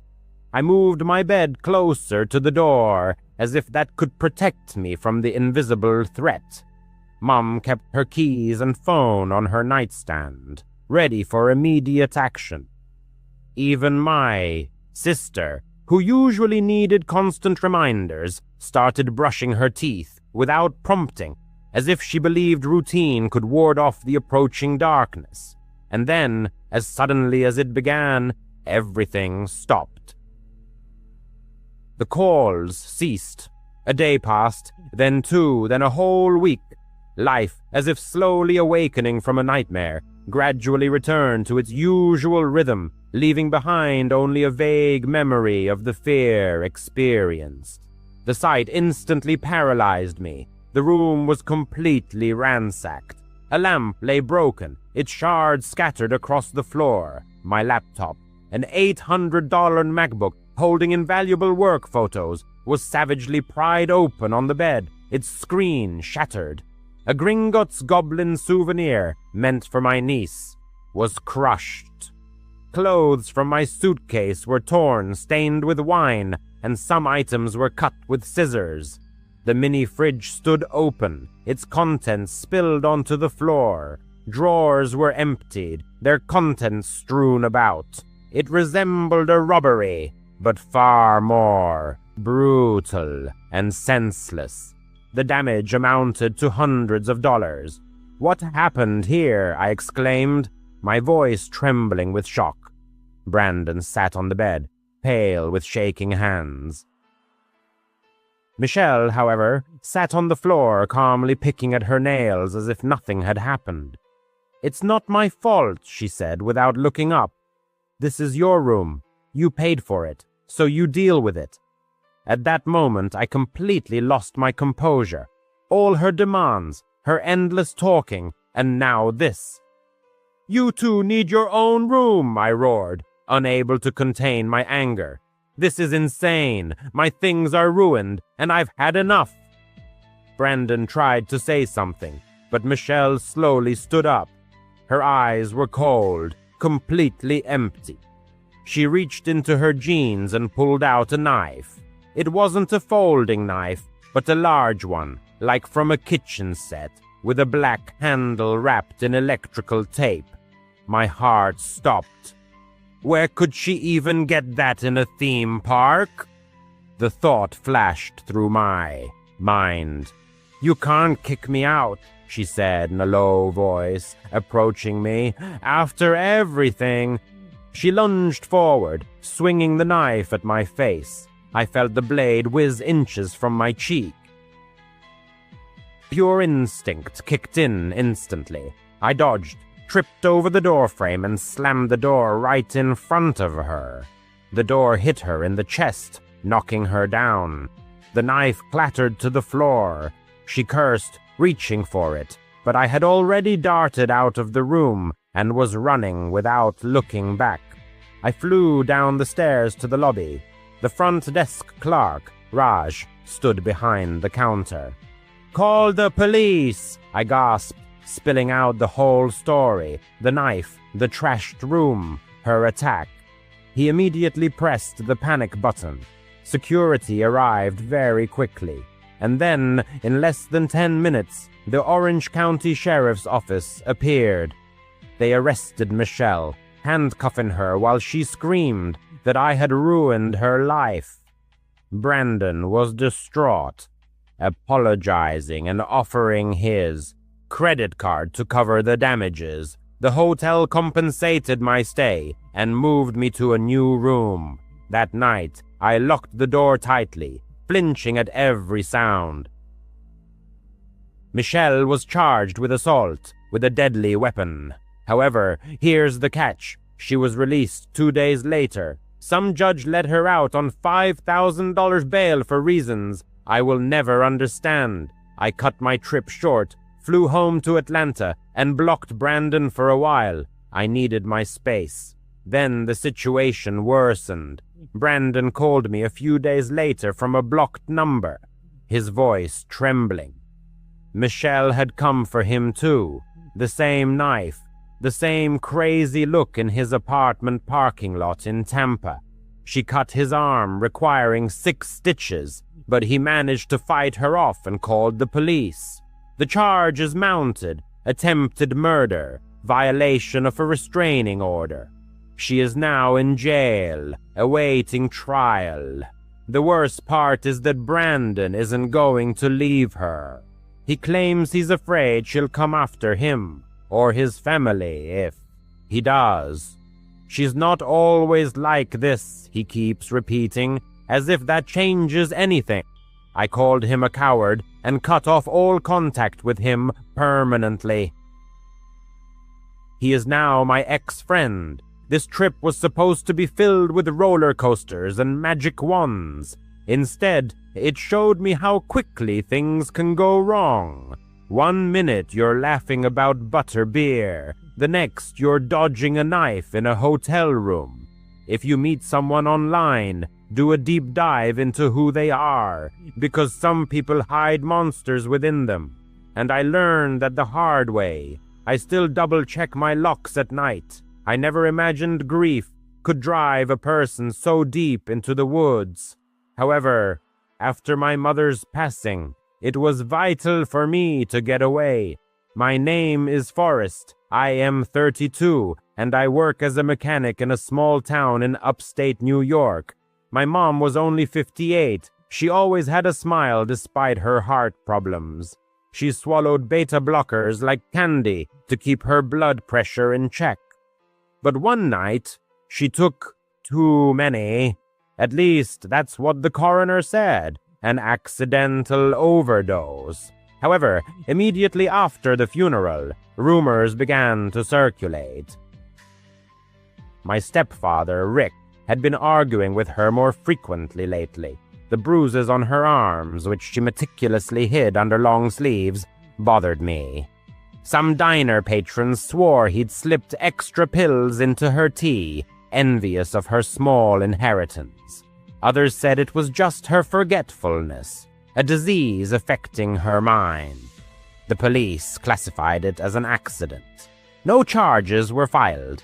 Rick got the house, and I got a crushing sense of guilt for not noticing it all sooner. I couldn't sleep in my apartment anymore, staring at the ceiling, replaying the arguments I'd heard.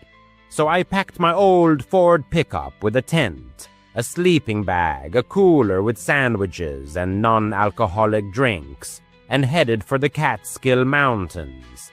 He headed for the Catskill Mountains.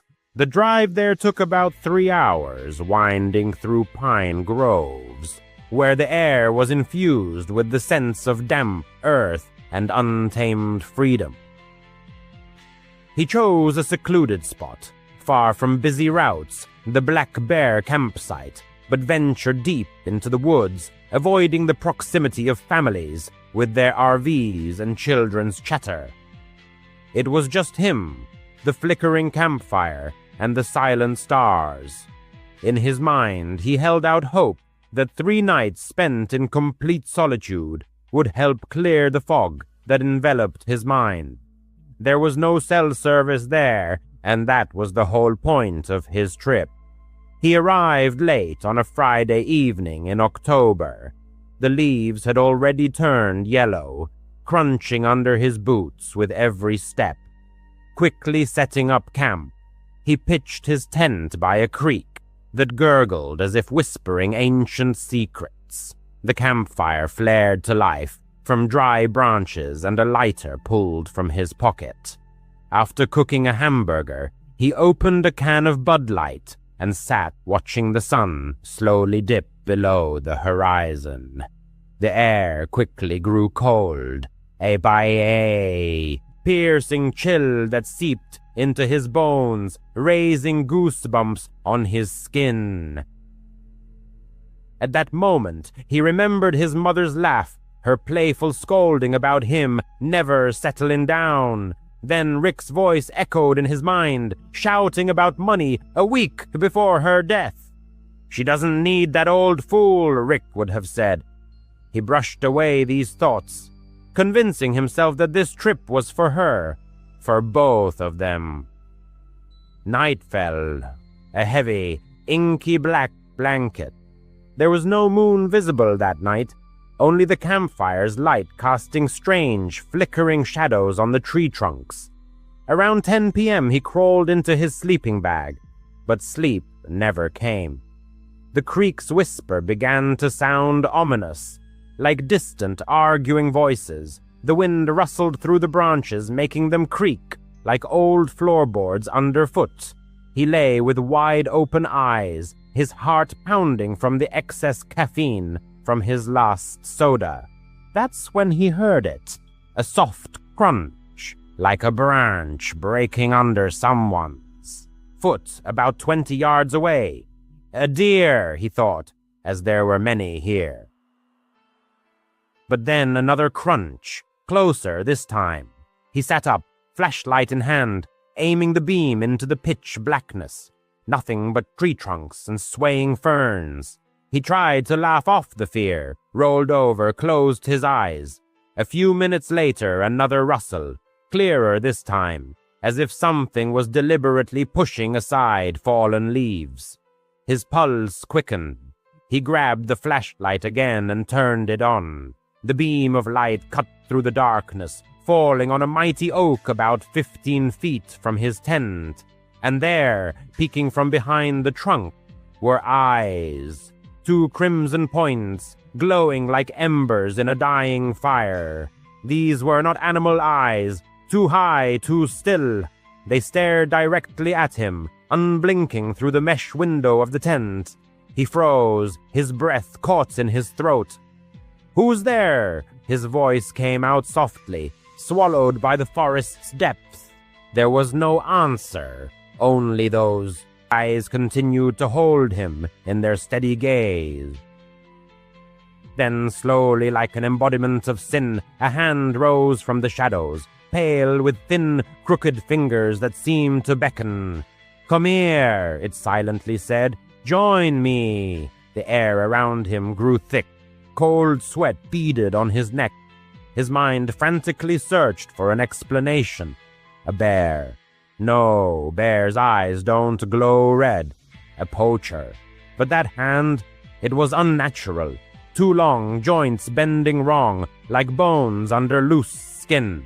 He shot up, heart hammering like a jackhammer, zipped up the tent flap, fumbled for his boots.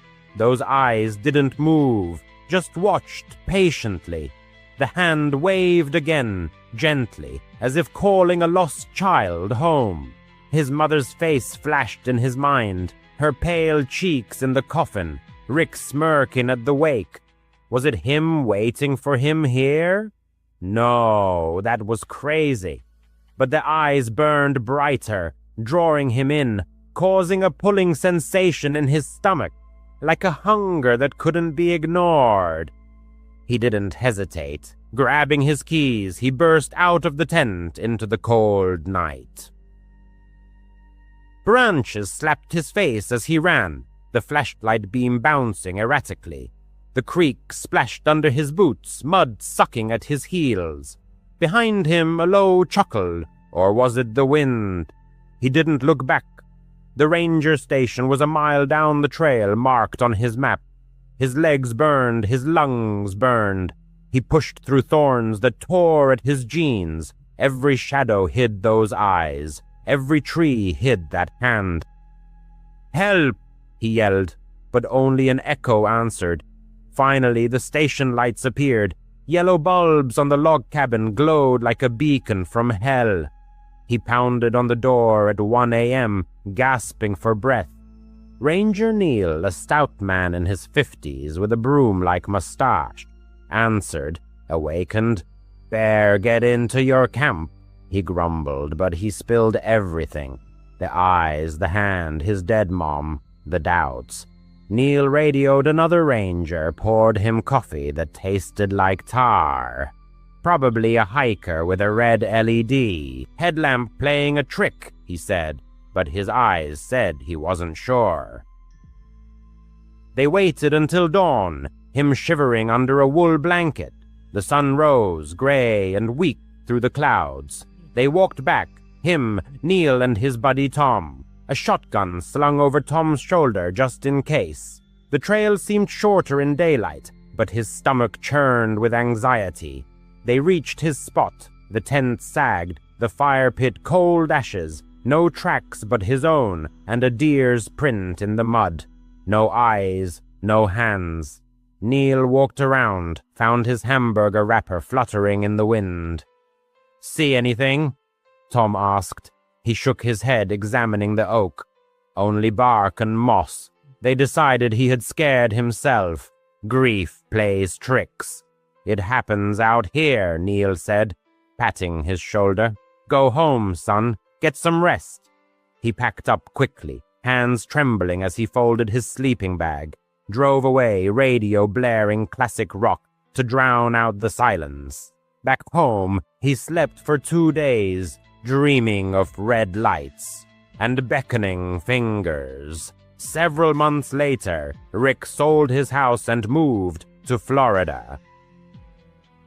The police officially closed the case, classifying it as an accident. However, last week, late in the evening, as he was alone fixing a carburetor in his workshop under the hum of fluorescent lights, he saw them again. In the rear-view mirror of a client's crookedly parked Chevy, 2 red eyes flickered in the dark yard, and a hand slowly rose from the shadows, beckoning him. The man rushed inside and locked the door, immediately calling the police.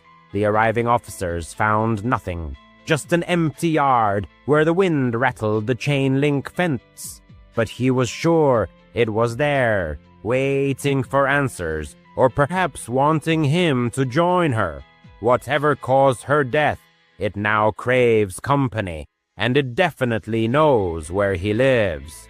It was September 7th, a young woman's 24th birthday, and she dreamed of something modest. She didn't want a noisy club or an overcrowded bar. Time twos.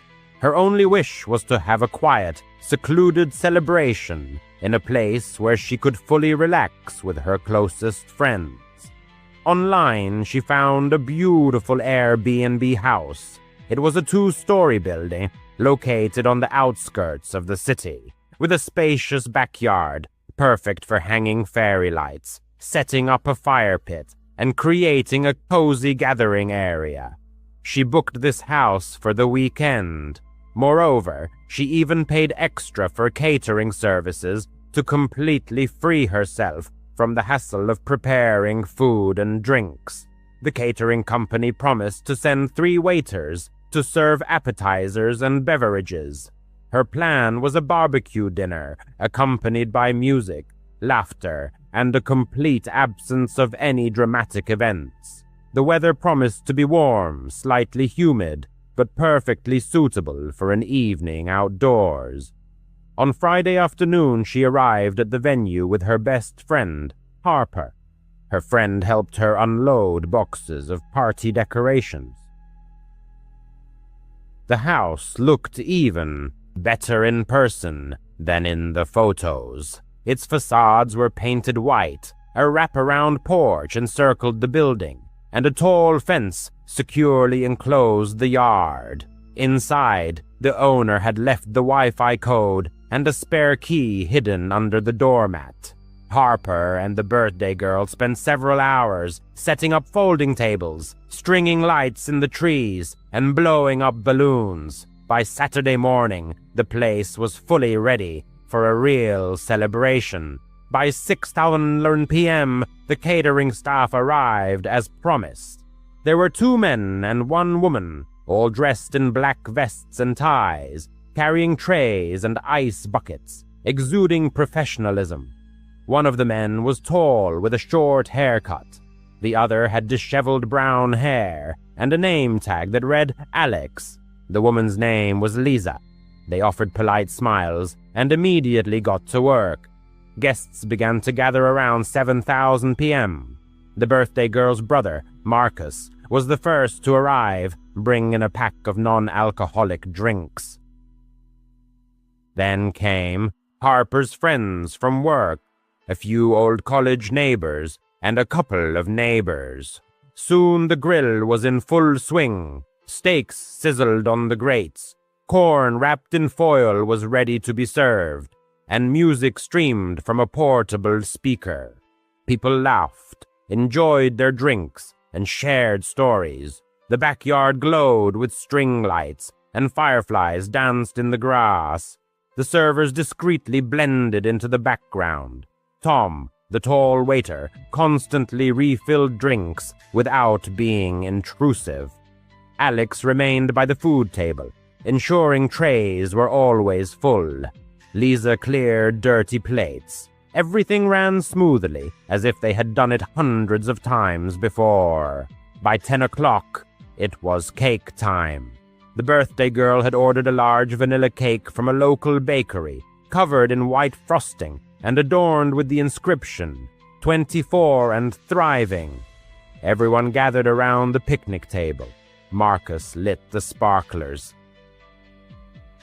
All the guests sang in unison, and the birthday girl blew out the candles in one breath, wishing for a promotion at work. People clapped and eagerly dug into their slices. It was at this moment that she noticed Alex. He wasn't holding a tray. Instead, she saw him by the chair where the gifts were stacked. He unzipped her new leather purse and extracted a small item. Then he reached for a box that held a silver necklace. "Hey man, what are you doing?" her cousin Jake loudly exclaimed, catching him red-handed. Everyone turned to look. Alex froze, his hand halfway to the box. His face remained impassive, showing neither guilt nor fear. "What?" he uttered in a lifeless voice. "You're stealing," Jake said, moving closer. "Put it back." Silence fell over the yard. People stopped eating, their eyes fixed on Alex. Then Alex reached into his vest pocket. He pulled out a switchblade and flicked it open, the blade glinting under the string lights. Gasps filled the air. Harper grabbed the birthday girl's hand. "Back off," Alex said, calmly pointing the knife at Jake. "Nobody move. Call the police, and you'll regret it." He slowly retreated toward the gate. Chairs scraped across the ground as he slipped into the dark side yard. Chaos ensued. Marcus yelled for everyone to stick together. Harper called 911 and reported what had happened. People whispered, fearing he might return. Jake checked the gifts. Some money and a charger were missing, but the necklace was still there. 10 minutes later, 2 police cars arrived. Officers took statements under the light of the porch lantern. The birthday girl told them about the catering company she had booked. Quick Serve Events. They verified the name and took notes. Another officer searched the yard with a flashlight, but Alex was long gone. They advised them to lock up and stay inside. The party had to end early. People left in groups. The birthday girl stayed with Harper in the house, too nervous to sleep. Every creak in the old house made her jump. Ring. Around 2 in the morning, the phone suddenly vibrated, breaking the silence. Police officers seemed to have returned to the front door. "We found him," one of them said, his words echoing in the air. The officers escorted everyone to a downstairs bathroom. The narrator's heart sank, sensing something was terribly wrong. Inside, leaning against the cold wall, was a semi-conscious man in a waiter's vest. His shirt was torn, his skin unnaturally pale, and his chin was stained with vomit. Needles and a syringe kit lay on the countertop, indicating recent medical procedures. Paramedics were already assisting him. In a weak voice, the man mumbled, "They claimed to be guests. 2 men. They offered me a drink before my shift. My throat burned terribly. I woke up here with no clothes, no knife. They said they would handle the party themselves." The officers exchanged significant glances. One of them reported that the contents of the syringe tested positive for powerful sedatives. The bitter truth hit everyone with incredible force. The man in the bathroom was the real Alex, the genuine waiter. The 2 individuals previously thought to be Tom and Alex were merely imposters. They had cunningly drugged the true employee, taken his uniform, and infiltrated the party unnoticed. Lisa, however, was indeed who she claimed to be. She had genuinely left the event early due to a headache. But these 2 men skillfully played their roles throughout the night. They deftly poured drinks and served food, all the while harboring a sinister plan for robbery. By dawn, everyone had packed up and left the Airbnb. The owner promised a refund for the rental, but peaceful sleep never returned with the same ease. The narrator's thoughts constantly drifted back to the knife, to how calmly and coolly it had been aimed at Jake. The police classified the incident as attempted robbery, but to the narrator, it felt far more sinister and ominous. A month had passed since that day. She was still 24, but birthdays now felt tainted, overshadowed. She couldn't stop replaying the events of that night in her mind, reliving each moment. In her imagination, images of those men arose, smiling as they served food, subtly observing everyone present, and sometimes a disturbing question surfaced. Was stealing money truly their only objective? Or were they plotting something far worse, something that never came to pass because Jake spoke up in time? At one point, the narrator worked at a Pizza Hut, located in one of Tucson's less affluent neighborhoods. This area was notoriously known for its dilapidated apartment buildings, numerous trailer parks, and duplexes that seemed long past their prime. Most customers were typically not generous tippers, and many appeared to be struggling with drug addiction or living on government assistance. This job was certainly neither the safest nor the most pleasant, but it allowed her to make ends, meet and pay her bills. One evening, an order came in for a large meat lover's pizza with extra sausage. The delivery was assigned to another driver. However, even before that driver could return to the store, the customer was already calling the pizzeria, claiming the pizza was so spicy it was inedible, and demanding an immediate replacement. The staff doubted the truth of his claim regarding the dish's spiciness, but the manager decided to send another pizza to resolve the conflict and appease the dissatisfied customer. When the driver returned, he was given a fresh pizza for redelivery. Everyone believed this would finally solve the problem. However, their hopes were dashed. The man called again, not once, but twice more over the next few hours. Each time he repeated the same complaint. The pizza was too spicy and he couldn't eat it. The staff continued to send replacements and retrieve the old pizzas, ostensibly for quality checks, though in reality, they simply threw them into the dumpster. The pizzeria believed the customer was trying to scam them for free food and hoped he would eventually stop calling.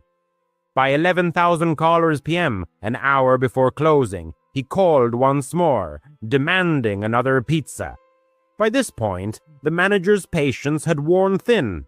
He politely but firmly explained that they could do no more. If the man came to the store the next day, he would receive a refund. Everyone assumed the incident would be over.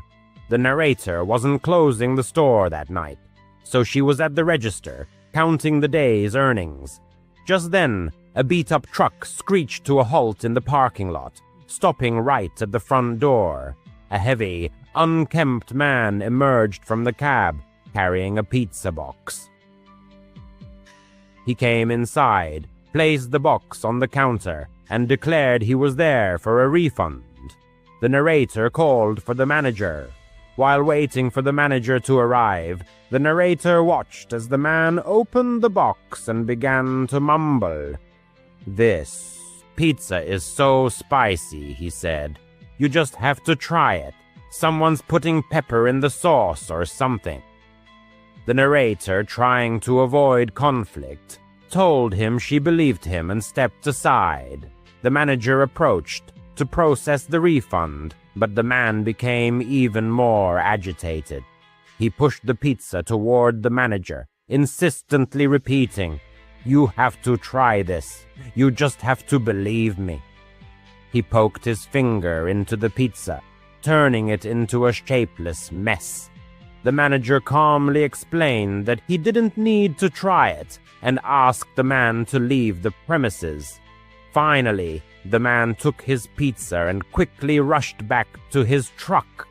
By this time, all the store employees had gathered near the entrance, the waitress, the cook, and other drivers. One of these drivers was the person the narrator had a secret crush on. When the man drove away, the narrator tried to lighten the tense atmosphere with a joke.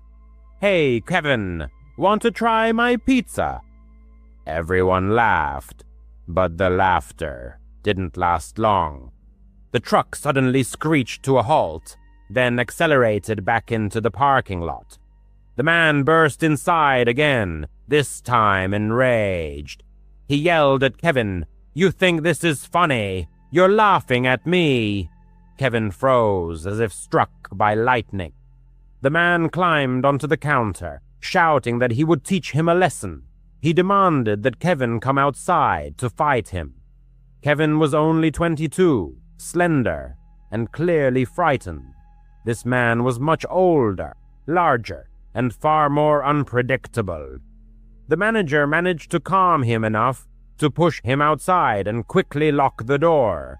For a moment, it seemed that it was all over. Then a rumble sounded, and the massive truck reappeared, but this time its maneuvers around the building took on a sinister tone. A gun now protruded menacingly from the driver's window, pointed directly at them. Instantly, everyone present dropped to the floor, gripped by panic. The waitress couldn't hold back her sobs, and their manager, trembling all over, blindly fumbled for the phone to dial 911. Each time anyone dared to raise their head for a quick glance, they saw the truck continuing its terrifying circular drive. Eventually, the vehicle stopped and parked neatly next to a driver's car, seemingly waiting, clearly hoping that one of the employees would come out for a delivery. They remained hidden, barely moving, until, after approximately 15 minutes, their pursuer finally drove away. The police arrived almost an hour after the incident. By that time, one of the employees had already hastily left the scene, consumed by fear that the aggressor might return if he stayed. The next day, the man continued to call the establishment. He furiously yelled into the phone, claiming that they had attacked him and even thrown pepper in his eyes. Fortunately, because they had his phone number and address recorded, law enforcement was able to promptly track down the assailant. The police arrested him, and he was never seen again after that. Following this incident, his name was permanently placed on the Do Not Deliver blacklist. 10 years ago, when Halloween still held on to its former glory, a group of 3 friends, referred to in this story as Alex, Ben, and the narrator, set out on their annual trick-or-treat adventure. That year marked a significant milestone for them. For the first time, they were allowed to go out without adult supervision. Alex's parents, known for their overprotectiveness, usually dampened much of the fun, so their absence was a source of unambiguous joy for all 3. As for costumes, the narrator chose a terrifying clown, Ben dressed as a scarecrow, and Alex wore a white sheet with a pumpkin mask. His concept wasn't entirely clear. Perhaps he was meant to be a ghost with a pumpkin for a head, creating an enigmatic figure. Their adventure began at 5 p.m., considered rather late, but in their town trick-or-treating continued until 9 p.m., making such a start perfectly normal. The first few hours passed in carefree revelry as the friends playfully dashed from door to door, relishing every moment of the holiday. By 7:30 p.m., however, their attention was drawn to 2 men who seemed to be constantly following them. This was especially odd given that the group kept switching streets and visiting random houses without following any set route. Noticing this, the friends grew uneasy and made several extra turns, essentially looping back on themselves. To their alarm, the 2 men mirrored nearly all their maneuvers. Still, it was hard to say for certain they were being followed. The men were dressed in costumes like everyone else and approached houses as ordinary trick-or-treaters would. Yet they were noticeably larger and seemingly older than teenagers, perhaps even college students or adults, which raised suspicions. Against better judgment, Ben and the narrator agreed to Alex's suggestion to leave the neighborhood and cut through the woods to lose their pursuers and reach another part of town. Their only reason for agreeing was the presence of a well-trodden path through the forest. Though they'd never walked it at night, their familiarity with the route gave them confidence they wouldn't get lost. They hurried to the trail and plunged into the dense woods, hoping the 2 men hadn't noticed them. The deeper they went, the darker it became, so dark they could barely see anything ahead. This was long before mobile phones were ubiquitous, so none of them had a light source. They had to stop briefly, overwhelmed by the eerie and potentially dangerous situation, debating whether to turn back. But as they stood still, they began to hear footsteps crunching on gravel behind them. All they could make out were vague silhouettes of 2 approaching men before all 3 bolted deeper into the forest. The situation worsened when Ben, who'd started running last, swore he saw the 2 men chase after them the moment they left their hiding spot. In a panic, they became completely lost. Every time they paused to catch their breath, they had only 10 to 20 seconds before hearing footsteps again, forcing them to flee once more. This convinced them beyond doubt that they were not only being followed but that their pursuers had truly sinister intentions, relentlessly chasing them through the woods. They wandered for what felt like over half an hour before finally emerging onto a street. None of them knew where they were, so they picked a direction at random and, by chance, ended up in Ben's neighborhood. They rushed straight to his house, locked themselves inside, and remained glued to the windows for the rest of the night, gripped by fear and anxiety. Naturally, being children, they told no one about what had happened. Alex was picked up around 10 p.m., and the narrator stayed the night at Ben's. Notably, in the middle of the night, somewhere between 2 and 3 a.m., both friends woke up convinced they heard two sets of footsteps on the driveway. Ben's room was on the ground floor, right at the front of the house, so the sound was quite distinct. Yet when they looked outside, they saw no one. It might have been nothing, but the fact that they both woke up to the same sound leaves room for speculation. Nothing else happened that night. Every Halloween since has been entirely normal, yet they've always felt a faint surge of adrenaline mixed with a nervous sense of being watched, a memory that left an indelible mark. 5 years ago, on Halloween night, the narrator happened to own a lovely house in one of the city's larger neighborhoods. Larger here referred not to the size of the homes themselves but to their sheer number, which meant the streets were always teeming with children on Halloween, creating a lively, festive atmosphere. Typically, from 3 p.m. to 7 p.m., he'd been steadily handing out candy. Nothing unusual ever occurred, it was always the same routine: kids would arrive, ring the doorbell, say trick or treat, receive their sweets, and leave. But near the end of the evening, the doorbell rang again. When he opened the door, he found a lone little girl on his porch. She was alone, though a man stood on the sidewalk. The narrator assumed he was her parent watching over her. Still, the girl looked somewhat odd.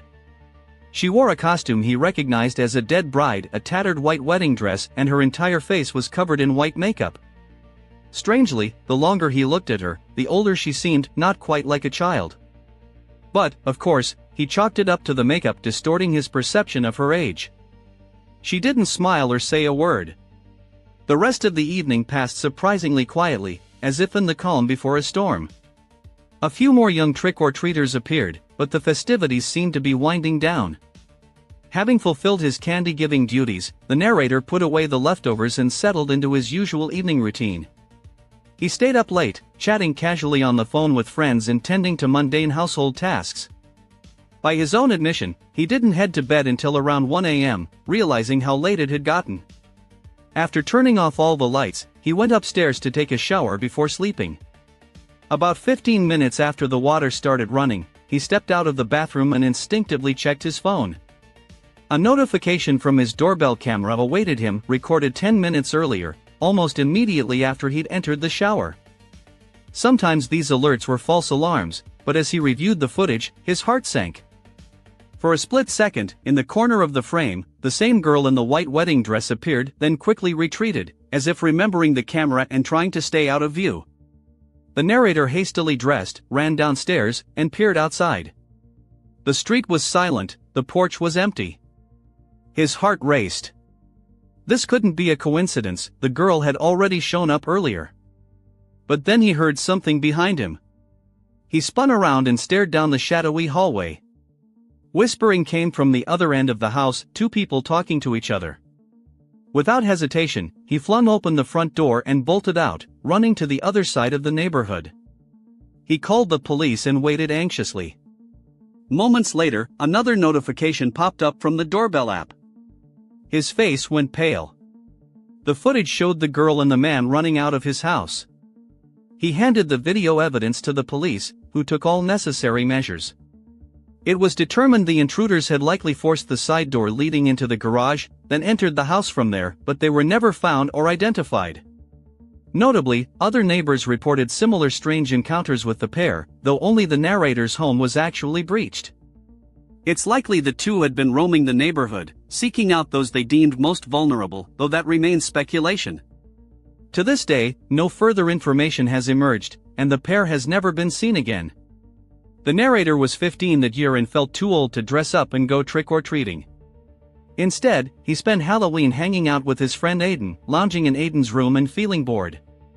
He thought they ought to do something special, given the occasion, and since his parents were at a corporate party downtown, the whole house was theirs for the night.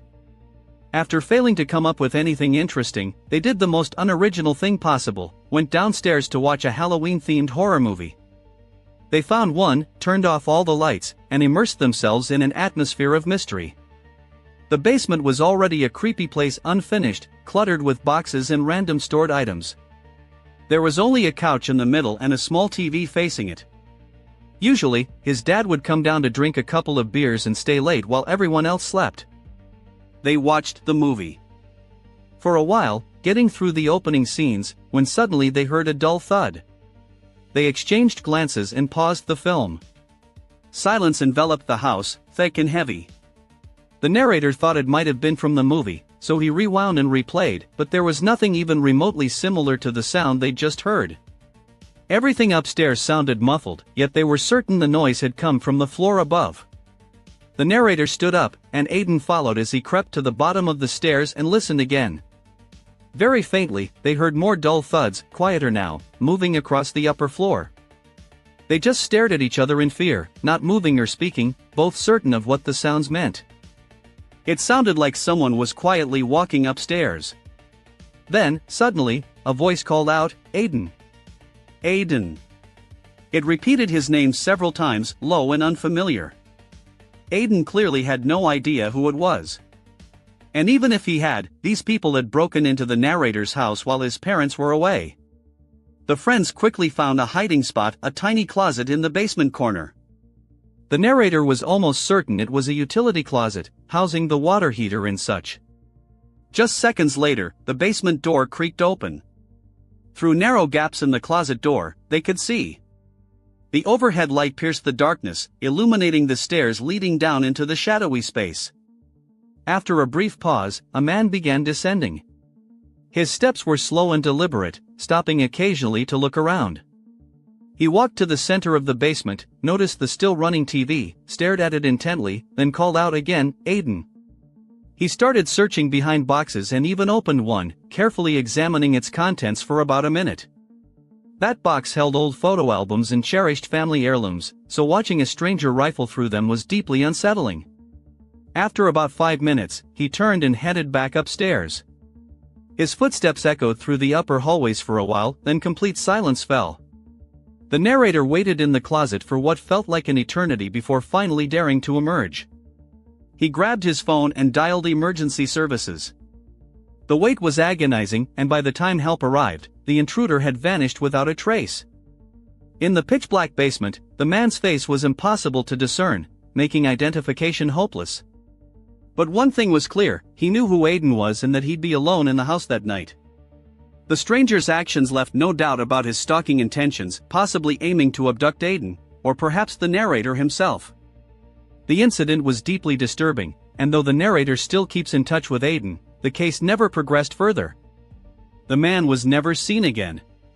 This unsettling episode occurred in the last week of October, just before Halloween.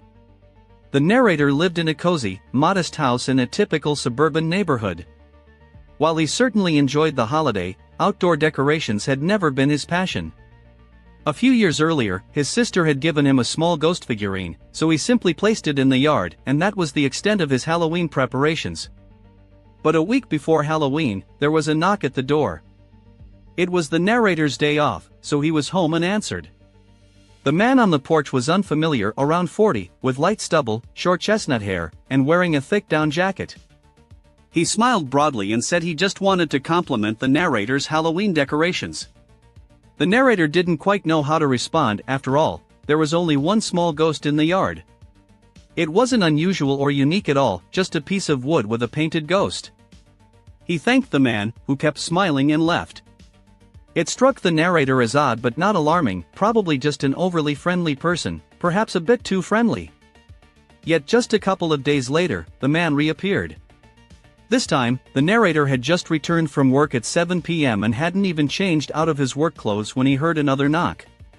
Seeing him again filled the narrator with dread, and the ensuing conversation only heightened his unease. The man praised the ghost again but then tried to strike up casual conversation. The narrator gave short, disinterested replies, clearly signaling he wasn't interested in whatever the man wanted. At this point, the situation turned genuinely creepy. Eventually, the narrator claimed he was busy, but even then, the man kept trying to keep him at the door, forcing the narrator to simply shut it in his face. The man stood there for 20 seconds, seemingly considering whether to knock again.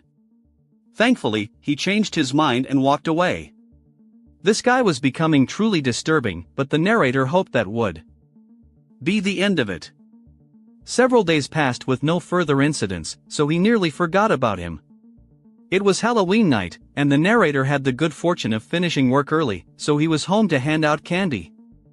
He ate an early dinner and spent the evening alternating between watching TV and keeping watch at the front door. By about 7 p.m., most of the trick-or-treating crowd had dispersed, and only a few small groups of children occasionally walked by. But when he opened the door to give out candy, he happened to notice something across the street from his house. He recognized the thick down jacket and realized it was the same man who had shown up twice before. The man stood on the sidewalk, almost as if watching the narrator or his house, but the narrator couldn't be sure. It was too dark. After handing out the candy and watching the children walk away, he made sure the man didn't follow them or do anything suspicious. Maybe he was being overly cautious, but eventually the stranger walked off in the opposite direction. The narrator closed the door and tried not to worry too much. After all the kids seemed to have gone home, and the neighborhood streets were quiet and peaceful, no one else was in sight. He stayed in the living room and put on a horror movie to round out the night. He thinks it was around 10 p.m. when he started watching, and probably 11 p.m. or midnight when a sudden knock at the door startled him so badly he nearly fell off the couch. He got up and cautiously peered out the door to see the same man standing there, holding something. It was far too late for trick-or-treating. The narrator immediately knew something was wrong. He didn't open the door, but the man must have heard him inside, because he began speaking. "I've got something for you. Nothing special, just wanted to give you a little Halloween gift." He knocked again. "Hello? It's just a present. You'll like it." The narrator didn't respond. Instead, he silently dialed 911, his eyes fixed on the door as he waited for the police to arrive. The stranger kept knocking persistently, trying to deliver his mysterious gift, though its nature remained hidden. All that was visible was an ordinary box clutched in his hands. A moment later, the stranger left, taking the enigmatic item with him. The victim gave law enforcement all the information he had, but it wasn't enough to identify or locate the man. A nagging feeling told him the stranger was still nearby, perhaps even watching from outside during his call to the police, because after that night, the man never reappeared. What the gift was, and what had driven such relentless pursuit, remained a mystery. Yet every year as Halloween approaches, the obsessive dread that the stranger might return and resume his haunting never fades. Years earlier, on another Halloween Eve, a series of events left a deep mark on the narrator's memory. At the time, he was still a child, though nearing the age when many of his peers began losing interest in the traditional candy collecting ritual. That year, most of his friends decided to skip it, but the narrator and his loyal friend Jason were still full of enthusiasm. For the narrator, the real joy wasn't so much in the candy itself, but in the rare chance to wander aimlessly through the neighborhood, soaking in the festive atmosphere, enjoying time with friends, and doing things normally forbidden in everyday life. And, of course, by the end of the evening, they'd have a whole mountain of sweets enough to last for weeks. Jason lived in a slightly larger neighborhood than the narrator's, so right after school, the narrator headed to his friend's house to begin their route from there. Both boys wore the most ordinary, unremarkable costumes they could find. Neither had felt the need to put much effort into their outfits. Around 4 p.m., they set off to collect candy. Everything started exactly as expected. They went door to door, gathering as much candy as they could, running joyfully through the streets and admiring all the incredible decorations. By 6:30 p.m., they'd covered Jason's neighborhood and possibly 2 or 3 others, eventually finding themselves in a completely unfamiliar area. It looked like any other part of town, except that instead of leading to another residential zone, the road ended by disappearing into a dense forest. Lining the road were enormous houses, at least twice the size of those they'd visited, maybe even more imposing. They resembled mansions hidden among the trees. Both friends realized they had to find out what treasures these grand homes were giving out. They didn't even finish the houses they'd already started, they headed straight for the giant estates. In their excitement, they didn't even notice the sun sinking below the horizon. And, honestly, since they didn't know where they were to begin with, venturing deeper into this unknown, wooded area wasn't the wisest choice. They approached the first house. A long driveway led up to it, and only a single porch light illuminated the entire mansion. The narrator rang the doorbell, but there was no answer. After waiting a minute, they moved on to the next house. Almost immediately, they felt how eerily quiet it was. Only crickets chirped in the trees. There were no other children or parents walking around or collecting candy. Somehow, they still didn't get the hint and kept going deeper, stopping at every house along the way, but none of them opened their doors. They must have knocked on 8 or 10 houses before spotting an orange glow in the woods, the first sign of Halloween decorations they'd seen all evening. The house looked just like the others, old and extremely large, but this one had vintage-style lanterns and garden decor that matched its character. They figured that if the owners had gone to such lengths with the decorations, they were surely handing out candy. Excited, they hurried up the driveway to knock on the large wooden door. But when they reached the porch, they saw the door was already slightly ajar. Inside, the house was very dark, and everything looked outdated. Still, the narrator knocked. For a full 30 seconds, there was complete silence as they waited. Something felt off. If you had all those decorations and left your door open on Halloween, you'd likely be home, watching the door. Just as they were about to leave, a man suddenly appeared in the doorway. He was elderly, at least 50, with thinning hair and unnaturally wide-open eyes. He smiled and said, "Happy Halloween," adding that he had candy inside for them. An awkward pause followed. They expected him to go fetch a bowl, but instead, he simply stepped aside, as if inviting them in. Neither the narrator nor Jason moved. "Come on in," the man said. "It's right there in the hallway. The bowl's too heavy for an old man like me to carry." He swung the door wider and gestured again toward the corridor, clearly encouraging them to enter. But common sense, mixed with the unsettling darkness swallowing most of the house, told them not to take the risk. Jason tried to mumble an excuse, but stumbled over his words and couldn't form a coherent sentence before his friend nudged him, signaling they should just leave. Both boys hurried away without looking back to see the man's reaction. They still didn't know whether he had ill intentions or if something else was at play, but they just wanted to be safe and avoid ending up in the news as kids who'd willingly walked into some lunatic's house on Halloween. In their rush to get away, however, they unconsciously kept following the road, wandering deeper into the maze of this strange neighborhood. Still caught up in discussing the unsettling encounter, they passed several more houses without stopping. Eventually, they agreed they should leave the area and return to familiar ground. But since they'd already gone so far, it seemed logical to keep walking, hoping it would lead them to a main road. They walked for 15 minutes without stopping at any houses. The forest remained ominously silent. Now that the sun had fully set, pitch-black darkness had fallen. There wasn't a soul in sight.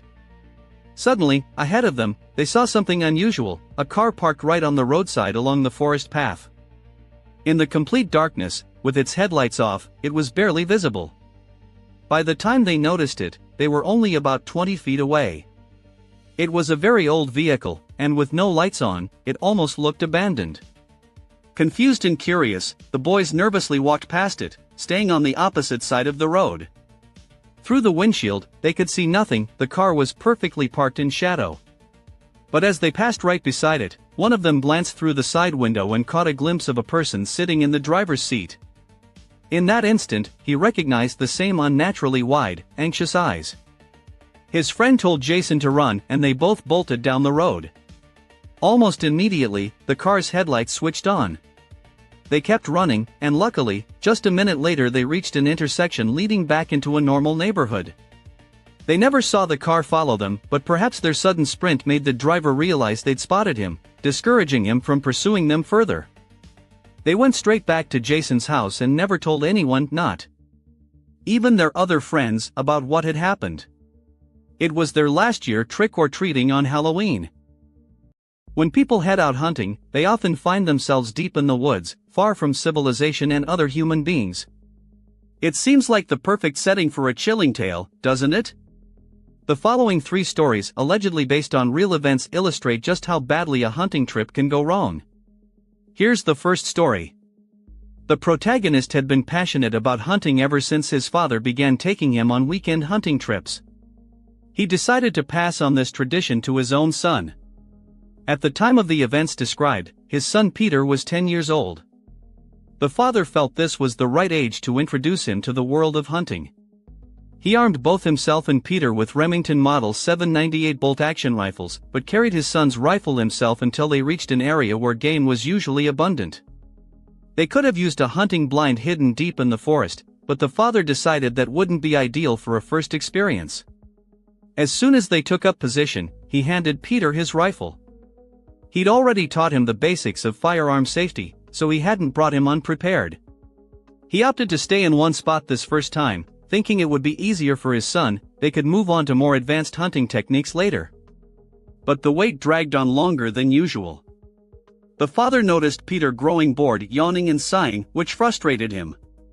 He didn't want his son to think hunting was dull, so he gathered their gear and announced they'd move to a different location. Peter seemed to perk up a little at the prospect, which pleased his father. As soon as they started walking, the father heard footsteps. He silently placed a hand in front of Peter and gestured for him to raise his rifle. Peter obeyed eagerly, but then the father spotted a figure peeking out from behind a distant tree. He immediately lowered his son's rifle, feeling both disappointed and relieved that Peter hadn't fired. With a quick, slightly apologetic wave, he acknowledged the stranger, who then vanished behind the tree. Was it another hunter? The father couldn't tell. But there was something unsettling about the man even from afar. He couldn't quite put his finger on what bothered him, but encountering anyone in such a remote area was unusual, and this person didn't look like a hunter. As a precaution, he steered Peter in a different direction. Still, no deer appeared. Predictably, Peter asked who the stranger might have been. His father admitted he didn't know and advised they keep their distance. He didn't want to lie to his son. A few minutes later, Peter complained of hunger. His father was hungry too, so they stopped to eat. He was deeply disappointed that nothing had happened so far. During their meal, he heard footsteps again. Peter heard them too and instantly raised his rifle, aiming in that direction. The father's heart raced as he spotted the same stranger peering from behind another tree. Once more, he lowered Peter's rifle and noticed his son now seemed uneasy, just as he himself felt.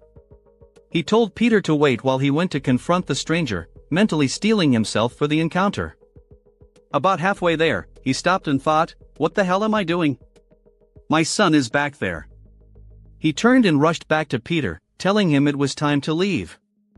If you were alone in the woods with your child and sensed you were being watched, you'd likely want to get out fast too. They didn't run, just headed straight back toward the road.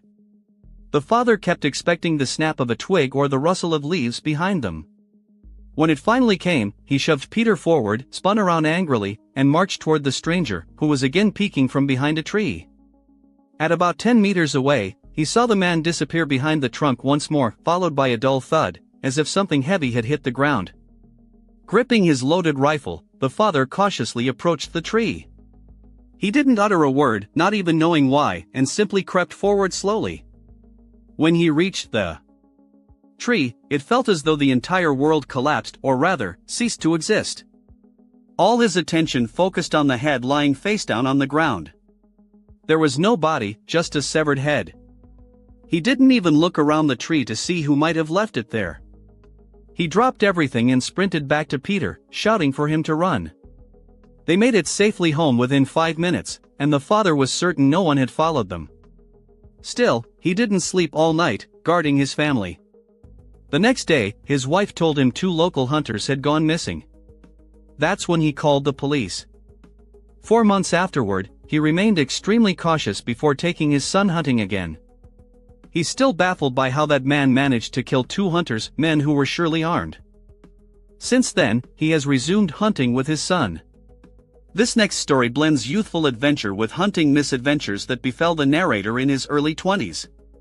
He was just 21 when he joined his friends Anthony, Christian, Tom, and Tom's girlfriend Diana on a hiking and moose hunting trip to a Colorado state park. The group brought 2 spacious tents, warm sleeping bags, 2 days' worth of food, and, of course, hunting rifles. The narrator carried a standard hunting rifle, its brand long forgotten, lent to him by Anthony. He admitted to mixed feelings about the hunt. The idea of taking the life of a creature driven by the same will to live, all for the sake of questionable entertainment, didn't sit well with him. But this was Anthony's 5th invitation, and he felt obliged to accept. En route, about halfway to their destination, he resolved not to shoot any animals. Upon arriving at camp, Anthony, who had been driving, carefully parked the car, and the group immediately began unloading their gear. After hiking about 1.5 miles into the dense forest, they found a suitable spot and set up camp. Once settled, everyone instinctively followed Anthony, who proudly shared his extensive hunting knowledge, showing off his skills with evident seriousness. The narrator longed to crack an ironic joke about the whole affair, but everyone else was completely earnest. He tried teasing Anthony, asking if he should stay quiet so as not to scare off game. Anthony snapped, and the narrator instantly realized hunting wasn't just a pastime for him, it was a solemn pursuit. From then on, he decided to stay out of it. That period of calm, however, proved short-lived. During the hunt, the group unexpectedly encountered 3 burly, unkempt men with long, greasy hair. They looked like descendants of some inbred, isolated clan living deep in the wilderness. As they passed, the men gave odd, jerky nods, perhaps a form of greeting. The group was genuinely frightened. It might sound exaggerated, but the situation felt ominous. They were far from camp, which itself was completely empty, and these strangers radiated the aura of dangerous outcasts. Thankfully, the men didn't follow them, allowing the group to continue without further incident. In the end, Anthony managed to shoot a deer, though they never saw a moose. They dragged the carcass back to camp, where it became their dinner. Anthony and Tom handled the messy task of skinning and gutting the animal, while the narrator avoided watching, stealing only quick glances. Anthony expertly prepared venison burgers, complete with buns and all the fixings. Though the narrator disapproved of hunting as sport, he was genuinely impressed by Anthony's cooking. As night fell, everyone turned in, leaving the campfire burning outside. The narrator struggled to get comfortable in his sleeping bag. Anthony and Christian seemed to fall asleep instantly. While he tossed and turned for at least 2 hours, he'd always found sleeping bags uncomfortable. Just as he was about to get up and step outside the tent, he heard footsteps. He opened his mouth to call out to Tom or Diana, but then a chilling thought struck him: what if it wasn't them? Pretending to sleep, he held his breath and listened. Suddenly, the tent zipper opened. He turned his head slightly, still feigning sleep. After a brief pause, the zipper closed again. Once the footsteps faded, he realized they were heading toward Tom and Diana's tent. He assumed it was them, probably checking if everyone was asleep so they could be alone.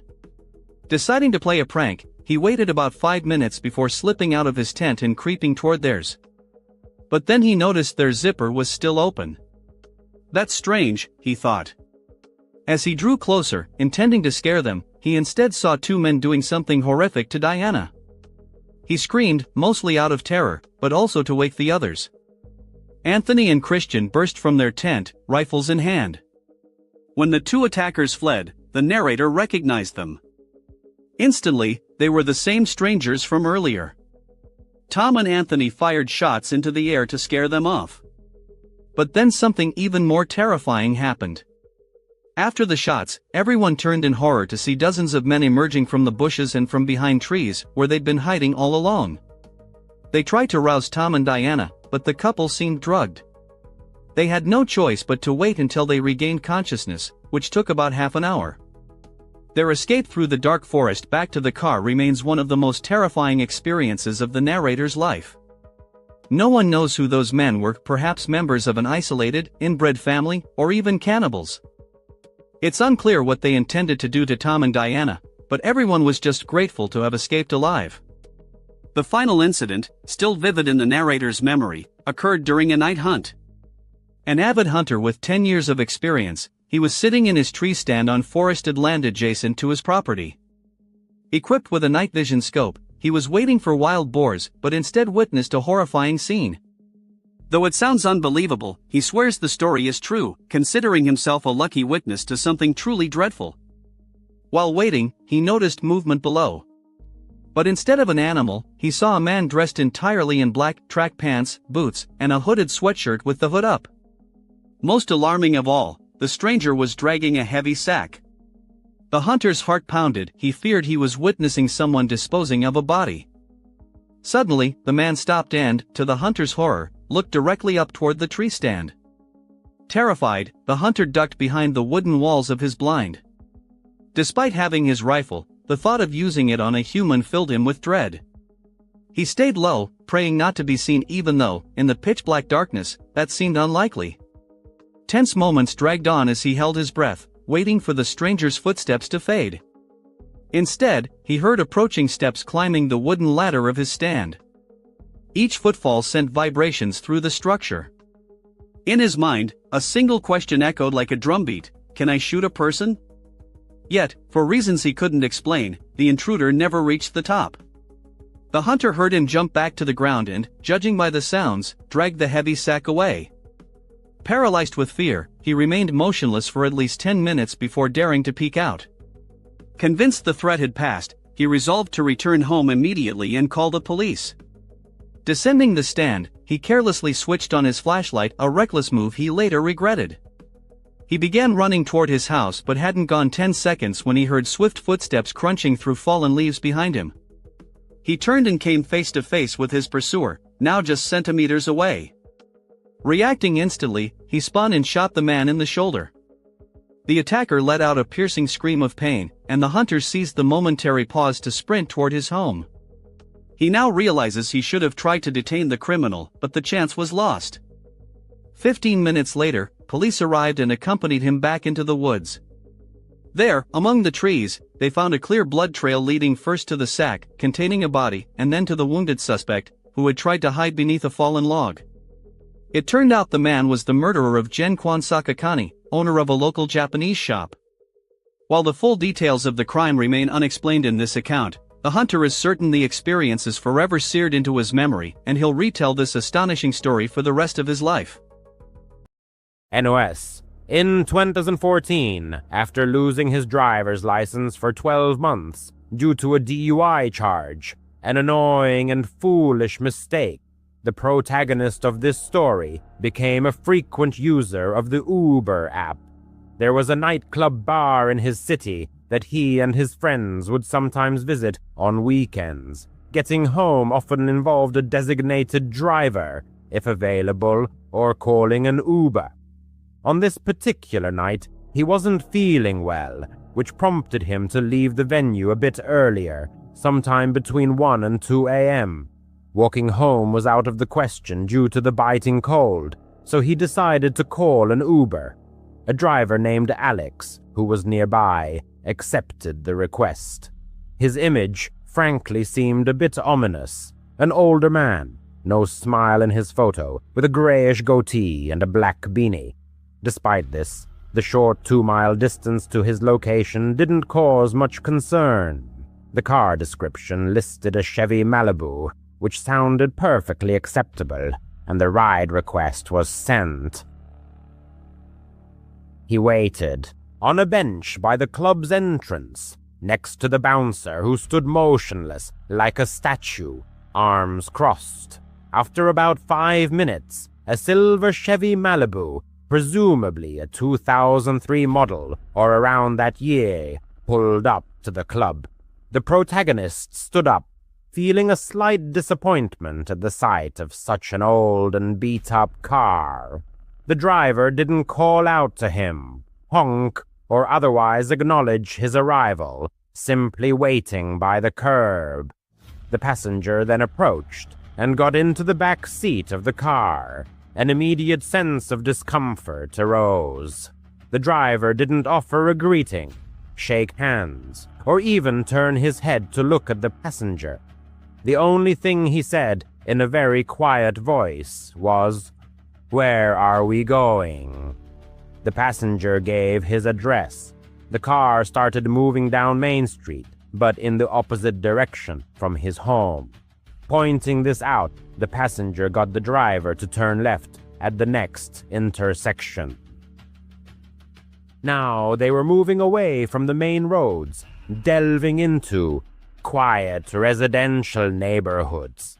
The driver hadn't entered the address into his phone, which felt very strange. The passenger didn't know if the driver expected him to provide directions or not.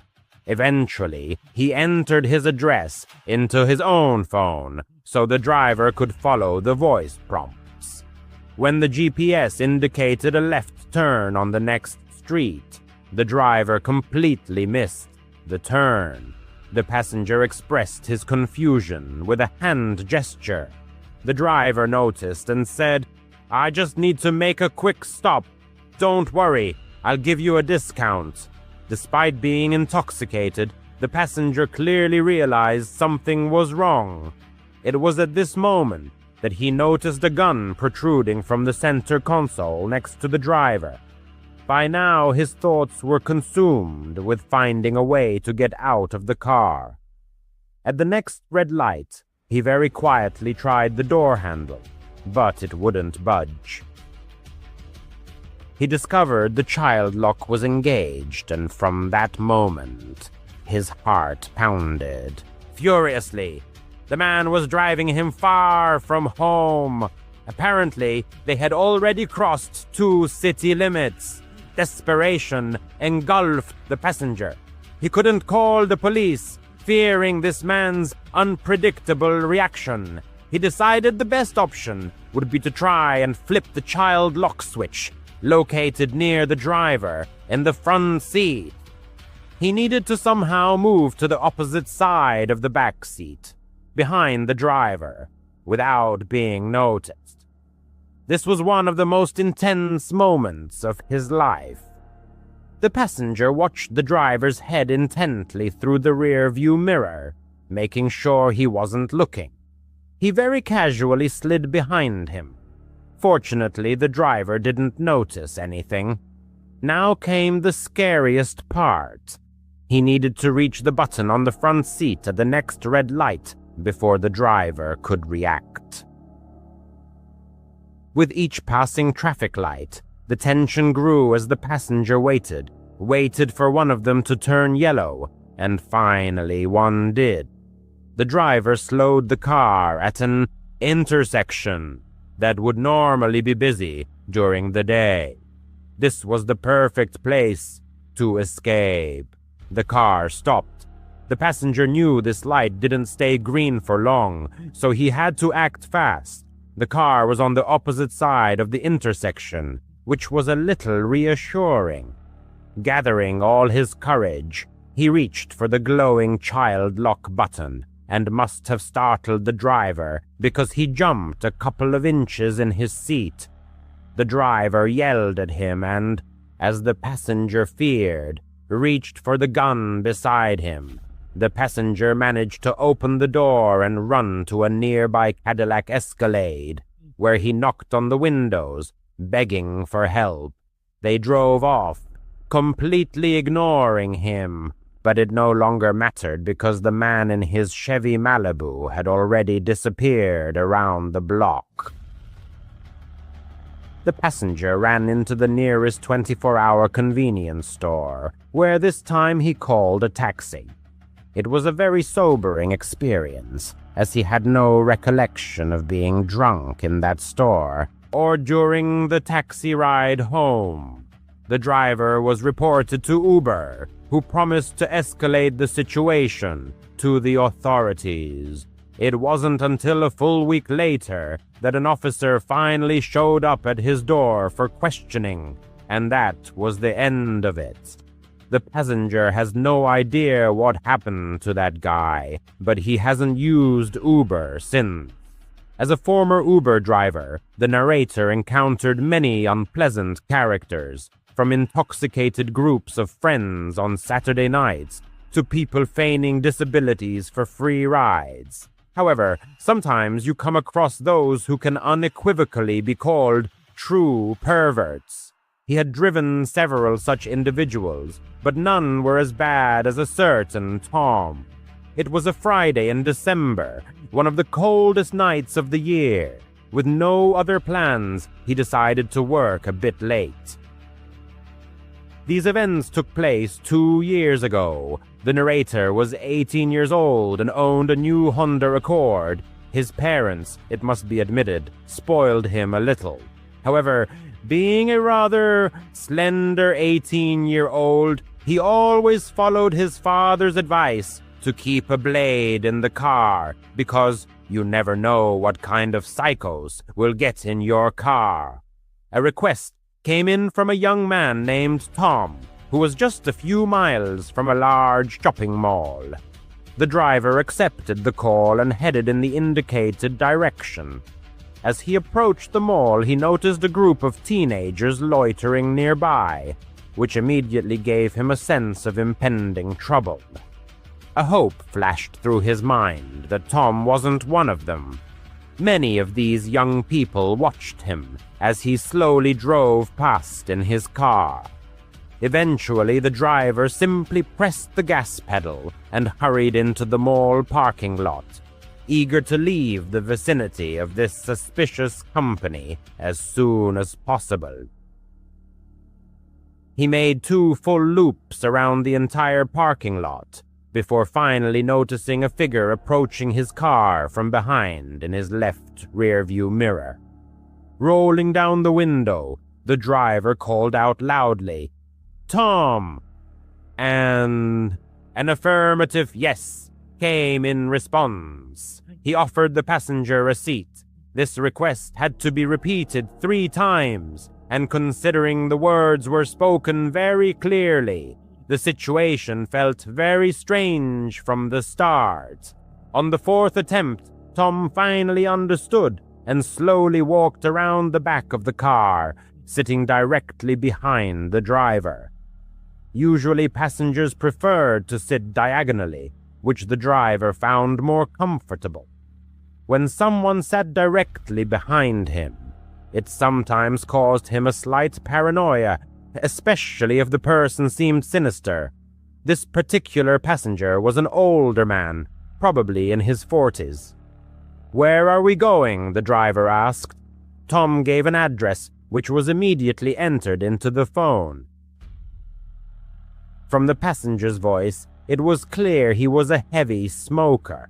Indeed, the car's interior began to fill with the smell of cigarettes. The address given was 10 miles away, which, fortunately, promised a decent fare. At first, the driver tried to strike up casual conversation, but these attempts were unsuccessful. To yes or no questions, Tom sometimes mumbled something unintelligibly, and any other questions met with dry and concise answers. The driver stopped talking when one of his questions was completely ignored. They had already driven 5 miles, with 5 more to go. By the 6th mile, the atmosphere in the car became unbearably tense. The driver was afraid to look in the rearview mirror, convinced the passenger was watching him. He quickly glanced for half a second and confirmed he was right. Tom was indeed looking. Involuntarily, the driver pressed harder on the gas pedal, wishing this ride would end sooner. By the 8th mile, he realized they were practically in the middle of nowhere. They were driving down an almost deserted street, surrounded by woods on both sides, with only occasional isolated buildings. Now the driver began to suspect the true location of the address the passenger had given. So, while continuing to drive, he swiped his finger across the phone screen to shift the map toward the indicated location. Apparently, the address led to a dead-end street, with no other roads nearby. His nervousness grew with each passing minute. He looked in the mirror again, and Tom was still staring at him intently. Finally, gathering his courage, the driver asked if the given address was his home. Silence reigned for a few moments, and the driver thought he would be ignored again, or perhaps unheard, but after 5 seconds, Tom finally replied, "Yes." Less than a mile remained until the end of the trip, and still only woods stretched around them, with sparse, empty-looking buildings. The driver was approaching the dead-end street where the passenger said his address was, secretly hoping to see at least some houses. When the street appeared, he slowed down to examine it carefully, but there was nothing to be seen but pitch darkness. He could only guess why Tom wanted to take him here alone, so far from people and civilization. The driver casually continued driving, pretending to have missed the turn, hoping the passenger wouldn't notice, but he did. Instantly, Tom sprang from his seat and yelled at the driver, demanding he turn around. Frankly, the driver felt his life was hanging by a thread, so he hastily apologized and quickly made a 3-point turn. As he approached the dead-end street again, his hands slipped into the mesh pocket on the side of his seat where he kept his blade. He very quietly opened the blade and gripped it tightly in his right hand, ready for action. Turning onto the dead-end road, he saw in the headlights exactly what he expected. Nothing but trees on both sides. The driver drove to the end of the road, not a single house or building. He just knew something was about to happen. He was merely trying to prepare himself, physically and mentally, for it.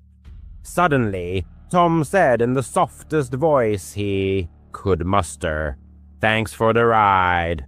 At that moment, the driver wasn't even thinking about money. The passenger opened his door, but before getting out, he said, "Could you step out of the car for a second? I need help with my bag. My back hurts."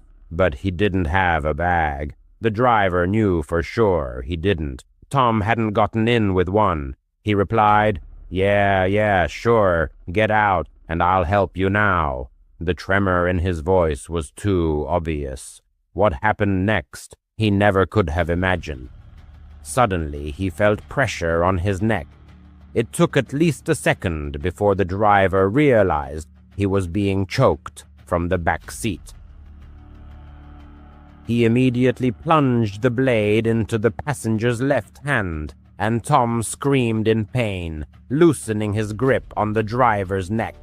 Tom fell out of the car onto the street, and the driver took that opportunity to turn the car around and practically floor the gas pedal, speeding down the street until he returned to a busy road. He never called the police. The driver was too scared to do anything but drive home, and when he got home, he just wanted to go to sleep and forget about it.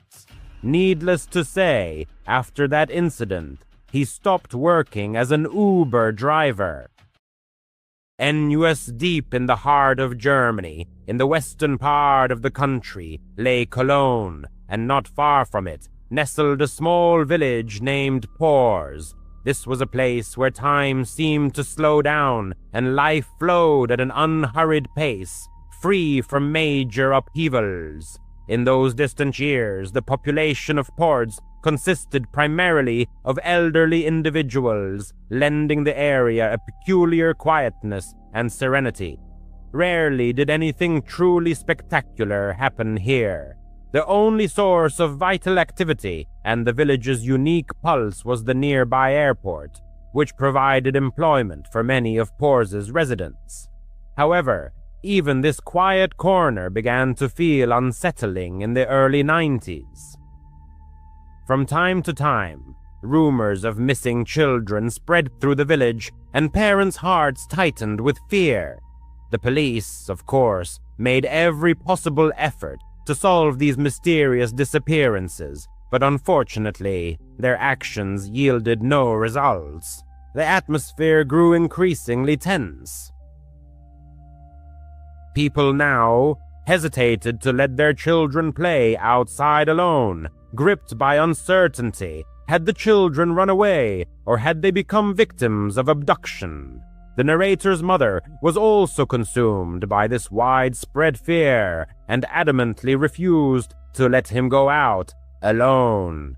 Her anxiety was too great.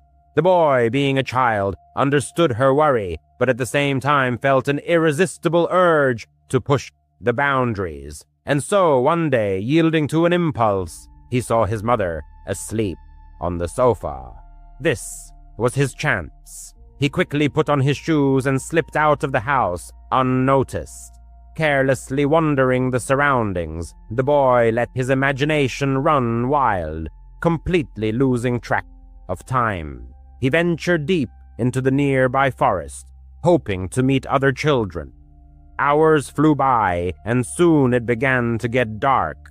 He was about to head home when something completely unexpected happened.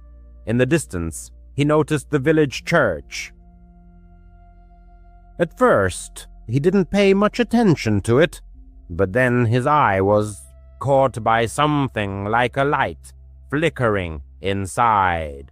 It seemed strange to him, and being a curious child, he cautiously crept towards the building. Usually, no one should have been there at this time of day. So what could be happening there?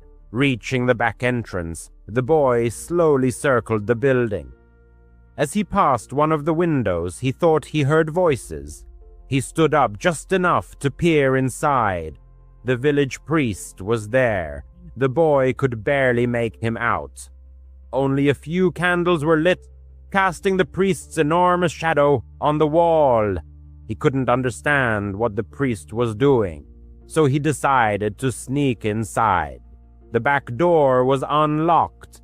He entered, trying not to make the slightest sound.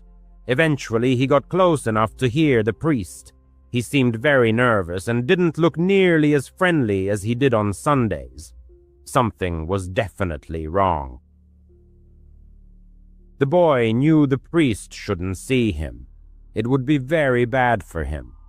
He stayed quiet and waited, patiently. At some point, the priest went down to the basement. This was the moment the boy had been waiting for. He quickly rushed into the room and hid behind the pews. When the priest returned upstairs, he was on the phone. Soon after, 2 other men entered the church. One of them asked the priest why he had left the door unlocked. The priest froze for a moment, then said he must have simply forgotten. "I have everything ready," the priest said, and told the 2 men to go down to the basement. They obeyed and went downstairs. The priest glanced around the room for a moment, then followed them. Now the boy was sure something was terribly wrong. He tried to hide as best as he could.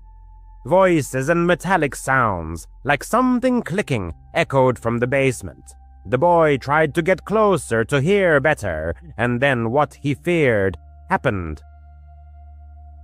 His foot brushed against a metal candlestick, and it crashed to the floor.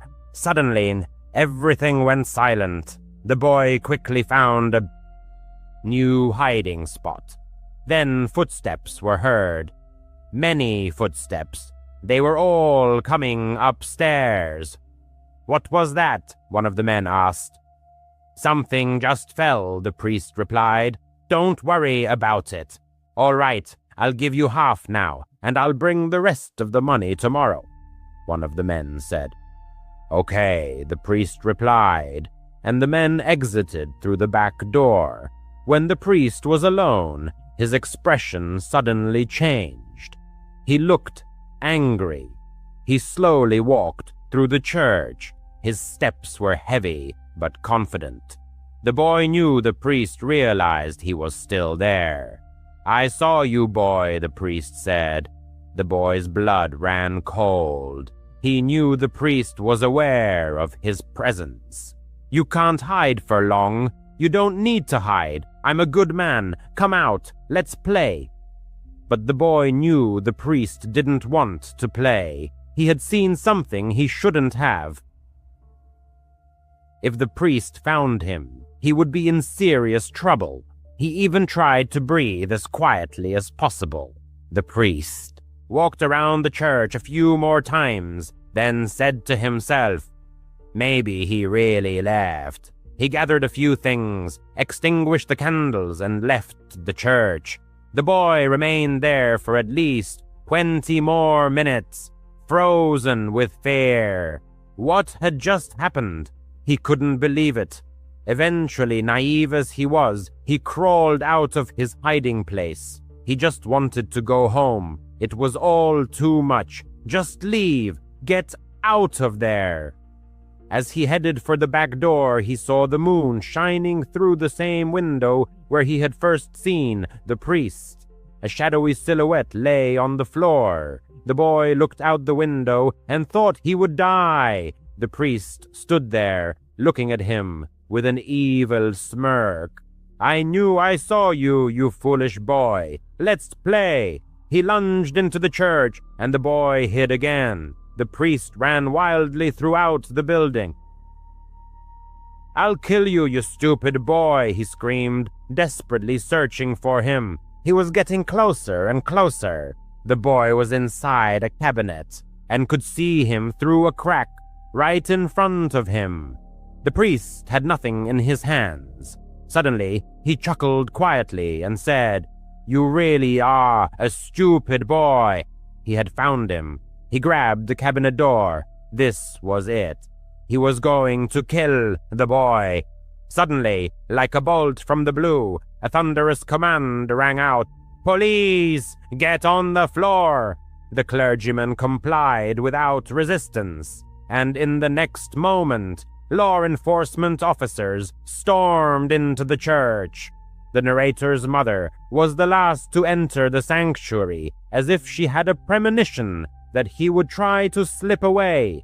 It turned out she had thoughtfully hidden a tracking device in his shoe and set out to search for him with the police. This circumstance alone saved his life. He openly told the officers everything that had happened. The police officers descended into the basement, where they found 2 children who had previously been reported missing. It was revealed that the priest was a member of a criminal group involved in kidnapping children for the purpose of selling their organs. The narrator's recklessness almost cost him his life, but his mother's foresight saved him from imminent death. After that experience, he was no longer a deeply religious person. What he had seen and lived through simply wouldn't allow him to be. However, for most of his 20s, his entire life revolved around the church. It was one of those large, modern community churches with a coffee shop in the lobby and services accompanied by a band with electric guitars, drawing hundreds of congregants. The atmosphere there felt like a big family. It was in this community that he met Anna.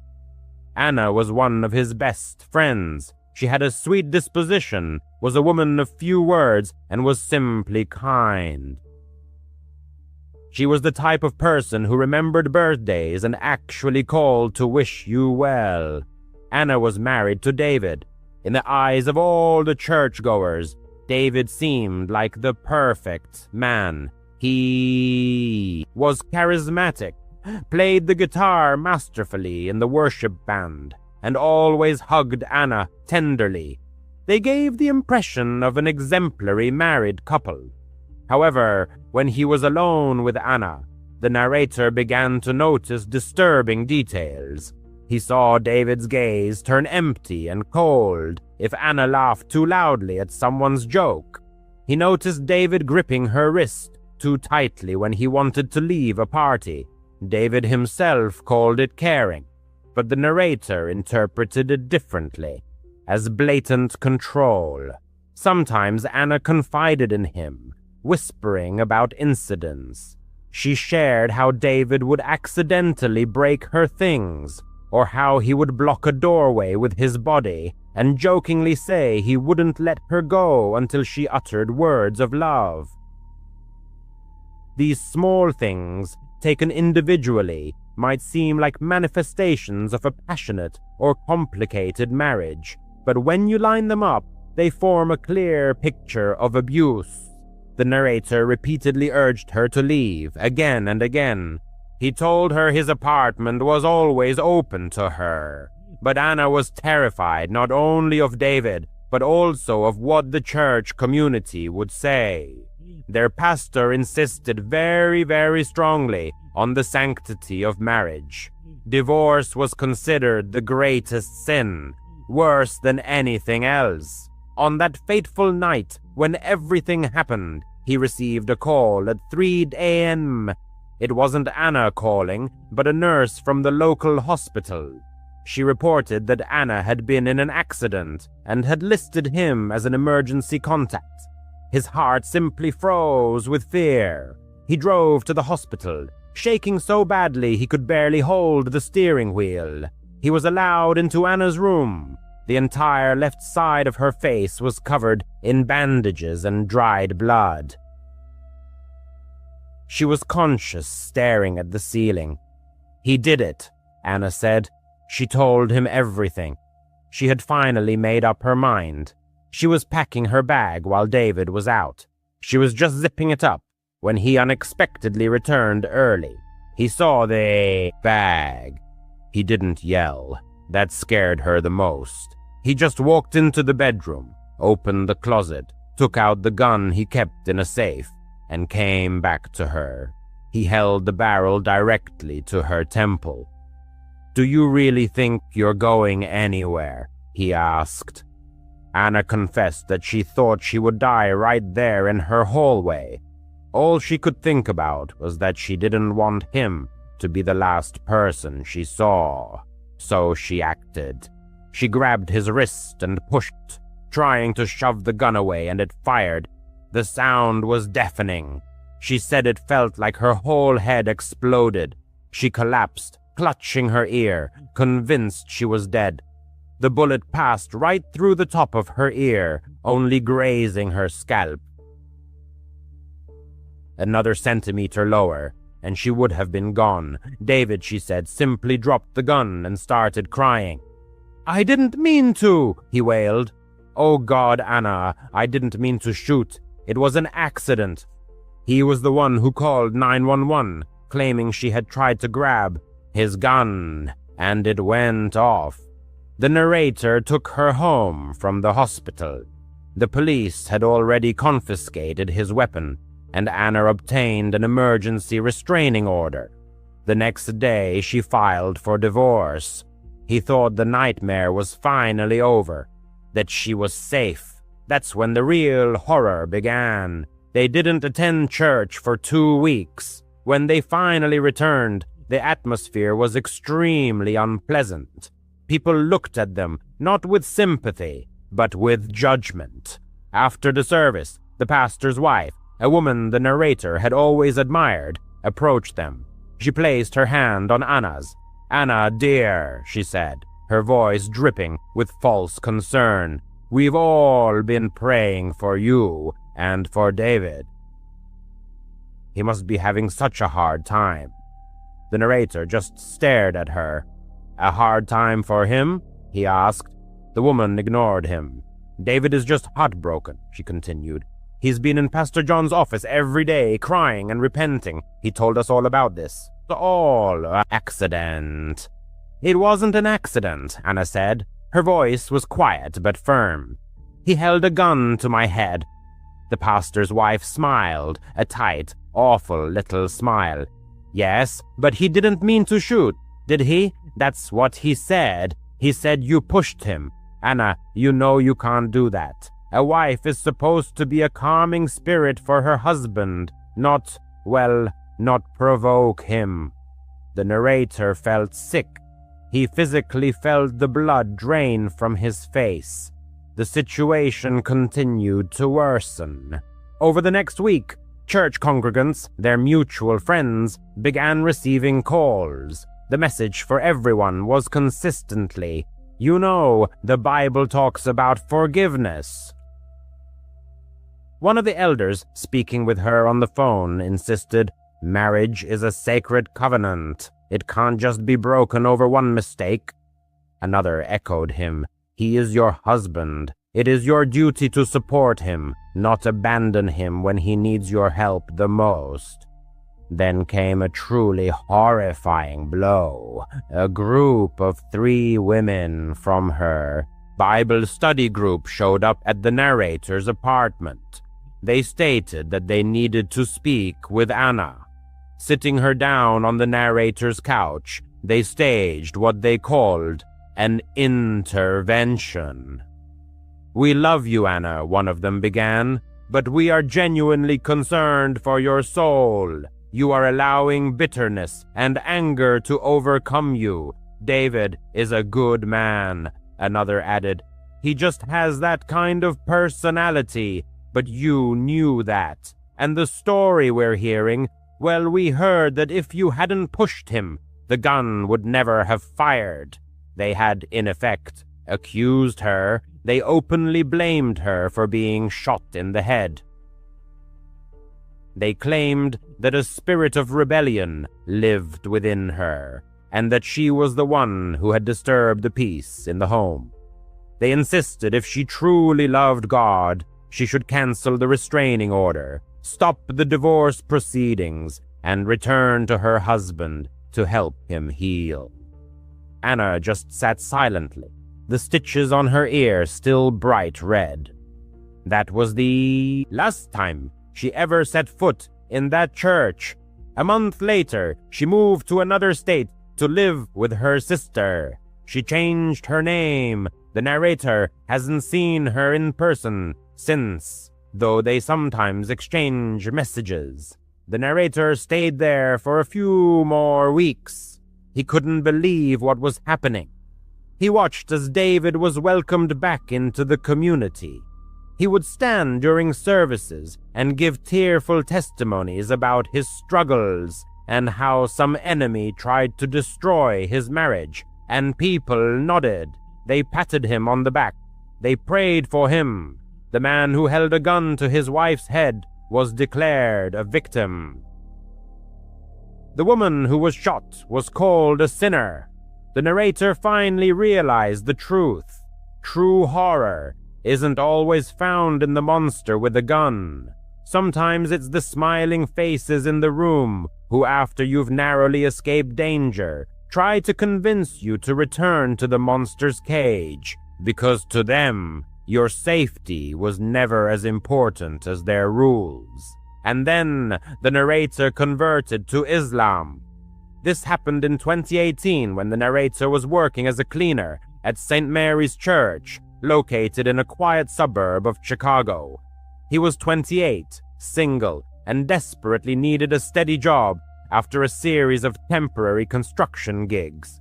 The church was an old brick building constructed in the 1950s. Nothing remarkable, just a main hall with pews, a small office, a storage room in the back, and a basement for supplies. Father Ali managed the place. He was a kind elderly man in his 60s, living in the rectory next door. The narrator's shifts usually fell in the evenings, cleaning after services or events, mopping floors, dusting the altar, and other similar tasks. It was a quiet job, and he enjoyed the silence there. The pay wasn't great, but it was significantly better than dealing with noisy construction sites. One of the unique features of this church was the front door, which emitted a long, drawn-out creak every time it was opened. The reason lay in the old rusty hinges that needed lubrication. However, Father Ali always claimed it gave the place a special character. He joked that the sound was like the church itself, announcing visitors. The narrator heard this creak constantly during the day when people came for prayers or meetings, but at night, when he was alone, the sound stood out particularly strongly. The door was made of heavy wood, equipped with a latch that secured tightly behind anyone entering. No wind could move it. It required significant effort to open. On that particular night, it was a Tuesday in October. The weather outside was cool and rainy. The narrator was working late because there had been a funeral earlier, and the premises needed a thorough extra cleaning. Flowers to be removed, programs collected from the pews.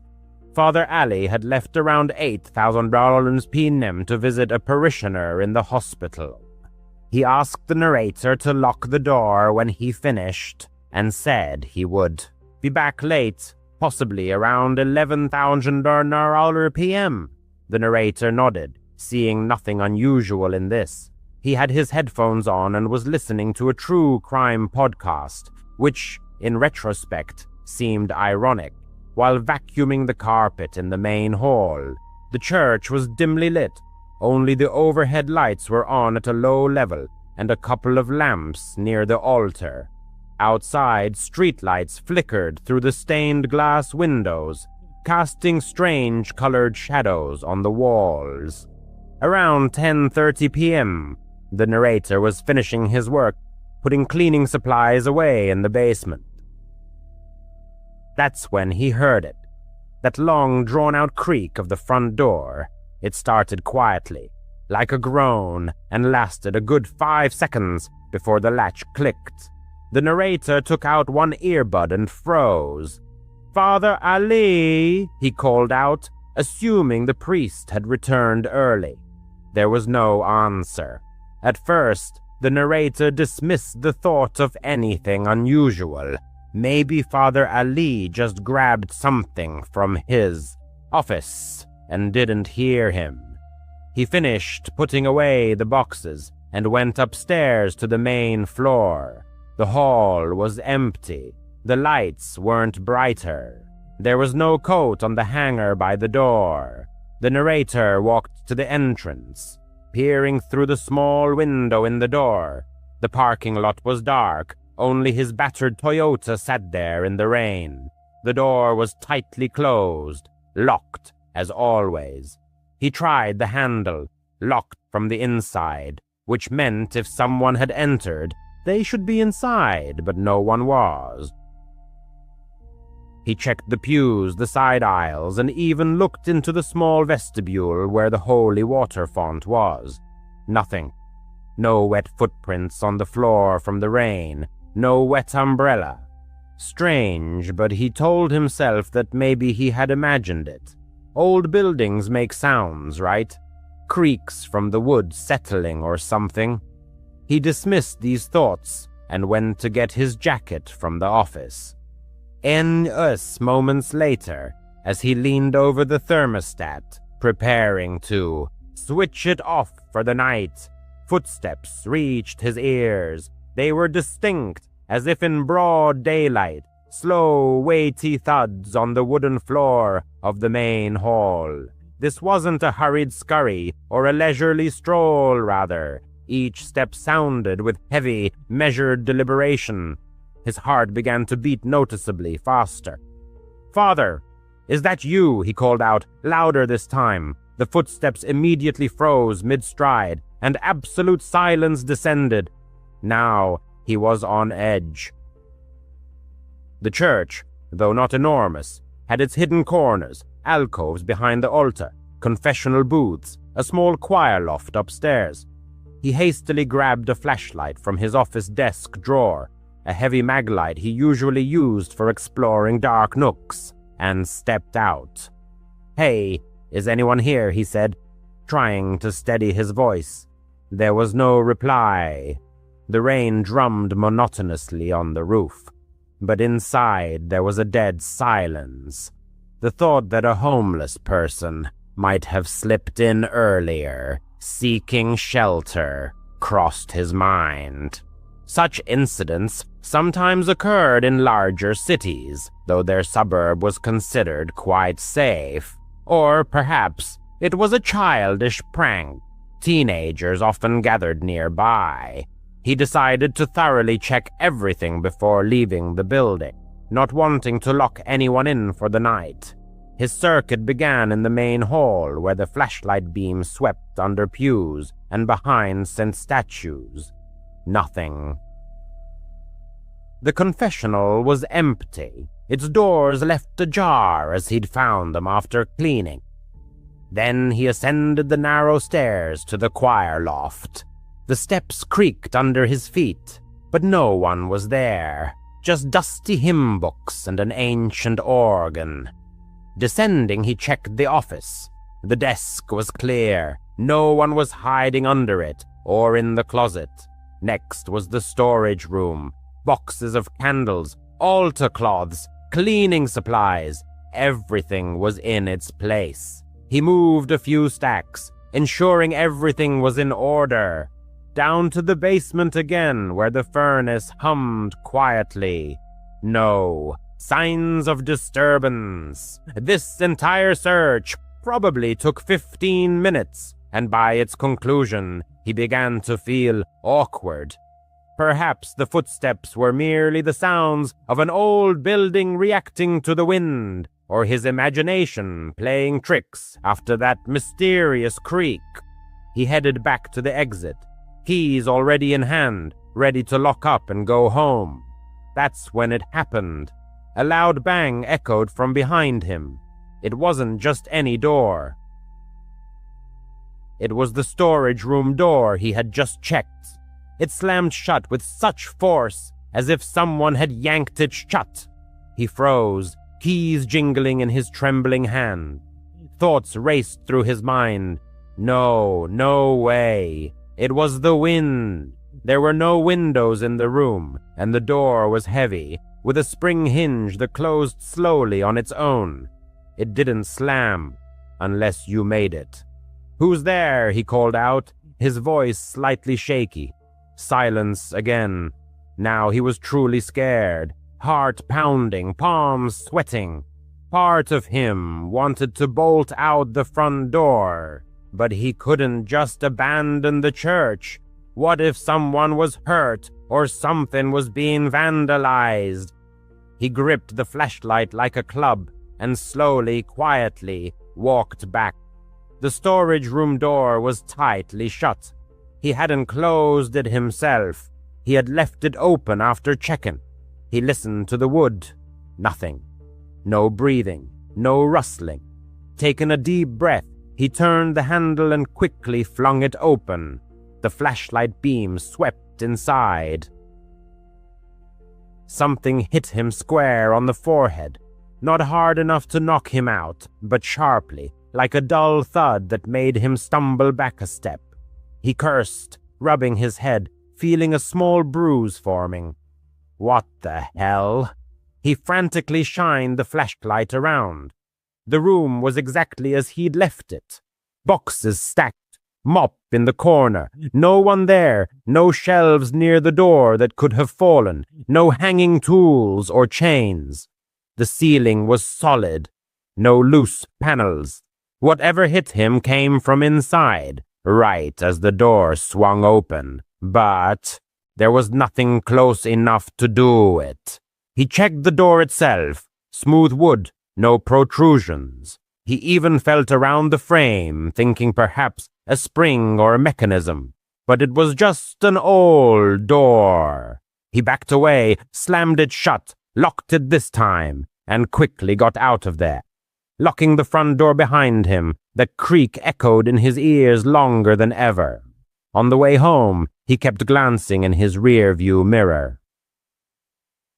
The next morning, he called Father Ali and resigned without notice. The priest was surprised and asked if something had happened. He gave him the condensed version of events. Strange sounds, the inexplicable hit. Father Ali chuckled a little. He said the church was old, but it didn't have any strange history. No ghost stories or break-ins. Just a regular parish since the 1950s. He replied, "No, thank you. I found a new job cleaning offices downtown. Day shifts only." News. As a 16-year-old, the narrator found himself in a rather unusual situation, the details of which were forever etched in his memory, though the exact summer month of the incident remained shrouded in oblivion.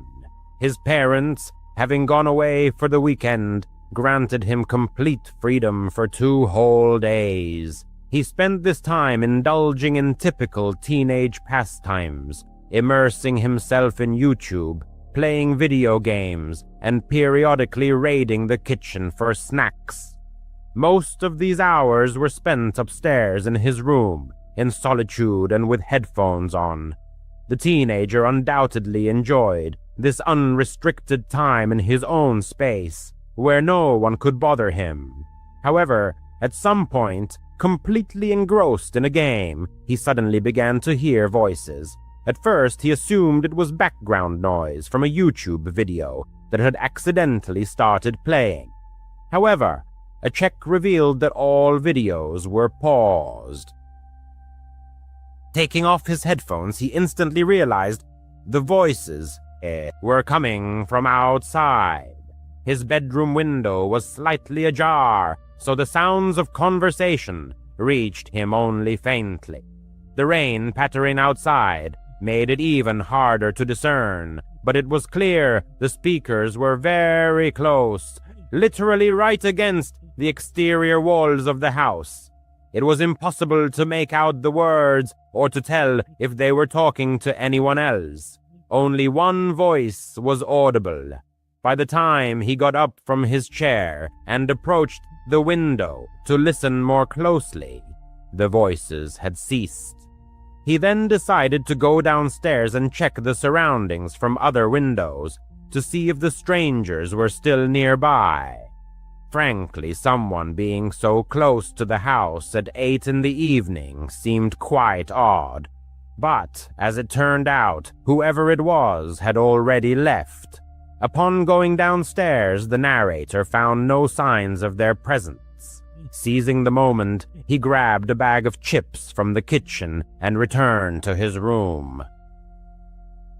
He must have played there for about an hour, but time flew by unnoticed. In the middle of a game round, he suddenly heard a voice coming from outside his headset. Even through the game and his headphones, this voice was much clearer than what he had heard earlier. Not necessarily louder, but much less muffled, and the narrator was willing to bet he understood what was said. He quickly removed his headset and listened. The house was full of silence and creaks.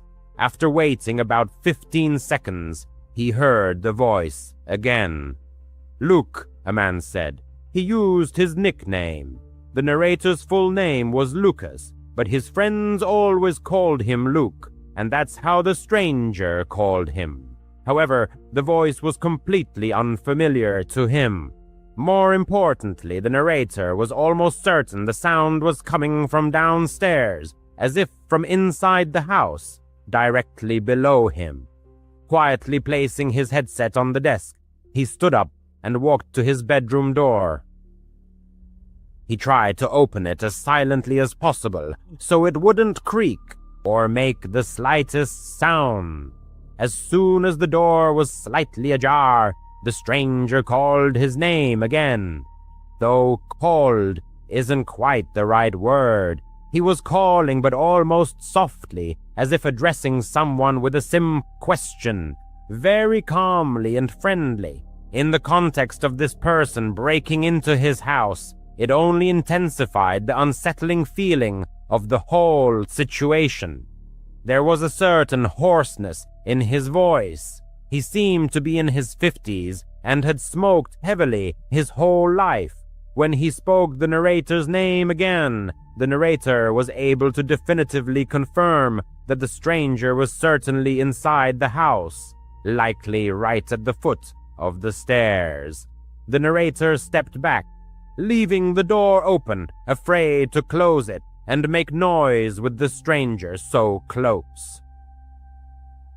Then he went to the back window, opened it wider, carefully climbed out onto the roof, and closed the window as much as possible without letting it latch. It wasn't a full roof, but more of an awning over the front porch, located directly below his window, forming a kind of sloping ledge, 3 or 4 feet wide, that one could stand or sit on. Definitely not the safest place, especially wet and slippery from the rain. But he didn't have much choice, unless he wanted to hide in the bedroom and likely be found before the police arrived. And then he realized his mistake. He had left his phone on the desk. He was too worried about getting out to even think about it. He moved back towards the window and prepared to go back inside to retrieve his phone. But as soon as he peered into the room, he saw a shadow in the doorway, moving down the hallway outside his room. He quickly pulled back so he couldn't be seen. His heart pounded in his chest. A few seconds later, he heard something rustle in his room, and then the man called his name again. "Luke," he said in the same eerie, soft tone. The narrator peeked out a little to partially see the room. All he saw was his shadow on the wall, moving around and looking at his desk. The stranger probably saw that he had a game open and was trying to figure out that the narrator must be somewhere nearby. He really wanted to look further to catch a glimpse of who he was, but he couldn't risk being caught. He began to feel that sixth sense, a premonition that he was about to be discovered. So he acted quickly, moving to the farthest point of the ledge. Below him was nothing but a small bush and grass. The fall was about 8 to 10 feet. He sort of hung first, then let go, hitting the ground with his feet and falling backward. It hurt, but he didn't break anything. He got up and ran to the nearest neighbor. Honestly, the narrator doesn't know how others in the stories he listens to do it, because in his case, no one opened the door or helped him. He means it was the middle of the night, and they probably thought he was some crazy person trying to get them to open the door and let him in. However, it still worked, because one of the houses called the police on him for knocking on their door, after which he was able to explain his situation to the officer. Eventually, he managed to explain his difficult situation to the officer. He couldn't precisely determine how long he had been at that spot. By his estimate, about 20 minutes passed until the police officer arrived. The intruder who had entered his house disappeared without a trace, but the law enforcement officer found the window in his room wide open. The stranger had probably used the ledge to leave the dwelling once the homeowner had already departed. A painful pang gripped the man's heart as he chillingly realized how close the danger had been. Over the next few days, the man's legs swelled significantly after the jump, but fortunately, no irreversible or lasting health damage was sustained. It's astonishing to realize that this split-second decision could very well have been life-saving, preserving his life or preventing the realization of any sinister intentions the uninvited guest might have harbored. He will probably always be bothered by the thought that he was on the verge of seeing this person's face, but never could. In part, he regretted not taking the risk and looking. But now, out of mortal danger, it's easy to rationalize such things. As far as he and his family knew, the stranger never reappeared or made any contact. The man was now significantly older, and therefore he didn't believe anything similar would ever happen again, and he sincerely hoped it wouldn't. He held a position as a security guard in a modest office building located within the city limits. Despite the events he had experienced, the man ultimately decided to stay at this job as he hadn't been able to find another vacancy with better pay. He was confident he would leave this place at the first opportunity. One of the reasons he accepted this job, and had no prejudice against it, was that the office building was part of a large business district, or office park, located in a very prestigious area of the city. In truth, he couldn't imagine anyone daring to attempt to break into such a place, as potential intruders would surely realize that in such a wealthy neighborhood, security would undoubtedly be organized. if not personal, then at least through surveillance cameras and sophisticated monitoring systems. As usual, he arrived for duty at precisely 10 in the evening, performed his initial operational rounds to activate all motion detection systems, and then headed to the security room. It must be admitted that this place resembled a storage closet more than anything. Windowless and without any amenities, which made it extremely unappealing. If he had the opportunity, he would leave this confined space much more frequently.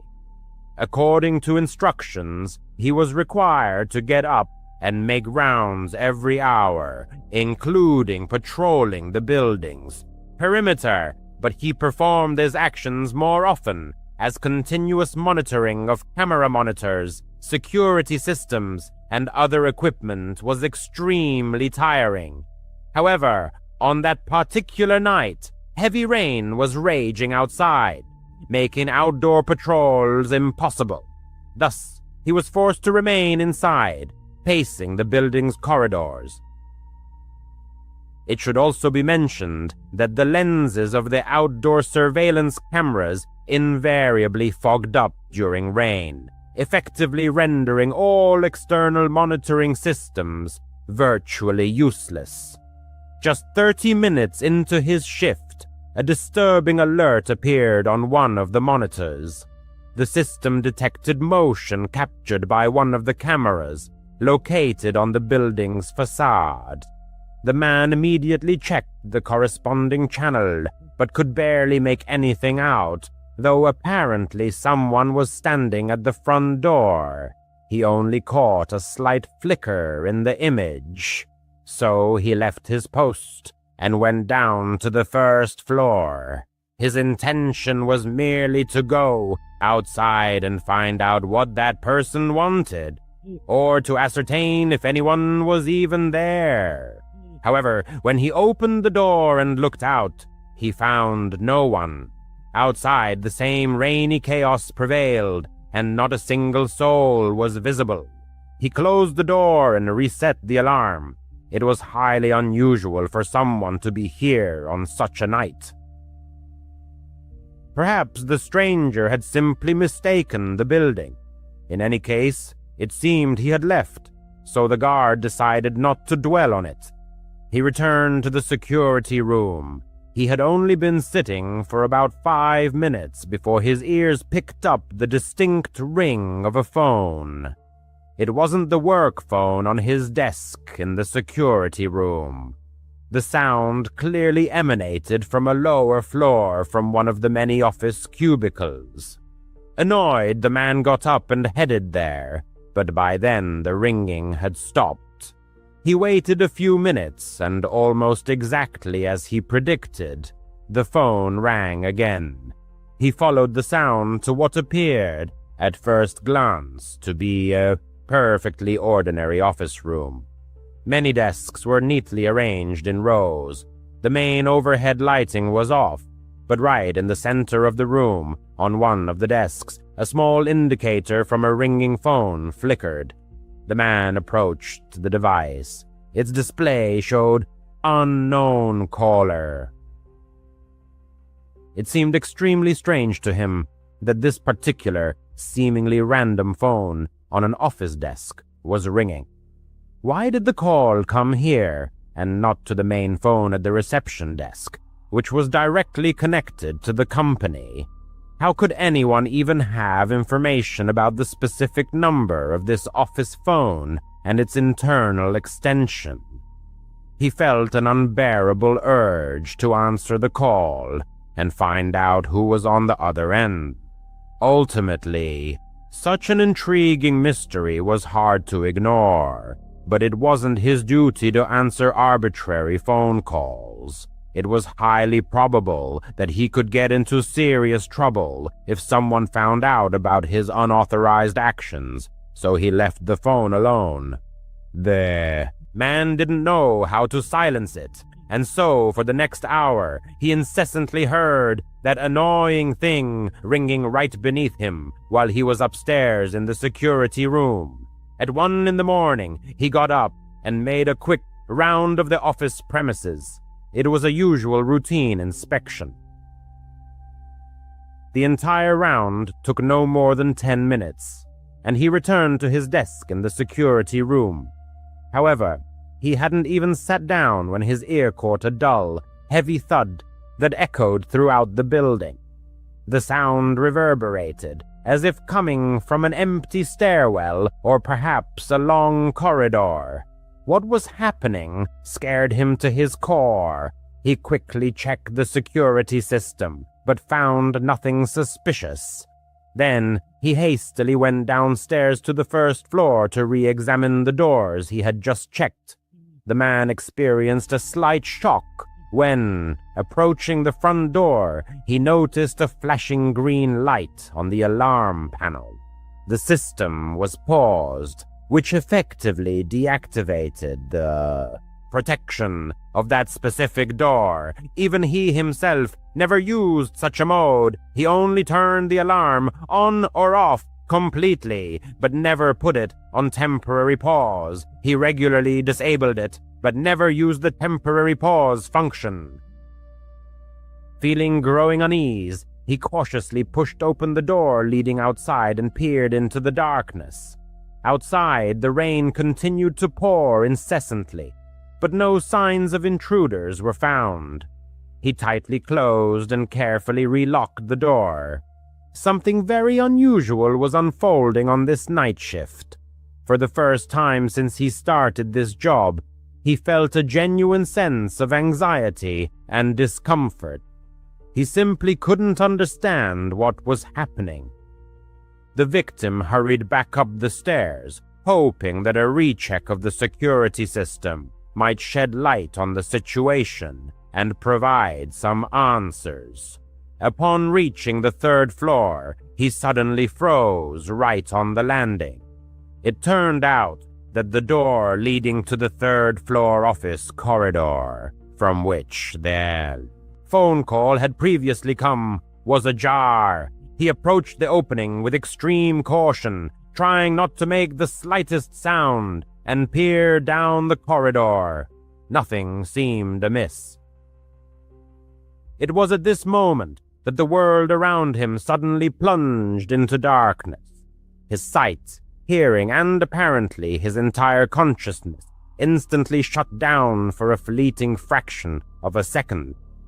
Coming to his senses, he felt completely stunned and began to helplessly retreat, stumbling. Despite the brief loss of consciousness, he instantly realized he had received a powerful blow to the back of his head.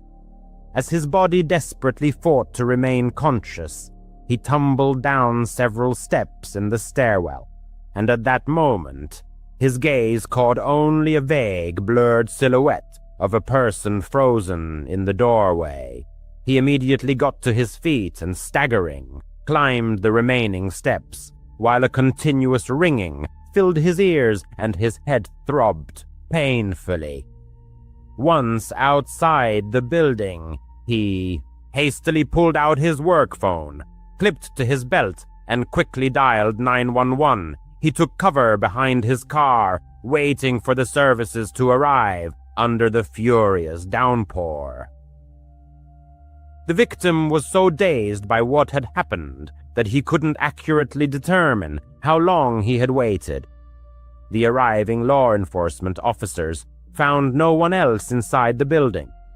He was taken to a medical facility where a fairly severe concussion was diagnosed and treated, but overall his condition was deemed satisfactory. Although the incident could have been considered a routine break-in, numerous details pointed to a much more, shall we say, professional nature of the occurrence. The perpetrators likely chose a rainy night for their actions, when camera lenses were most likely fogged, making identification difficult.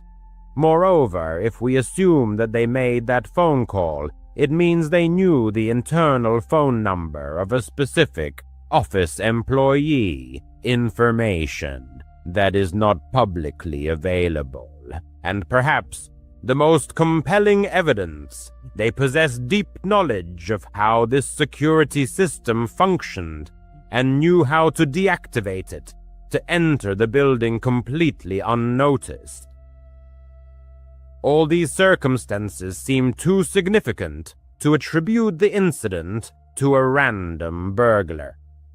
The unknown assailant struck him with such force that the victim could not distinguish anything other than a blurry, indistinct silhouette of the attacker. Thus, he could not provide the police with any useful description of the perpetrator. Despite all assumptions, the victim realized that he would most likely never get comprehensive answers. Even months after the incident, he continues to work for the same company, but management has provided him with absolutely no information. Not a word was said about whether anything was stolen, if they knew the identity of the intruder, or even what the true purpose of his intrusion was. Absolutely no information. This circumstance seems extremely suspicious. The victim is actively looking for a new job, but until then, he intends to be much more attentive to all unusual phenomena occurring within the walls of this office. Several months ago, one of the protagonists, along with his friend Thomas, was spending an evening at his house. Since neither of them had to work the next day, they indulged in carefree relaxation, enjoying some beer. To be honest, they hadn't planned on staying up so late, but by 10 in the evening, one of the friends suggested Thomas stay the night and sleep on the couch, which, by the way, was quite a usual occurrence for them. Thomas still lived with his parents, and hanging out at his friend's place provided him with a much-needed personal space. Anyway, they also discussed and agreed upon plans for the next morning, which ultimately resulted in a very interesting and eventful day. However, given that Thomas hadn't brought a change of clothes or other necessary items, and before he had too much to drink, he quickly went home to pick up everything he needed. This way, upon his return, they could continue drinking, and Thomas would have all his necessary belongings for the next day. Naturally, he could have just stayed home, since he was going back anyway, but as mentioned, Thomas preferred spending time at his friend's place. The drive only took about 5 minutes, so Thomas's friend simply waited for his return. Initially, he intended to sit on the porch, but for some reason he hadn't noticed earlier how strong the storm was raging outside. In the end, he went back inside and just waited, sitting on the couch. He absently scrolled through his phone's newsfeed, sipping his beer and not really keeping track of time. But at a certain point, after about 15 or 20 minutes, a knock finally came at the front door. He quickly got up and casually opened the door, but almost dropped his glass when he was startled to realize that it wasn't Thomas standing on the doorstep at all. A man stood before him, dressed almost entirely in black and soaked to the bone. One could have sworn the stranger looked utterly sinister. Even in his slightly inebriated state, he wouldn't have opened the door to such a person for anything in the world. Normally, he would have confirmed the guest's identity first, had he not been expecting Thomas. Besides, with such a furious storm raging outside, what could this man possibly be doing here? Before the homeowner could utter a word, the stranger slid 1 foot into the doorway and stared intently at him. It was evident the man had spent hours in the pouring rain, though his face displayed not so much fatigue as a mask of indifference. The homeowner reached for the door, apologizing and explaining that he had mistaken him for someone else. However, the stranger continued to hold his foot in the doorway, merely smiling enigmatically. The homeowner began to close the door, but the stranger seemed completely oblivious to the hint, still keeping his foot firmly in the opening. The situation became incredibly strange and awkward as they simply stood facing each other for a good 4 or 5 seconds. The stranger remained silent, and the homeowner was too intoxicated to think of anything sensible to say in response. Only then did the stranger finally remove his foot and take a step back, still maintaining his smile as the door closed tightly behind him. A smile lit up his face once the front door was finally shut. Immediately returning to the soft sofa, a message was sent to Thomas, warning him about the strange stranger lurking near the door.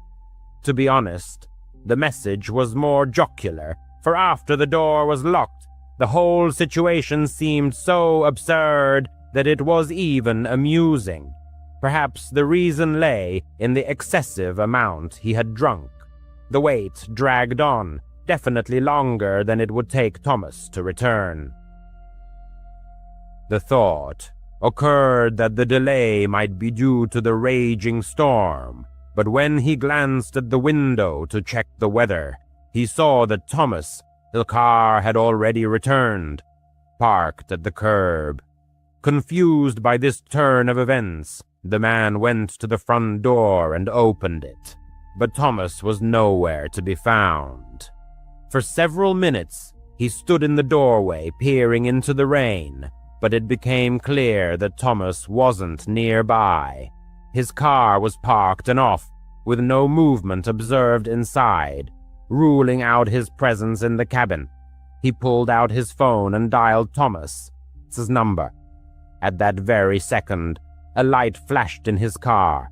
It was undoubtedly his cell phone, and it was bright enough to clearly show the absence of its owner inside. Now, genuine worry set in. The man stepped out into the pouring rain, walked to the bottom of the driveway, and looked around. He called out Thomas' name, but the street noise was so deafening that it was clear it was useless. Somehow, only after getting soaked to the bone in the rain, the man remembered the sinister stranger who had been at the house earlier. Suspicions began to creep in that he might be involved in what was happening. Feeling a strong premonition of danger, the man rushed back into the house, closing and locking the door behind him. As he took off his shoes, he quickly sensed that something else was amiss. He looked up, and the main hallway was shrouded in darkness, so dark as if no lights were on. He could have sworn all the lights had been left on, or at least several of them. Slowly he moved down the hallway. The storm outside, combined with the unusual silence inside the house, created an atmosphere far more tense than he would have liked. Reaching the end, he looked around. All the rooms were dark, but right against the wall stood a barely discernible silhouette of someone pressed against it, as if trying to remain unnoticed. His gaze must have lingered too long, because a couple of seconds later the man moved confidently and stepped forward. He raised one hand, holding something in it, and at that moment the man didn't look long enough to understand what it was before he bolted. Every muscle in his body tensed to run out the front door as quickly as possible and get as far away as he could. He hid on the porch of a random house and called the police. From there, through the veil of rain, he could see the front of his house. A few minutes later, when the police arrived, he saw 2 officers calmly approach the front door, then suddenly raise their weapons and rush inside. They had likely spotted the man still in the hallway and chased him out the back door, but later reported that he had jumped over a fence and vanished into the storm. The man ran over and told them everything, and they immediately began searching for Thomas, and fortunately found him just 5 minutes later. He was locked in the car parked on the road, bound hand and foot. It turned out that the man hiding near the house had held a gun to Thomas as soon as he pulled up to the house. Then, forcing him into the car on the road, he returned to the house and entered through the back door while the homeowner was looking for Thomas, presumably trying to do the same to him. This meant that when the homeowner saw him raise his hand, he was holding a gun pointed directly at him. If it hadn't been too dark, and if he had seen what it was, he probably wouldn't have even risked running away, which would have left both him and Thomas at the mercy of this madman. In any case, the car the guy used had been stolen earlier that night, so it was a dead end, and the guy completely disappeared into the storm. No trace. No one had the slightest idea what he was planning or why he did all this. On a cold February evening in 2008, a young real estate agent from Richmond, Virginia, held her breath. The deal ahead promised to be the biggest of her life. Her clients, wealthy newcomers to the city shrouded in mystery, were eager to buy $1 million home. They had found her through a referral whose source remained unknown, spoke with an accent whose authenticity felt questionable, and insisted on an immediate meeting. By the next day, Olivia Mason would be dead. 17 years later, their faces remain unknown. What happened in that house wasn't just a murder, it was an execution, and someone had planned it to perfection. This is Olivia Mason's story. Crimes, conspiracies, cults, serial killers, and homicides, I adore them all, and I know you do too. You, my twisted, brilliant, beautifully intelligent oddballs. Today, we are diving into a case that holds special meaning for me. Honestly, I was alive and aware of it when it happened. It was so close to my own home, and its unsolved nature still haunts me. So, without further ado, let's buckle up, blast down the highway at Mach 5, slam on the brakes, and crash straight through the windshield into this cold case. Olivia Mason was born on November 2nd, 1983 in Richmond, Virginia. She was the first daughter of David Mason, a local real estate agent, and Catherine Wright, a homemaker. In 1986, Olivia became an older sister when her younger sibling Hannah was born. Though her parents divorced in the mid-1990s, the separation didn't fracture Olivia's family bonds. She remained close to both her mother and father throughout her life. As a child, Olivia split her time between Richmond and peaceful summer months at Lake Anna, where the family owned a trailer in an RV park. Those summers overflowed with laughter and play. Her younger sister, Hannah, fondly recalls learning to swim just to keep up with her energetic big sister. From the very beginning, Olivia's personality radiated joy. She was often described as a happy, sociable little girl, full of joy, as her mother remembers. And even as a child, she had a flair for style. One story tells of how little Olivia once begged for grape-flavored gum simply because it matched her purple outfit. Utterly charming. Her mother gently refused, saying I'd buy what Olivia needed, not just what she wanted. But resourceful Olivia took this as motivation. By her early teens, she landed her first job at Sirens, a trendy clothing store in a Richmond mall. Olivia was determined to earn what she desired. This was just a hint of the ambition that would later define her. Olivia grew up in the greater Richmond area and attended local schools, including Richmond Heights Middle School and later Claiborne Middle School. In school, she became known for her infectious smile and warmth that drew others in.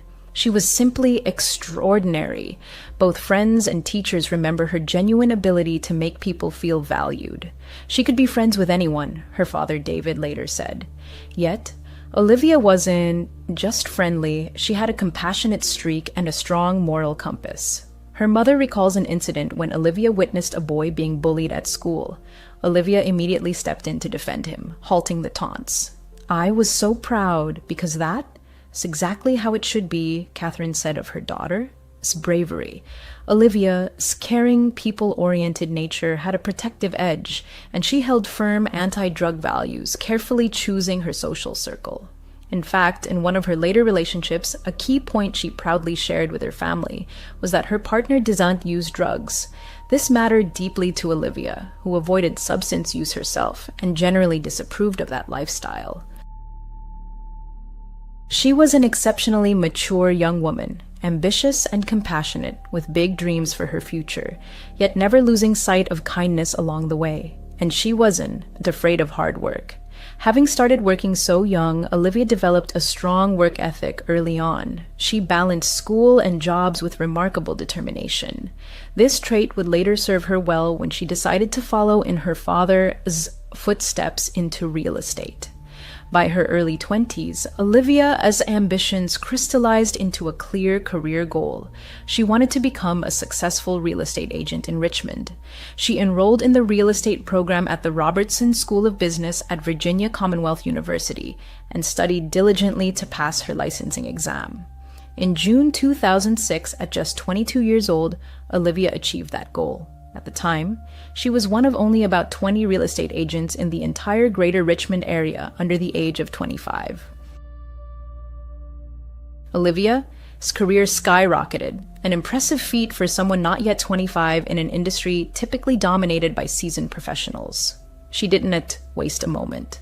Her first role was at a modest agency called Vanguard, where she successfully marketed new townhomes in Richmond as West End for a year and a half. But Olivia craved more, and soon a brilliant opportunity arose at Premier Realty Group, one of Richmond's top agencies. Remarkably, this was the same office where Mark Anderson's family worked. We'll discuss Mark's significance to this story shortly. When Olivia joined Premier Realty Group, she came under the wing of a powerful real estate dynasty, and she seized every chance. Within a year, she closed 8 real estate deals totaling approximately $3.2 million, an incredible start for a 24-year-old newcomer. Colleagues unanimously agreed Olivia was born for success in real estate, intelligent, driven, and incredibly personable, qualities essential for any top agent. My father is a realtor, so I know what I am talking about. Olivia absolutely thrived in this field. Clients trusted her, and that's priceless. A former colleague later recalled that Olivia was fiercely determined to build a successful career as a licensed agent and worked tirelessly toward that goal. In such a short time, she had already built a highly promising reputation in Richmond's real estate market. Around the time her career was accelerating, Olivia's personal life took a sharp turn. In late 2005, at a real estate networking event and training seminar, 22-year-old Olivia met 25-year-old Mark Anderson. She already knew of Mark. He came from a prominent, affluent local family, deeply rooted in real estate. Mark's mother, Patricia Anderson, was also a successful realtor. The family owned investment properties, making them something of local royalty in the industry.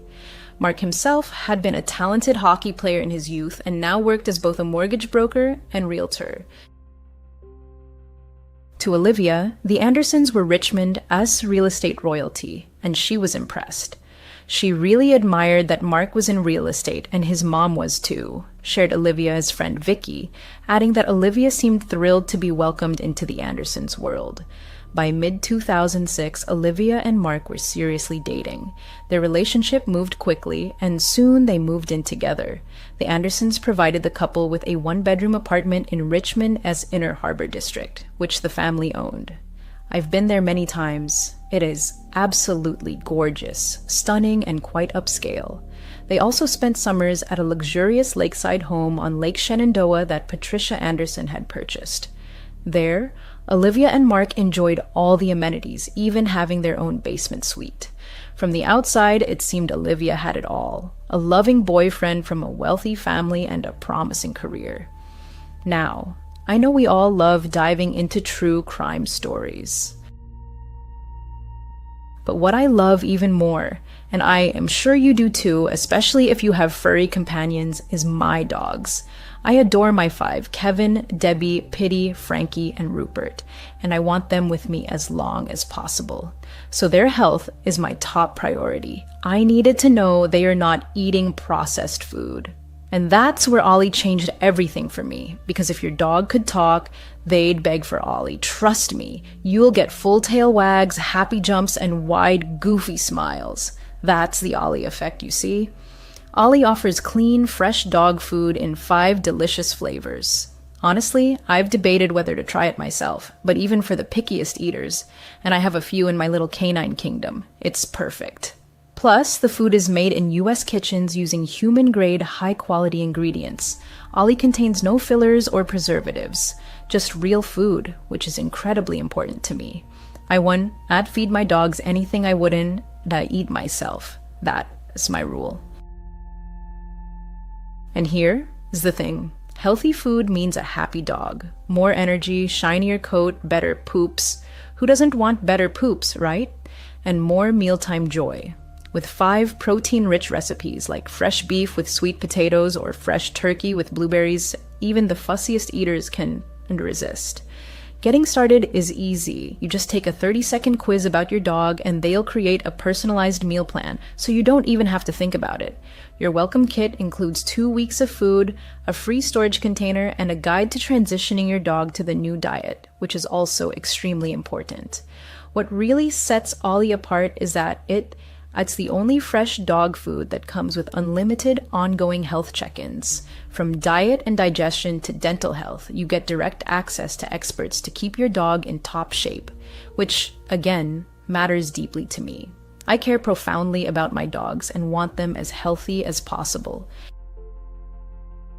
It's like having a personal dog health detective, and 90% of pet owners report significant improvements in just 30 days. Our 4-legged friends deserve the best, and that means fresh, truly healthy food. By late 2007, Olivia began confiding in loved ones that her relationship with Mark wasn't as perfect as it appeared. During a trip to visit her father in Charlotte on December 5th, 2007, she admitted she was unhappy. Olivia said Mark didn't share her ambitions and drive, creating tension between them. She even hinted at a possible breakup for the first time. She shared similar thoughts with friends, saying Mark wasn't fulfilling her needs and she was seriously considering ending things. She just said, "Dad, I made a mistake. I feel awful about it," but then added, "I can keep doing this," her father recalled. When later questioned, Mark acknowledged relationship issues in late 2007, but insisted a breakup was never discussed and that he believed their bond was strong. Interestingly, not everyone saw these cracks. Olivia, sister Hannah, viewed them as a happy couple and noted that Mark treated her well based on her observations. But treating someone well isn't the same as sharing their dreams or drive. Lack of ambition doesn't.